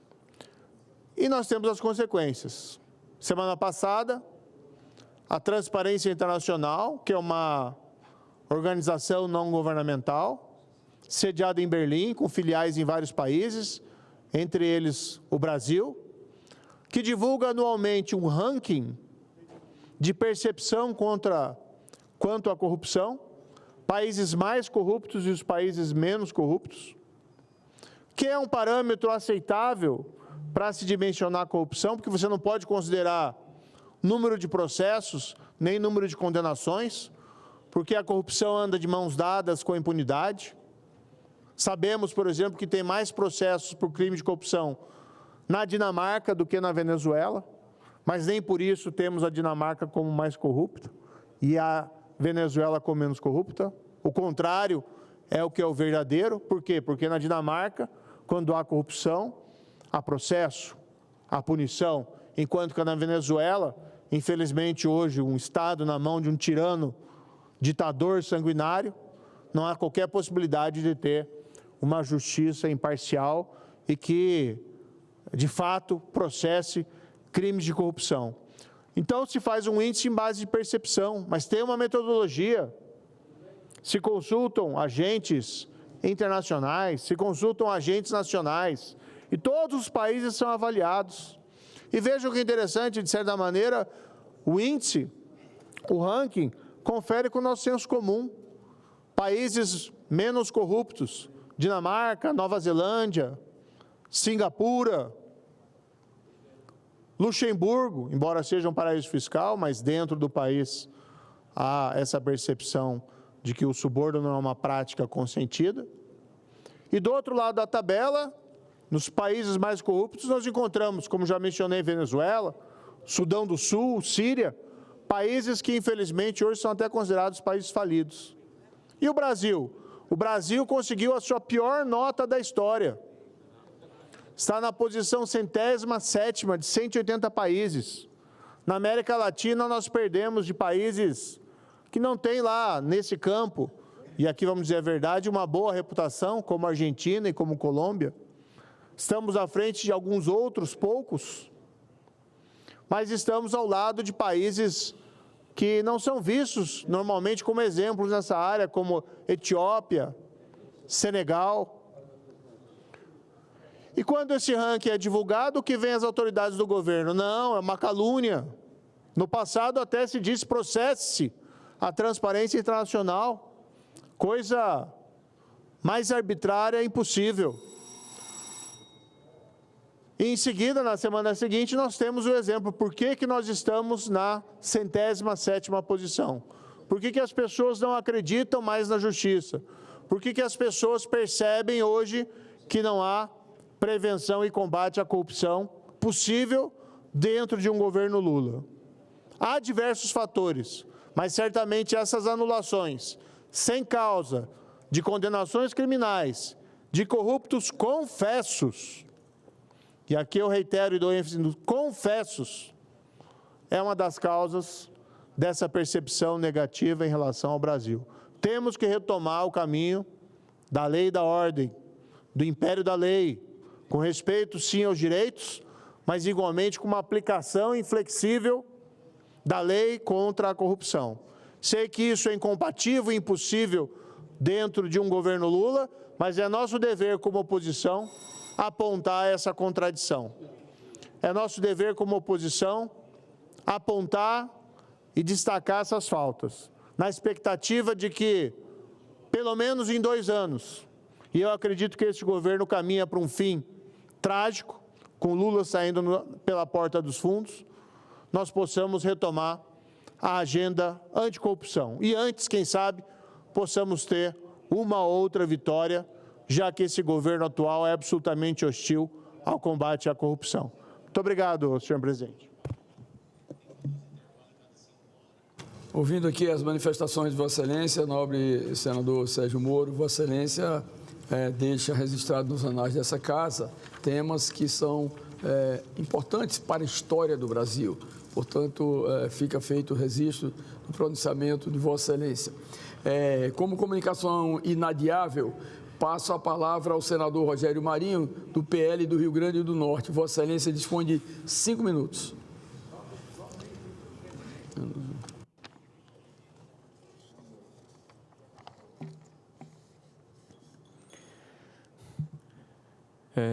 Senhor presidente, agradeço a gentileza, com a anuência do senador Plínio, pedir a Vossa Excelência que acrescesse os 10 aí, que ele não vai ficar chateado, não. Senhor presidente, hoje é um dia muito importante, porque ontem, né, nós recebemos ao final da noite, na véspera de iniciar o Jornal Nacional, de uma maneira, né, que foi uma coincidência, né, a denúncia esperada contra o presidente Bolsonaro. E essa denúncia, senhor presidente, é uma denúncia que nós já conhecíamos o seu teor, né, que é fruto, inclusive, né, do inquérito policial que havia sido apresentado há alguns meses atrás. O que tem de novidade é o acréscimo de, finalmente, termos acesso à delação do senhor Cid. Essa delação, senhor presidente, é uma delação que eu vou me debruçar um pouco sobre ela, mas é importante que se diga que nós estamos vivendo um momento em que, sempre que há uma notícia ruim para este governo, coincidentemente, se cria uma espécie de tática divisionista. Aparece uma coisa diferente para que as pessoas olhem na outra direção. O preço dos alimentos está corroendo o poder de compra da população, e isso fruto da incompetência, do desequilíbrio, da forma atabalhoada como a política fiscal brasileira tem sido gerida. Basta ver as últimas pesquisas de opinião que mostram o derretimento, né, do presidente da República, bem como a ascensão, né, de Bolsonaro, mesmo ele estando há quase 2 anos sendo diariamente desqualificado, né, atacado, vilipendiado por grande parte da imprensa brasileira. Isso significa que a credibilidade dos órgãos oficiais de imprensa não estão muito alta, né, junto à sociedade, que faz uma campanha tão massiva. Dito isso, senhor presidente, eu fiz uma afirmação ontem, que vou repetir hoje, claramente é um jogo de cartas marcadas. E por quê, senhor presidente? O presidente do Supremo Tribunal Federal afirma, juntamente com outro ministro, acho que o senhor Gilmar Mendes, que é necessário que esse processo ele tenha fim, ele acabe, ele seja resolvido em 2025, para que não haja contaminação do processo eleitoral em 26. Se isso não é uma opinião política passional, eu não sei o que é. E o devido processo legal? E a produção de provas? E a cariação de testemunhas? E as perícias que têm que ser produzidas? Num caso que tem mais de 30 réus diferentes. Um caso complexo. Um caso que leva em consideração o fato de que nós estamos impedindo de concorrer a maior liderança da direita conservadora no Brasil, que está liderando, inclusive, as pesquisas de opinião. Não é um caso qualquer. Senhor presidente, nós estamos vendo a mudança do jogo com o jogo em andamento. Porque no final de 2023, eu lembro aos senhores que houve uma mudança do regimento interno do Supremo Tribunal Federal, que permitiu ou propiciou a possibilidade de que casos penais como esse, ao invés de serem julgados pelo Pleno, como estavam sendo julgados os casos anteriores, passasse para a turma. E que turma? Uma Câmara de Gás. Ora, quem está nessa Câmara de Gás, desculpe, nessa turma do Supremo Tribunal Federal? O advogado particular do presidente Lula, que hoje é ministro do Supremo Tribunal Federal, sem nenhum demérito e nenhum juízo de valor. Mas se eu não creio em Las Brujas, eminente senador Marcos Rogério, pero que lá ais, las ais. Nós temos lá o Flávio Dino, alguém que foi indicado pelo atual presidente e que era somente o ministro da Justiça do governo anterior, que seria o maior prejudicado se houvesse o pretenso golpe. Esse cidadão não se declara impedido, ele está lá para julgar o presidente Bolsonaro. Alguém que diz, para mim, Bolsonaro é o próprio demônio, vai julgar o presidente Bolsonaro. Não há anistia mágica para ninguém, nem Bolsonaro, diz Dino. Flávio Dino, sobre bolsonarismo.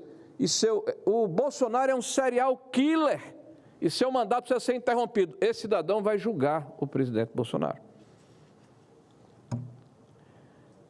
Nós estamos diante de uma situação em que vemos o presidente do tribunal ir a público dizer: vai ser um julgamento imparcial. Como acreditar nisso?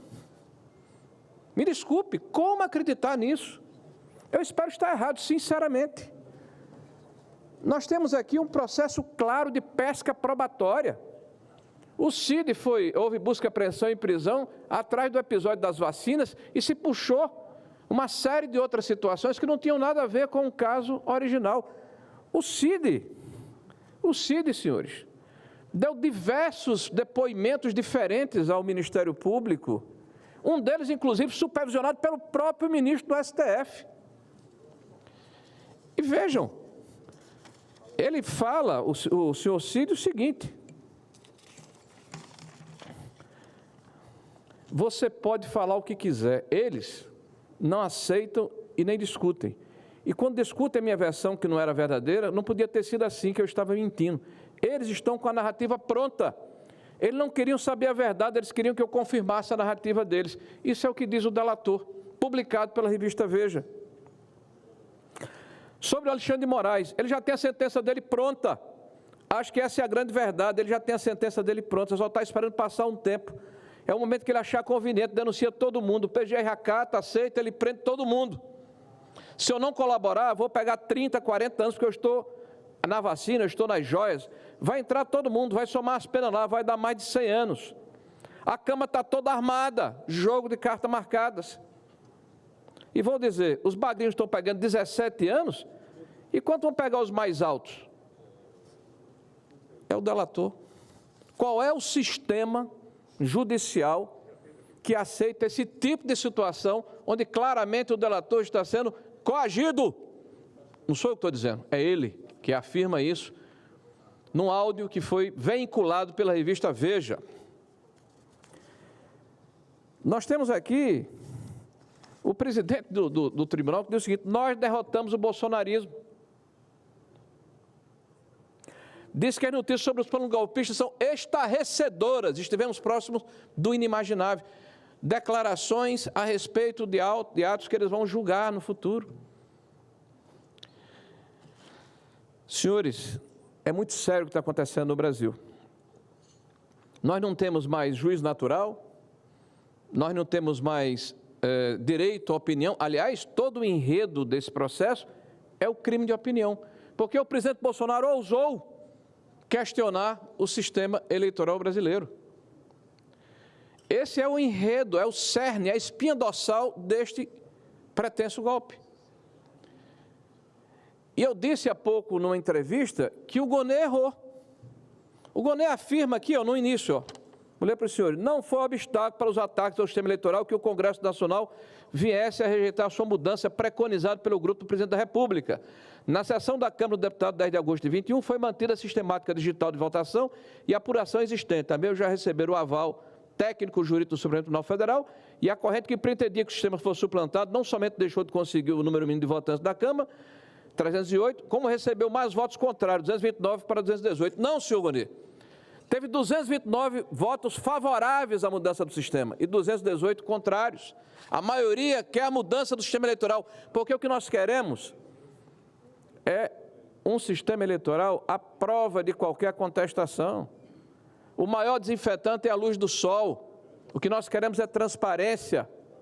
E diante dessa afirmação, e seguindo a lógica do senhor Gonê e da Polícia Federal, de que quem questiona o sistema eleitoral brasileiro incorre em crime ou é cúmplice de crime, o senhor Gonê esqueceu de colocar no inquérito 229 deputados federais que corroboraram essa tese, que defenderam essa tese e materializaram essa tese com o seu voto.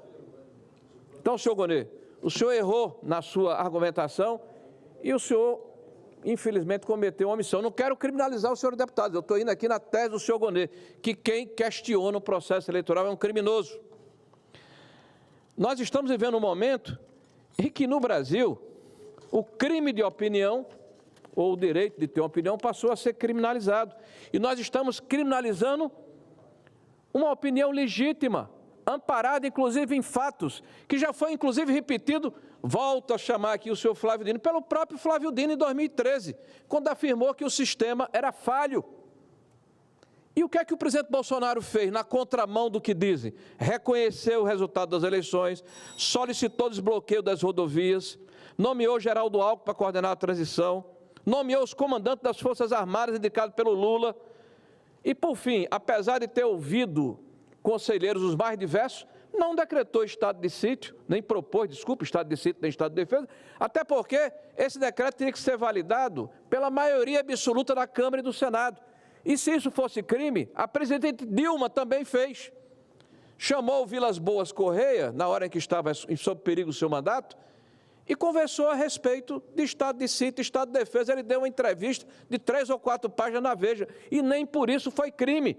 Mas no Brasil hoje a moda é relativa, democracia relativa, justiça relativa, verdade relativa, e nós que precisamos pacificar esse país, senhor presidente, que precisamos unir esse país, que precisamos fazer o nosso trabalho para permitir que a população não sofra os efeitos perversos de um governo descontrolado, de um governo inepto, e nos propomos a fazer isso em conjunto, inclusive com o próprio governo. Nós precisamos que este país tenha paz, e a paz não vai ser conseguida à custa da inversão de valores. Nós esperamos que a justiça seja feita, que as pessoas tenham serenidade e temperança. O que nós queremos, senhores, é justiça. Presidente, só um segundo, eu gostaria de pedir uma parte rapidamente aqui para o senador Rogério Marinho, nosso líder. A gente está vivendo um momento, presidente, muito triste, né? A gente percebe claramente um toque de vingança com relação a essas propostas que estão sendo apresentadas pela PGR, pelas atitudes do Supremo. Eu mesmo fiz diversas audiências públicas sobre a urna eletrônica, desde quando fui deputado. Não sei e realmente eu nunca consegui, eu sou auditor, sou contador. E eu digo sempre, o que não é auditável não é confiável. Eu sempre disse aqui, nós fizemos várias audiências, inclusive da Câmara, com a presença de hacker, com a Universidade de Brasília, com propostas, inclusive, pelo PDT, na época. Acho que o Márcio lembra disso, senador Márcio Bittar. Então, a gente percebe assim, eu não sou advogado, fico aqui imaginando, cara, não é possível, cadê o AB? Não é possível que os advogados não tenham acesso ao processo? Como é que pode esse inquérito, desde 2018, completando agora 7 anos. 7 anos, e sob sigilo, as pessoas não têm acesso. Então, eu vejo, infelizmente, uma Polícia Federal, né, e tive conhecimento que vi as peças, por exemplo, quando fala que o Anderson Torres estava com a minuta de golpe, ele disse que estava na internet. A Polícia Federal disse que não estava. Ele pegou na internet, registrou em cartório e levou. Ninguém apurou nada disso. Ficou a tese da Polícia Federal que não estava na internet. Está registrado em cartório.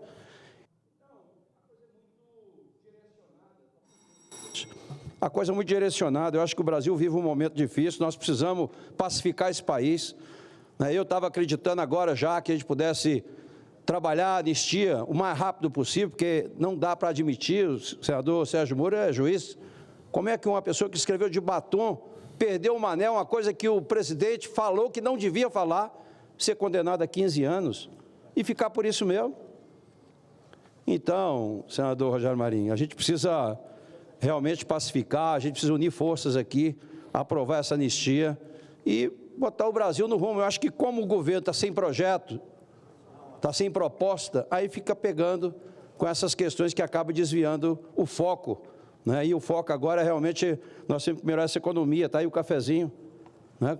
Até que está custando o café, agora o ovo. Cara, não dá, vamos cuidar da economia, sabe que o governo não tem proposta para apresentar que seja uma coisa não de vingança, mas em favor do Brasil? Muito obrigado, presidente. Você me permite? Se o presidente permitir, senador Moro. Concedido, senhor presidente. Não, 2 coisas aqui, senador Rogério, aproveitando. Primeiro, eu quero aqui aproveitar as palavras do senador Isalci e destacar, eu continuo com o meu compromisso com a anistia em relação a 8 de janeiro. As penas ali foram absolutamente desproporcionais para as faltas cometidas por aqueles manifestantes que invadiram, alguns até destruíram patrimônio público, vários não sequer entraram nos prédios, alguns entraram nos prédios e tentaram evitar a destruição, e em qualquer cenário, não há qualquer justificativa para penas de 17 anos, esse excesso punitivo. Então, eu creio que o Congresso deveria, e não é por uma questão política, o que eu tenho dito o grande problema é misturar a anistia com 1964 ou com 2026. Não tem nada a ver, a gente tem que pensar na justiça para... desde 2022 e por atos que não têm aí uma proporcionalidade. Mas em relação a essa denúncia, eu creio que o Supremo acabou montando uma armadilha para ele mesmo, porque a jurisprudência do Supremo era no sentido de que acabou a função, acabou o foro por prerrogativa de função, acabou o foro privilegiado. Inclusive, isso foi considerado ao seu tempo um avanço, não só para tirar a carga de processo do Supremo, mas também para que não houvesse aquela sensação de julgamento privilegiado. E o Supremo reverteu esse entendimento logo depois ali de 2022 e ficou parecendo aquele tipo de jurisprudência de ocasião. Vamos mudar de novo. O que seria melhor aqui? Mandar esse caso para a primeira instância. Deixa julgar lá um juiz de primeira instância com recurso e o Supremo dá a última palavra. Nós fizemos isso na Lava Jato, no caso do ex-presidente, tramitou na primeira instância, tramitou no tribunal, ele só foi preso depois que o tribunal condenou. Muita gente, senador Márcio, ficava até, de certa maneira, instigando na imprensa que decretasse a prisão preventiva do acusado na época, o presidente Lula. Nós não fizemos isso, nós entendemos, não, vamos esperar. Eu tenho meu entendimento em relação à responsabilidade, mas vamos esperar o julgamento colegiado, outros 3 juízes pensando sobre o caso, para evitar um erro judiciário. Então, talvez o melhor caminho em relação a essa denúncia fosse esse, e aí o Supremo se livraria de um problema tamanho, já que existe esse questionamento sobre parcialidade, imparcialidade. Ficaria aqui a minha sugestão, e talvez até pudéssemos pensar aqui no Congresso em editar uma regra que deixasse claro, ou acabar de vez com o foro privilegiado, que é o que eu sugiro, ou deixar claro que o que vale é aquela jurisprudência anterior do Supremo Tribunal Federal, de que encerrou a função não tem foro. É isso. Inclusive, eminente senador Moro, é inconstitucional a maneira como está sendo conduzido, e eu faço essa afirmação, é inconstitucional esse processo, esse inquérito, porque nós somos signatários de um tratado internacional, que é o de San José da Costa Rica, que é um tratado de direitos humanos da América Latina, o Brasil é signatário, onde se prevê claramente pelo menos o duplo grau de jurisdição. Então, além dessa mudança inopinada do regimento, que é recente, foi um voto condutor do ministro Barroso, 5 anos atrás, 4 anos atrás, que definiu o escopo da atuação do Executivo, do Legislativo, como as ações impertradas naquele período, e de repente nós temos o único ex-presidente que está sendo julgado imediatamente pelo Supremo Tribunal Federal, sem direito a recorrer a mais ninguém. Acabou. É por isso que eu tenho falado de câmara de gás e de mudança inopinada de jurisprudência, e como Vossa Excelência colocou, parece uma mudança de ocasião. Eu ouço o eminente senador Marcos Rogério. Senador líder Rogério Marinho, eu quero apartear Vossa Excelência nesse pronunciamento que faz, que é um pronunciamento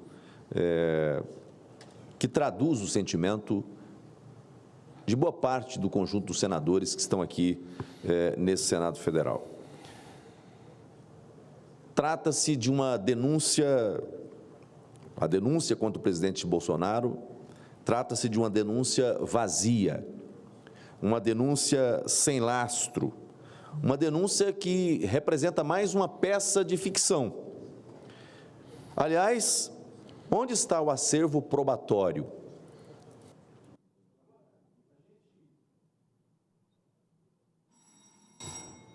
Agora, a gente discute aqui, questiona acervo probatório, peça de ficção, narrativas, porque nós estamos vivendo um período onde as narrativas substituem as provas, onde as narrativas substituem os fatos, as evidências.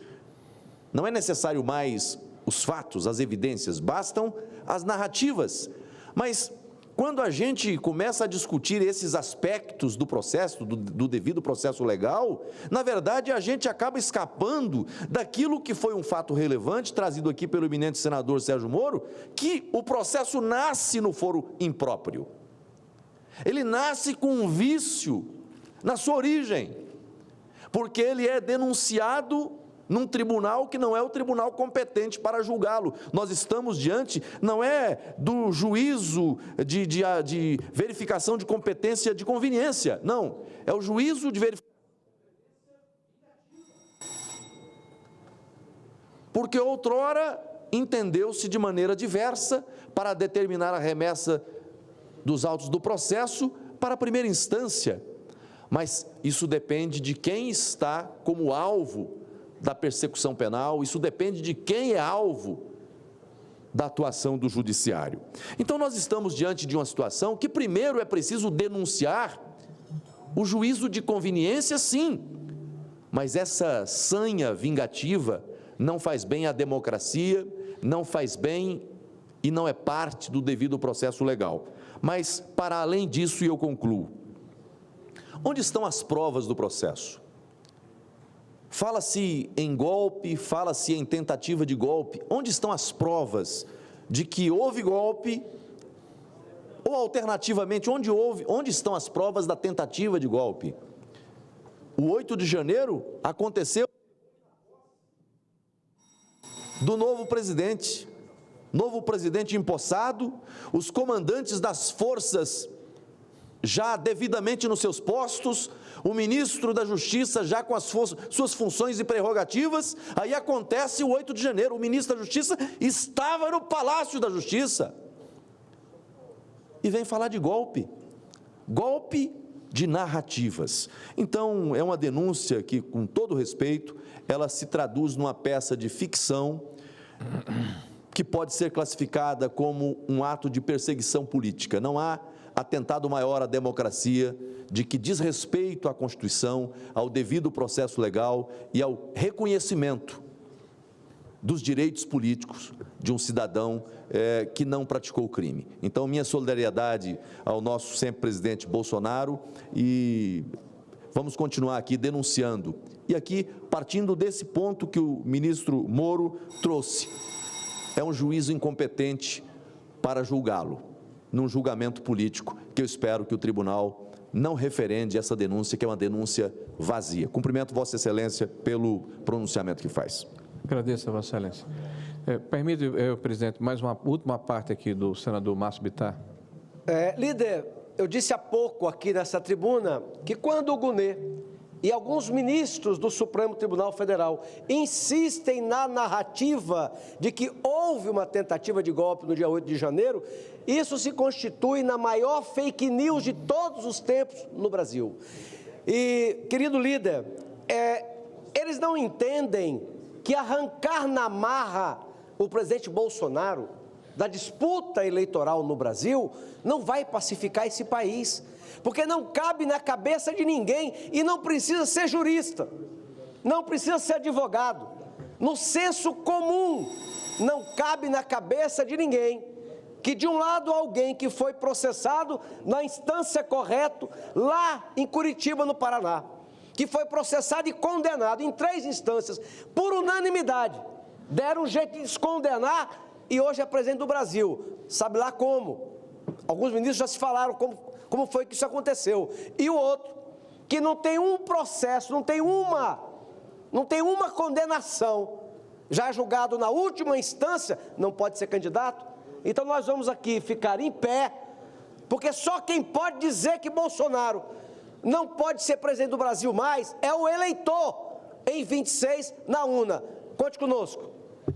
Senhor presidente, eu peço apenas 40 segundos para encerrar aqui. Agradecer a Vossa Excelência, senador Márcio Bittar, e os demais que apartearam, o senador Moro, o senador Marcos Rogério, dizer que, ao senador Exalci Lucas, dizer que hoje, inclusive, assinei, senador Mourão, um novo pedido ao ministro Alexandre de Moraes para que nós pudéssemos ter acesso ao nosso ex-parceiro, companheiro de governo, o general Braga Neto, que está lá recluso há quase 2 meses, sem direito a ser visitado sequer pelos seus amigos. Nós estamos vivendo um momento muito complicado e muito difícil nesse país. Então, nós estamos novamente solicitando ao ministro Alexandre de Moraes que permita, né, já que foi apresentada a denúncia, que nós possamos ter acesso ao general Braga Neto. E dizer que nós vamos manter aqui a nossa posição de denunciarmos as incongruências, de falarmos a respeito das injustiças que estão sendo praticadas no nosso país, porque o que nós queremos, eminente presidente, o que nós queremos é justiça, é isenção, é imparcialidade, é a democracia liberal plena. É isso que nós propugnamos aqui. E eu não tenho dúvida que o povo, de uma maneira geral, será sábio o suficiente para entender essa posição.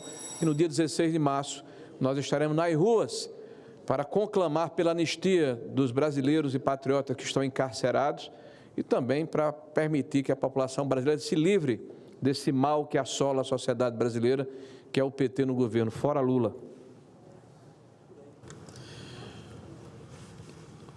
Ouvindo atentamente o pronunciamento de Vossa Excelência e depois de tantos apartes, tenho certeza que ficará registrado nos anais desta Casa esse pronunciamento de Vossa Excelência nessa primeira sessão legislativa desse período legislativo.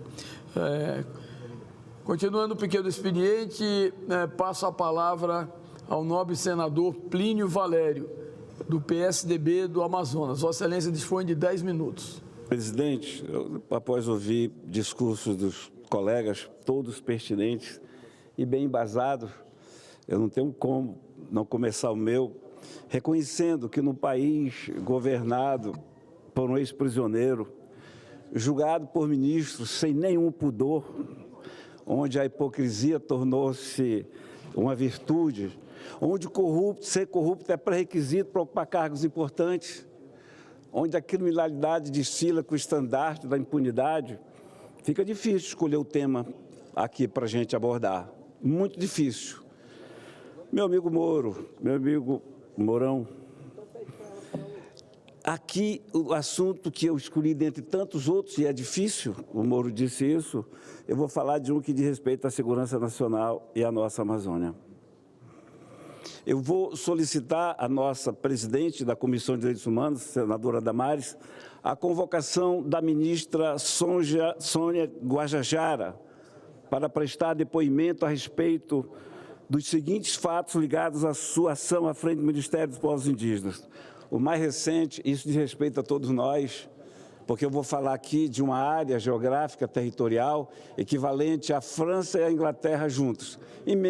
Emendem. França e Inglaterra é o território que uma multinacional chamada Ambipar, que tem ações na Bolsa, antes desse anúncio que eu vou falar, subiu 3.000% das suas ações. O Ministério, através do secretário, anunciou a possível assinatura de um tratado de intenções. Quais são essas intenções? Ceder à Ambipar o poder de gerir toda a área indígena brasileira, que equivale a 14% do território nacional. Esse protocolo de intenções, o governo diz que não existe. Foi falado, mas não tem um material para nos dar, para que nós possamos aqui transcrever para vocês. Mas eu quero falar mesmo de medidas de corrupção, exagero, talvez, mas quando a gente fala de R$500 bilhão sem licitação, a gente não tem como escolher outro termo. Em ato, por si só, já apresentado do que eu estou falando aqui, acrescenta-se o objetivo que a Ambipar vai gerenciar. Olha só o leque que envolve tudo. A Ambipar procederá a projetos de conservação e recuperação ambiental, promoção da economia circular, gestão, destinação e disposição de resíduos. Quais os resíduos dos indígenas? prevenção a eventos extremos e desastres como incêndios, enfim, reflorestamento de áreas desmatadas e projetos de bioeconomia e serviços ecossistêmicos. Tudo isso abre caminho para negócios escusos, inclusive a exploração indevida dos nossos recursos minerais. Olha lá na disposição de resíduos. E esse ato não foi o primeiro do Ministério dos Povos nesse sentido. Beneficia irregularmente a Ambipar. Durante o ano de 2024, recente, portanto, o governo federal firmou 5 contratos com a Ambipar, que somados chegam a 480,9 milhões de reais. Todos envolvem a prestação de serviços em territórios indígenas, como locação de helicópteros e de aviões monomotores. 3 desses contratos sem licitação. E no dia 6 de dezembro, a Ambipar e Fundação Nacional dos Povos Indígenas, com a FUNAI, assinaram o maior deles, 266,7 milhões de reais. Essa multinacional se comprometeu a fornecer, abre aspas, serviços logísticos de transporte de cestas de alimentos, equipamentos, insumos e pessoas, fecha aspas, por helicópteros e aviões, 266 milhões de reais. E o estudo técnico, presidente, do contrato informa que a empresa irá atuar em uma área de 9,6 milhões de hectares, só Roraima está nesse bolo, que abrange 8 municípios do estado do Amazonas e Roraima. O objetivo, segundo o documento, é atender 27 mil indígenas das etnias Yanomami e Euana, não sei qual é essa etnia aqui, meu nobre Chico, com a entrega de alimentos. Sabe o que aconteceu? Eles levaram helicóptero e soltaram sardinha em lata para os Yanomamis, conserva em lata para os Yanomamis. Aí depois acusam que o mercúrio de garimpos clandestinos estão contaminando a alimentação do povo Yanomami. 9 empresas se apresentaram no programa eletrônico, senador Chico Rodrigues. O menor valor foi apresentado pela Elmart Táxi Aéreo, mas a empresa foi desclassificada por não atender a todos os requisitos do processo de seleção. E a Ambipar, e quem era a segunda? Ambipar. Já viram o Fundo Amazônia, que a gente desvendou na CPI das ONGs. Uma luva casando na mão, sempre para os mesmos. E aqui aconteceu. Tira-se a que ganhou para botar a segunda colocada. Que coincidência, é a Ambipar. Repito, a Ambipar é uma multinacional que vai lucrar com isso aqui no crédito de carbono. 3.000% subiu só na semana que antecedeu esse anúncio aqui. E há ainda um outro contrato, assinado em 10 de outubro de 2024, de R$ 1.261.000. A Ambipar foi contratada pela FUNAI para atender, olha só, a coordenação regional dos Solimões, com fornecimento de serviço de, abre aspas e fecha, locação de aeronaves. Esse foi celebrado por meio de pregão eletrônico.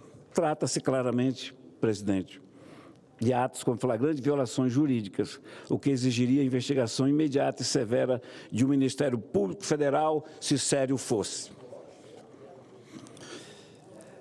Ou mesmo do ministro Flávio Dino, que está tão preocupado com as emendas dos parlamentares, deveria também estar preocupado com esse R$500 bilhão a uma multinacional.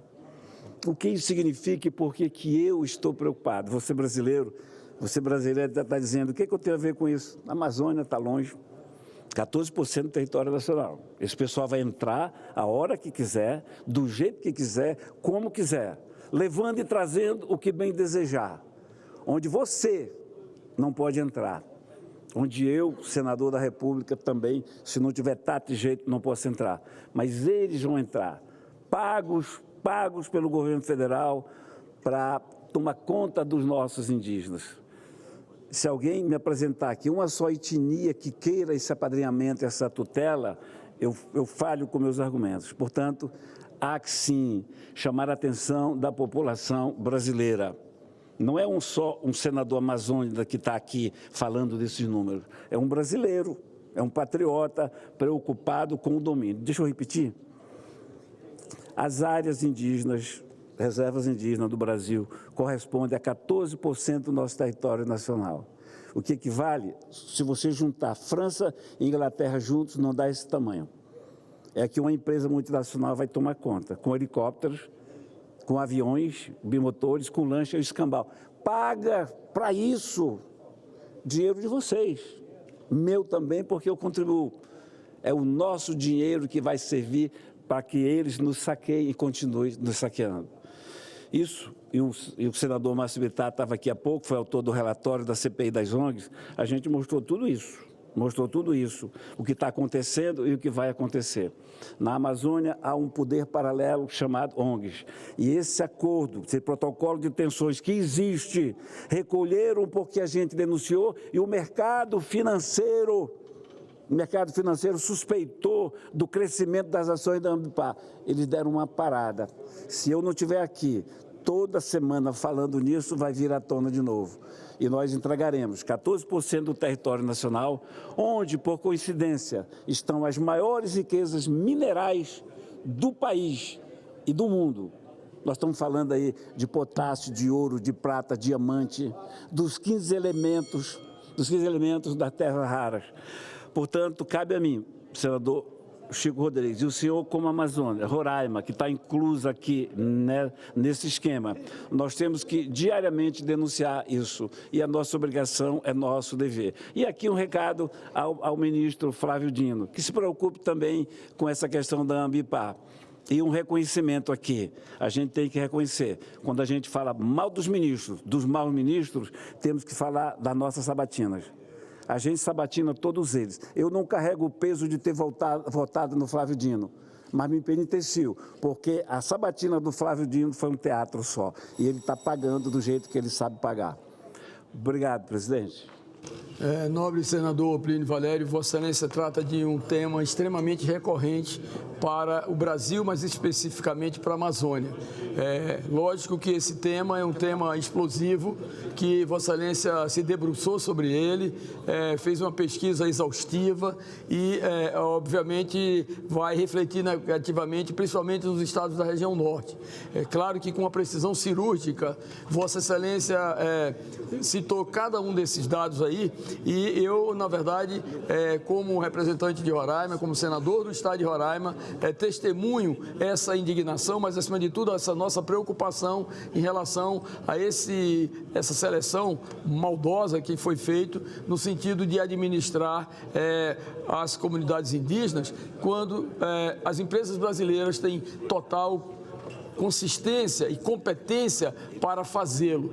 Portanto, parabéns, Vossa Excelência, por esse importante pronunciamento, e tenho certeza que vai refletir de uma forma muito positiva para todos os colegas senadores e senadoras, principalmente da Amazônia. Vou passar agora a presidência dos trabalhos ao nobre presidente, o senador Davi Alcolumbre, que acaba de chegar para presidir a primeira sessão ordinária desta casa.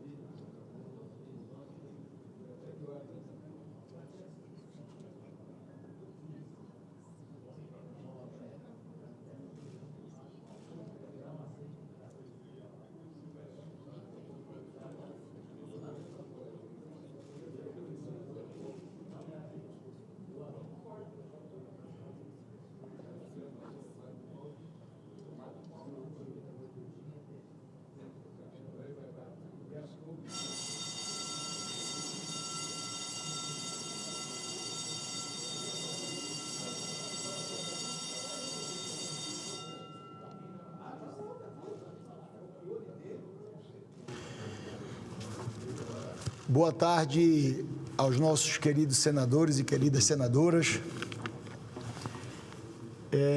Primeiro, fazer uma pequena fala em relação a uma exitosa reunião que nós tivemos ontem na residência oficial da Presidência do Senado, quando este presidente e 27 senadores líderes partidários e também líderes de blocos partidários, conseguimos fazer daquela reunião, no dia de hoje, o sucesso da consolidação do início dos trabalhos no ano legislativo em relação às comissões temáticas da Casa.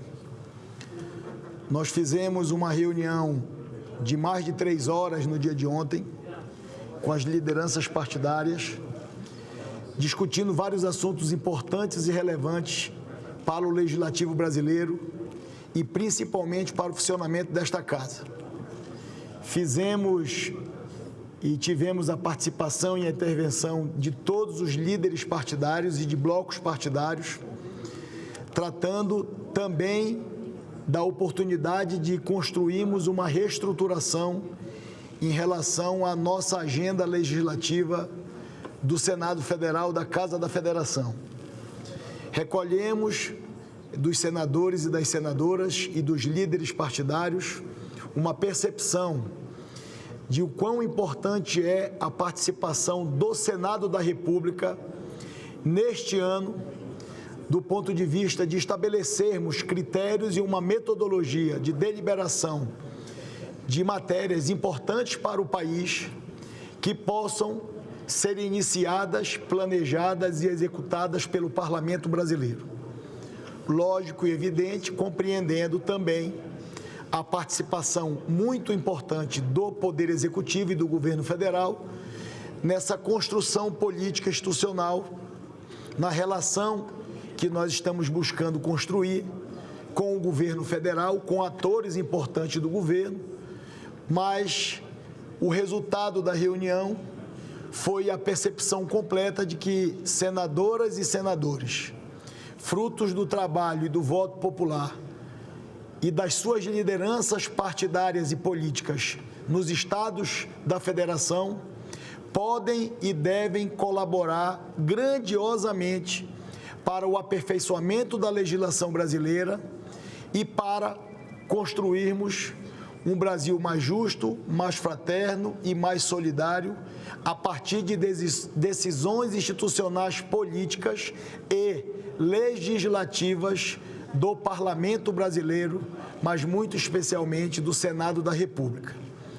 E isso engrandecerá grandiosamente o Senado Federal, que não se furtará em debater qualquer assunto encaminhado pelo Poder Executivo, mas ao tempo vai propor a sua agenda, a agenda do Parlamento brasileiro, de uma casa bicentenária, que tem obrigações e responsabilidades asseguradas pelo voto popular e que devem e merecem ser não só respeitadas, mas apreciadas do ponto de vista institucional. Essa minha breve fala, tentando relatar rapidamente alguns tópicos importantes da nossa reunião, é para pedir aos senadores e às senadoras desta casa que possam colaborar com a agenda legislativa, sejam de novas proposições apresentadas pelos parlamentares, visando o enfrentamento de temas atuais, ou buscar dentro das propostas apresentadas nos últimos anos, e até mesmo outras que possam ser oriundas da Câmara dos Deputados, que estejam tramitando no Senado Federal e nas nossas comissões, serem levantadas, catalogadas, e que a gente possa, o mais breve possível, construir uma agenda parlamentar de país, com base nas iniciativas parlamentares de senadoras e senadores e também de deputadas e deputados.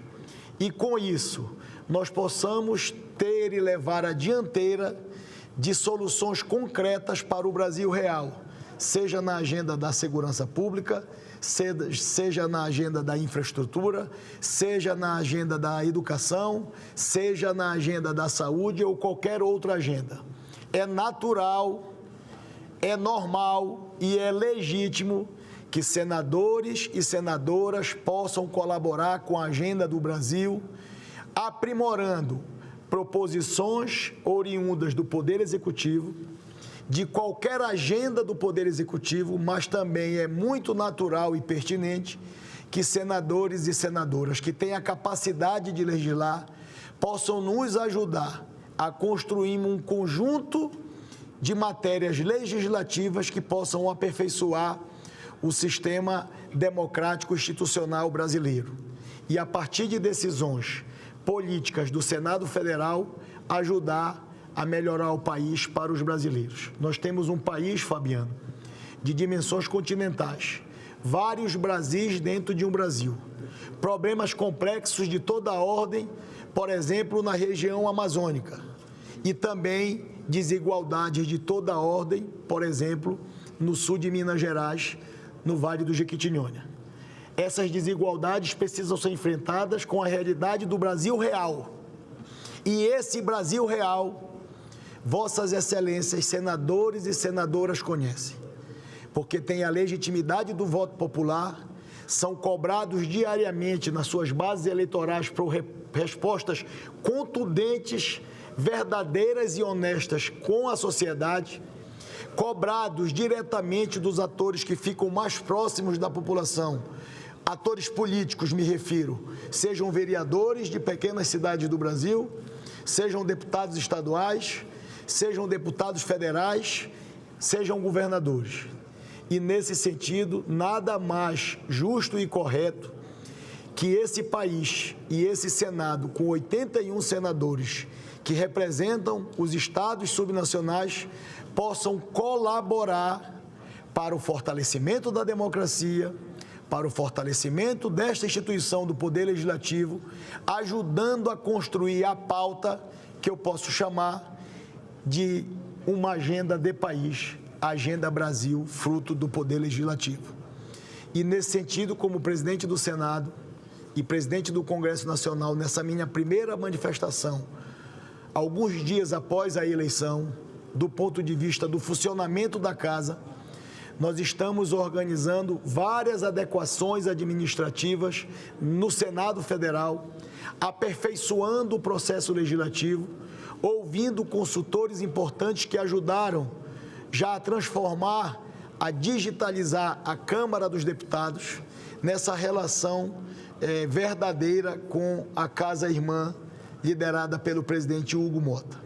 Pegar todas as coisas que foram feitas na Câmara, que melhoraram o ambiente do processo legislativo na Câmara, conversar com os nossos consultores e com os nossos técnicos para nós melhorarmos o ambiente de atendimento, não só aos servidores, mas muito especialmente aos senadores, que estão aqui exercendo seu mandato e buscando fazer a diferença para os estados, no primeiro momento, mas para o país. E, para isso, eu peço com que todas as lideranças partidárias, com que todas as bancadas possam recolher as manifestações de suas bancadas de matérias legislativas que possam ajudar o país, sem um viés ideológico ou político ou partidário, mas que sejam pautas de Estado, de desburocratização do Estado brasileiro, de facilitação da vida dos brasileiros, e eu estarei completamente aberto para que a gente, na reunião do Colégio de Líderes, na mesa diretora do Senado, possamos ter a dianteira dessas transformações, daquelas que cabem ao Poder Legislativo.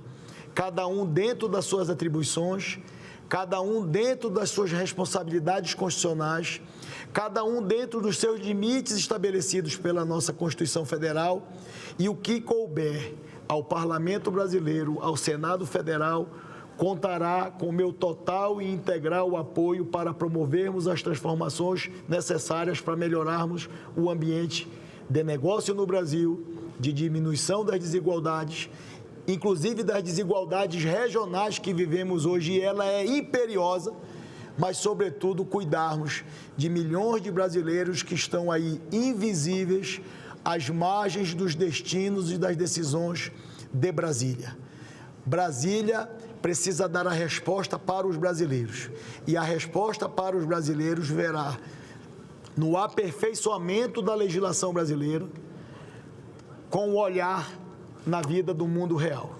nessa minha primeira manifestação, em agradecimento ao apoio.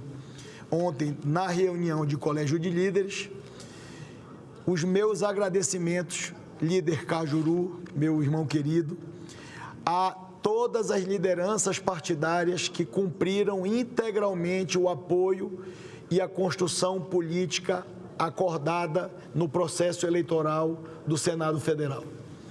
Nós tivemos uma eleição muito tranquila, que, com a votação expressiva dada, a nossa administração e a nossa presidência nos credencia para conversarmos com todos que pensam um Senado mais forte e um Brasil mais justo.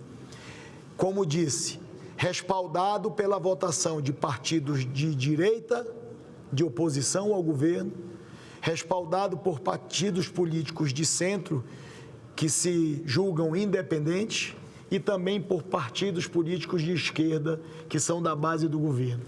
Com a clareza que teremos a responsabilidade adequada e necessária para as atribuições que são gigantescas delegadas a mim enquanto presidente do Senado Federal, de ser um mediador, de ser um conciliador, de ser um pacificador, na busca das soluções dos problemas, sem debater se é uma decisão de um partido A ou de um partido B.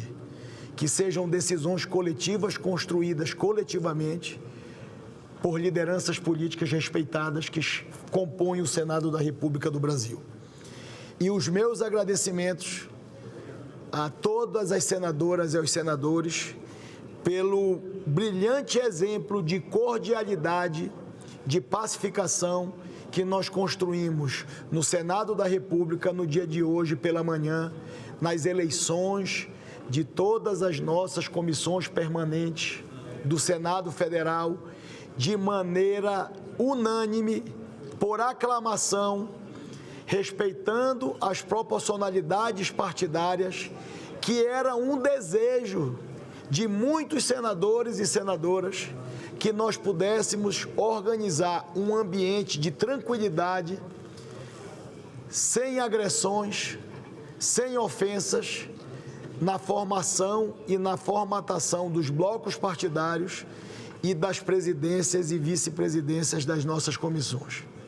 Hoje nós fizemos a eleição, acho que é um caso inusitado na história do Senado Federal, aonde praticamente todos os partidos constituídos na casa estão na mesa diretora, dentro de uma regra estabelecida em um critério também de proporcionalidade. Todos os partidos estão constituídos em todas as comissões temáticas da casa. Partidos com uma maior representatividade possuem 2 comissões. Partidos com menor representatividade, até mesmo os partidos com 4, 7 ou 3 senadores, possuem pelo menos uma representatividade em uma comissão importante da casa. Isso dará autonomia e independência para que as comissões temáticas possam trabalhar, respeitando a divergência, respeitando o contraditório e avançando nas matérias que tramitam em todas as comissões. E, neste caso, recepcionadas pela mesa diretora, por esta presidência, debatida no Colégio de Líderes, organizado a pauta das próximas reuniões deliberativas, nós faremos da melhor maneira possível e atenderemos da melhor maneira possível o desejo do conjunto dos líderes partidários quando das reuniões de lideranças para tratarmos das pautas das próximas semanas. E por isso, eu queria agradecer e parabenizar a delegação dada a vários senadores e senadoras quando da eleição na manhã de hoje. Como disse e repito, num processo extraordinário de construção política institucional, aonde por aclamação todas as comissões permanentes do Senado da República foram eleitas na manhã de hoje. Fiz questão, senador Laércio, meu querido secretário da mesa, fiz questão de estar pela manhã visitando todas as comissões. Acho que é um gesto significativo muito importante de fortalecimento das comissões, de fortalecimento da autoridade do funcionamento das nossas comissões temáticas da Casa. É simbólico, tem um símbolo. Qual é o símbolo? É o símbolo de unidade institucional.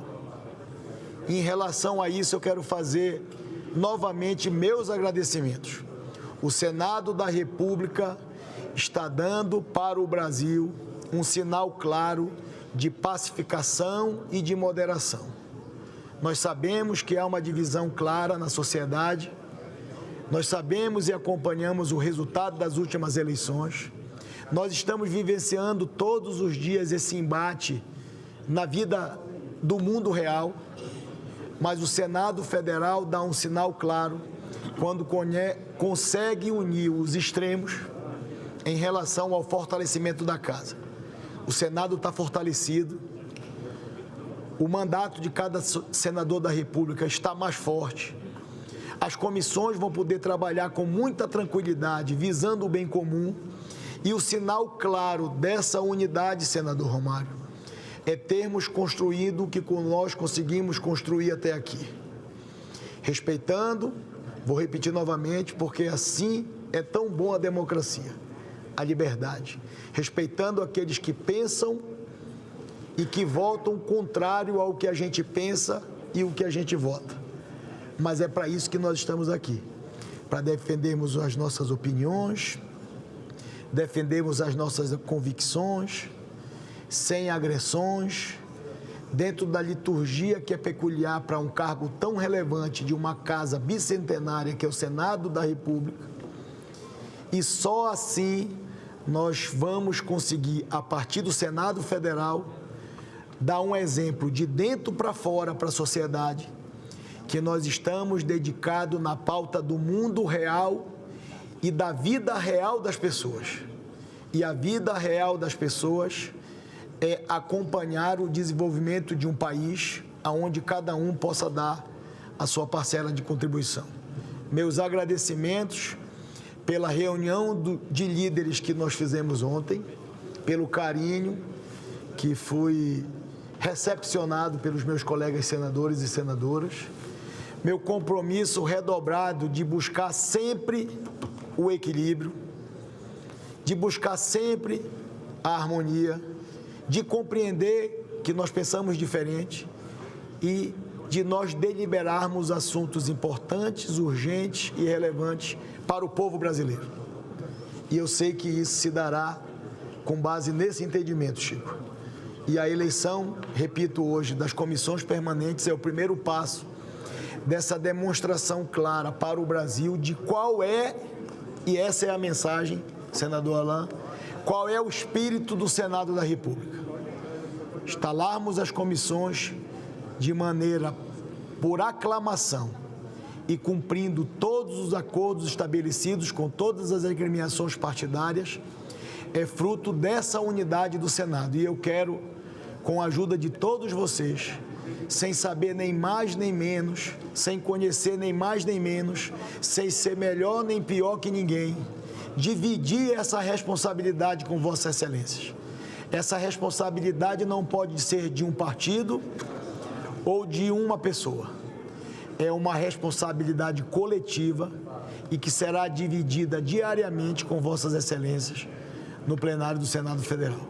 Minha gratidão, meu reconhecimento, a minha admiração a cada um que faz deste mandato de senador uma oportunidade de transformarmos a vida das pessoas. Muito obrigado de coração pelos elogios na reunião de ontem, mas eu divido com Vossas Excelências e quero compartilhar todos eles, com cada senador e com cada senadora, para nós fazermos o Senado do tamanho que ele merece ser. Muito obrigado. Pela ordem, presidente. Pela ordem, senador Jorge Cajuru. Amapaense, Davi Alcolumbre, ser humano Davi Alcolumbre, conhecendo eu como conheço o seio da sua família e tendo sido o primeiro a declarar publicamente o meu voto a ti 6 meses antes da eleição, eu queria também ser o primeiro a falar aqui depois do seu primeiro pronunciamento depois da posse. tenha certeza que o que aconteceu na relação minha com Rodrigo Pacheco, ela será mantida contigo, porque eu também lhe chamarei prazerosamente, do contrário eu não chamaria. Você me conhece bem, sabe que comigo é amor ou ódio, ou eu amo ou eu odeio, e não vou mudar. E eu vou dizer todas as vezes, no microfone, histórico presidente do Congresso Nacional, Davi Alcolumbre. Ontem um jornal goiano me pediu que te definisse em poucas palavras. Eu usei a seguinte frase: amigo é aquele que sabe tudo a seu respeito e mesmo assim ele ainda é seu amigo. É você, com pessoas que te criticaram, que até te ofenderam, e você as trata normalmente, jamais como inimigo, da forma mais cortês possível. O seu poder moderador, o seu poder aglutinador tem que ser registrado ao país nas mais de 8 reuniões que eu sei que você fez com o presidente da Câmara, Hugo Mota. Isso é fundamental, porque nós sabemos o tanto que sofreu o Rodrigo Pacheco, mesmo sendo mineiro, convivendo com aquele ex-presidente da Câmara, que eu prazerosamente, nem o nome dele eu falo.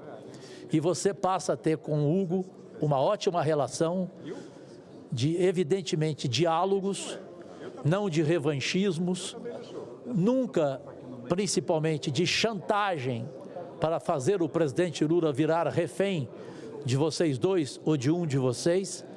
Então, essa é a nossa expectativa de que, finalmente, Câmara e Senado vão trabalhar no plural e não no singular. Parabéns, que Deus te abençoe todos os dias deste seu mandato. Muito obrigado, Cajuru. Concedo a palavra ao senador Nelsinho Trade. Senhor presidente, não vou entrar na retórica dos elogios que Vossa Excelência mais do que ninguém merece, mas uma observação de quem cultiva o hábito de observar. Vossa Excelência demonstra que amadureceu muito, Vossa Excelência demonstra que está mais do que preparado para estar nesse honroso cargo. Nós estamos no início de legislatura com a eleição de Vossa Excelência por mais de 70 votos. Isso é igual ao início de namoro. Está tudo bem em mil maravilhas, mas com a certeza um horizonte de muitos embates, de muitos conflitos, que é inerente desse parlamento, que divergir é a ordem. Mas Vossa Excelência, com esse dom da vossa personalidade, de ser um conciliador, já coloca limites de que há que se ter respeito, há que se ter fidalguia, há que se valorizar cada vez mais esse tapete azul sob o qual nós estamos. Parabéns a Vossa Excelência e estendo os parabéns a todos os colegas que hoje foram ungidos aos cargos de presidentes das comissões e aqueles que nos ungiram, o nosso agradecimento. A gratidão revela a alma da pessoa. Muito obrigado, presidente. Obrigado, senador Nelsinho Trade. Concedo a palavra ao senador Fabiano Contarato. Senhor presidente, eu também só quero fazer o registro e parabenizar Vossa Excelência pelo espírito conciliador, parabenizar, senador Davi, a Casa, o Senado Federal, nesse processo de eleição para a ocupação dos cargos nas comissões. Quero parabenizar todos os senadores e senadoras. Quero agradecer, senador Davi, mais uma vez, a confiança dos colegas por ter confiado a mim a presidência da Comissão de Meio Ambiente do Senado, que no momento de fundamental importância com a COP30, com tantos assuntos, como muito bem disse, que nós temos que entender que a biodiversidade ela é ampla, mas nós temos muita desigualdade pelo país. E daí a importância da gente efetivamente aprovar medidas que reduzam a desigualdade, porque é perfeitamente possível preservar o meio ambiente, alavancar a economia, gerar emprego e renda. Então, parabéns, senador Davi, parabéns a todos os senadores que foram eleitos como presidentes das comissões dessa Casa do Senado Federal. Muito obrigado, senhor presidente. Concedo a palavra ao senador Isalci Lucas. Presidente Davi, eu quero primeiro parabenizá-lo pela capacidade de articulação. Hoje elegemos todos os presidentes por aclamação, e isso se deve à tua capacidade realmente de juntar os senadores em prol do Senado. Presidente, quero dizer também aqui, já publicamente, fiquei muito animado com a reunião de líderes ontem, onde Vossa Excelência, juntamente com o presidente da Câmara, está restabelecendo a questão das medidas provisórias, porque é inadmissível continuar o que aconteceu o ano passado, onde muitas medidas chegaram aqui no último minuto. A gente não tinha condições nem de apresentar uma emenda. Então, esse resgate ao processo legislativo, a tramitação das medidas provisórias, já é um grande avanço. E, evidente, também, manter a prerrogativa da iniciação do projeto ser realmente qualquer uma das casas. Infelizmente, até o ano passado, a Câmara fez um ato colocando todos os projetos como iniciativa da Câmara. Então, isso, graças à capacidade de Vossa Excelência, eu tenho certeza que nós vamos trabalhar muito melhor, com mais qualidade aqui no processo legislativo. Então, parabéns a Vossa Excelência. Presidente. Só um minuto, líder Beto Faro, senador líder Randolfo Rodrigues. É só um registro, só para reiterar o registro que fiz ontem na reunião de líderes com Vossa Excelência. Em primeiro lugar, saudar no dia de hoje a eleição de todos os presidentes das comissões, e o faço em nome dos colegas presidentes que estão aqui, colega Nelsinho Trade, presidente da Comissão de Relações Exteriores, colega Fabiano Contarato, presidente da Comissão de Meio Ambiente, faço também ao colega Renan Calheiros, presidente da Comissão de Assuntos Econômicos, ao colega Otto Alencar, presidente da Comissão de Constituição e Justiça. No nome deles, registro os cumprimentos a todos os presidentes hoje conduzidos ao cargo nas comissões daqui do Senado. O Senado sai na dianteira e com a construção de um consenso em relação a isso. Em segundo lugar, presidente, registrar, Vossa Excelência está no exercício da presidência há pouco mais de 12, 13 dias no cargo, não passa mais que isso.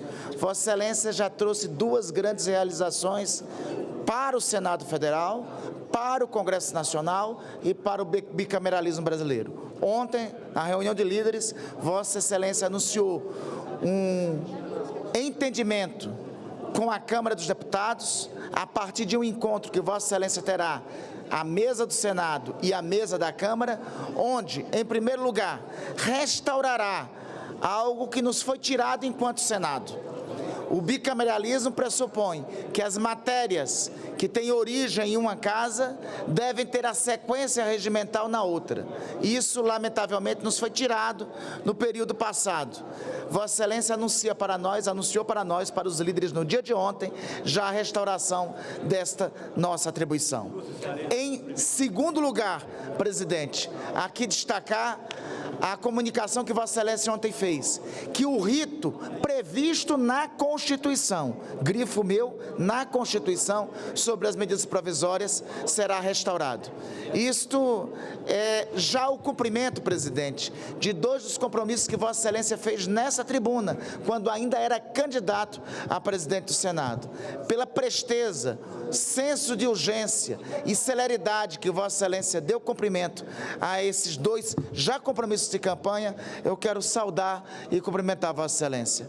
No mais, só registrar e pedir que, ao final da ordem do dia de hoje, seja incluído o requerimento 037, meu caríssimo presidente, meu caríssimo secretário-geral, de nossa autoria, que prevê a realização de uma sessão especial em alusão e homenagem ao cineasta Walter Salles e a todos os integrantes do elenco de Ainda Estou Aqui, que com certeza teremos sessão especial aqui no Senado Federal, já com o brilho do Oscar, que com certeza pela primeira vez o cinema brasileiro terá. E mesmo que não venha a ter, só o fato de pela primeira vez ter um filme nacional indicado ao Oscar de melhor filme, já é razão de todas as celebrações para Ainda Estou Aqui e, sobretudo, por marcar o retorno do cinema nacional, tendo até agora batido todos os recordes, com mais de 5 milhões de brasileiros, só no Brasil, só para destacar, 5 milhões de brasileiros que frequentaram os cinemas, sem destaque, sem acrescentar os milhares pelo mundo todo que assistiram ao filme. Então peço que seja incluso na ordem do dia para apreciação ao final.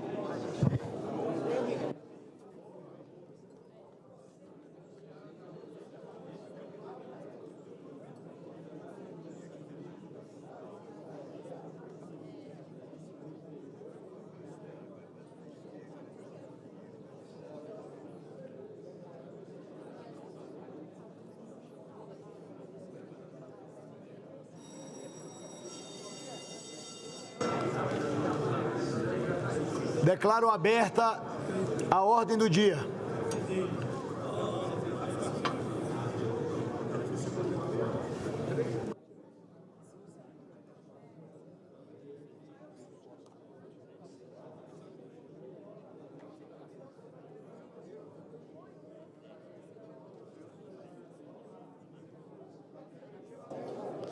Senhor presidente. Senhor presidente, só para um registro. Aqui, senhor presidente. Perdoe, líder. Conceda a palavra ao senador Beto Faro. Senhor presidente, primeiro registrar aqui e cumprimentar pela eleição recente aqui para presidente do nosso Senado e do Congresso Nacional. Como toda a mesa, nós temos o senador Humberto Costa, que nos representa a bancada do PT na mesa. E pela expressiva votação e sob sua liderança hoje a eleição dos presidentes das comissões por aclamação e num sinal de cumprimento dos acordos feitos. Portanto, para lhe parabenizar por essa tarefa e lhe desejar muito sucesso à frente da presidência do Senado.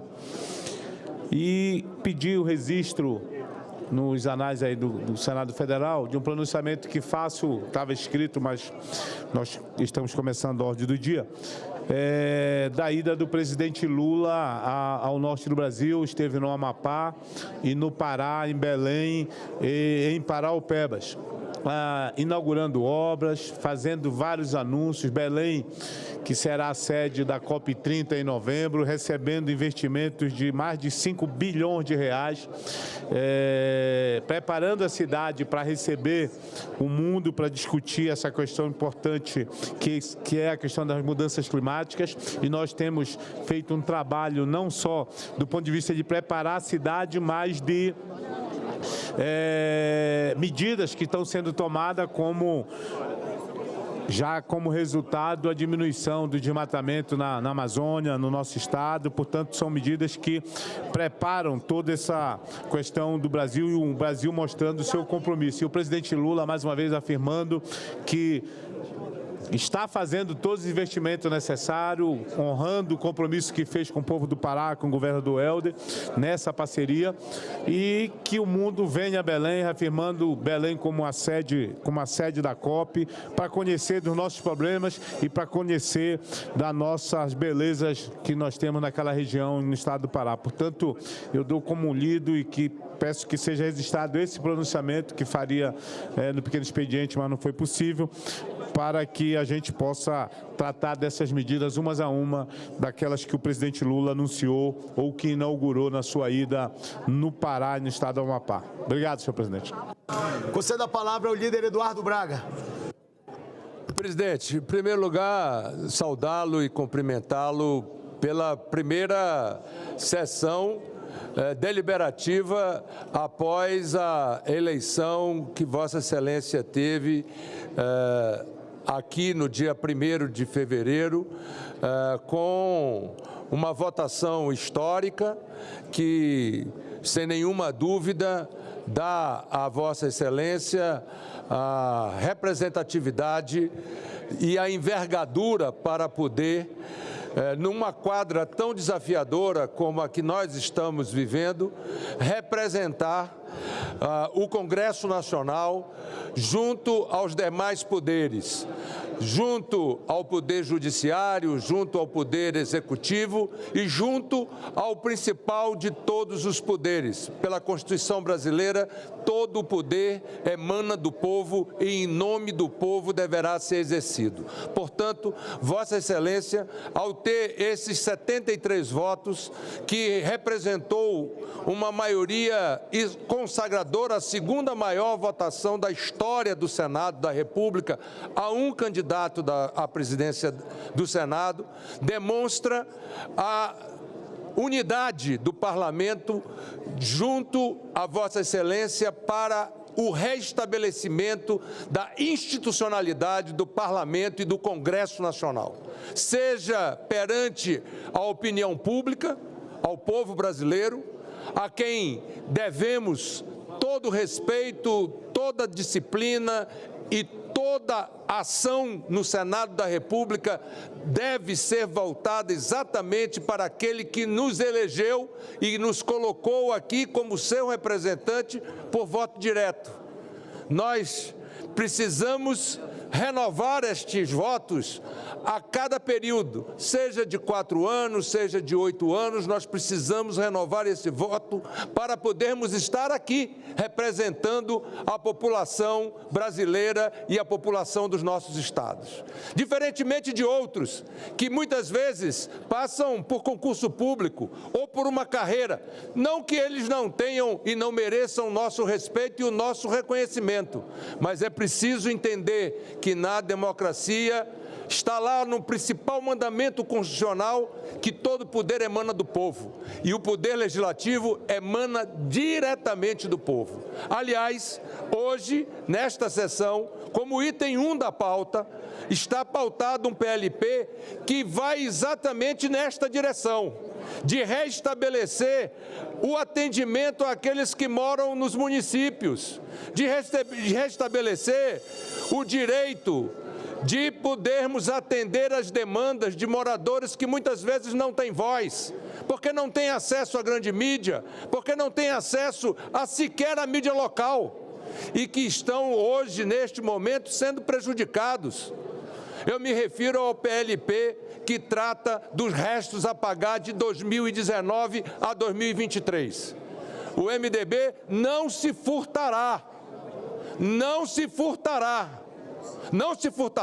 até porque estas obras estão beneficiando de forma transparente e clara.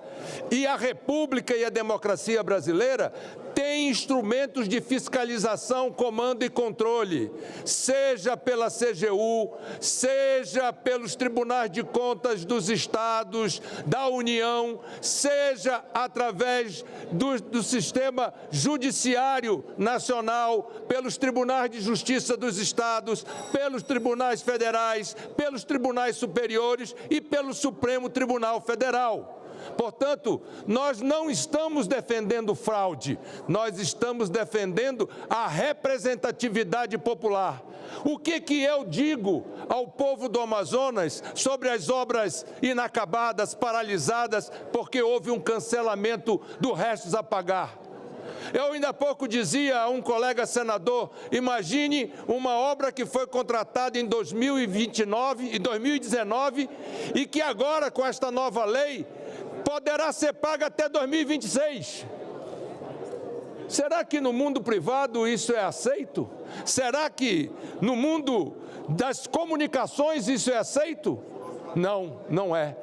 E da mesma forma também não é aceito, senhor presidente, que o parlamento seja usurpado da sua competência, que o parlamento seja frustrado da sua competência, porque esta competência deriva da Constituição da República e deriva daquele que é o verdadeiro e autêntico poder na República e na democracia. O povo, é o povo que nos coloca aqui. E é o povo que pode nos recolocar ou nos retirar daqui. Mas nós não podemos, de forma alguma, diante de decisões que prejudicam as nossas populações, ficarmos calados. Aliás, 2025 começa com muitos desafios, mas também começa com boas notícias. Em janeiro, o senhor presidente da República sancionou a reforma tributária brasileira para os bens de consumo. E hoje, eu recebi de novo um desafio dado por Vossa Excelência e pelo presidente da CCJ, o senador Otto Alencar. Relatar o PLP 108, que trata da regulamentação administrativa e das questões judiciais com relação aos impostos estabelecidos pelo PLP 68. Eu me refiro ao IVA dual, o CBS e o IBS. E o compartilhamento dos recursos que são destinados aos estados e aos municípios. É mais um desafio.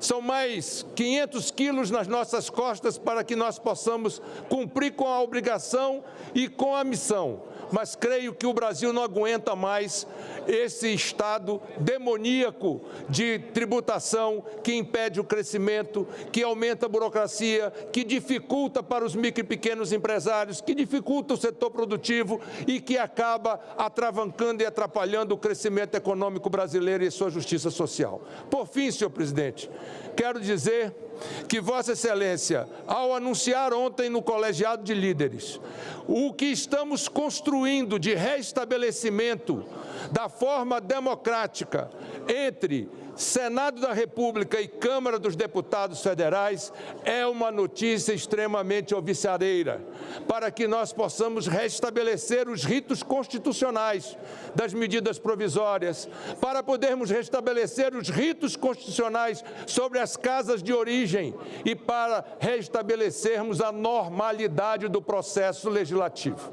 Portanto, quero cumprimentar Vossa Excelência e quero dizer a Vossa Excelência que hoje reinauguramos um novo período numa nova quadra com auspícios de que Deus lhe dê sabedoria, nos dê sabedoria, humildade e capacidade de dialogar, porque democracia é, acima de tudo, a capacidade de dialogarmos e convivermos com as minorias. Portanto, cumprimento Vossa Excelência em nome do MDB.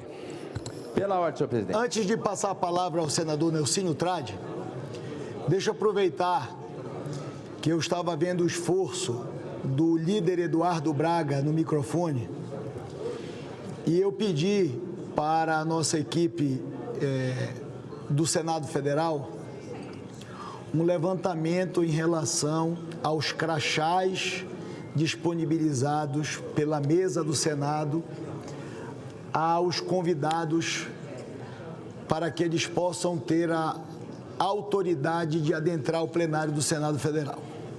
Eu falei na reunião de líderes que nós estamos tomando várias medidas administrativas em relação ao funcionamento da casa. E, infelizmente, novamente, nós não estamos conseguindo ouvir a manifestação do líder Eduardo Braga na tribuna do Senado Federal por conta do volume, talvez, de muitos convidados e também, naturalmente, de assessores que os senadores têm todo o direito de trazer para o plenário. Mas o levantamento que nós fizemos é que autorizações para o plenário do Senado Federal, nós temos 550 crachás que estão autorizados a entrar no plenário do Senado Federal. Dá 8 plenários de 80 senadores. É humanamente impossível de, numa sessão muito importante, a gente conseguir deliberar aqui no Senado Federal, no plenário, se todos os convidados que estão autorizados com o crachá entrarem no plenário do Senado Federal, vai acabar senador tendo que levantar da cadeira de senador para dar para um convidado uma cadeira. Então, eu vou logo mais cancelar todos esses crachás, que é uma medida administrativa da mesa. Vou aguardar a indicação dos senadores que têm por direito trazer seus assessores. E nós vamos, naturalmente, ver como nós vamos tratar daqui para frente essa questão do acesso aqui. Porque da mesma maneira que disse ontem para Vossas Excelências, que a gente exige o respeito do Poder Legislativo, a gente tem que organizar minimamente a convivência dos senadores no plenário do Senado Federal. Então, é uma das nossas decisões já cancelarmos esses crachás de autorização para entrar no plenário. E, lógico e evidente, todos os convidados serão sempre muito bem-vindos. Os assessores que ajudam os senadores e as senadoras são muito importantes no momento de deliberações importantes que necessitam e carecem de apoio técnico institucional do Senado, mas nós vamos organizar para restringir a um número limitado de pessoas, para que a gente possa conviver aqui e ouvir. Toda hora a gente tem que pedir para a equipe técnica aumentar o som do microfone do senador. Todo instante eu vejo aqui que isso é uma angústia de todos nós. Então, eu estou tomando essa decisão e logo mais vou mandar um ofício para os senadores. É uma decisão da mesa também, coletiva, para que os senadores possam indicar quais colaboradores, quais servidores querem que ele tenha autorização para lhe assessorar dentro do plenário do Senado Federal. Então, todos os convidados serão sempre muito bem-vindos, mas isso aqui, a visão aqui de cima, com a galeria lotada aqui, do Tribuna de Honra lotada, a gente não consegue, infelizmente, tratar. E o senador que está na última fileira não consegue ouvir qual é o assunto que o senador está tratando na primeira fileira. Então, era apenas um informe de uma decisão e de outras que nós vamos tomar, da modernização do sistema legislativo também, mais ainda, mas era só para a gente entender que a gente precisa conviver com muita harmonia aqui no plenário do Senado e dando autoridade do orador na tribuna de ser ouvido pelo seu colega. Concedo a palavra ao senador Nelsinho Trade. Apenas uma solicitação à mesa, senhor presidente, da inversão de pauta. O meu item é o número 2, é um projeto franciscano do governo federal de aprovação de um acordo entre a República Italiana e o governo da República Federativa do Brasil. Se Vossa Excelência concordar, o relatório é simples, são 5 parágrafos e, se Vossa Excelência permitir a inversão, fica tudo aqui para poder agilizar. Porque o item 1 parece que não está pronto. Líder Nelsinho, nós vamos iniciar com as medidas provisórias. Projeto de Lei de Conversão número 2 de 2024. Abre o crédito extraordinário em favor do Ministério da Previdência Social, do Ministério da Saúde, do Ministério do Desenvolvimento e Assistência Social, Família e Combate à Fome, de encargos financeiros da União e de transferências a estados, Distrito Federal e municípios, no valor de 5.131.822.721 reais para os fins que especifica. Este projeto de lei de conversão número 2 é proveniente da medida provisória número 1.257 de 2024. Durante o prazo inicial, não foram apresentadas emendas. Parecer número 72 de 2024 da Comissão Mista de Orçamento, o relator foi o nosso querido senador Jaime Campos e o relator revisor foi o deputado Juninho do Pneu. O relator ad hoc foi o senador Ângelo Coronel, favorável à medida provisória, alterada pelo ajuste técnico para a correção de erro material, que modifica a classificação do identificador de uso das programações da Anvisa de 6 para 0, na forma do projeto de lei de conversão apresentado. A matéria foi aprovada no dia 4 de fevereiro na Câmara dos Deputados e seu prazo de vigência se esgota agora no próximo dia 24 de fevereiro. A presidência comunica ao plenário que, após a correção do ajuste técnico citado pelo parecer, persiste erro material em relação à duplicação de tabelas constantes no anexo do projeto de lei de conversão e será providenciada a devida correção nos autógrafos nos termos do artigo 325 do Regimento Interno do Senado Federal. Passamos à discussão da matéria. Senhor presidente, para discutir. Concedo a palavra ao líder, senador Carlos Viana. Primeiro, boa tarde a todos, senadores e senadoras. Um minuto, senador. Quero chamar aqui a atenção dos senhores senadores e senadoras que nós constantemente estamos votando orçamentos para a questão da previdência social em nosso país, mas nós não estamos atentando e o governo não tem chamado a atenção sobre o problema em que nós estamos enfrentando com relação à previdência social no Brasil. Um déficit cada vez maior, já avistando a possibilidade de 200 bilhões de reais nos próximos anos, um número cada vez menor de trabalhadores entrando no mercado de trabalho por conta da redução da população, da demografia, a mudança na questão demográfica brasileira, a questão principalmente do aumento do número de famílias que passam a receber auxílios do governo não contribuem e que hoje nós não temos um planejamento futuro. Eu quero fazer um alerta a todos. Existe uma grande possibilidade de que uma próxima geração, 15 anos, nós não tenhamos condição de sustentar essa previdência social como ela está hoje. Nós já fizemos uma reforma agressiva, mas que não foi o suficiente e que mostra claramente o quanto falta planejamento para as contas brasileiras e os grandes desafios do futuro. Nós estamos vendo aqui apenas soluções imediatas, soluções que trazem questões como essa medida provisória para resolver este ano. Mas é preciso que o governo federal apresente, senhor presidente e senhores senadores, um projeto, um programa, um grande debate sobre o futuro da previdência social em nosso país, que hoje é muito necessária a sobrevivência de milhões e milhões de famílias. E que nós precisamos zelar com muito cuidado para que ela não possa, no futuro, não ter os recursos necessários para bancar as aposentadorias de todos nós. Porque eu também contribuo já há 42 anos à Previdência Social. Eu quero, na minha velhice, usar dos recursos que eu contribuí durante a maior parte da minha vida, assim como aqueles que trabalham no dia a dia.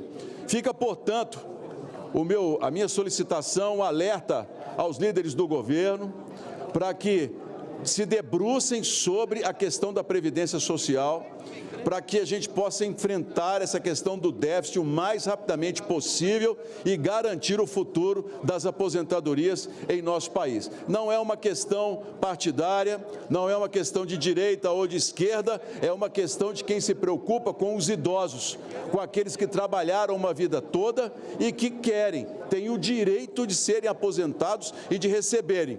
E o governo federal, não sei se não está levando isso em consideração da maneira, eu espero estar errado, não tem apresentado projetos ou programas que tornem a Previdência um número menor. Claro que nós vamos sempre ter um déficit, porque há pelo menos 40 milhões de brasileiros que vão fazer uso dos fundos e das aposentadorias quando fizerem 65, 60 anos de idade, trabalhadores rurais, que nós temos que amparar. Mas isso tudo tem que ser muito bem planejado para que a gente não corra o risco, senhor presidente, senhores senadores e senadoras, de não termos a Previdência em condições de bancar as aposentadorias num prazo muito curto, de 15 a 20 anos, colocando em risco o futuro dessas novas gerações que estão chegando. Muito obrigado, presidente. Pela ordem, senhor presidente. Pela ordem, querida senadora Leila Barros. Senhor presidente, está sobre a mesa aí, junto com o nosso secretário Gustavo Saboia, requerimento número 5, de que requer o voto de aplauso à senhora Fernanda Torres, a nossa atriz Fernanda Torres, pela conquista do Globo de Ouro e pelo conjunto de sua obra. Bom, para quem teve a oportunidade de ver o filme Ainda Estou Aqui, uma obra maravilhosa, um filme incrível que trata muito sobre o período da ditadura no nosso país e que teve, ao lado da Fernanda Torres, o brilhante Celton Mello, direção do diretor Walter Salles, Fernanda Montenegro. Então, eu gostaria de pedir que nós votássemos esse requerimento na noite de hoje, se possível, senhor presidente. Muito obrigada. Eu defiro o requerimento de Vossa Excelência e encaminho a mesa para as providências cabíveis. Ainda em discussão, a medida provisória. Não há senadores inscritos para discutir a matéria. Está encerrada a discussão. Passamos à apreciação. A presidência submeterá a matéria à votação simbólica. Em votação conjunta, os pressupostos de relevância e urgência, adequação financeira e orçamentária e pertinência temática da matéria, e o mérito do projeto de lei de conversão, que tem preferência regimental, nos termos do parecer, com as correções materiais elencadas. As senadoras e senadoras que aprovam, permaneçam como se encontram. Aprovado o projeto de lei de conversão com as correções materiais. Fica prejudicada a medida provisória. A matéria vai à sanção e será feita a devida comunicação à Câmara dos Deputados. Concedo a palavra pela ordem ao senador Dr. Irã. Presidente Davi, senhoras e senhores senadores, quando o líder Carlos Vieira falou sobre Previdência, me chamou a atenção um assunto da maior importância para as pessoas que precisam de benefícios de prestação continuada no nosso país, meu querido senador Cajuru. Você sabia que os peritos do INSS, eles estão em greve desde agosto do ano passado. E, senhor presidente, senhoras e senhores, pasmem, eu tenho números atualizados.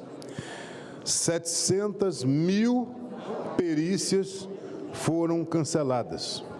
Isso significa que 700 mil pessoas que precisam de uma perícia para conseguir um BPC, um benefício de prestação continuada, um auxílio-doença, que dependem de perícia do INSS, esse direito lhes é cerceado por falta de sensibilidade de uma negociação entre o governo e a categoria, que me procurou, inclusive, na semana passada, para que nós pudéssemos intermediar essa conversa, que já deveria estar acontecendo há muito tempo, porque a partir de 27 de janeiro, até 27 de janeiro, se cancelava um percentual das perícias. Essa greve era parcial.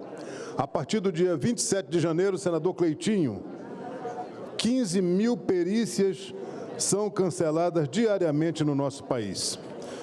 E olhem só, nós estamos falando aqui daquelas pessoas que mais precisam, das pessoas mais humildes, das pessoas que têm um salário menor, que têm mais necessidade de auxílios previdenciários para sobreviver e para fazer com que as suas famílias subsistam. Eu queria aqui, senhor presidente, senhores senadores, que nós pudéssemos ser interlocutores dessa categoria de médicos que está se exaurindo por falta, inclusive, de concurso público para recompor essa carreira, que nós pudéssemos intermediar uma negociação entre os peritos e o governo federal, porque, ao continuarmos com essa greve, nós estamos condenando muitas pessoas à morte nesse país.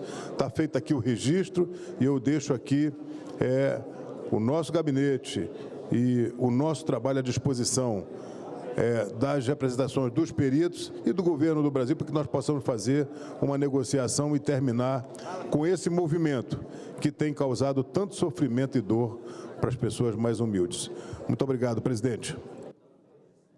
Muito obrigado, senador Dr. Irã. Medida provisória 1258 de 2024. Abre crédito extraordinário em favor do Ministério da Justiça e Segurança Pública, do Ministério do Meio Ambiente e Mudança do Clima, do Ministério do Desenvolvimento Agrário e Agricultura Familiar, do Ministério da Defesa, do Ministério da Integração e do Desenvolvimento Regional, do Ministério do Desenvolvimento e Assistência Social, Família e Combate à Fome e do Ministério dos Povos Indígenas, no valor de R$ 514.474.666 para os fins que especifica.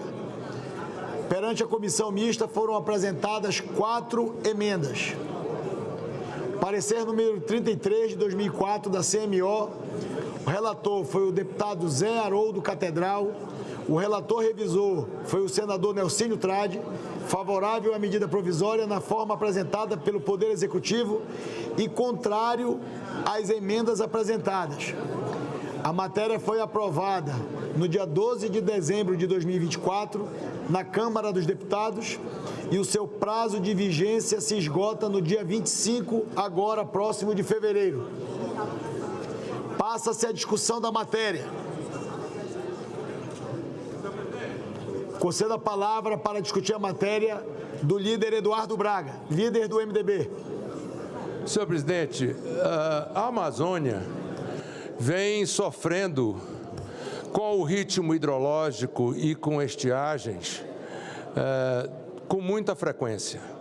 O estado do Amazonas, em 2023, sofreu drasticamente com a estiagem e, quando acabou, nós imaginávamos que 2024 poderia ser melhor, mas, ao contrário, 2024 tivemos uma estiagem mais severa do que 2023.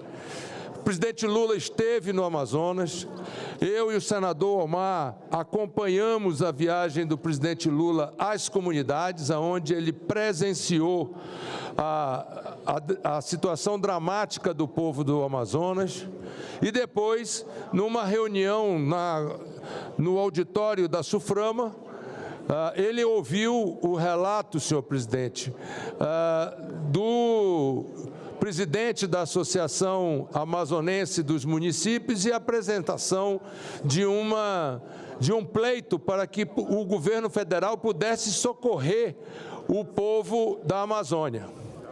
E, obviamente, que o governo federal, sensível ao que o povo da Amazônia vinha sofrendo, elaborou essa medida provisória que está sendo, nesse momento, discutida e que nós esperamos aprovar. E queremos, ao mesmo tempo, compreender a destinação desses recursos para que nós possamos prestar conta ao povo da Amazônia e ao povo do estado do Amazonas. Muito obrigado, senhor presidente. Obrigado, querido líder Eduardo Braga.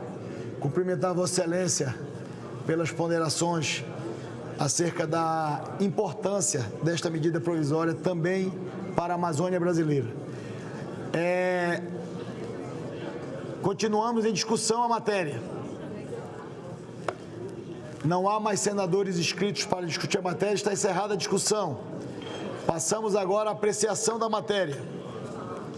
A presidência submeterá a matéria à votação simbólica. Em votação conjunta, os pressupostos de relevância e urgência, adequação financeira e orçamentária e o mérito da medida provisória nos termos do parecer apresentado.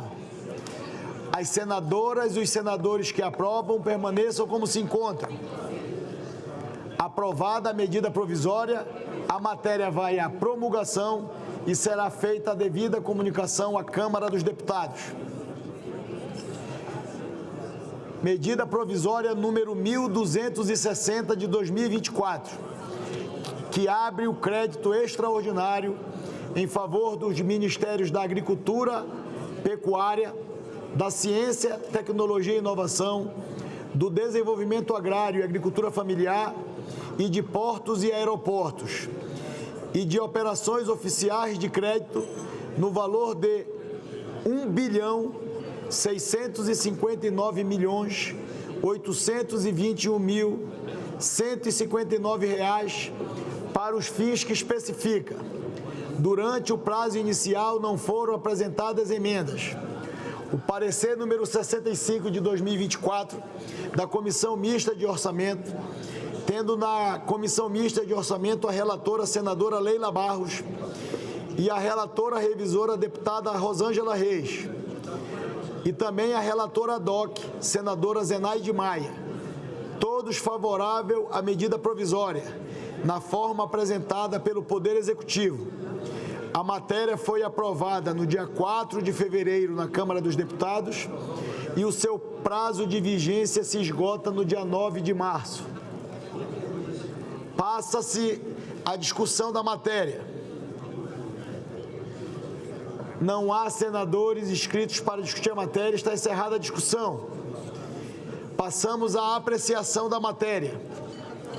a presidência submeterá a matéria à votação simbólica. Em votação conjunta, os pressupostos de relevância e urgência, adequação financeira e orçamentária e o mérito da medida provisória, nos termos do parecer apresentado. As senadoras e os senadores que o aprovam permaneçam como se encontram. Aprovada a medida provisória, a matéria vai à promulgação e será feita a devida comunicação à Câmara dos Deputados.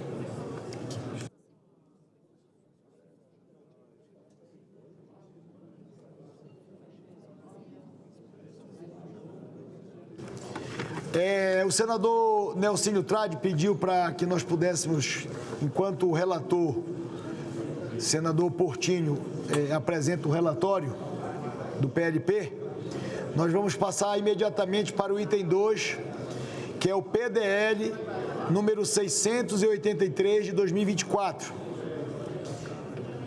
O objetivo do acordo... O PDL aprova os textos do acordo entre o Governo da República Italiana e o Governo da República Federativa do Brasil sobre o reconhecimento recíproco das carteiras de habilitação para fins de conversão e de seus anexos celebrados em Brasília em 15 de julho de 2024. Foi apresentado o requerimento número 103 de 2025, de iniciativa dos líderes partidários, que solicita a urgência para a matéria.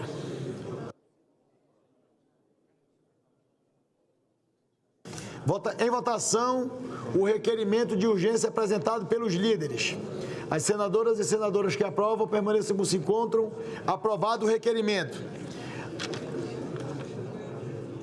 Antes de passar a palavra ao senador designado por mim, Nelsinho Trade, para proferir o parecer de plenário, eu gostaria apenas de lembrar que o deputado Eros Biondini, que está no plenário do Senado Federal, foi o relator deste projeto das carteiras de motoristas a brasileiros e brasileiras e italianos e italianas na Câmara dos Deputados. Ele esteve na presidência ainda há pouco e fez esta presidência a seguinte menção: meus agradecimentos ao trabalho exitoso do deputado Eros Biondini.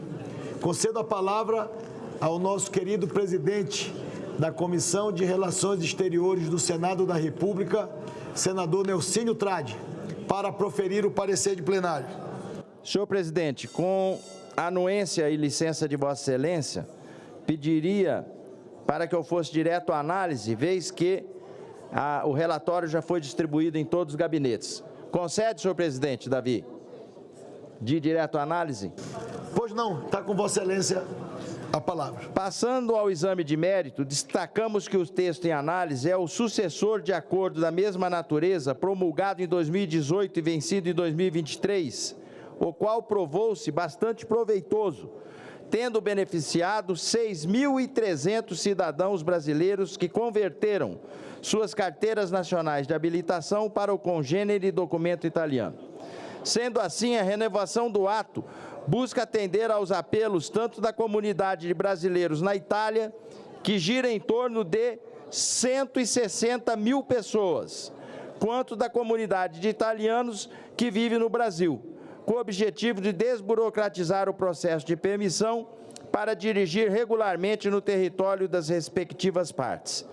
De fato, embora a Itália e o Brasil sejam partes da Convenção de Viena sobre o trânsito viário em 1968, o Estado italiano não reconhecia em seu território a Carteira Nacional de Habilitação Brasileira. Apenas em 2016 essa situação foi alterada, quando da assinatura do primeiro acordo de reconhecimento recíproco, aprovado por esta Casa no meio do Decreto Legislativo 151 de 2017. Nesse sentido, ainda que diversos países reconheçam, sob reciprocidade, a validade das habilitações emitidas por outras partes dessa convenção, a República Italiana alegava insuficiência das normas internacionais sobre a matéria, indicando a necessidade de celebração de instrumentos bilaterais específicos, como é o caso do presente acordo. Sob a ótica das relações bilaterais, a renovação do reconhecimento mútuo de documentos é efetivamente louvável, pois o acordo favorece a inserção dos expatriados na sociedade e no mercado do trabalho locais, ao facultar aos nacionais de um e o outro país a possibilidade de não se submeterem a todos os trâmites burocráticos exigidos pela legislação local do país de residência para a obtenção da habilitação. Por fim, considerando que o entendimento atenderá às necessidades de considerável população brasileira residente na Itália e de italianos residentes no Brasil, bem como sinalizará a convergência de que os governos dos dois países atribuem à integração das suas comunidades, recomendamos, com a anuência dos nobres pares, a aprovação da proposição no mais breve prazo, uma vez que traduz interesses de alta relevância para a comunidade brasileira expatriada e, consequência, atende ao interesse nacional. O voto, por ser conveniente e oportuno aos interesses nacionais, constitucional, jurídico e regimental, somos pela aprovação do projeto de decreto legislativo 683 de 2024. Esse é o relatório, senhor presidente. O parecer apresentado pelo senador Nelsinho Trade é favorável ao projeto de decreto legislativo. Completada a instrução da matéria, passamos à discussão. Concedo a palavra ao senador líder Carlos Viana. Obrigado, presidente. Quero dar os parabéns aqui ao senador Nelsinho Trade pelo relatório, mas principalmente pela iniciativa de Vossa Excelência nessa questão do acordo. Não há sentido que nós tenhamos o cidadão brasileiro com a descendência italiana, que mora na Itália e em outros países, fazer novamente os mesmos testes que fazem no Brasil para poder dirigir, uma vez que, quando turista, a carteira está valendo para que ele fique lá o período necessário.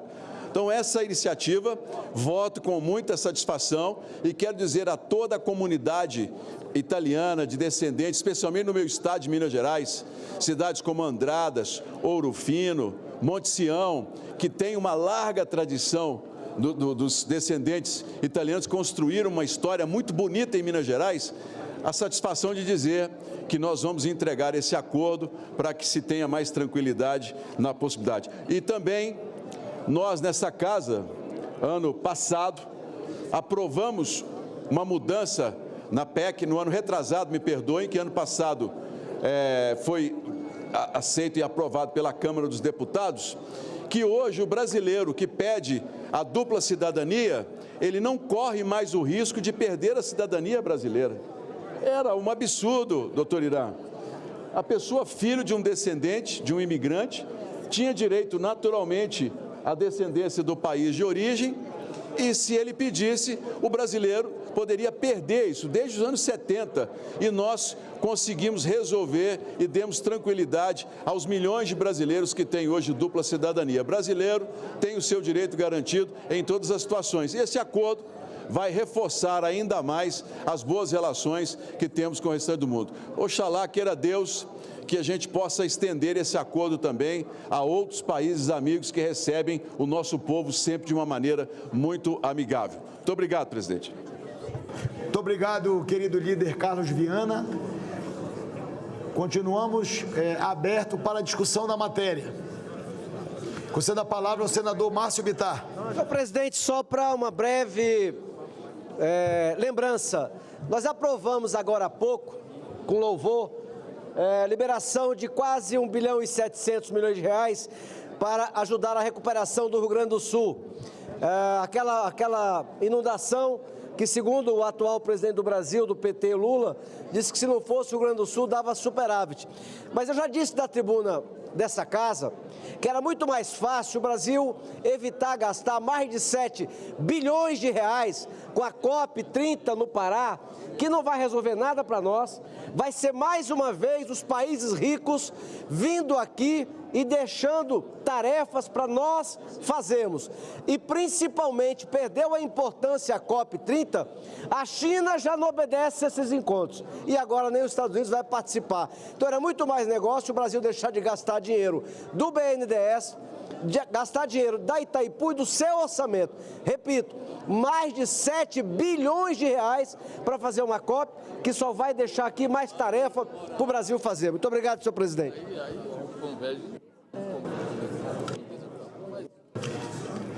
Não havendo mais senadores inscritos para discutir a matéria, está encerrada a discussão. Passamos à apreciação. A presidência submeterá a matéria à votação simbólica. Votação do projeto em turno único nos termos do parecer. Os senadores e as senadoras que aprovam permaneçam como se encontram. Aprovado o projeto, a matéria vai à promulgação e será feita a devida comunicação à Câmara dos Deputados. Senhor presidente. Concedo a palavra ao querido senador Dr. Laércio. Presidente, eu queria me somar à fala de Vossa Excelência, mas antes cumprimentando o senador Nelson Trade pela relatoria feita nesse projeto tão importante e também me somando a Vossa Excelência para cumprimentar o nosso querido amigo, irmão, deputado Eros Biondini, que preside o grupo Brasil-Itália. E ele foi relator dessa matéria extremamente importante. As relações entre o Brasil e a Itália são muito profícuas e esse projeto chega em boa hora. Portanto, exatamente da mesma forma que Vossa Excelência cumprimentou o deputado Eros Biondini, eu também quero me somar a esse louvor destinado a esse deputado federal tão comprometido pelas Minas Gerais e que traz e fez na Câmara Federal um relatório muito bem produzido. Eu também quero aproveitar, presidente, para aproveitar esse momento. Aqui no plenário nós temos a presença, ele estava pelo menos por aqui, do doutor Irã, não sei se ele ainda está por aqui pelo plenário. Eu queria manifestar aqui uma palavra de congratulações ao senador doutor Irã, meu correligionário, meu amigo pessoal. Fomos deputados juntos na legislatura que antecedeu a nossa chegada aqui no Senado Federal, mas durante os 2 anos eu fiquei aqui na presidência, na liderança do Bloco Aliança. E eu queria, senhor presidente, comunicar a Vossa Excelência, que já é do seu conhecimento, já foi comunicado à mesa diretora, a indicação do doutor Irã para coordenar o Bloco Aliança aqui dentro do Senado Federal. Bloco Aliança é composto de 10 senadores, que é exatamente os senadores do Partido Progressista e do Partido Republicanos. Portanto, tenho certeza absoluta que o doutor Irã fará uma excelente condução dos trabalhos. Me somo nesse momento e quero lhe entregar, meu irmão, com muito carinho, com muito respeito, com admiração, a condução desse bloco parlamentar tão importante aqui dentro do Senado Federal. Receba os meus respeitos e receba o meu carinho e que você tenha muito sucesso e que você certamente saberá nos conduzir nos próximos 2 anos. É isso, presidente. Obrigado. Presidente, você me permite agradecer essa referência carinhosa do meu querido ex-líder agora, Laércio. Conceda a palavra ao senador doutor Irã. Bom, senhor presidente, senhoras e senhores senadores, com muita alegria e entusiasmo que venho hoje a essa tribuna para comunicar a todos que estou assumindo a liderança do Bloco Aliança nessa casa, composto pelos partidos progressista e republicanos. Tenho pela frente o desafio maior de substituir o meu nobre colega de partido, querido amigo, senador Laércio Oliveira, cuja competência sou testemunha e a quem saúdo com muito carinho e respeito nessa oportunidade. Desde que iniciei minha vida pública, sempre fui um homem que acreditou no poder da palavra, do diálogo, do convencimento. Aliás, essa é a função maior do parlamento, senhor presidente e senhores senadores. Buscar soluções de que o país necessita por meio do diálogo e do entendimento. Por esse motivo, quero aqui reiterar o mais sólido compromisso em sempre dialogar com os parlamentares dos dois partidos e com todos os membros dessa casa, ouvir suas demandas e levá-las tanto ao presidente da Casa, senador Davi, quanto aos nossos presidentes de comissões. Além disso, reafirmo também minha posição de que precisamos construir uma agenda positiva para o Brasil, senhoras e senhores. Uma agenda propositiva de projetos que promovam o bem-estar e o desenvolvimento econômico e social do povo brasileiro. Por esse motivo, sempre buscarei também dialogar com o governo federal nos projetos que favoreçam o crescimento nacional. Nesse momento em que o mundo passa por tantas crises, nada mais importante do que o diálogo para encontrar as soluções dos problemas que ora enfrentamos. A política é a arte do possível, do consenso. Não é uma tarefa de um, é uma tarefa de muitos. Nesse fazer coletivo, é fundamental saber ouvir, saber interpretar os fatos e, principalmente, saber posicionar-se de acordo com os mais elevados interesses nacionais. Nesse sentido, acredito que uma das funções principais de um líder seja de construir pontes que viabilizem os entendimentos que tanto necessitamos para fazer o país andar para frente. Por isso, não me faltarão coragem, fé e determinação. Antes de encerrar essa minha breve fala, senhoras e senhores, eu quero agradecer sinceramente a todos os colegas, senadores e senadoras, do nosso querido Progressistas e do meu co-irmão Republicanos, pela confiança em que me depositaram. Tenho plena certeza que saberei corresponder às expectativas para que possamos caminhar juntos nessa nossa aliança em benefício do nosso Brasil. Muito obrigado, senhoras e senhores. Muito obrigado, presidente.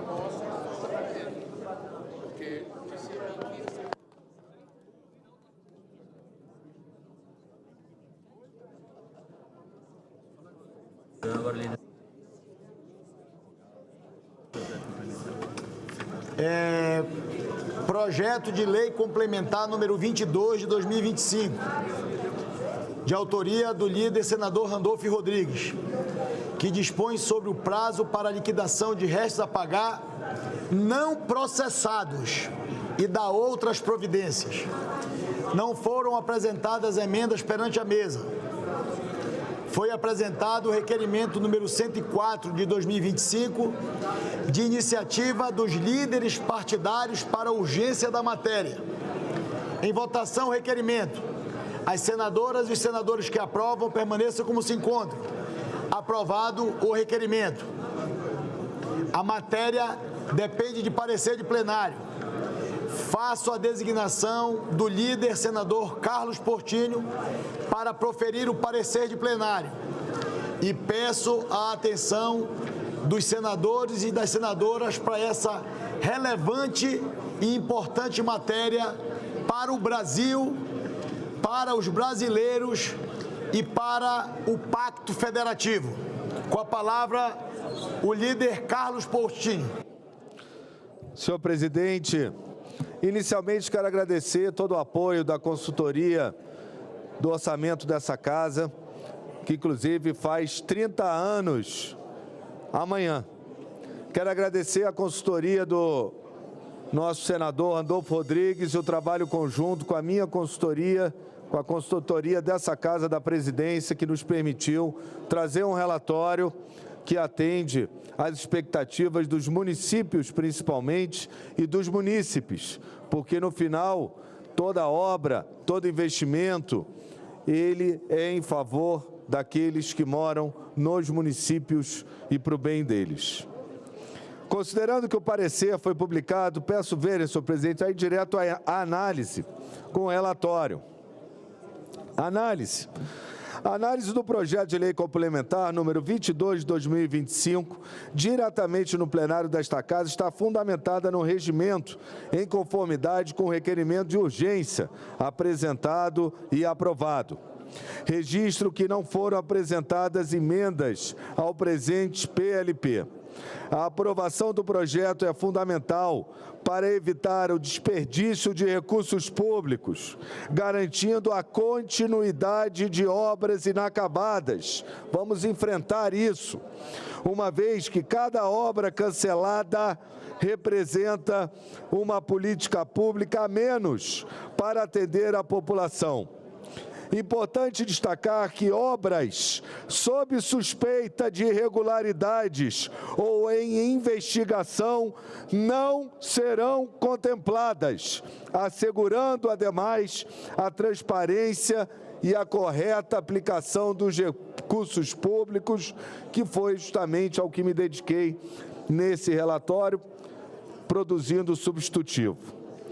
Ressalta-se que o PLP trata de restos a pagar não processados, que correspondem a despesas empenhadas, mas ainda não liquidadas, que não foram pagas até 31 de dezembro do exercício financeiro ao qual pertenciam, ou seja, valores que foram autorizados no respectivo orçamento, mas cujo pagamento ainda não foi realizado.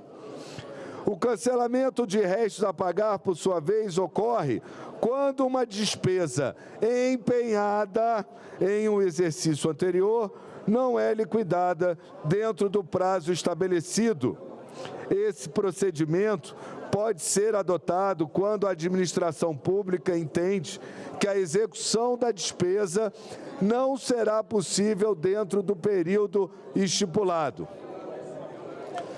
Caso não haja o desbloqueio até o final do exercício financeiro em que houve o bloqueio, o parágrafo 6º do artigo 68 do Decreto número 93.872, de 1986, prevê que a Secretaria do Tesouro Nacional providenciará o cancelamento no CIAF do saldo desse resto a pagar.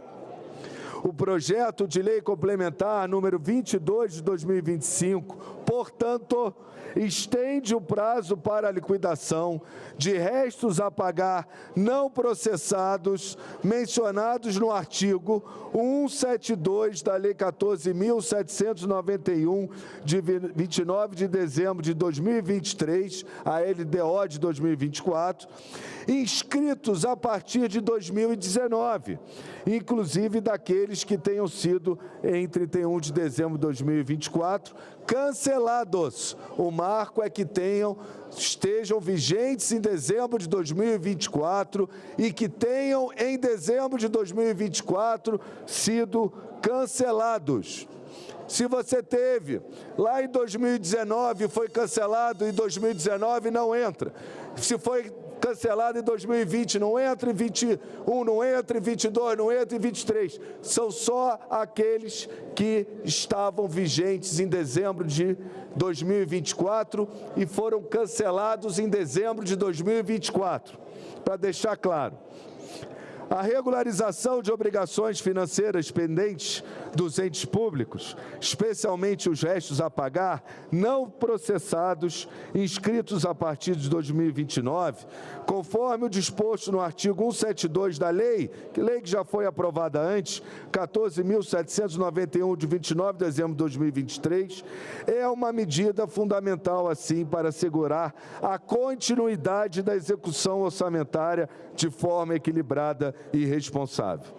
De fato, o projeto tem o potencial de aprimorar a gestão dos recursos públicos, assegurando a continuidade de obras e investimentos essenciais para a população, evitando assim o cemitério de obras paradas que existem hoje no Brasil. Estamos enfrentando isso, e isso é muito importante.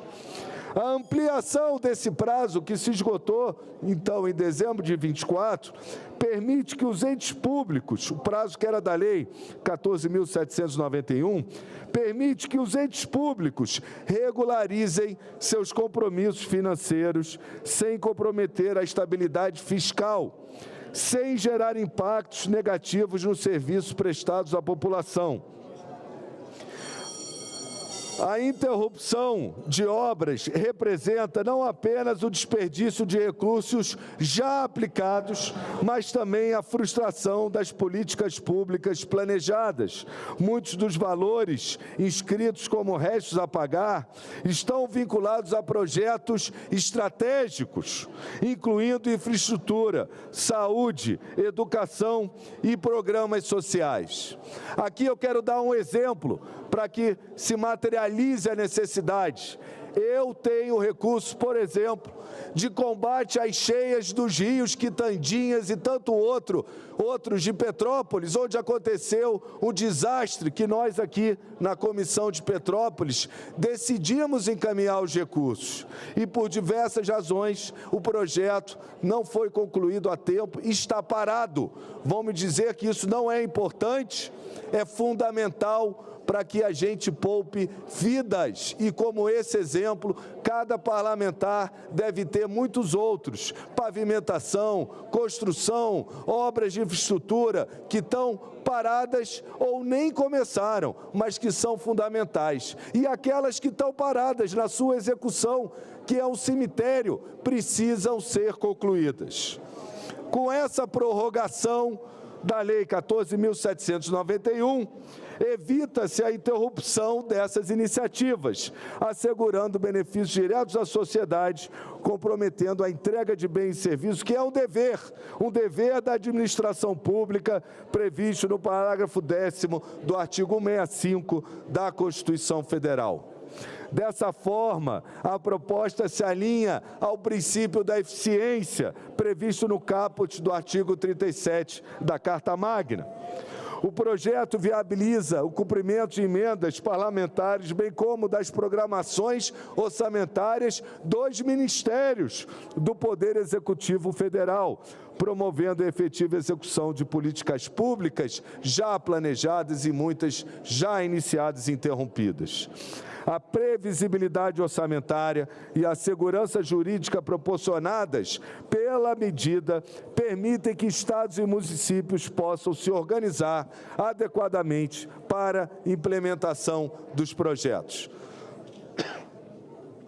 Além disso, a prorrogação do prazo para a liquidação de restos a pagar permite que entes públicos concluam adequadamente os processos administrativos e operacionais necessários para a regularização de despesas afetadas pela pandemia, porque abarca aquele período desde que tenham sido canceladas somente em 2024.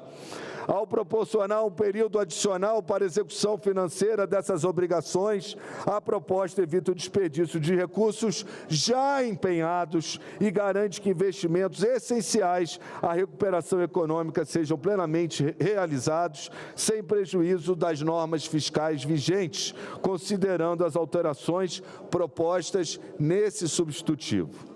Ademais, o cancelamento de restos a pagar em 31 de dezembro de 2024, sem a possibilidade da sua posterior liquidação, conforme procedimento previsto no parágrafo 2º do artigo 68 do Decreto 93.872 de 86, realmente pode resultar no não cumprimento de obrigações legítimas e necessárias, conforme se justifica. Em relação ao impacto orçamentário e financeiro da proposta, me debrucei junto com a assessoria do Senado para saber qual era o valor desse impacto. É importante destacar que, devido às restrições estabelecidas no substitutivo, não é possível determinar o valor exato, porque ele é inferior, inclusive, àquele calculado. As informações obtidas a partir do relatório de avaliação de restos a pagar da Secretaria do Tesouro Nacional revelam que esse impacto seria no máximo, de R$ 4.672.878.747. Se forem considerados todos os restos a pagar não processados, vigentes em 2024, que é a condição, e cancelados em dezembro de 2024, que é a condição. Classificados nos identificadores de resultado primário na tabela feita pela Secretaria, números 2, 8 e 9. Nas modalidades de aplicação 30, 31, 32, 40, 41 e 42, conforme dados disponibilizados em nota da consultoria orçamentária. Vale ressaltar, atenção, que esse valor representa o teto estimado, ou seja, um limite máximo teórico. Na prática, o impacto real deve ser significativamente menor, uma vez que as restrições que imponho no substitutivo limitam a abrangência da medida, reduzindo a quantidade de despesas passíveis de prorrogação e, consequentemente, o montante efetivamente afetado. Cumpre destacar que esse projeto não apresenta vício de inconstitucionalidade, estando em consonância com os preceitos constitucionais. E a sua implementação ocorrerá sem prejuízo ao cumprimento também das normas fiscais vigentes, pois já havia dotação orçamentária prévia. Por fim, com o objetivo de conferir maior clareza à proposição, apresenta-se o substitutivo, para isso modificando o caput do artigo 1º, suprimindo o termo inclusive, a fim de explicitar que os itens cancelados em 31 de dezembro serão revalidados, além de serem acrescentados novos parágrafos. Eu trago, senhores senadores, e disponibilizei no relatório o substitutivo, e quero aqui destacar os meus acréscimos para que todos entendam.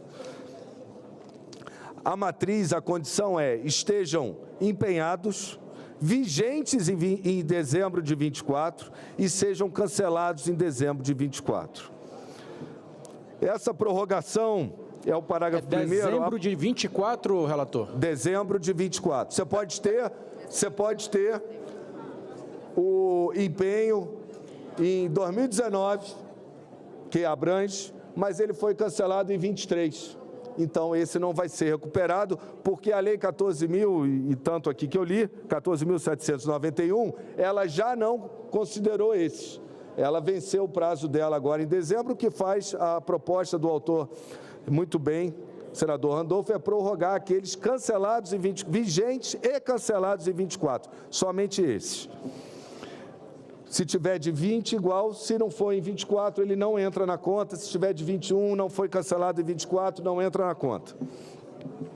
E no parágrafo 1º, então, deixando claro, eu vou lê-lo, diz que a prorrogação do prazo para liquidação a que se refere o caput aplica-se exclusivamente a restos a pagar não processados relativos às despesas. 2 pontos. 1. Cujo procedimento licitatório tenha sido iniciado.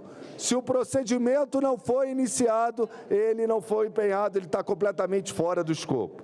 Ou relativas a convênios ou instrumento congêneres em fase de resolução de cláusula suspensiva. Se ele não foi iniciado porque tinha a cláusula suspensiva, um RGI do imóvel, comprovação de propriedade, vai ser aberto o prazo para que isso seja feito.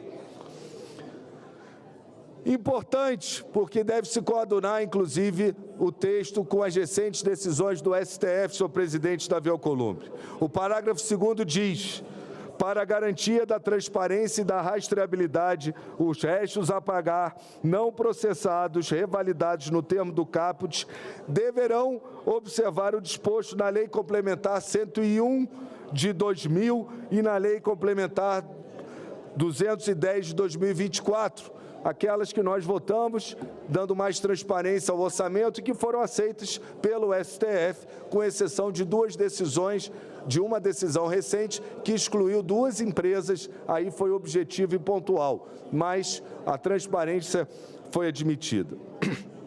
E aqui o mais importante, que eu fiz por bem, senador Randolfo, tomar a liberdade de acrescentar,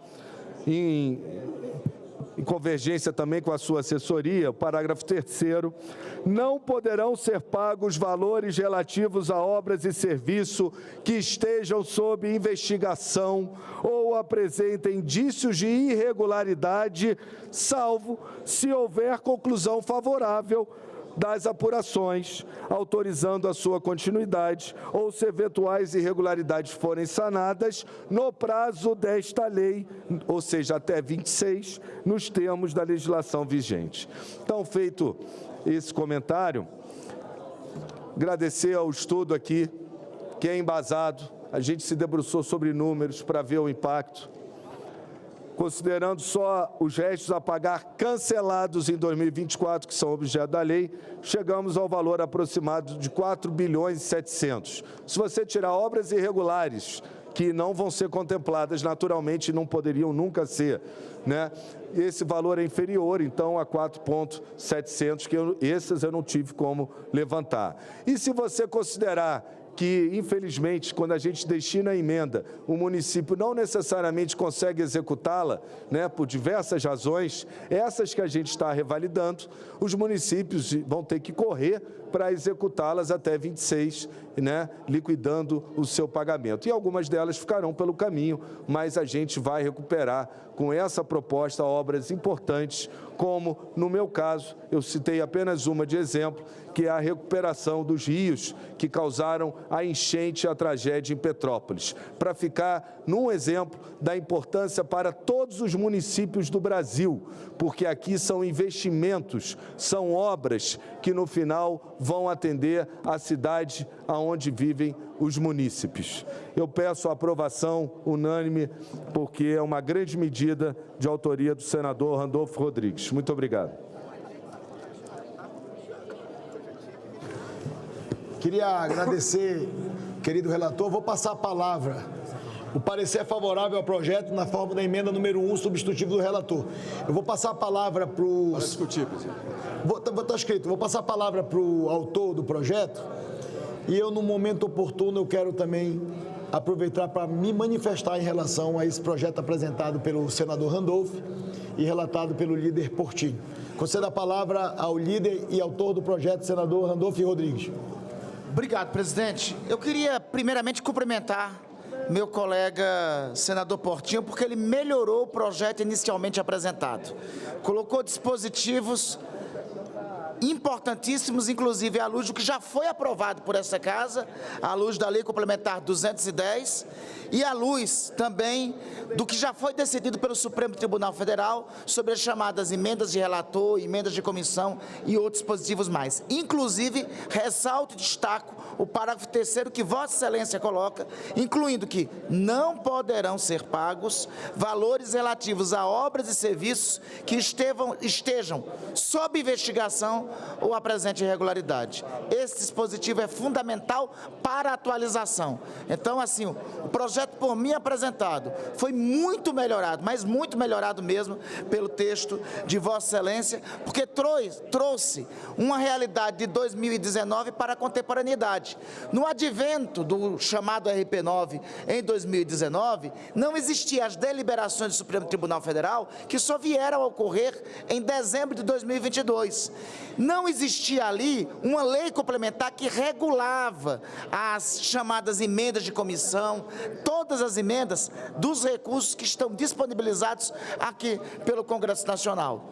Com isso, Vossa Excelência trouxe as regras de transparência para uma realidade dada, que é a realidade dos municípios que o senhor falou, dos estados que o senhor falou, que tem centenas de obras que ainda não foram completas, que ainda não foram terminadas. Na verdade, isso é um dos melhores remédios que pode ocorrer nesse instante para resolver o que poderia vir a ser um cemitério de obras inacabadas. Eu destaco mais que no texto de Vossa Excelência, o senhor traz a definição do que é RAP, para que não reste dúvidas para todos da imprensa que nos ouvem, nos assistem, e não reste dúvidas, sobretudo para o mercado.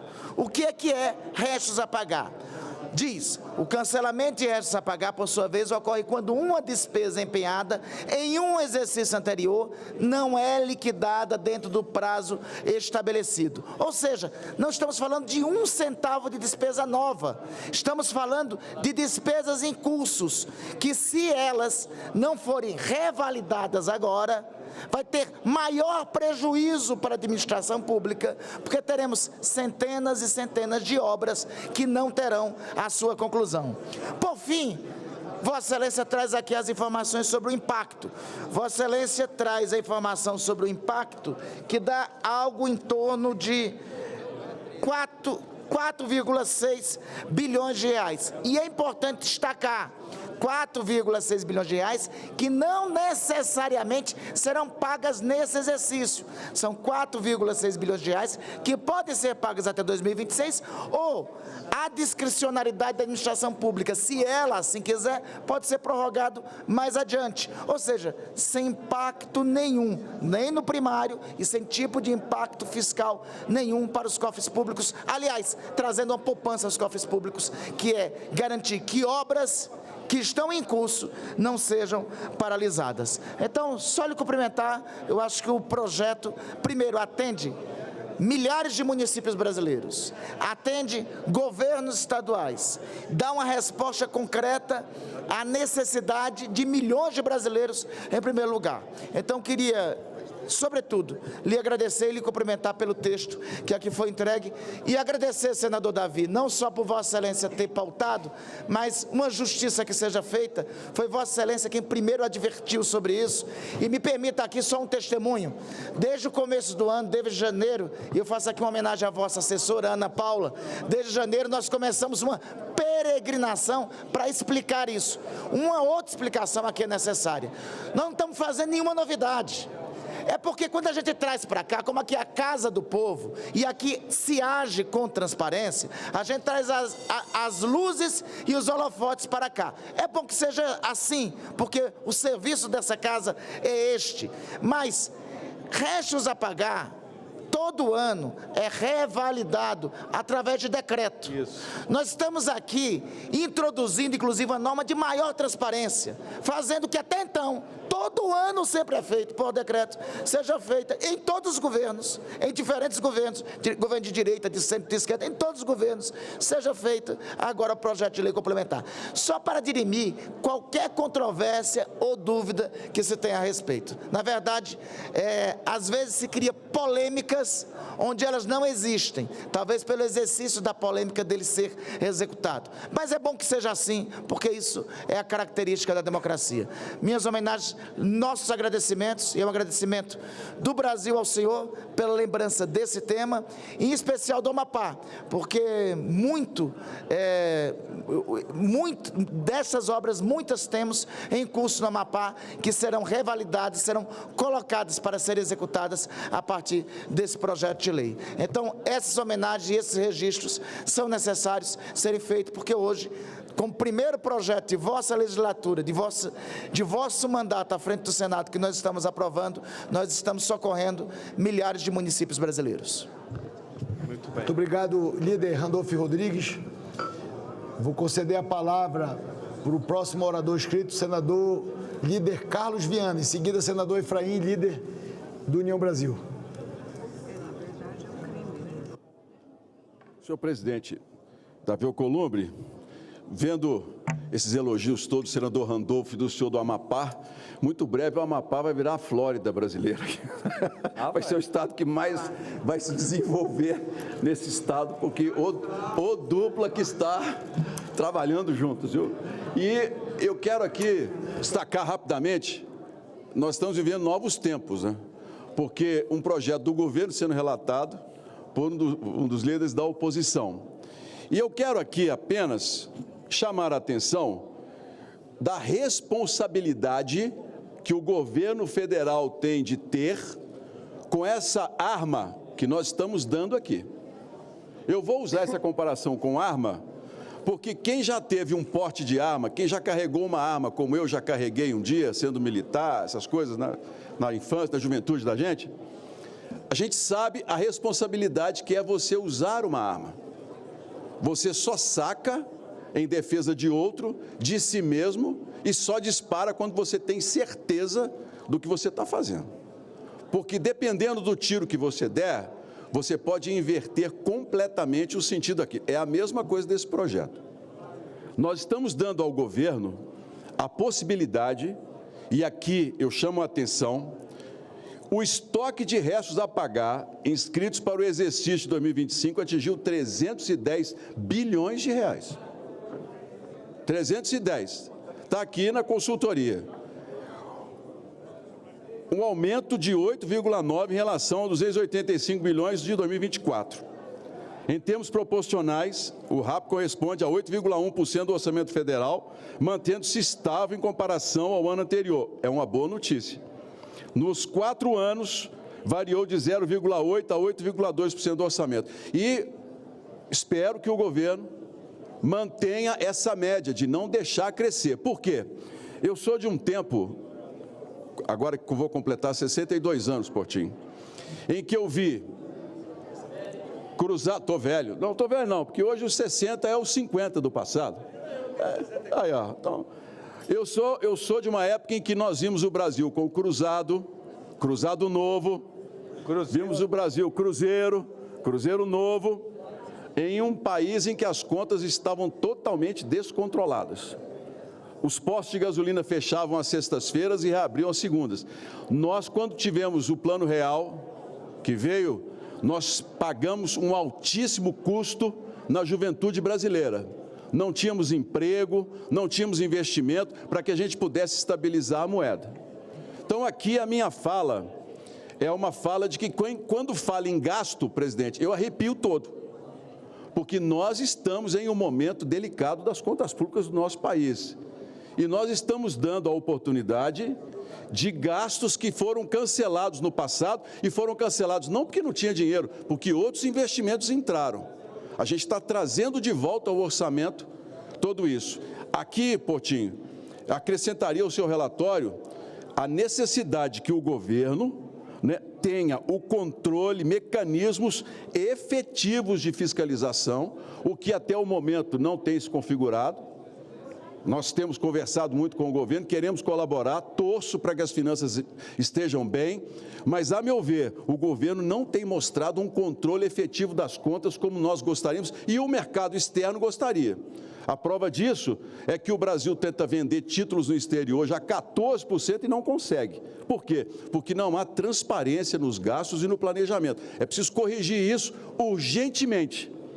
E com esse projeto que está sendo colocado aqui num consenso, a minha fala é, mais uma vez, a responsabilidade, especialmente do ministro Haddad, em controlar as contas do nosso país, para que a gente possa, muito breve, ter a inflação a um patamar dentro da meta e, principalmente, uma taxa de juros que hoje impede o grande crescimento da economia brasileira, a patamares também reais e, principalmente, sustentáveis.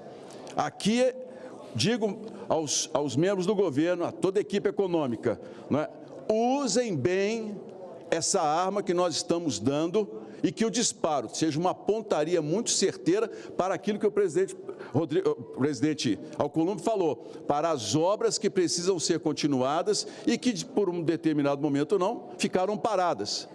Mas com uma visão de que quando um país começa a ter as contas em descontrole, a inflação começa a subir, a taxa de juros começa a ficar acima de 2 dígitos, nós estamos entrando novamente numa fase em que, senador Randolph, uma nova geração pode pagar por um endividamento descontrolado, como a minha geração pagou, como a geração de diversos senadores que estão aqui.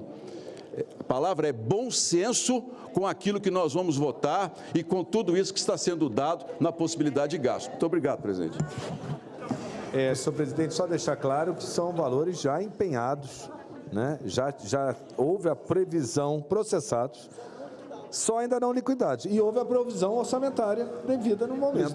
Presidente, uma parte, por favor, até para fazer uma correção.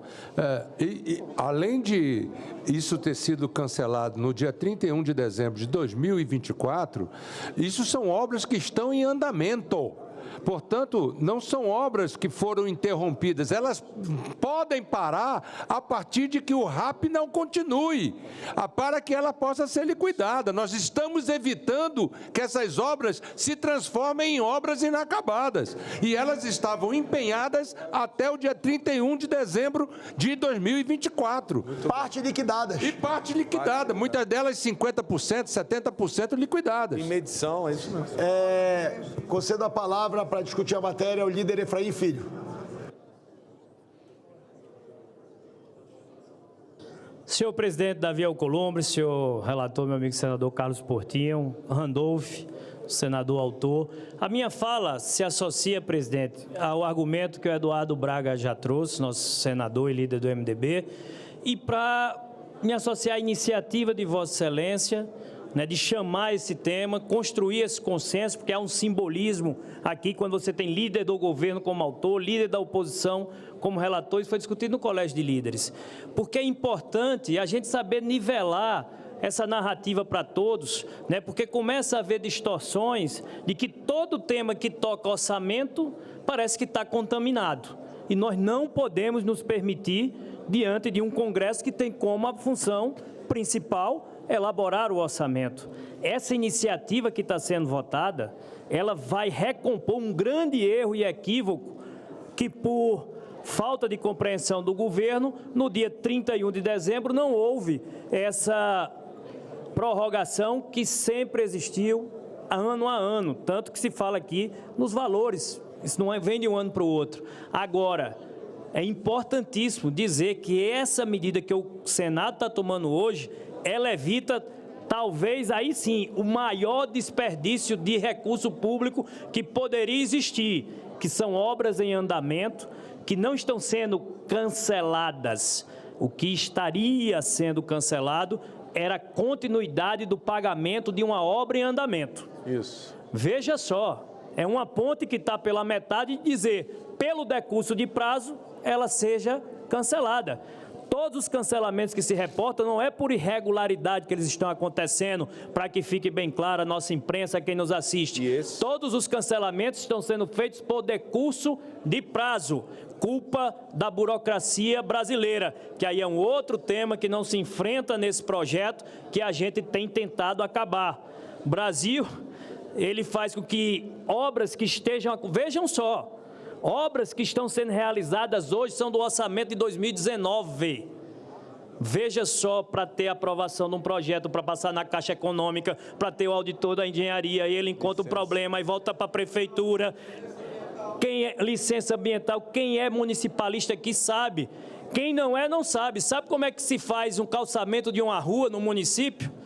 Você tem que fazer 20%, aí manda uma medição, aí vem um fiscal da Caixa Econômica, aí ele aprova que houve 20%, aí você manda um ofício para o Ministério libera mais um recurso, aí você faz mais 25%, aí tem que ir o engenheiro da Caixa Econômica lá, o auditor. É assim, eu não vou continuar, porque a quem quer ser expert, sendo leigo, não conhece a realidade do dia a dia que os municípios têm de enfrentar. Então, o pior dos mundos seria que não existisse essa iniciativa, prevalecesse o decreto do governo e creches, escolas, postos de saúde, estradas, pontes que estão em andamento, com projeto aprovado, regular e com auditoria por decurso de prazo, tivessem sido canceladas. O debate com a questão que está no Supremo, o presidente está enfrentando, tem uma audiência dia 27 e a gente confia na condução do presidente Davi, mas aqui se trata de outro tema, para que fique bem claro aos olhos daqueles que querem criar polêmica, misturar assuntos que, como óleo e água, jamais estarão andando de forma conjunta. Parabéns pelo seu relatório, já tem antecipadamente o anúncio de minha aprovação e orientação da bancada do União Brasil no mesmo sentido. Obrigado, líder Efraim. Próximo senador inscrito, senadora líder Tereza Cristina.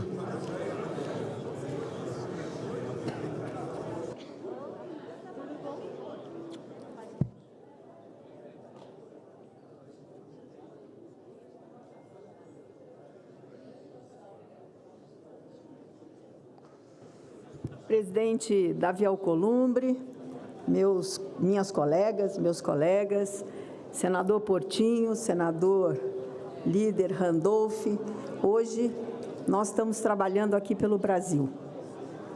A matéria é de interesse de todos os municípios brasileiros.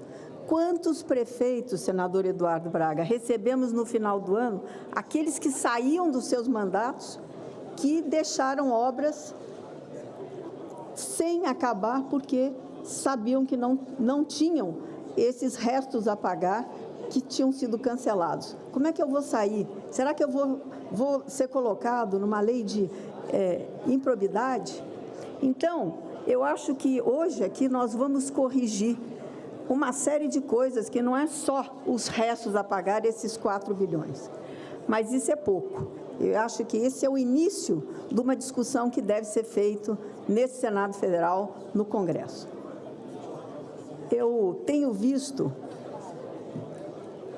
isso que o senador Efraim acabou de colocar, a dificuldade que os prefeitos têm e a morosidade em fazer uma obra, às vezes obras que são urgentes no município, uma UPA, um pequeno hospital, e os que mais sofrem são os menores municípios, são aqueles que têm menos recursos, aqueles que arrecadam menos e que às vezes vivem das nossas emendas. Então, hoje aqui nós estamos, além de não estar criando novas despesas, nós estamos dando a oportunidade para que não fiquem obras fantasmas inacabadas por todos os municípios brasileiros. E eu tenho um dado que me impressiona muito. Somente 33% dos recursos das nossas emendas chegam até o final, até a conclusão. Isso é uma outra coisa que nós precisamos corrigir.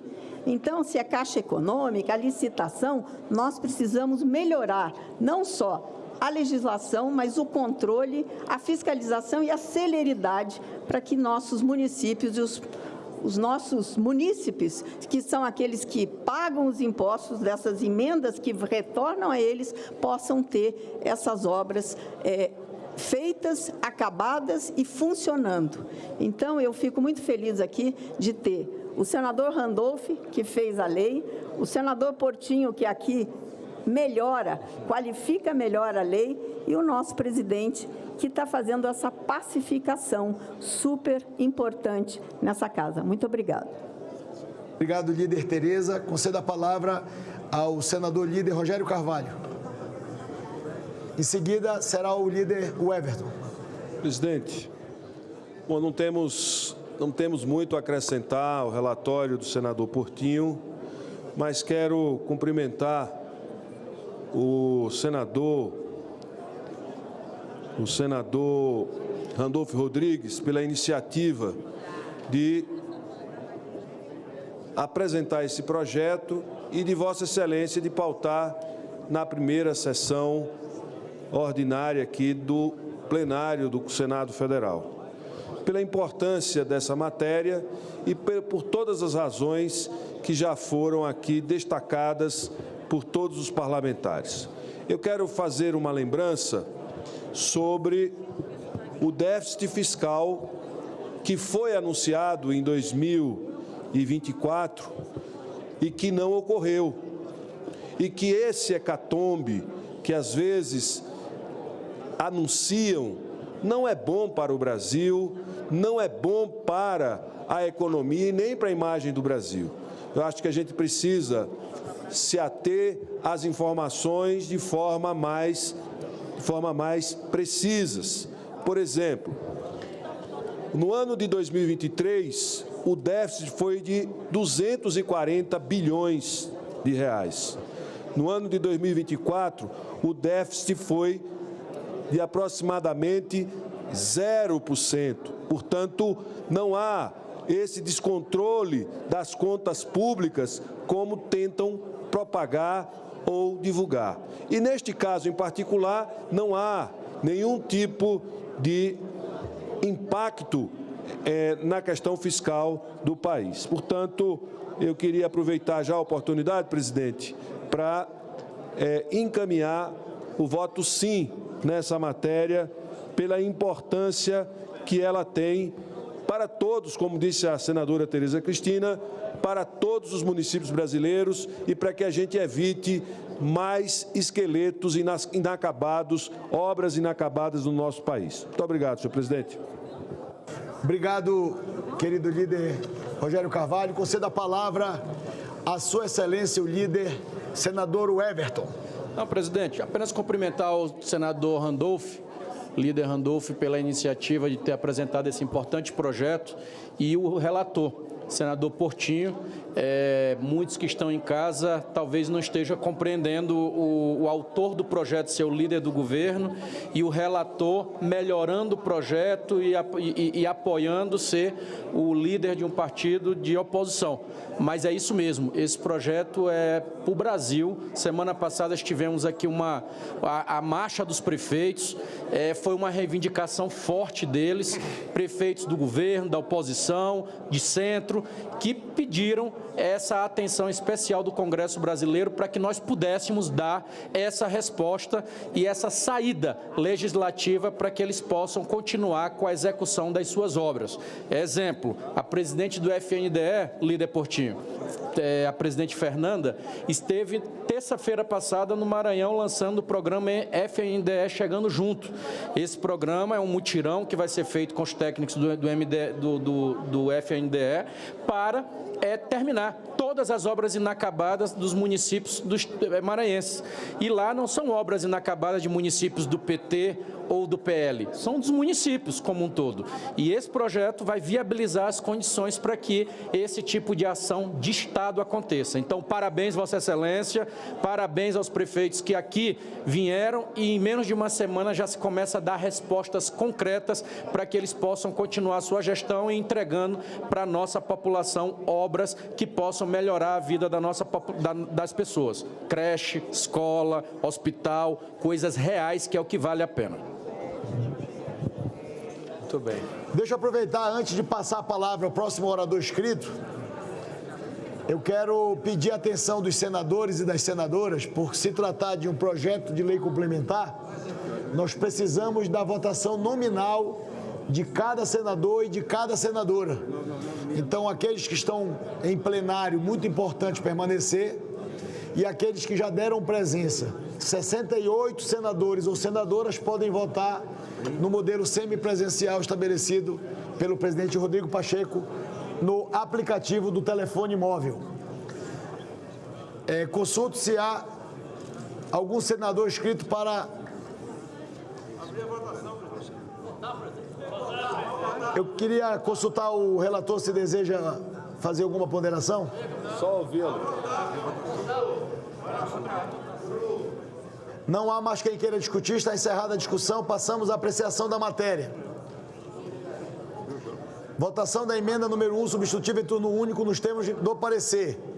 A matéria depende para sua aprovação do voto favorável da maioria absoluta da composição da Casa, ou seja, pelo menos 41 votos sim. Solicito à Secretaria-Geral da Mesa que abra o painel para o início da deliberação.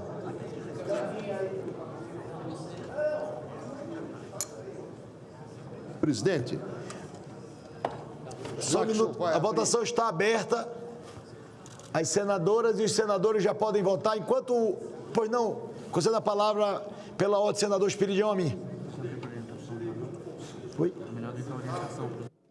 Primeira sessão que Vossa Excelência preside, com a participação desta coletividade que sufragou majoritariamente o seu nome de maneira muito expressiva, eu quero agradecer porque sei das atenções que o senhor está dando para os pedidos que eu fiz na Comissão de Constituição e Justiça a respeito da PEC do marco temporal.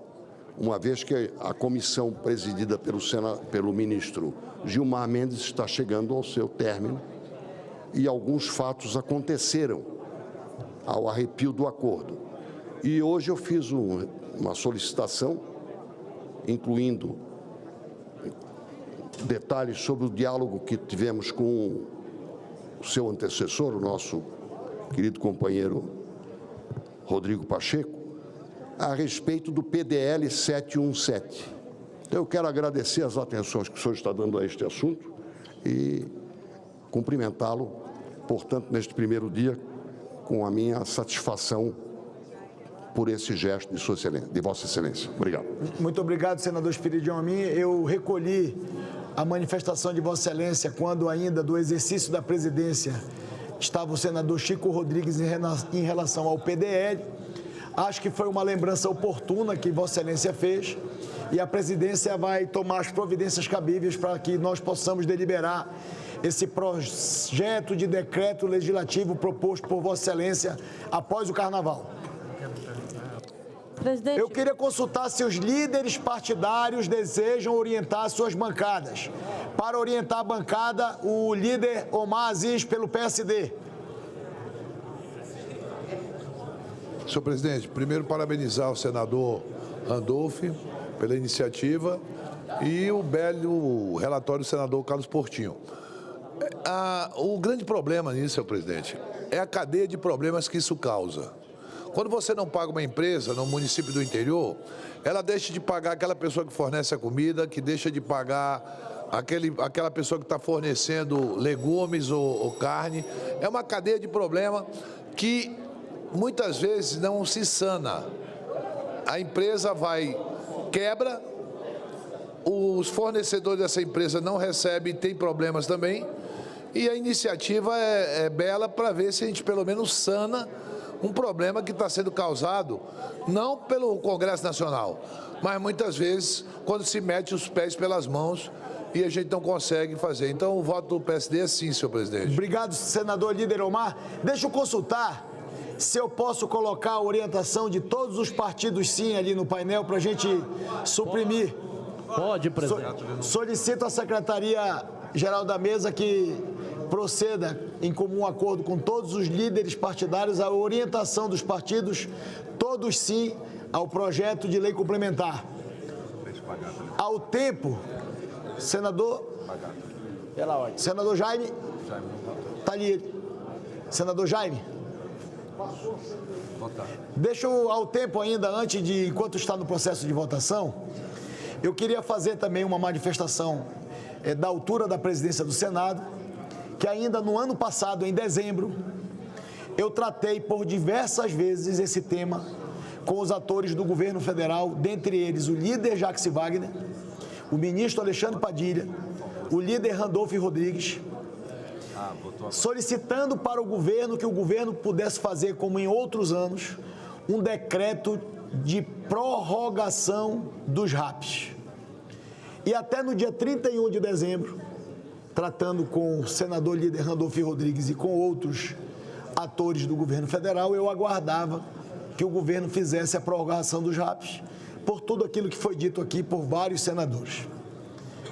Ocorre que já houve na história do Congresso Nacional um momento onde o governo não prorrogou o RAP até dia 31 de dezembro e nos primeiros 10 dias do ano seguinte conseguiu, por um decreto, um novo decreto, prorrogar o RAP antes do sistema do cancelamento subir no CIAF, no sistema do governo federal.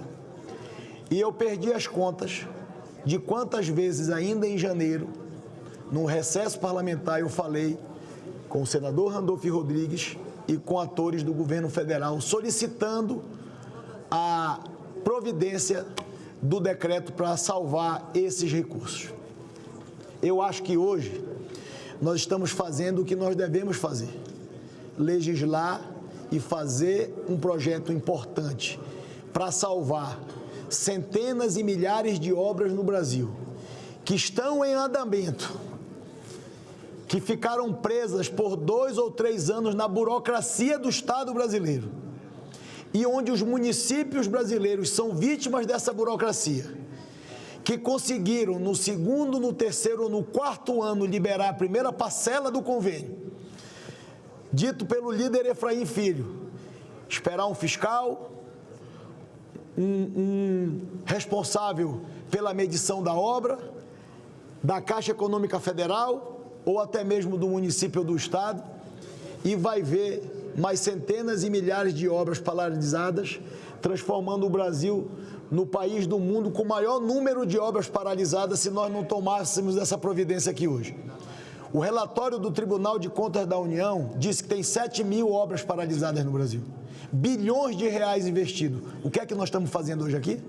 Apenas transformando o Brasil e fazendo do Brasil e nos municípios brasileiros que eles possam entregar, com essa prorrogação dessa lei, dos restos a pagar, escolas que já iniciaram, creches que já iniciaram, praças que já iniciaram, estradas que já iniciaram, hospitais que já iniciaram.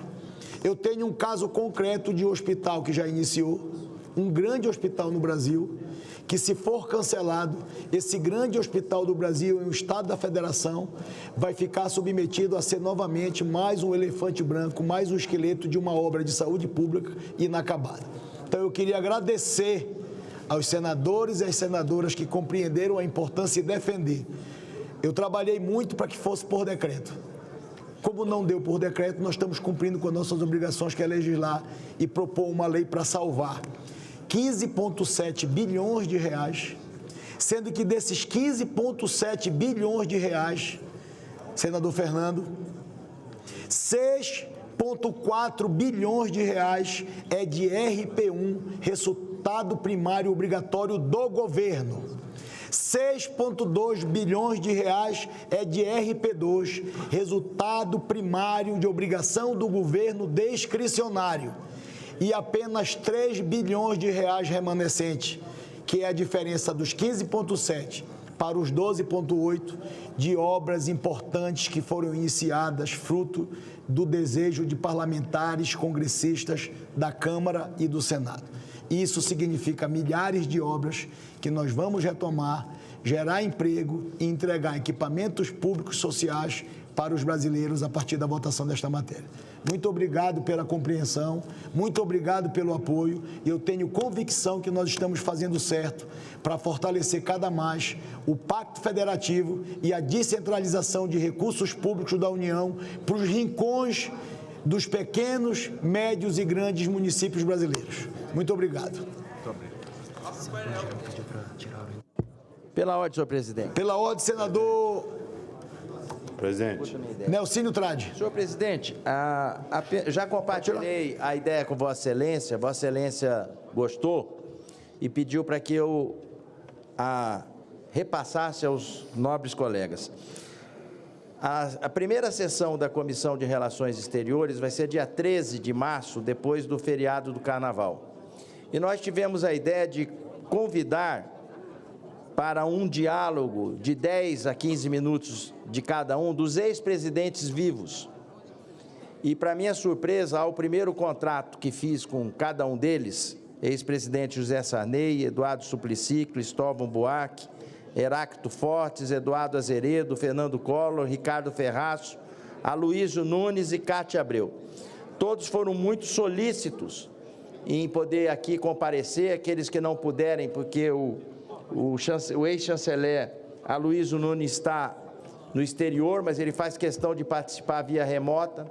Então, eu já faço aqui o convite aos colegas. Vai ser uma sessão muito rica, com a presença dessas pessoas que muito contribuíram para a gente poder estar hoje na situação que estamos, e tem muito a contribuir com a análise do quadro global que nós estamos passando. Afora isso, senhor presidente, pediria ao secretário-geral da mesa que colocasse extra pauta o requerimento 56, a meu pedido e ao pedido do senador Romário, do Dia Internacional da Síndrome de Down, uma sessão que nós definimos a data. Era só isso. Obrigado. Presidente. Queria agradecer, só para me chamar alguns senadores que ainda não votaram. Senador Irajá. Está chegando. Senadora Margarete, senador Romário, senadora Tereza. O senador líder do Partido Novo, Eduardo Girão, pediu para que a mesa retirasse a orientação do Novo de sim para não. Então eu peço para mudar ali a orientação do Novo para não. Já está no painel atendido a solicitação. Conceda a palavra ao senador Luiz Carlos Reis. Senhor presidente, colegas senadoras, senadores, nós protocolamos na semana passada um projeto de lei no sentido de ajudarmos milhares de produtores do Rio Grande do Sul que sofreram de 2020 até agora, 4 eventos de seca e também um evento de excesso de chuvas. A senadora Tereza, ministra da Agricultura, em 2020, atendendo um convite nosso, visitou uma das regiões atingidas, que foi as Missões do Rio Grande do Sul. Desde aquela época, senadora, os prejuízos se acumulam e precisamos de uma solução. E a proposta é uma securitização. Hoje nós temos seguramente mais de 100 mil agricultores, pequenos, médios e grandes, que já prorrogaram o ano passado com as enchentes. E de novo esse ano estão prorrogando dívidas pela 5ª vez, sem contar a safra de inverno. 3 vezes de trigo também frustrados. Então lá se vão 9 safras. O prejuízo seguramente ultrapassa 600, 700 bilhões de reais entre os produtores, cooperativas, cerealistas, revenda de insumos. Portanto, é imperioso que nós possamos discutir esse assunto. Hoje pela manhã, na instalação da Comissão de Agricultura, conversamos com o senador Zequinha Marinho, que é o presidente, e os demais colegas senadoras, senadores. Aqui está o senador Bagato, que também estava presente nesse ato.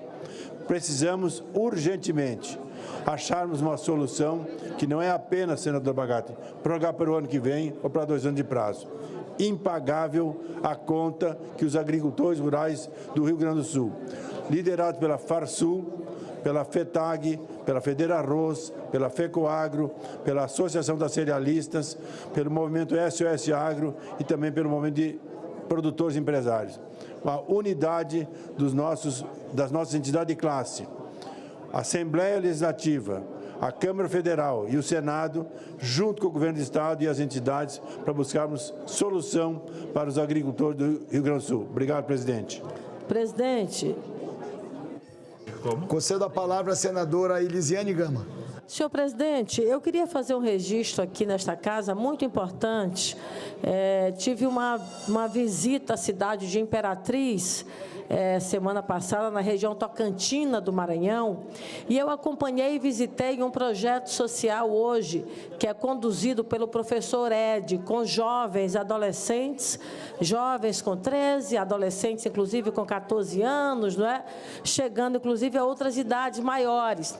Mas o ponto central que ele desenvolve é algo muito importante, que é o acompanhamento das redes sociais e a capacitação desses jovens para enfrentar o que está por vir aí, que é o desafio da inteligência artificial. E é um projeto que ocorre dentro de um espaço evangélico que é da Igreja Assembleia de Deus na cidade de Imperatriz.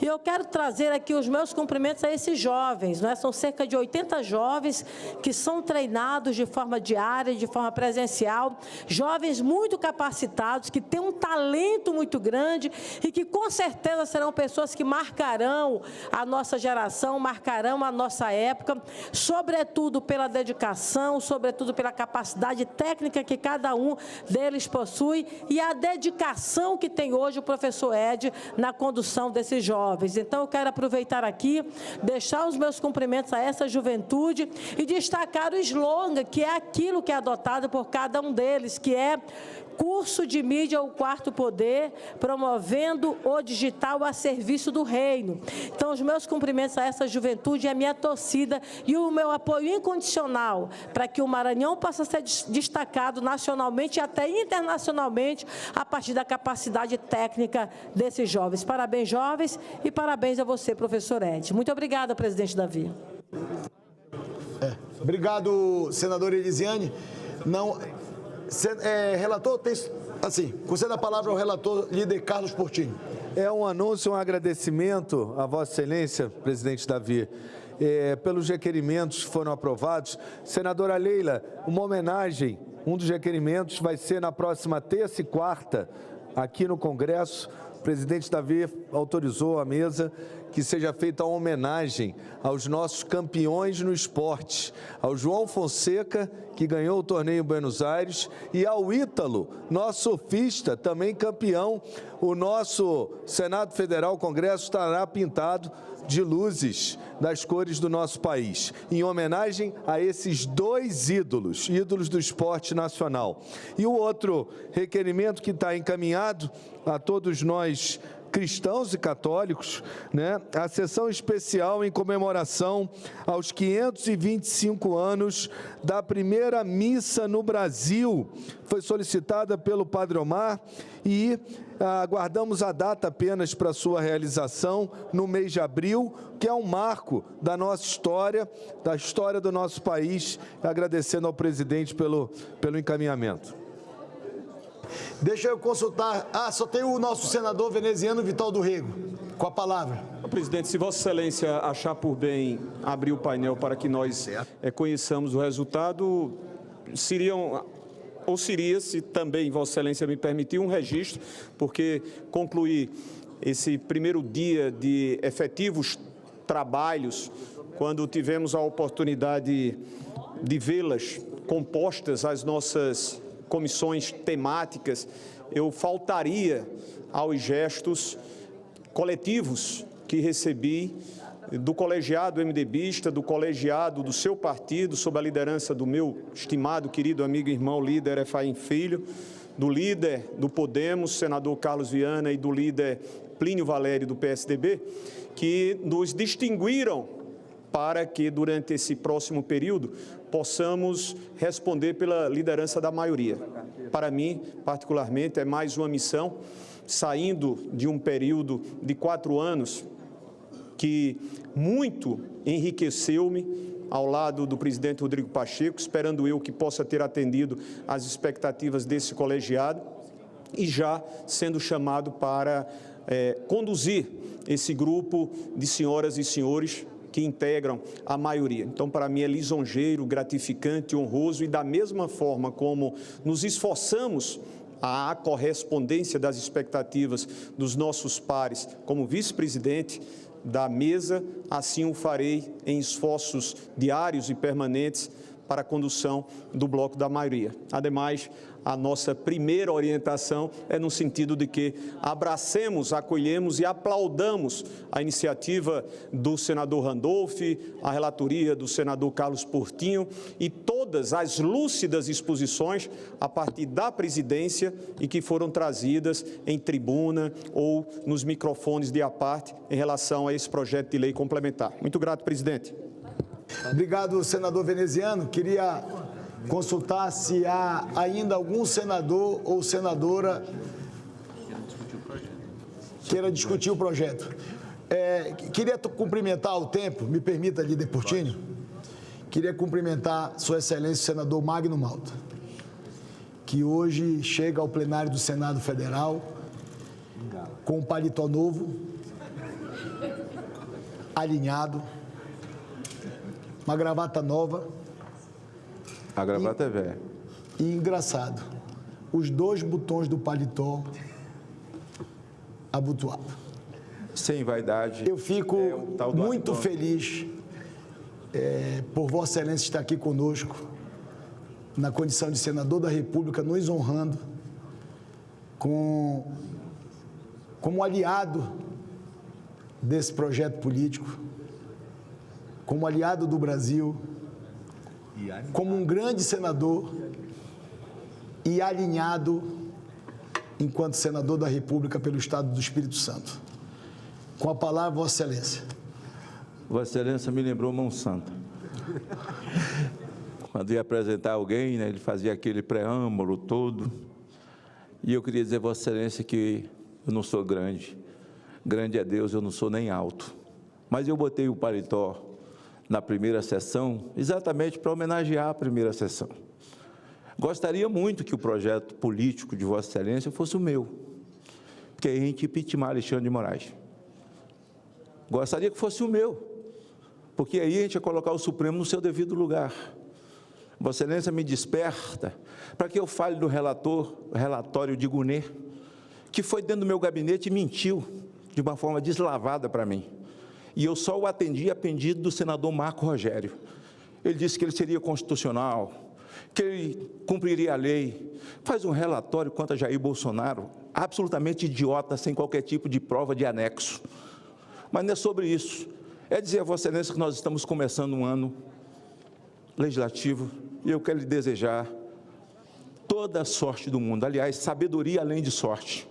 Porque as pessoas afirmam, há uma música interessante, que nunca foi sorte, sempre foi Deus. Vossa Excelência é judeu. E no momento em que o antissemitismo tem crescido no Brasil de forma retumbante, nunca se viu um antissemitismo tão provocado por um governo vigente. Eu amo Israel. A Bíblia diz, abençoarei os que te abençoarem, e amaldiçoarei os que te amaldiçoarem. Vossa Excelência é judeu.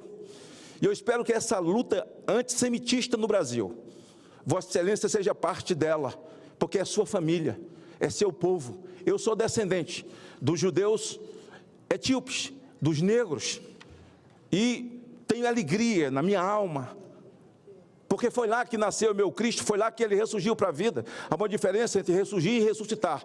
Quem ressuscita morre de novo, quem ressurge não morre mais. O cristianismo faz mal à esquerda, incomoda, e Vossa Excelência não é de esquerda. Então acho, quando Vossa Excelência fala desse projeto político, até me alegro. Venha, Jesus um dia disse, se referindo às pessoas com relação a ele, venha como estás. Não precisa nem pensar 10 vezes, nem 2, nem 5, venha como estás. E fico muito feliz, Vossa Excelência é uma pessoa absolutamente educada, de boa convivência, embora nós tenhamos espectros diferentes, mas a vida nos une. Vossa Excelência não é a favor do aborto, só isso já teria uma caracterização forte demais para nós, porque nós não somos nada sem o nascituro. Vossa Excelência só é presidente porque nasceu, só chegou aí porque nasceu. Estamos aqui porque nascemos, até quem fala a favor da morte de criança fala porque nasceu. Então, Vossa Excelência me dá uma oportunidade, quero cumprimentar o líder Portinho. Vossa Excelência faz de uma forma educada e até brincando comigo com a questão do paletó, porque todo o Brasil inteiro sabe que eu não uso o paletó, e eu disse, hoje eu vou usar, porque vai ser a primeira sessão, e Vossa Excelência tome como cumprimento a Vossa Excelência. Eu, assim, fiz questão de, nesses dias todos, decorar o discurso de Vossa Excelência. E Vossa Excelência falou 4 vezes uma palavra que enche meu coração, que vai tomar, como presidente dessa casa, que Vossa Excelência, as prerrogativas dessa casa. Aliás, ontem eu fui processado no Supremo por um advogado, porque o meu depoimento na OEA, pelas verdades que eu falei, e já caiu no ministro Nunes, que é o relator, eu não fui nem notificado ainda. Mas quando eu for notificado, eu vou repetir tudo que eu falei e mais um pouco. Eu vou repetir tudo que eu falei e mais um pouco. E quero me solidarizar com o presidente Jair Bolsonaro. Eterno presidente, estão querendo ganhar no WO, sair da arena política para uma arena jurídica onde não tem lei.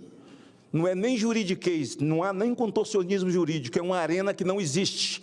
É campo de barro mesmo, sem chuteira, sabe, na canela, do pescoço para baixo é canela, com invenções. E eu quero aqui dizer, presidente Jair Bolsonaro para o Brasil, ele está bem, confiante, forte. Confiante em quem? Em Deus.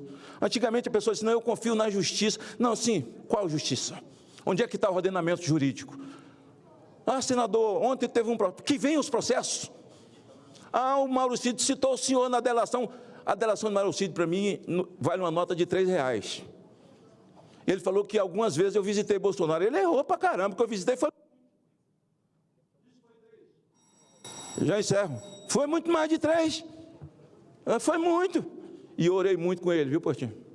Orei muito com ele, chorei muito com ele, estive ali do lado, né? Não sei se você também está citado nessa delação que vale R$3, para mim, isso e nada é a mesma coisa.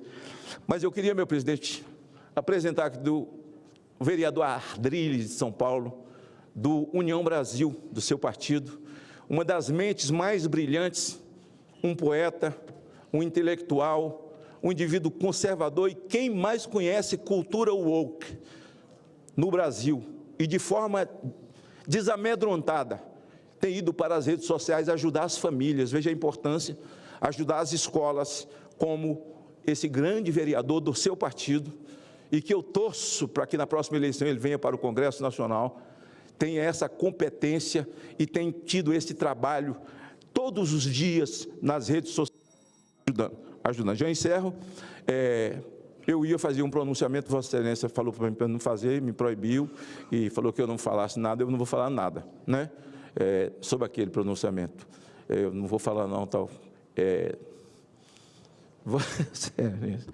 Hoje eu quero falar para o pessoal do Brasil, que eles não entendem, né? Eu brinco muito com o presidente Davi, embora estejamos politicamente, ele me deu uma ironizada em mim, vem para dentro desse nosso espectro político, mas a gente brinca muito, e esses últimos 2 dias eu ri demais, assim, ele foi protagonista de um papel onde ele não falou nada, não tinha nada, né? Mas ele estava procurando o fone dele, assim, e procurava nos bolsos aqui, metia a mão no bolso, e rodava para lá e para cá, e não achava, era o tal do fone, né? Era o fone, né? Você estava procurando. Pois é, e o pessoal maldosamente estava dizendo outra coisa, né? Assim, pois é. Olha lá, era o fone que Davi estava procurando. Presidente, lhe desejo toda a sabedoria, lhe desejo toda a sorte do mundo. Você é um privilegiado ter nascido judeu. Você é da árvore de Davi, de Jessé. Você tem o sangue do Cristo, da terra do Cristo. Vossa Excelência tem a obrigação de ter um sentimento mais rebuscado que os outros, com relação aos inocentes do dia 8. Eu espero que, passando na Câmara, passe também no Senado.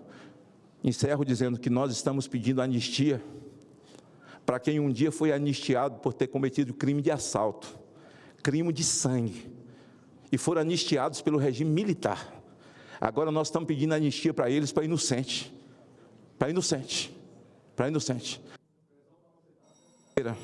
O Clezão estava sentado nessa cadeira aqui, você está na cadeira que ele estava. Para concluir. Estou concluindo. E daqui ele saiu numa maca doente para morrer nas vísceras do Estado. A culpa é de quem? Aliás, dizem que na denúncia contra mim lá, que eu estou ferindo a segurança nacional, porque eu falei dos ministros do Supremo.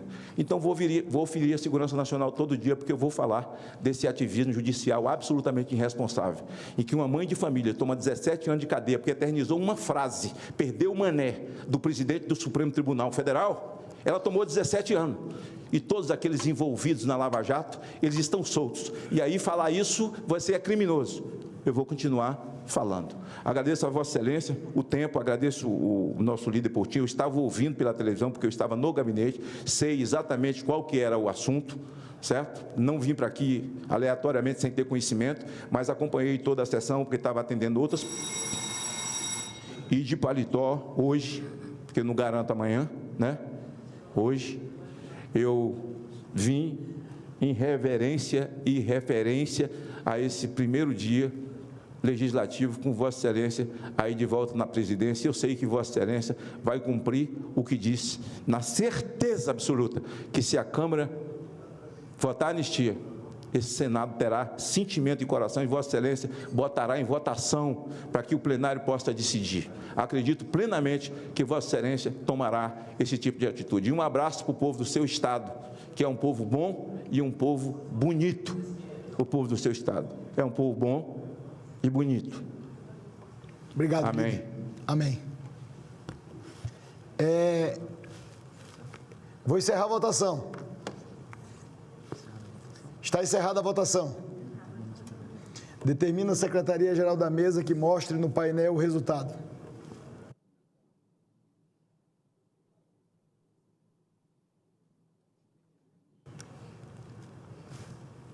Votaram sim 65 senadores e senadoras e não um senador.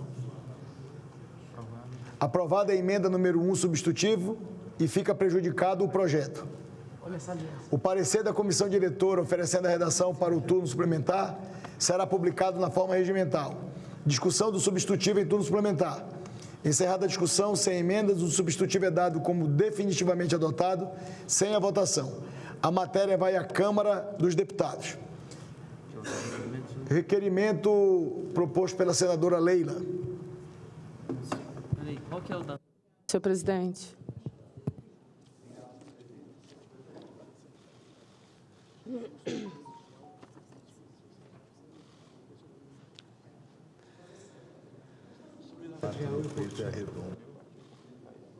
A senadora Leila Barros e outros senadores solicitam voto de aplauso à senhora Fernanda Pinheiro Torres pela conquista do Globo de Ouro e pelo conjunto de sua obra. Em votação, requerimento. As senadoras e senadoras que aprovam permaneçam como se encontram. Aprovado o requerimento e será cumprida, querida senadora, a deliberação de plenário. Presidente, rapidinho. Pela ordem, senadora Leila Barros. Muito rápido. Só agradecer tanto ao senhor como a todos os senadores e senadores que assinaram o nosso requerimento, que é uma homenagem importante, não só para a atriz Fernanda Torres, mas para o cinema brasileiro, que está vivendo um momento único, um momento histórico. Além dela ter ganho o Globo de Ouro como melhor atriz, o filme Ainda Estou Aqui ainda concorre a melhor filme estrangeiro e, novamente, a atriz Fernanda Torres concorre ao prêmio de melhor atriz no Oscar 2025. Então, vamos torcer, março está chegando, e vamos fazer essa justa homenagem, não só a ela, mas a todo o elenco e, acima de tudo, também a direção, que é o do brilhante diretor Walter Salles. Obrigado, senhor presidente. Obrigado, senadora Leila. Requerimento do senador Nelsinho Trade e outros senadores que solicita a realização de sessão especial destinada a celebrar o Dia Internacional da Síndrome de Down. Em votação, requerimento. As senadoras e os senadores que aprovam permaneçam como se encontram. Aprovado o requerimento, a sessão requerida será agendada pela Secretaria-Geral da Mesa. O senador Randolfo Rodrigues e outros senadores solicitam a realização de sessão especial destinada a celebrar a família Paiva e a produção do filme Ainda Estou Aqui. Em votação, requerimento. As senadoras e os senadores que aprovam permaneçam como se encontram. Aprovado o requerimento. A sessão requerida será agendada pela Secretaria-Geral da Mesa. A senadora professora Dorinha Seabra e outros senadores solicitam a realização de sessão especial destinada a celebrar o Dia do Professor. Em votação, requerimento. Os senadores e as senadoras que aprovam permaneçam como se encontram. Aprovado o requerimento. A sessão requerida será agendada pela Secretaria-Geral da Mesa. A senadora professora Dorinha Seabra e outros senadores solicitam a realização de sessão especial destinada a homenagear o grupo Energisa pelos 120 anos de atividade de energia elétrica no Brasil. Em votação, requerimento. Os senadores e as senadoras que aprovam permaneçam como se encontram. Aprovado o requerimento. A sessão requerida será agendada pela Secretaria-Geral da Mesa.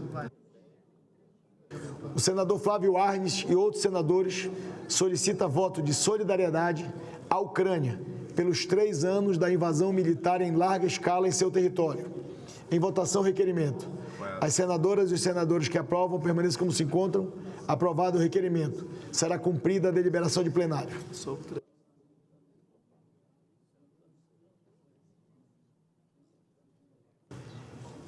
Requerimentos de licença. Requerimentos número 8, 9, 11, 16, 18, 19, 23 de 2025, dos senadores Fabiano Contarato, professora Dorinha Seabra, senador Efraim Filho, senador Irajá, senador Espiridião Amin, senador Ciro Nogueira e senador Jordano, respectivamente, que solicitam com fundamento no artigo 40 do Regimento Interno, licença dos trabalhos da Casa para participarem de missões oficiais, nos termos das autorizações concedidas pela Presidência do Senado Federal. Os senadores e as senadoras que aprovam permanecem como se encontram. Aprovados os requerimentos. Será cumprida a deliberação de plenário.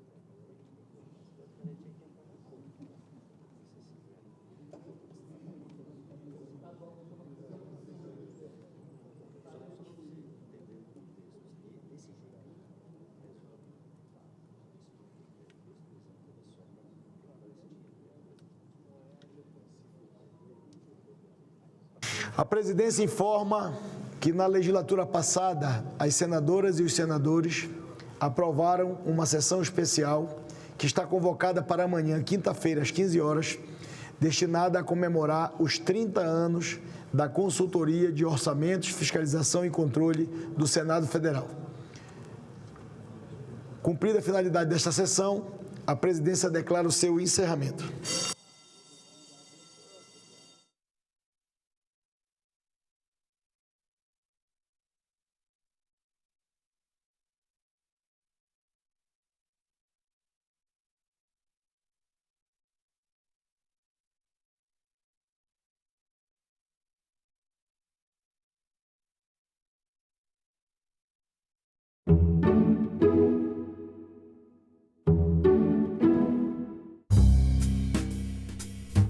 Comecei a ver reportagens.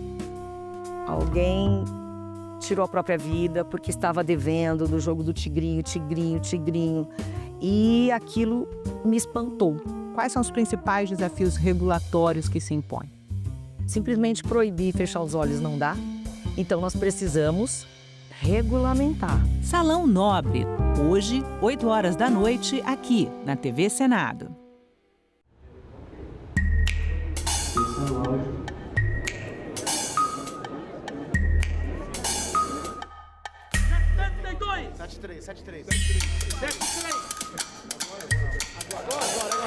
Quero ser um catalisador do desejo deste plenário e ajudar a construir os consensos para melhorar a vida da população brasileira. TV Senado. Democracia todo dia. O site do Senado agora mostra projetos de lei em linguagem simplificada. É o Senado Explica, uma ferramenta de inteligência artificial combinada com revisão humana que torna mais fácil entender e acompanhar as leis em debate aqui no Senado. Na página de tramitação das matérias e no portal E-Cidadania, Senado Explica. Hip Hop no Parlamento. A Assembleia Legislativa do Rio de Janeiro celebra os 51 anos do movimento. Câmara analisa aumento das cotas em concursos para negros, indígenas e quilombolas. Conheça Boique, uma joia do sertão pernambucano. Tudo isso você vê no Parlamento Brasil.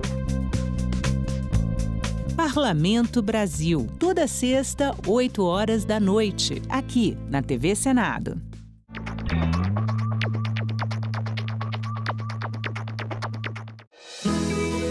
Cuidar da primeira infância de nossas crianças é o mesmo que edificar a casa sobre a rocha. Novas crianças que nascem são novas pessoas que precisam de assistência à sua saúde, de assistência social e de assistência à educação. Que o melhor interesse da criança e do adolescente prevaleça no final. 3 milhões de crianças são 3 milhões de vitórias, né? Cada uma delas é uma esperança para a gente. Criança nunca foi nem será futuro do Brasil. Criança é o presente. Ou a gente cuida desse presente aqui, ou não teremos futuro. Quanto mais cuidarmos de nossas crianças, dos seus direitos, nós estaremos protegendo o presente e o futuro do Brasil.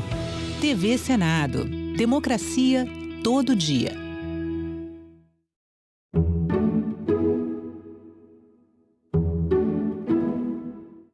O programa a seguir é livre para todos os públicos.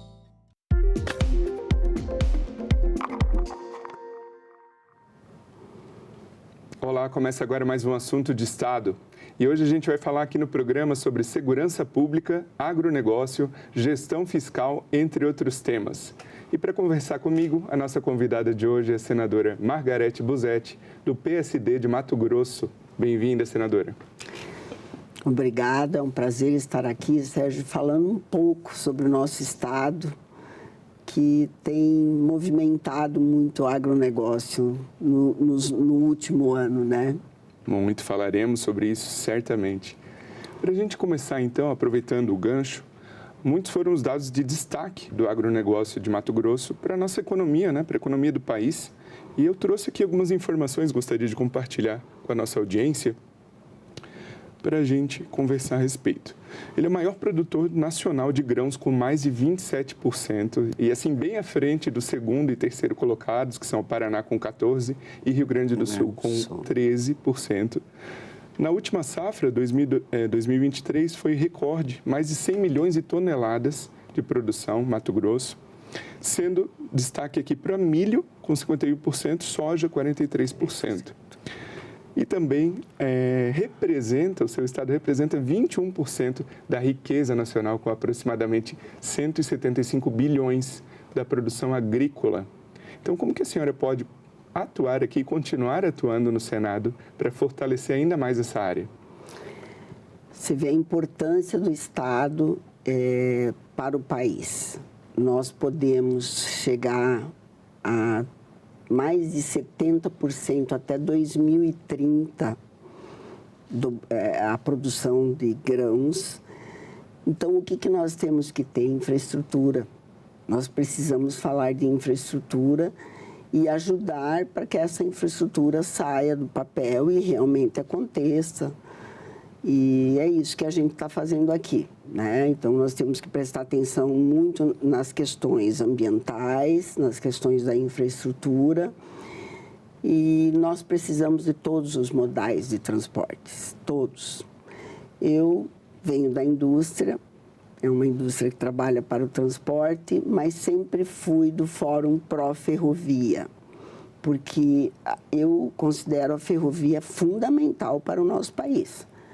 Nós precisamos levar essa produção até os portos e só por caminhão não dá. E quando você tem uma ferrovia próximo, o trecho do caminhão é mais curto, ele tem mais qualidade de vida, ele faz mais viagens.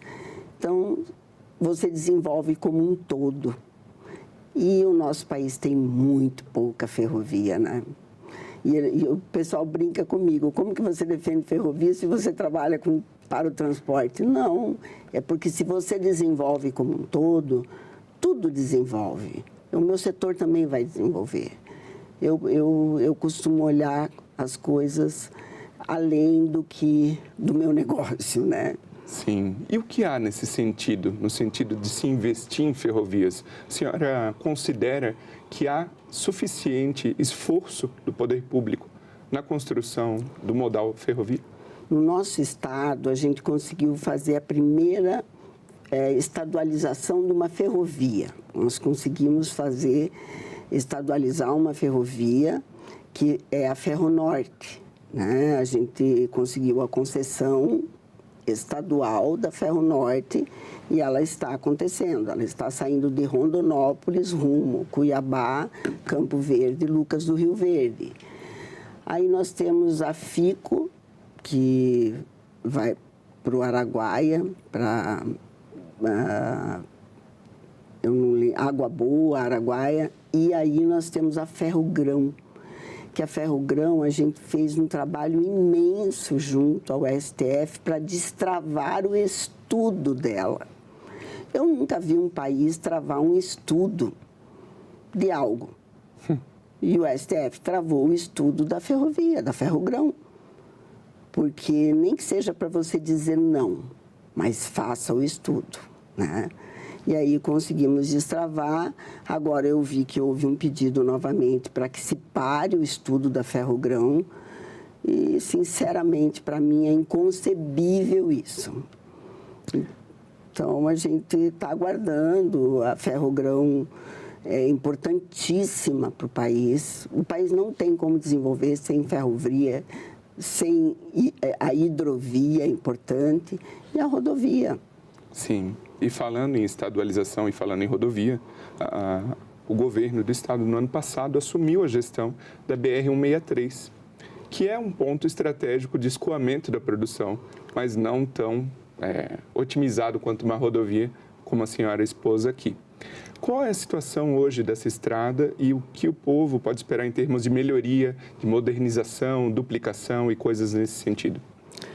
Olha, eu trabalhei junto, a gente trabalhou muito quieto né, em silêncio, silenciosamente, para que esse contrato, para que essa concessão pudesse voltar para o Estado, porque ela era da Rota Oeste e ela estava com problema, não conseguiu fazer os investimentos por uma série de motivos, e a gente trabalhou muito e foi uma inovação disruptiva, você pegar de volta uma BR, né, a 163, que é a principal linha de escoamento da nossa produção, hoje é a principal, e não duplicar.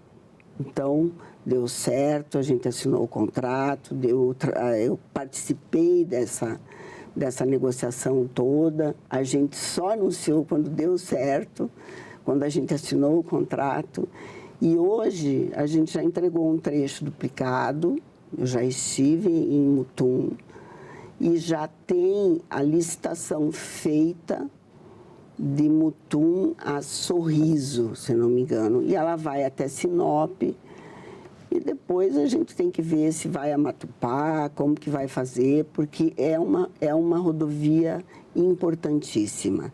E ela não é conhecida só como... ela não era conhecida só pelo escoamento de grãos. Ela era conhecida como a rodovia da morte. Sim, muitos acidentes. Você via, assim, um caminhão um atrás do outro, né? Um na rabeira do outro, como dizem, e aí vinha um podando, quer dizer, se envolviam 3, 4 caminhões num acidente, pegavam veículos pequenos e eram famílias destruídas. Famílias, chegou a morrer famílias inteiras em acidentes. Então, para nós, é um motivo de alegria, de vitória, estarmos trabalhando, e estão trabalhando muito na 163.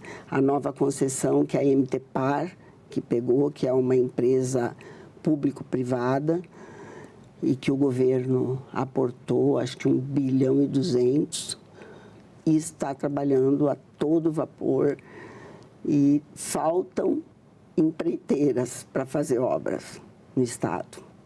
Infelizmente, a gente tem problema com empreiteiras. Trabalhar para mudar esse apelido da rodovia, né?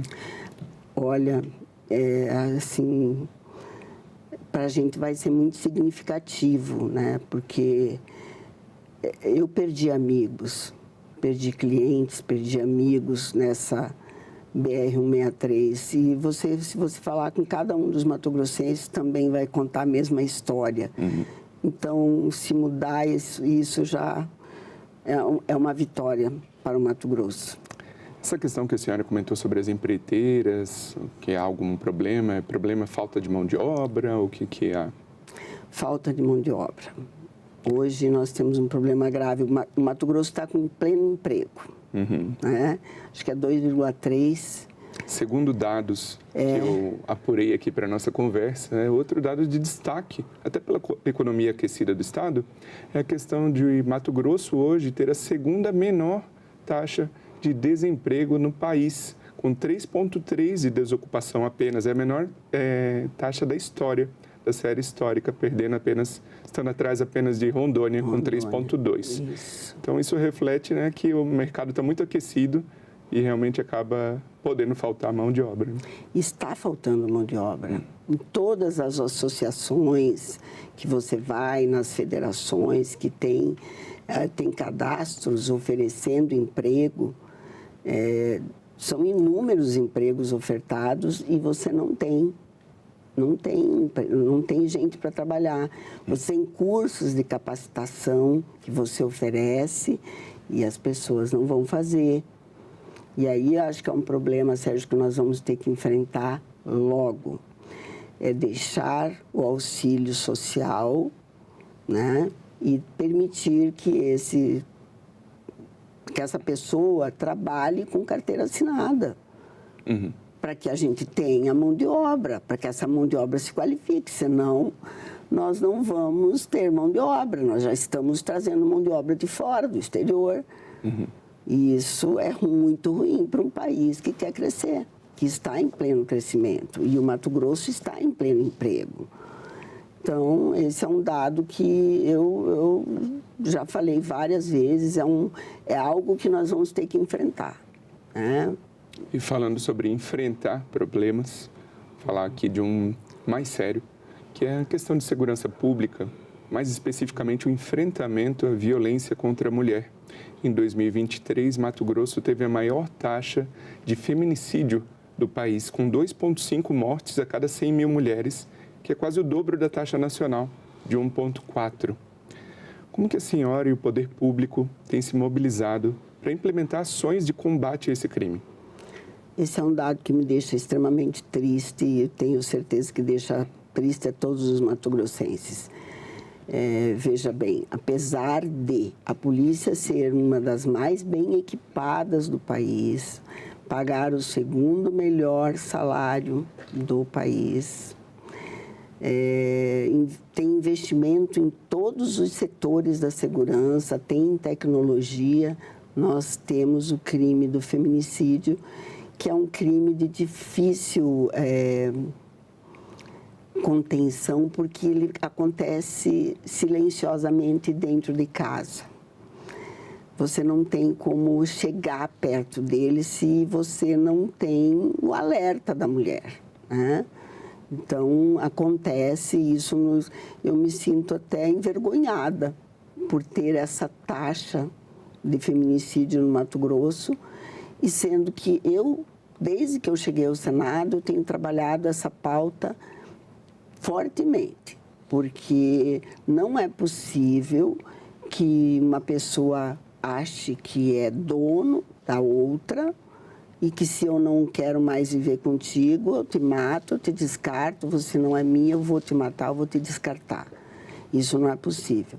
Aí eu até fiz um projeto que é o antifeminicídio, que criou um crime autônomo, hediondo, que vai para 40 anos de máxima e a mínima 20. Mas para ele progredir, ele tem que cumprir 55% da pena. Ele perde o poder pátrio dos filhos, ele perde o direito à visita íntima, ele perde o direito a cargo público, porque nós temos que combater, porque a impunidade é um convite à criminalidade. Nós tivemos casos gravíssimos no Mato Grosso. Recentemente você sabe de um caso que aconteceu, e aí foi um senhor que pediu um emprego na casa de servente de pedreiro, ficou cuidando da casa ao lado, onde tinham 4 mulheres, e ele matou as 4, degolou as 4, estuprou 3. E você ouve o depoimento dele, chega a dar náuseas, né? Porque ele conta que elas agonizavam enquanto ele estuprava elas.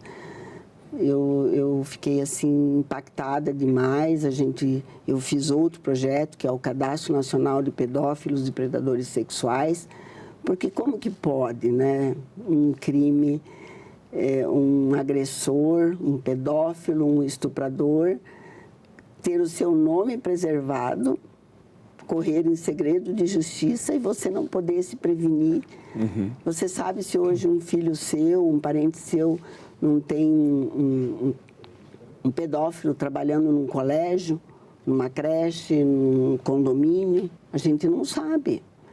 Então, esse também passou no Senado, já está indo para a Câmara.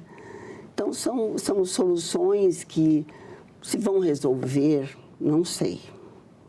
Mas eu acredito que a impunidade é muito ruim. Você não pode deixar a pessoa impune, cometer o crime e deixar ela deixar impune do crime que ela cometeu. Eu me lembro, desde criança, que meu pai me dizia, se tu fizer coisa errada, você será castigado, você vai apanhar, você vai isso, você vai aquilo. A gente não fazia as coisas erradas porque existia o poder do pai sobre o filho. E o meu medo do meu pai se tornou respeito, né? E depois, hoje quem que tem medo dos pais, quem tem medo da justiça? Sim. A justiça solta em audiência de custódia. Esses dias foi preso na fronteira da Bolívia com o Mato Grosso um cidadão com 420 quilos de cocaína e ele, em 24 horas, foi liberado por um juiz federal, porque ele considerou que ele era uma mula. Porque ele viu, depois ele declarou que foi o dinheiro fácil. Mas dinheiro fácil, nós também temos a oportunidade de ter dinheiro fácil que oferecem para a gente. A gente faz uma opção na vida, né? Agora, se esse cara não for punido, você acha que ele não vai cometer novamente, não vai carregar? Ele é um traficante com 420 quilos de cocaína e não uma mula, como o cara diz. E a impunidade pode significar até um estímulo para ele voltar a praticar. Exatamente, é isso que eu digo. A impunidade é um convite à criminalidade. E é interessante que a senhora falou isso, porque alguns brasileiros podem ter essa sensação de impunidade. E quem pode mudar isso? O Congresso Nacional, a senhora, com iniciativas desse tipo. Eu fico bem impactada com isso, porque eu fico pensando, como que ninguém fez um projeto assim antes? Nós temos que ter leis mais rigorosas. O nosso Código Penal é de 40.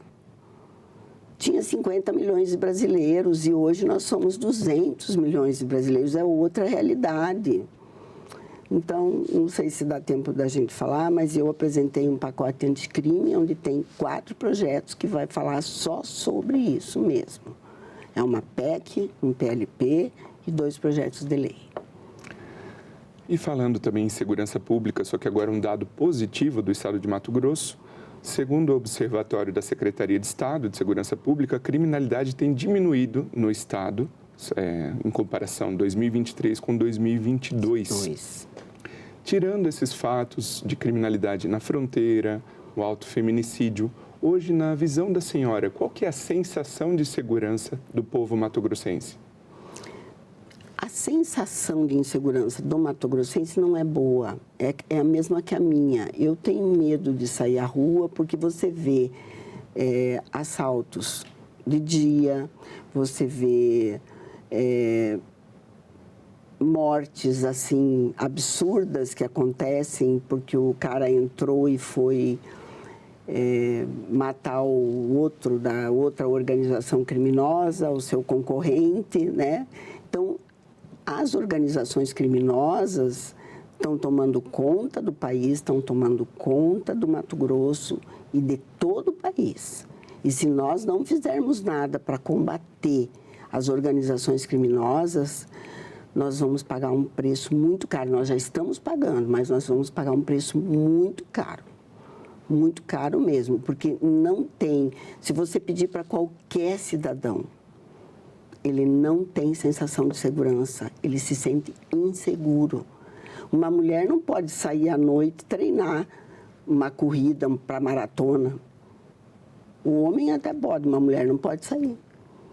Então, é uma sensação de insegurança permanente, né? Eu sou mãe, eu sou avó, então eu vejo o que a gente poderia fazer e como a gente poderia viver. Aí eu vou nos Estados Unidos, eu vejo aquelas casas sem muro, sem portão, com a grama na frente, e a gente vive preso, gente. A gente vive em guetos, a gente vive preso, isso é ruim.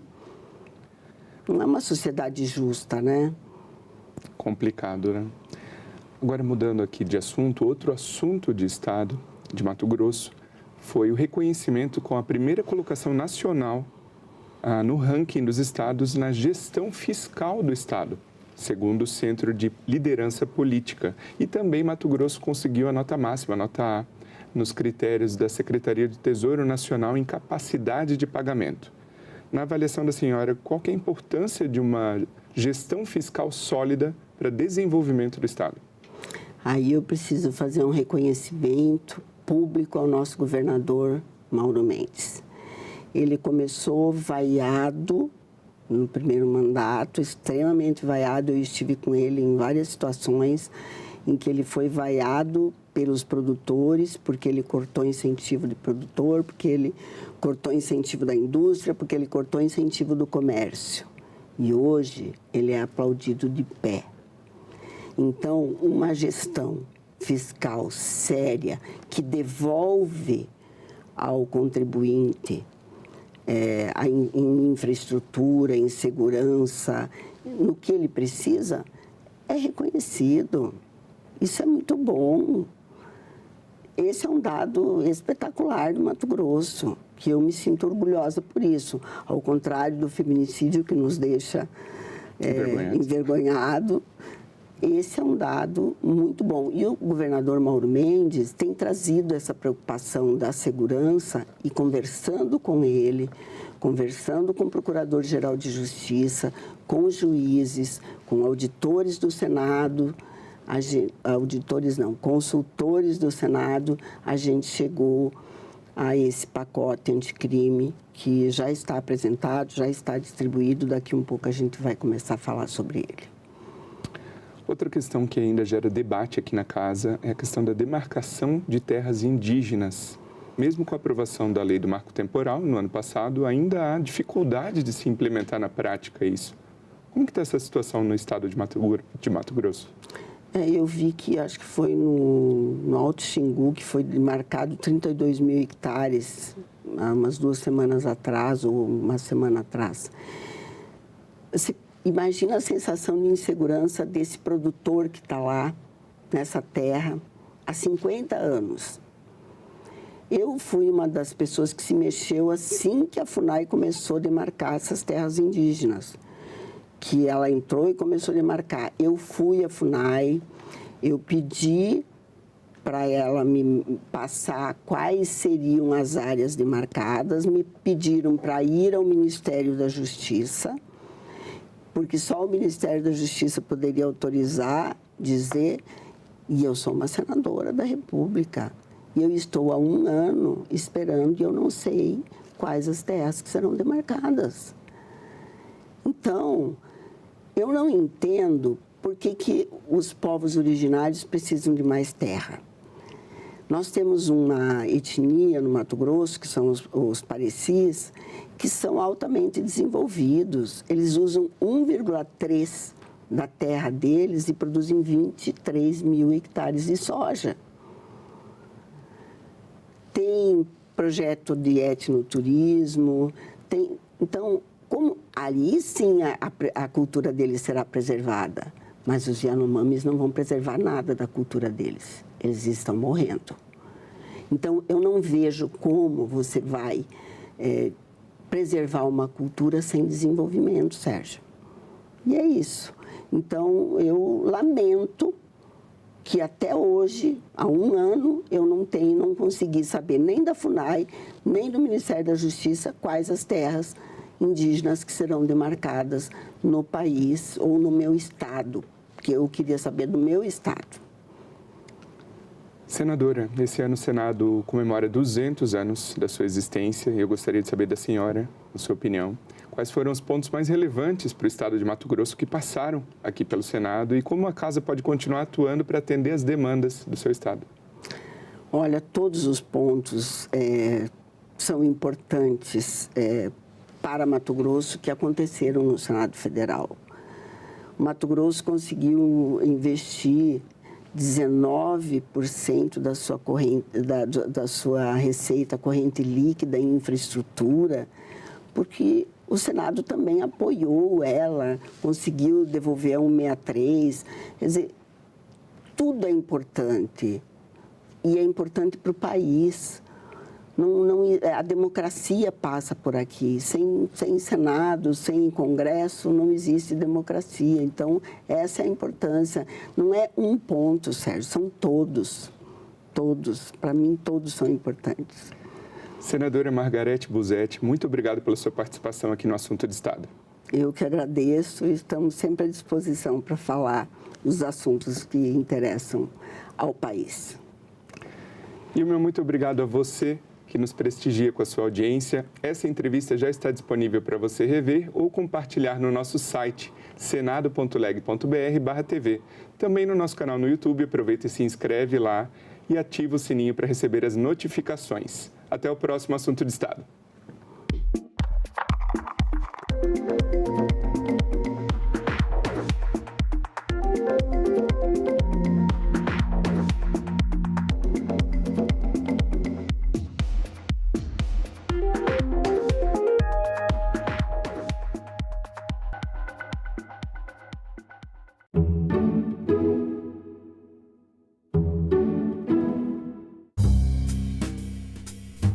Comecei a ver reportagens. Alguém tirou a própria vida porque estava devendo do jogo do tigrinho, tigrinho. E aquilo me espantou. Quais são os principais desafios regulatórios que se impõem? Simplesmente proibir e fechar os olhos não dá. Então nós precisamos regulamentar. Salão Nobre, hoje, 8 horas da noite, aqui na TV Senado.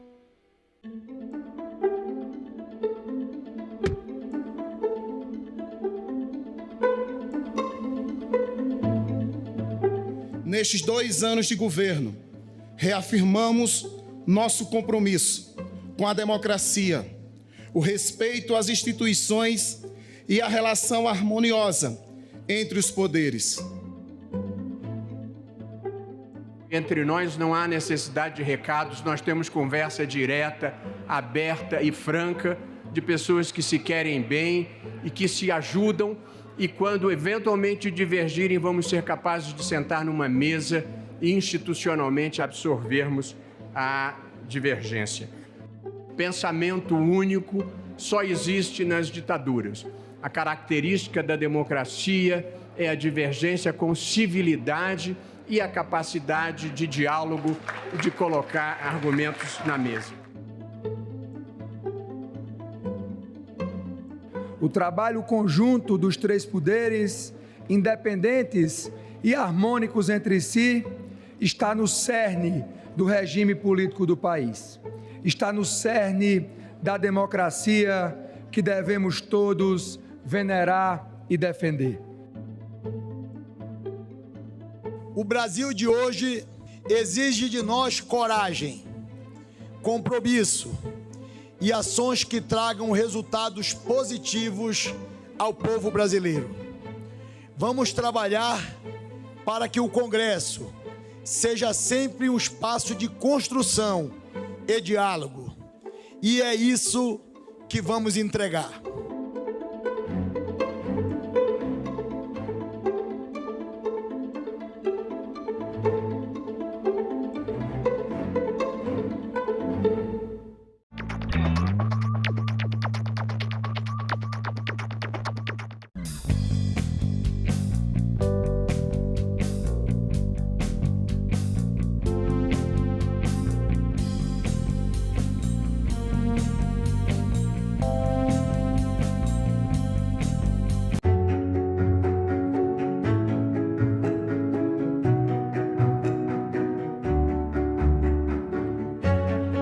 Poucas mulheres se aventuravam na carreira política, não era considerado de bom tom. A luta da mulher não é apenas um princípio, é uma questão social. Temos os mesmos direitos, devemos também ocupar os mesmos espaços. Nós estamos chegando à conclusão que não basta reivindicar os nossos direitos, que é preciso gritar. Nós somos 52% da população e temos uma representatividade no Senado de 13%. Nós estamos falando abertamente que nós queremos sim espaços de poder. Liderança no Senado Federal, não há dúvida nenhuma, é uma grande conquista, nós conseguimos avançar.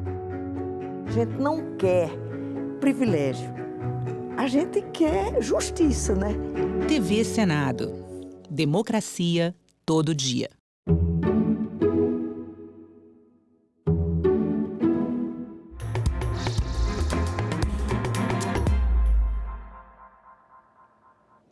Boa noite.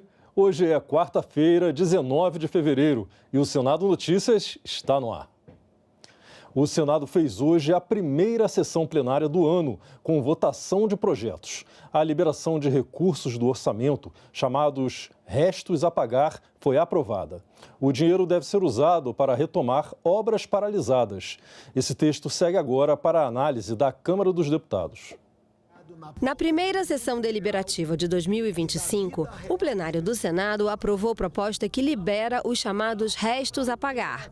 São recursos do orçamento desde o ano de 2019 que não foram pagos por problemas de execução de obras em estados e municípios. O texto estende o prazo até o fim de 2026, mesmo nos casos de pagamentos cancelados em 2024. O projeto vem de um consenso entre governo e oposição para a liberação desses recursos. O autor é o líder do governo no Congresso, senador Randolph Rodrigues, e o relator é o senador Carlos Portinho, líder do PL. A aprovação do projeto é fundamental para evitar o desperdício de recursos públicos, garantindo a continuidade de obras inacabadas.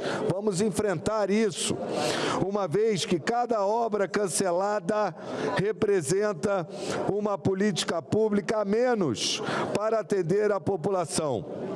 Importante destacar que obras sob suspeita de irregularidades ou em investigação não serão contempladas, assegurando, ademais, a transparência e a correta aplicação dos recursos públicos, que foi justamente ao que me dediquei nesse relatório, produzindo o substitutivo. Esse dispositivo é fundamental para a atualização. Então, assim, o projeto por mim apresentado foi muito melhorado, mas muito melhorado mesmo pelo texto de Vossa Excelência, porque trouxe uma realidade de 2019 para a contemporaneidade. O relatório do Tribunal de Contas da União diz que tem 7 mil obras paralisadas no Brasil. Bilhões de reais investidos. O que é que nós estamos fazendo hoje aqui? Apenas transformando o Brasil e fazendo do Brasil e nos municípios brasileiros que eles possam entregar, com essa prorrogação dessa lei, dos restos a pagar, escolas que já iniciaram, creches que já iniciaram, praças que já iniciaram, estradas que já iniciaram, hospitais que já iniciaram. Também foi aprovado hoje em plenário um acordo entre Brasil e Itália para o reconhecimento recíproco das carteiras de habilitação entre os dois países. O plenário do Senado aprovou nesta quarta-feira acordo entre Brasil e Itália sobre reconhecimento recíproco de carteiras de habilitação nos dois países. O texto, que segue para a promulgação, é resultado de um tratado assinado em junho do ano passado. O texto em análise é o sucessor de acordo da mesma natureza, promulgado em 2018 e vencido em 2023, o qual provou-se bastante proveitoso, tendo beneficiado 6.300 cidadãos brasileiros que converteram suas carteiras nacionais de habilitação para o congênere documento italiano. A medida provisória, que abre crédito para enfrentar as consequências dos desastres naturais no Rio Grande do Sul, também foi aprovada no plenário do Senado. Os recursos serão usados para o pagamento antecipado de dívidas judiciais, os precatórios, e também para apoio a projetos de infraestrutura, agricultura, ciência e tecnologia e aviação. Os senadores analisaram ainda outra medida provisória, que abre crédito extraordinário para combater queimadas e enfrentar a estiagem na região amazônica. O estado do Amazonas, em 2023, sofreu drasticamente com a estiagem e, quando acabou, nós imaginávamos que 2024 poderia ser melhor, mas, ao contrário, 2024 tivemos uma estiagem mais severa do que 2023. Antes dessa sessão plenária, o presidente do Senado falou sobre a denúncia da Procuradoria-Geral da República contra o ex-presidente Jair Bolsonaro. Davi Alcolumbre defendeu que é fundamental separar as questões jurídicas e políticas. O que nós tivemos pela Procuradoria-Geral da República foi uma denúncia que está sendo tratada no âmbito do Poder Judiciário e do Ministério Público Federal, das autoridades competentes em relação a esse processamento dessa questão jurídica, desse imbróglio, e acho que nós podemos muito bem separar o que é questão política, o que é questão institucional, do que é questão jurídica. Em segundo lugar, eu não tenho conhecimento de todo o teor, de toda essa investigação, até porque grande parte dela estava em segredo de justiça, sendo apurado pelos órgãos competentes. O que cabe a mim, como senador da República, presidente do Senado e chefe de um poder, é não politizar mais uma questão jurídica, não polemizar mais, porque o nosso país não precisa mais desses embates de radicalismo, nem do lado nem do outro. Em relação ao projeto da anistia, o senhor acha que está enterrado? Isso não é um assunto que nós estamos debatendo. Quando a gente fala desse assunto todo instante, a gente está dando de novo a oportunidade de nós ficarmos na nossa sociedade dividindo um assunto que não é o assunto dos brasileiros. Depois dessa entrevista, já durante a sessão plenária de hoje, Davi Alcolumbre defendeu mais protagonismo do parlamento em questões nacionais. Falou que pretende trazer para o Senado boas práticas da Câmara dos Deputados e ainda destacou que sua eleição com ampla maioria dos votos é sinal de pacificação na Casa Legislativa.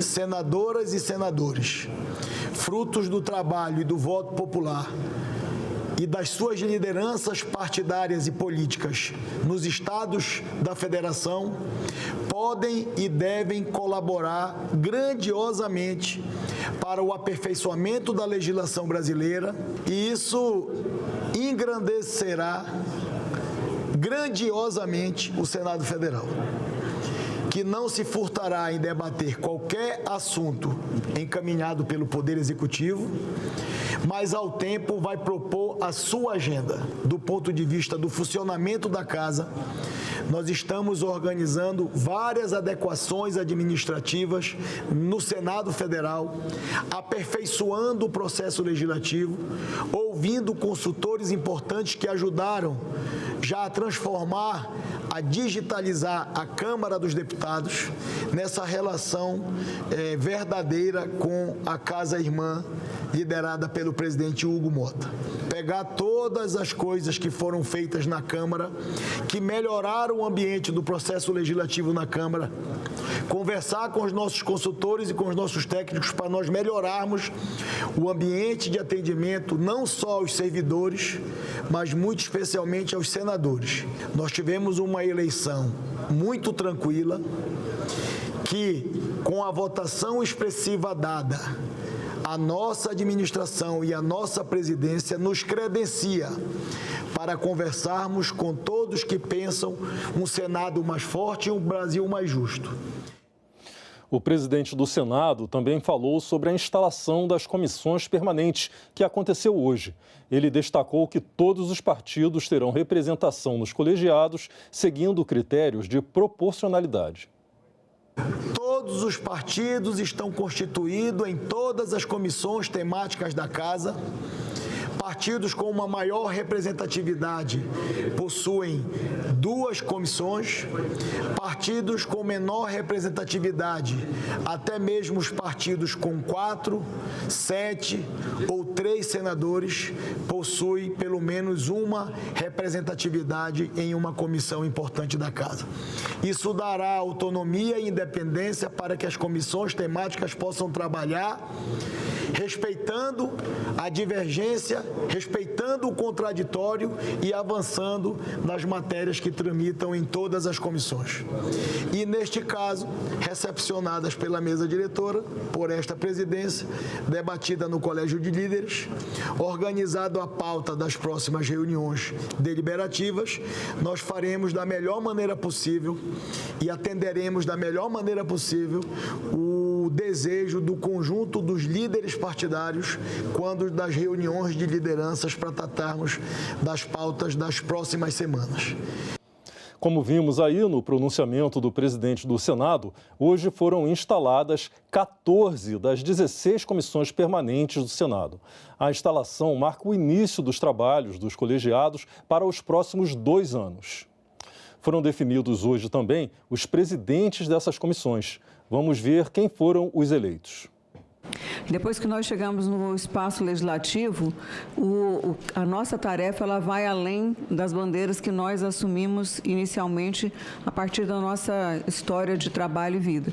Continuo atuando na educação, vou ser membro da Comissão de Educação, mas muitas questões foram assumidas ao longo do meu mandato, ligadas à saúde, à segurança pública e, logicamente, ao desenvolvimento do nosso país. E um dos maiores desafios que eu enxergo é a redução das desigualdades, a busca do equilíbrio de um país tão diverso, tão extenso como o Brasil. Essa foi a senadora professora Dorinha Seabra, que foi eleita presidente da CDR, a Comissão de Direitos Humanos, de Desenvolvimento Regional.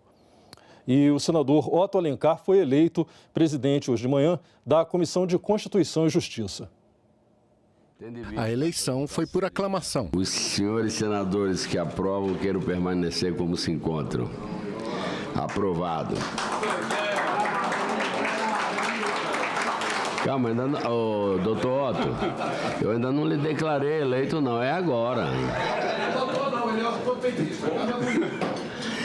Declaro eleito por aclamação o senhor senador Otto Alencar para a presidência da Comissão de Constituição e Justiça e Cidadania do Senado Federal. O presidente do Senado, o senador Davi Alcolumbre, prestigiou a posse na CCJ.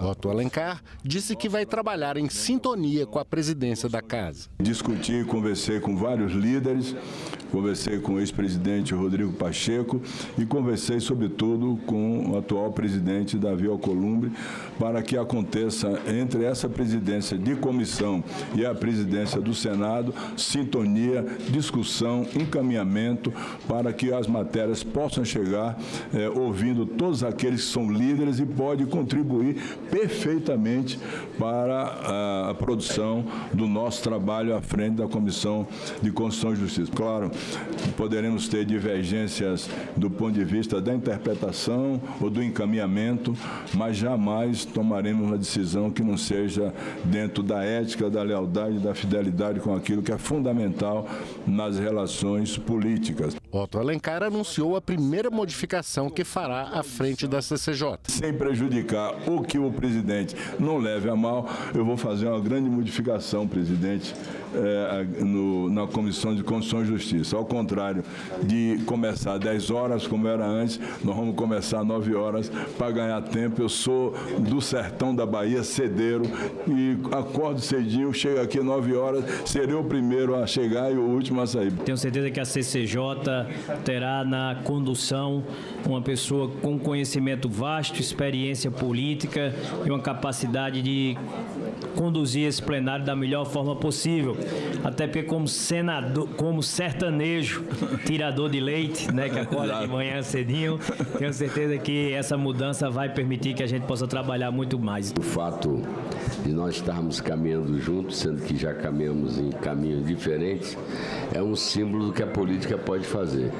Quando as pessoas estão dispostas a dialogar, ouvir, conversar, o pensamento político pode migrar, e eu acho que a gente é uma testemunha disso. O corte das renúncias fiscais, que hoje chegam a 643 bilhões de reais, foi defendido pelo senador Renan Calheiros, eleito presidente da Comissão de Assuntos Econômicos para o mandato de 2 anos. Após ser escolhido por aclamação, o senador Renan Calheiros anunciou a prioridade da Comissão de Assuntos Econômicos nos próximos 2 anos: a revisão dos gastos públicos federais. A questão do supersalário, que hoje entedia o país. Nós temos na Constituição um princípio que é autoaplicável. Eu lembrava ao ministro Haddad que não há como falar em cortar gasto sem enfrentar os subsídios. São 643 bilhões. 643 bilhões. É triste ver esses subsídios, ao invés de serem racionalmente cortados, serem aumentados, como agora aconteceu com a carne, com o boi. Nós precisamos enfrentá-los. Nós não teremos autoridade para fazer corte nenhum sem enfrentar essa questão dos subsídios. Senadores que fazem parte da comissão citaram os desafios da economia brasileira que precisam ser enfrentados. Temos um desafio da reforma tributária. Realmente, nós temos hoje o pior sistema tributário do mundo. Tentamos aqui melhorar realmente, criar um modelo que seja um modelo já adotado em outros países desenvolvidos, inclusive para o OCDE. Mas temos ajustes aí para serem feitos. O governo, aproveitando a presença do líder do Congresso, aí, o nosso querido Randolph, uma das coisas que a emenda constitucional da reforma tributária tratou foi exatamente da desoneração. Ela deu 90 dias para que o governo encaminhasse para o Congresso uma lei sobre a questão, um projeto de lei sobre a desoneração. Nós ainda não recebemos isso. A pauta do país passa, evidentemente, por uma priorização da pauta econômica. E uma pauta econômica que possa garantir crescimento, renda, desenvolvimento, mas, ao mesmo tempo, que possa garantir um combate efetivo, inteligente e socialmente justo da inflação. Não adianta o Brasil crescer e os preços dos alimentos explodirem. Antecipar que, fruto daquela conversa que tivemos na reunião anterior com o ministro Haddad, já foi apresentado um projeto, e eu espero que brevemente esteja aqui, cuidando da questão da revisão de benefícios fiscais, porque nós não podemos fazer ajuste fiscal em cima do pobre, a gente tem que fazer ajuste fiscal em cima daquilo que tem sobra, tem excesso, tem excedente de recursos, muito claramente. As repercussões do atual cenário de guerras internacionais e das últimas decisões do governo dos Estados Unidos aqui no Brasil foram destacadas pelo senador Nelsinho Trade, eleito presidente da Comissão de Relações Exteriores. Nelsinho Trade, do PSD do Mato Grosso do Sul, foi o único candidato à presidência da Comissão de Relações Exteriores e Defesa Nacional. Consulto as senhoras senadoras e os senhores senadores se pudermos eleger o indicado por aclamação, tendo em vista haver apenas a sua candidatura. Declaro eleito por aclamação para a presidência desta comissão o senhor senador Nelsinho Trade. Muito bom dia a todos. Sob a proteção de Deus, iniciamos aqui os trabalhos de volta a uma comissão que em 2019 e 2020 eu também tive o privilégio, indicado que fui pelo meu partido, o PSD, de presidi-la. O novo presidente afirmou que conta com o apoio dos outros senadores para superar os desafios da comissão. Essa é uma função que nós vamos exercer com muita responsabilidade, com muito zelo e principalmente dividindo com vossas excelências as pautas, os debates e as conclusões. Os senadores falaram da satisfação de ter Nelsinho Trade como presidente e enfatizaram a importância da comissão. Em outros períodos, a Comissão de Relações Exteriores, sem entrar no mérito, terminou se transformando num espaço de disputa política e ideológica, com repercussões, inclusive, sobre a relação do Brasil com outros países, não é? E, portanto, uma pessoa equilibrada, moderada, como Vossa Excelência, vem no sentido de que, de forma alguma, nós venhamos a ser simplesmente caudatários da política de governo ou da política de Estado do Itamaraty. Eu acho que essa comissão, Nelsinho, senador Nelsinho, nós teremos neste ano muito trabalho, um debate aqui muito importante, porque nós estamos vendo uma mudança muito rápida, né, no cenário internacional, principalmente, vamos falar de comércio, tanto na política, mas também na geopolítica, mas também no comércio. Depois da eleição, o senador falou sobre os desafios. Nós estamos num instante em que as pautas de comércio global estão dominando os debates, as discussões. A cada declaração que os Estados Unidos dão para o mundo afora tem repercussões na questão comercial. Além disso, nós temos também uma pauta muito importante, que é procurar avançar cada vez mais as questões do Mercosul, na certeza de que, com muita sabedoria, muito bom senso e contando com a contribuição de colegas experientes que temos dentro da comissão, nós vamos poder fazer com que ela possa produzir o máximo possível. comando feminino numa das comissões permanentes do Senado. 2 senadoras foram eleitas hoje presidente e vice da Comissão de Direitos Humanos.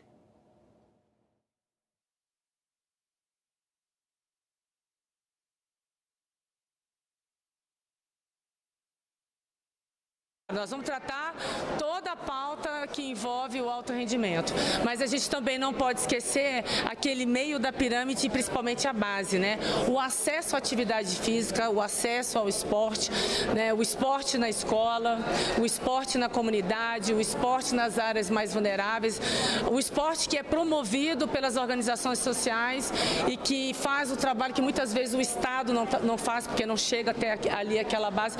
Então nós vamos tratar de pautas que de fato são importantíssimas para o esporte, além do alto rendimento, a promoção da cidadania, da formação, da qualidade de vida. Vamos tratar do esporte desde os primeiros anos até a pessoa idosa.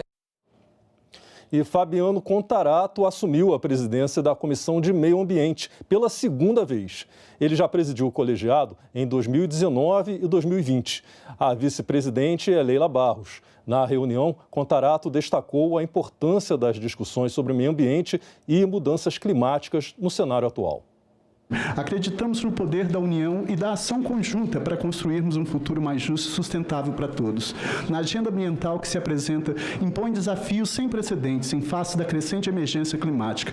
No último ano, a ciência nos alertou, ultrapassamos o limite crítico de 1,5 graus Celsius de aumento na temperatura média global, meta que nos comprometemos a respeitar ao assinarmos o Acordo de Paris. Sentimos na pele as consequências evidentes e devastadoras, estiagens prolongadas, enchentes avassaladoras, tempestades implacáveis e ondas de calor extremo ameaçam a economia, desestabilizam a educação, sobrecarregam a saúde e comprometem a produção de alimentos, impactando dolorosamente a todos nós. Diante desse cenário, é imperativo aprimorarmos nosso ordenamento ambiental, fortalecermos os órgãos de fiscalização. Tem 3 elementos para mim que são de fundamentais importância para você mitigar dano ao meio ambiente: fiscalização intensa, educação ambiental e uma legislação mais rigorosa, efetivamente, para punir quem atenta contra a Lei de Proteção Ambiental.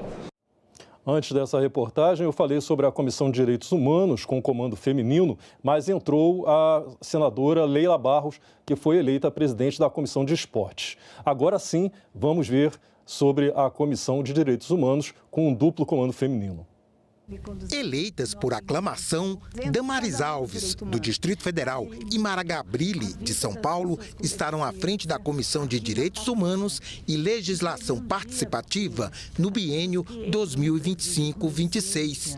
Na fala inaugural, a presidente destacou os limites do trabalho na comissão. O que vai nortear essa comissão é a Constituição Federal, o regimento interno, os tratados internacionais de direitos humanos, com destaque à Declaração Universal dos Direitos Humanos. O que vai nortear essa comissão é o Estatuto da Criança e do Adolescente. O que vai nortear essa comissão é a LBI, a Lei Brasileira de Inclusão, o Estatuto do Idoso. Nós vamos ter norte. Damaris Alves pontuou alguns alvos do trabalho na CDH, e um olhar mais abrangente, inclusivo, deve ser uma âncora. Nós continuaremos fazendo dessa comissão a casa das pessoas com deficiência. Aqui é a casa de vocês, aqui é o espaço de vocês. Nós não vamos deixar nenhum tema na gaveta por ideologia, por uma questão partidária ou porque a gente está sem tempo de discutir. Todos os temas serão trazidos para a mesa. Todas as configurações familiares. Nós vamos trabalhar o fortalecimento de vínculos. Dá um exemplo, senadora. Vou dar o exemplo da minha família. Eu sou uma família atípica. Eu sou mãe socioafetiva de uma menina indígena e mãe solo. Somos mais de 50% no país de famílias lideradas por mães solos. Essa vai ser a casa das crianças. E eu já falei com Mara, nós vamos lotar esse Senado de criança. Agora não tem mais jeito, já sou presidente.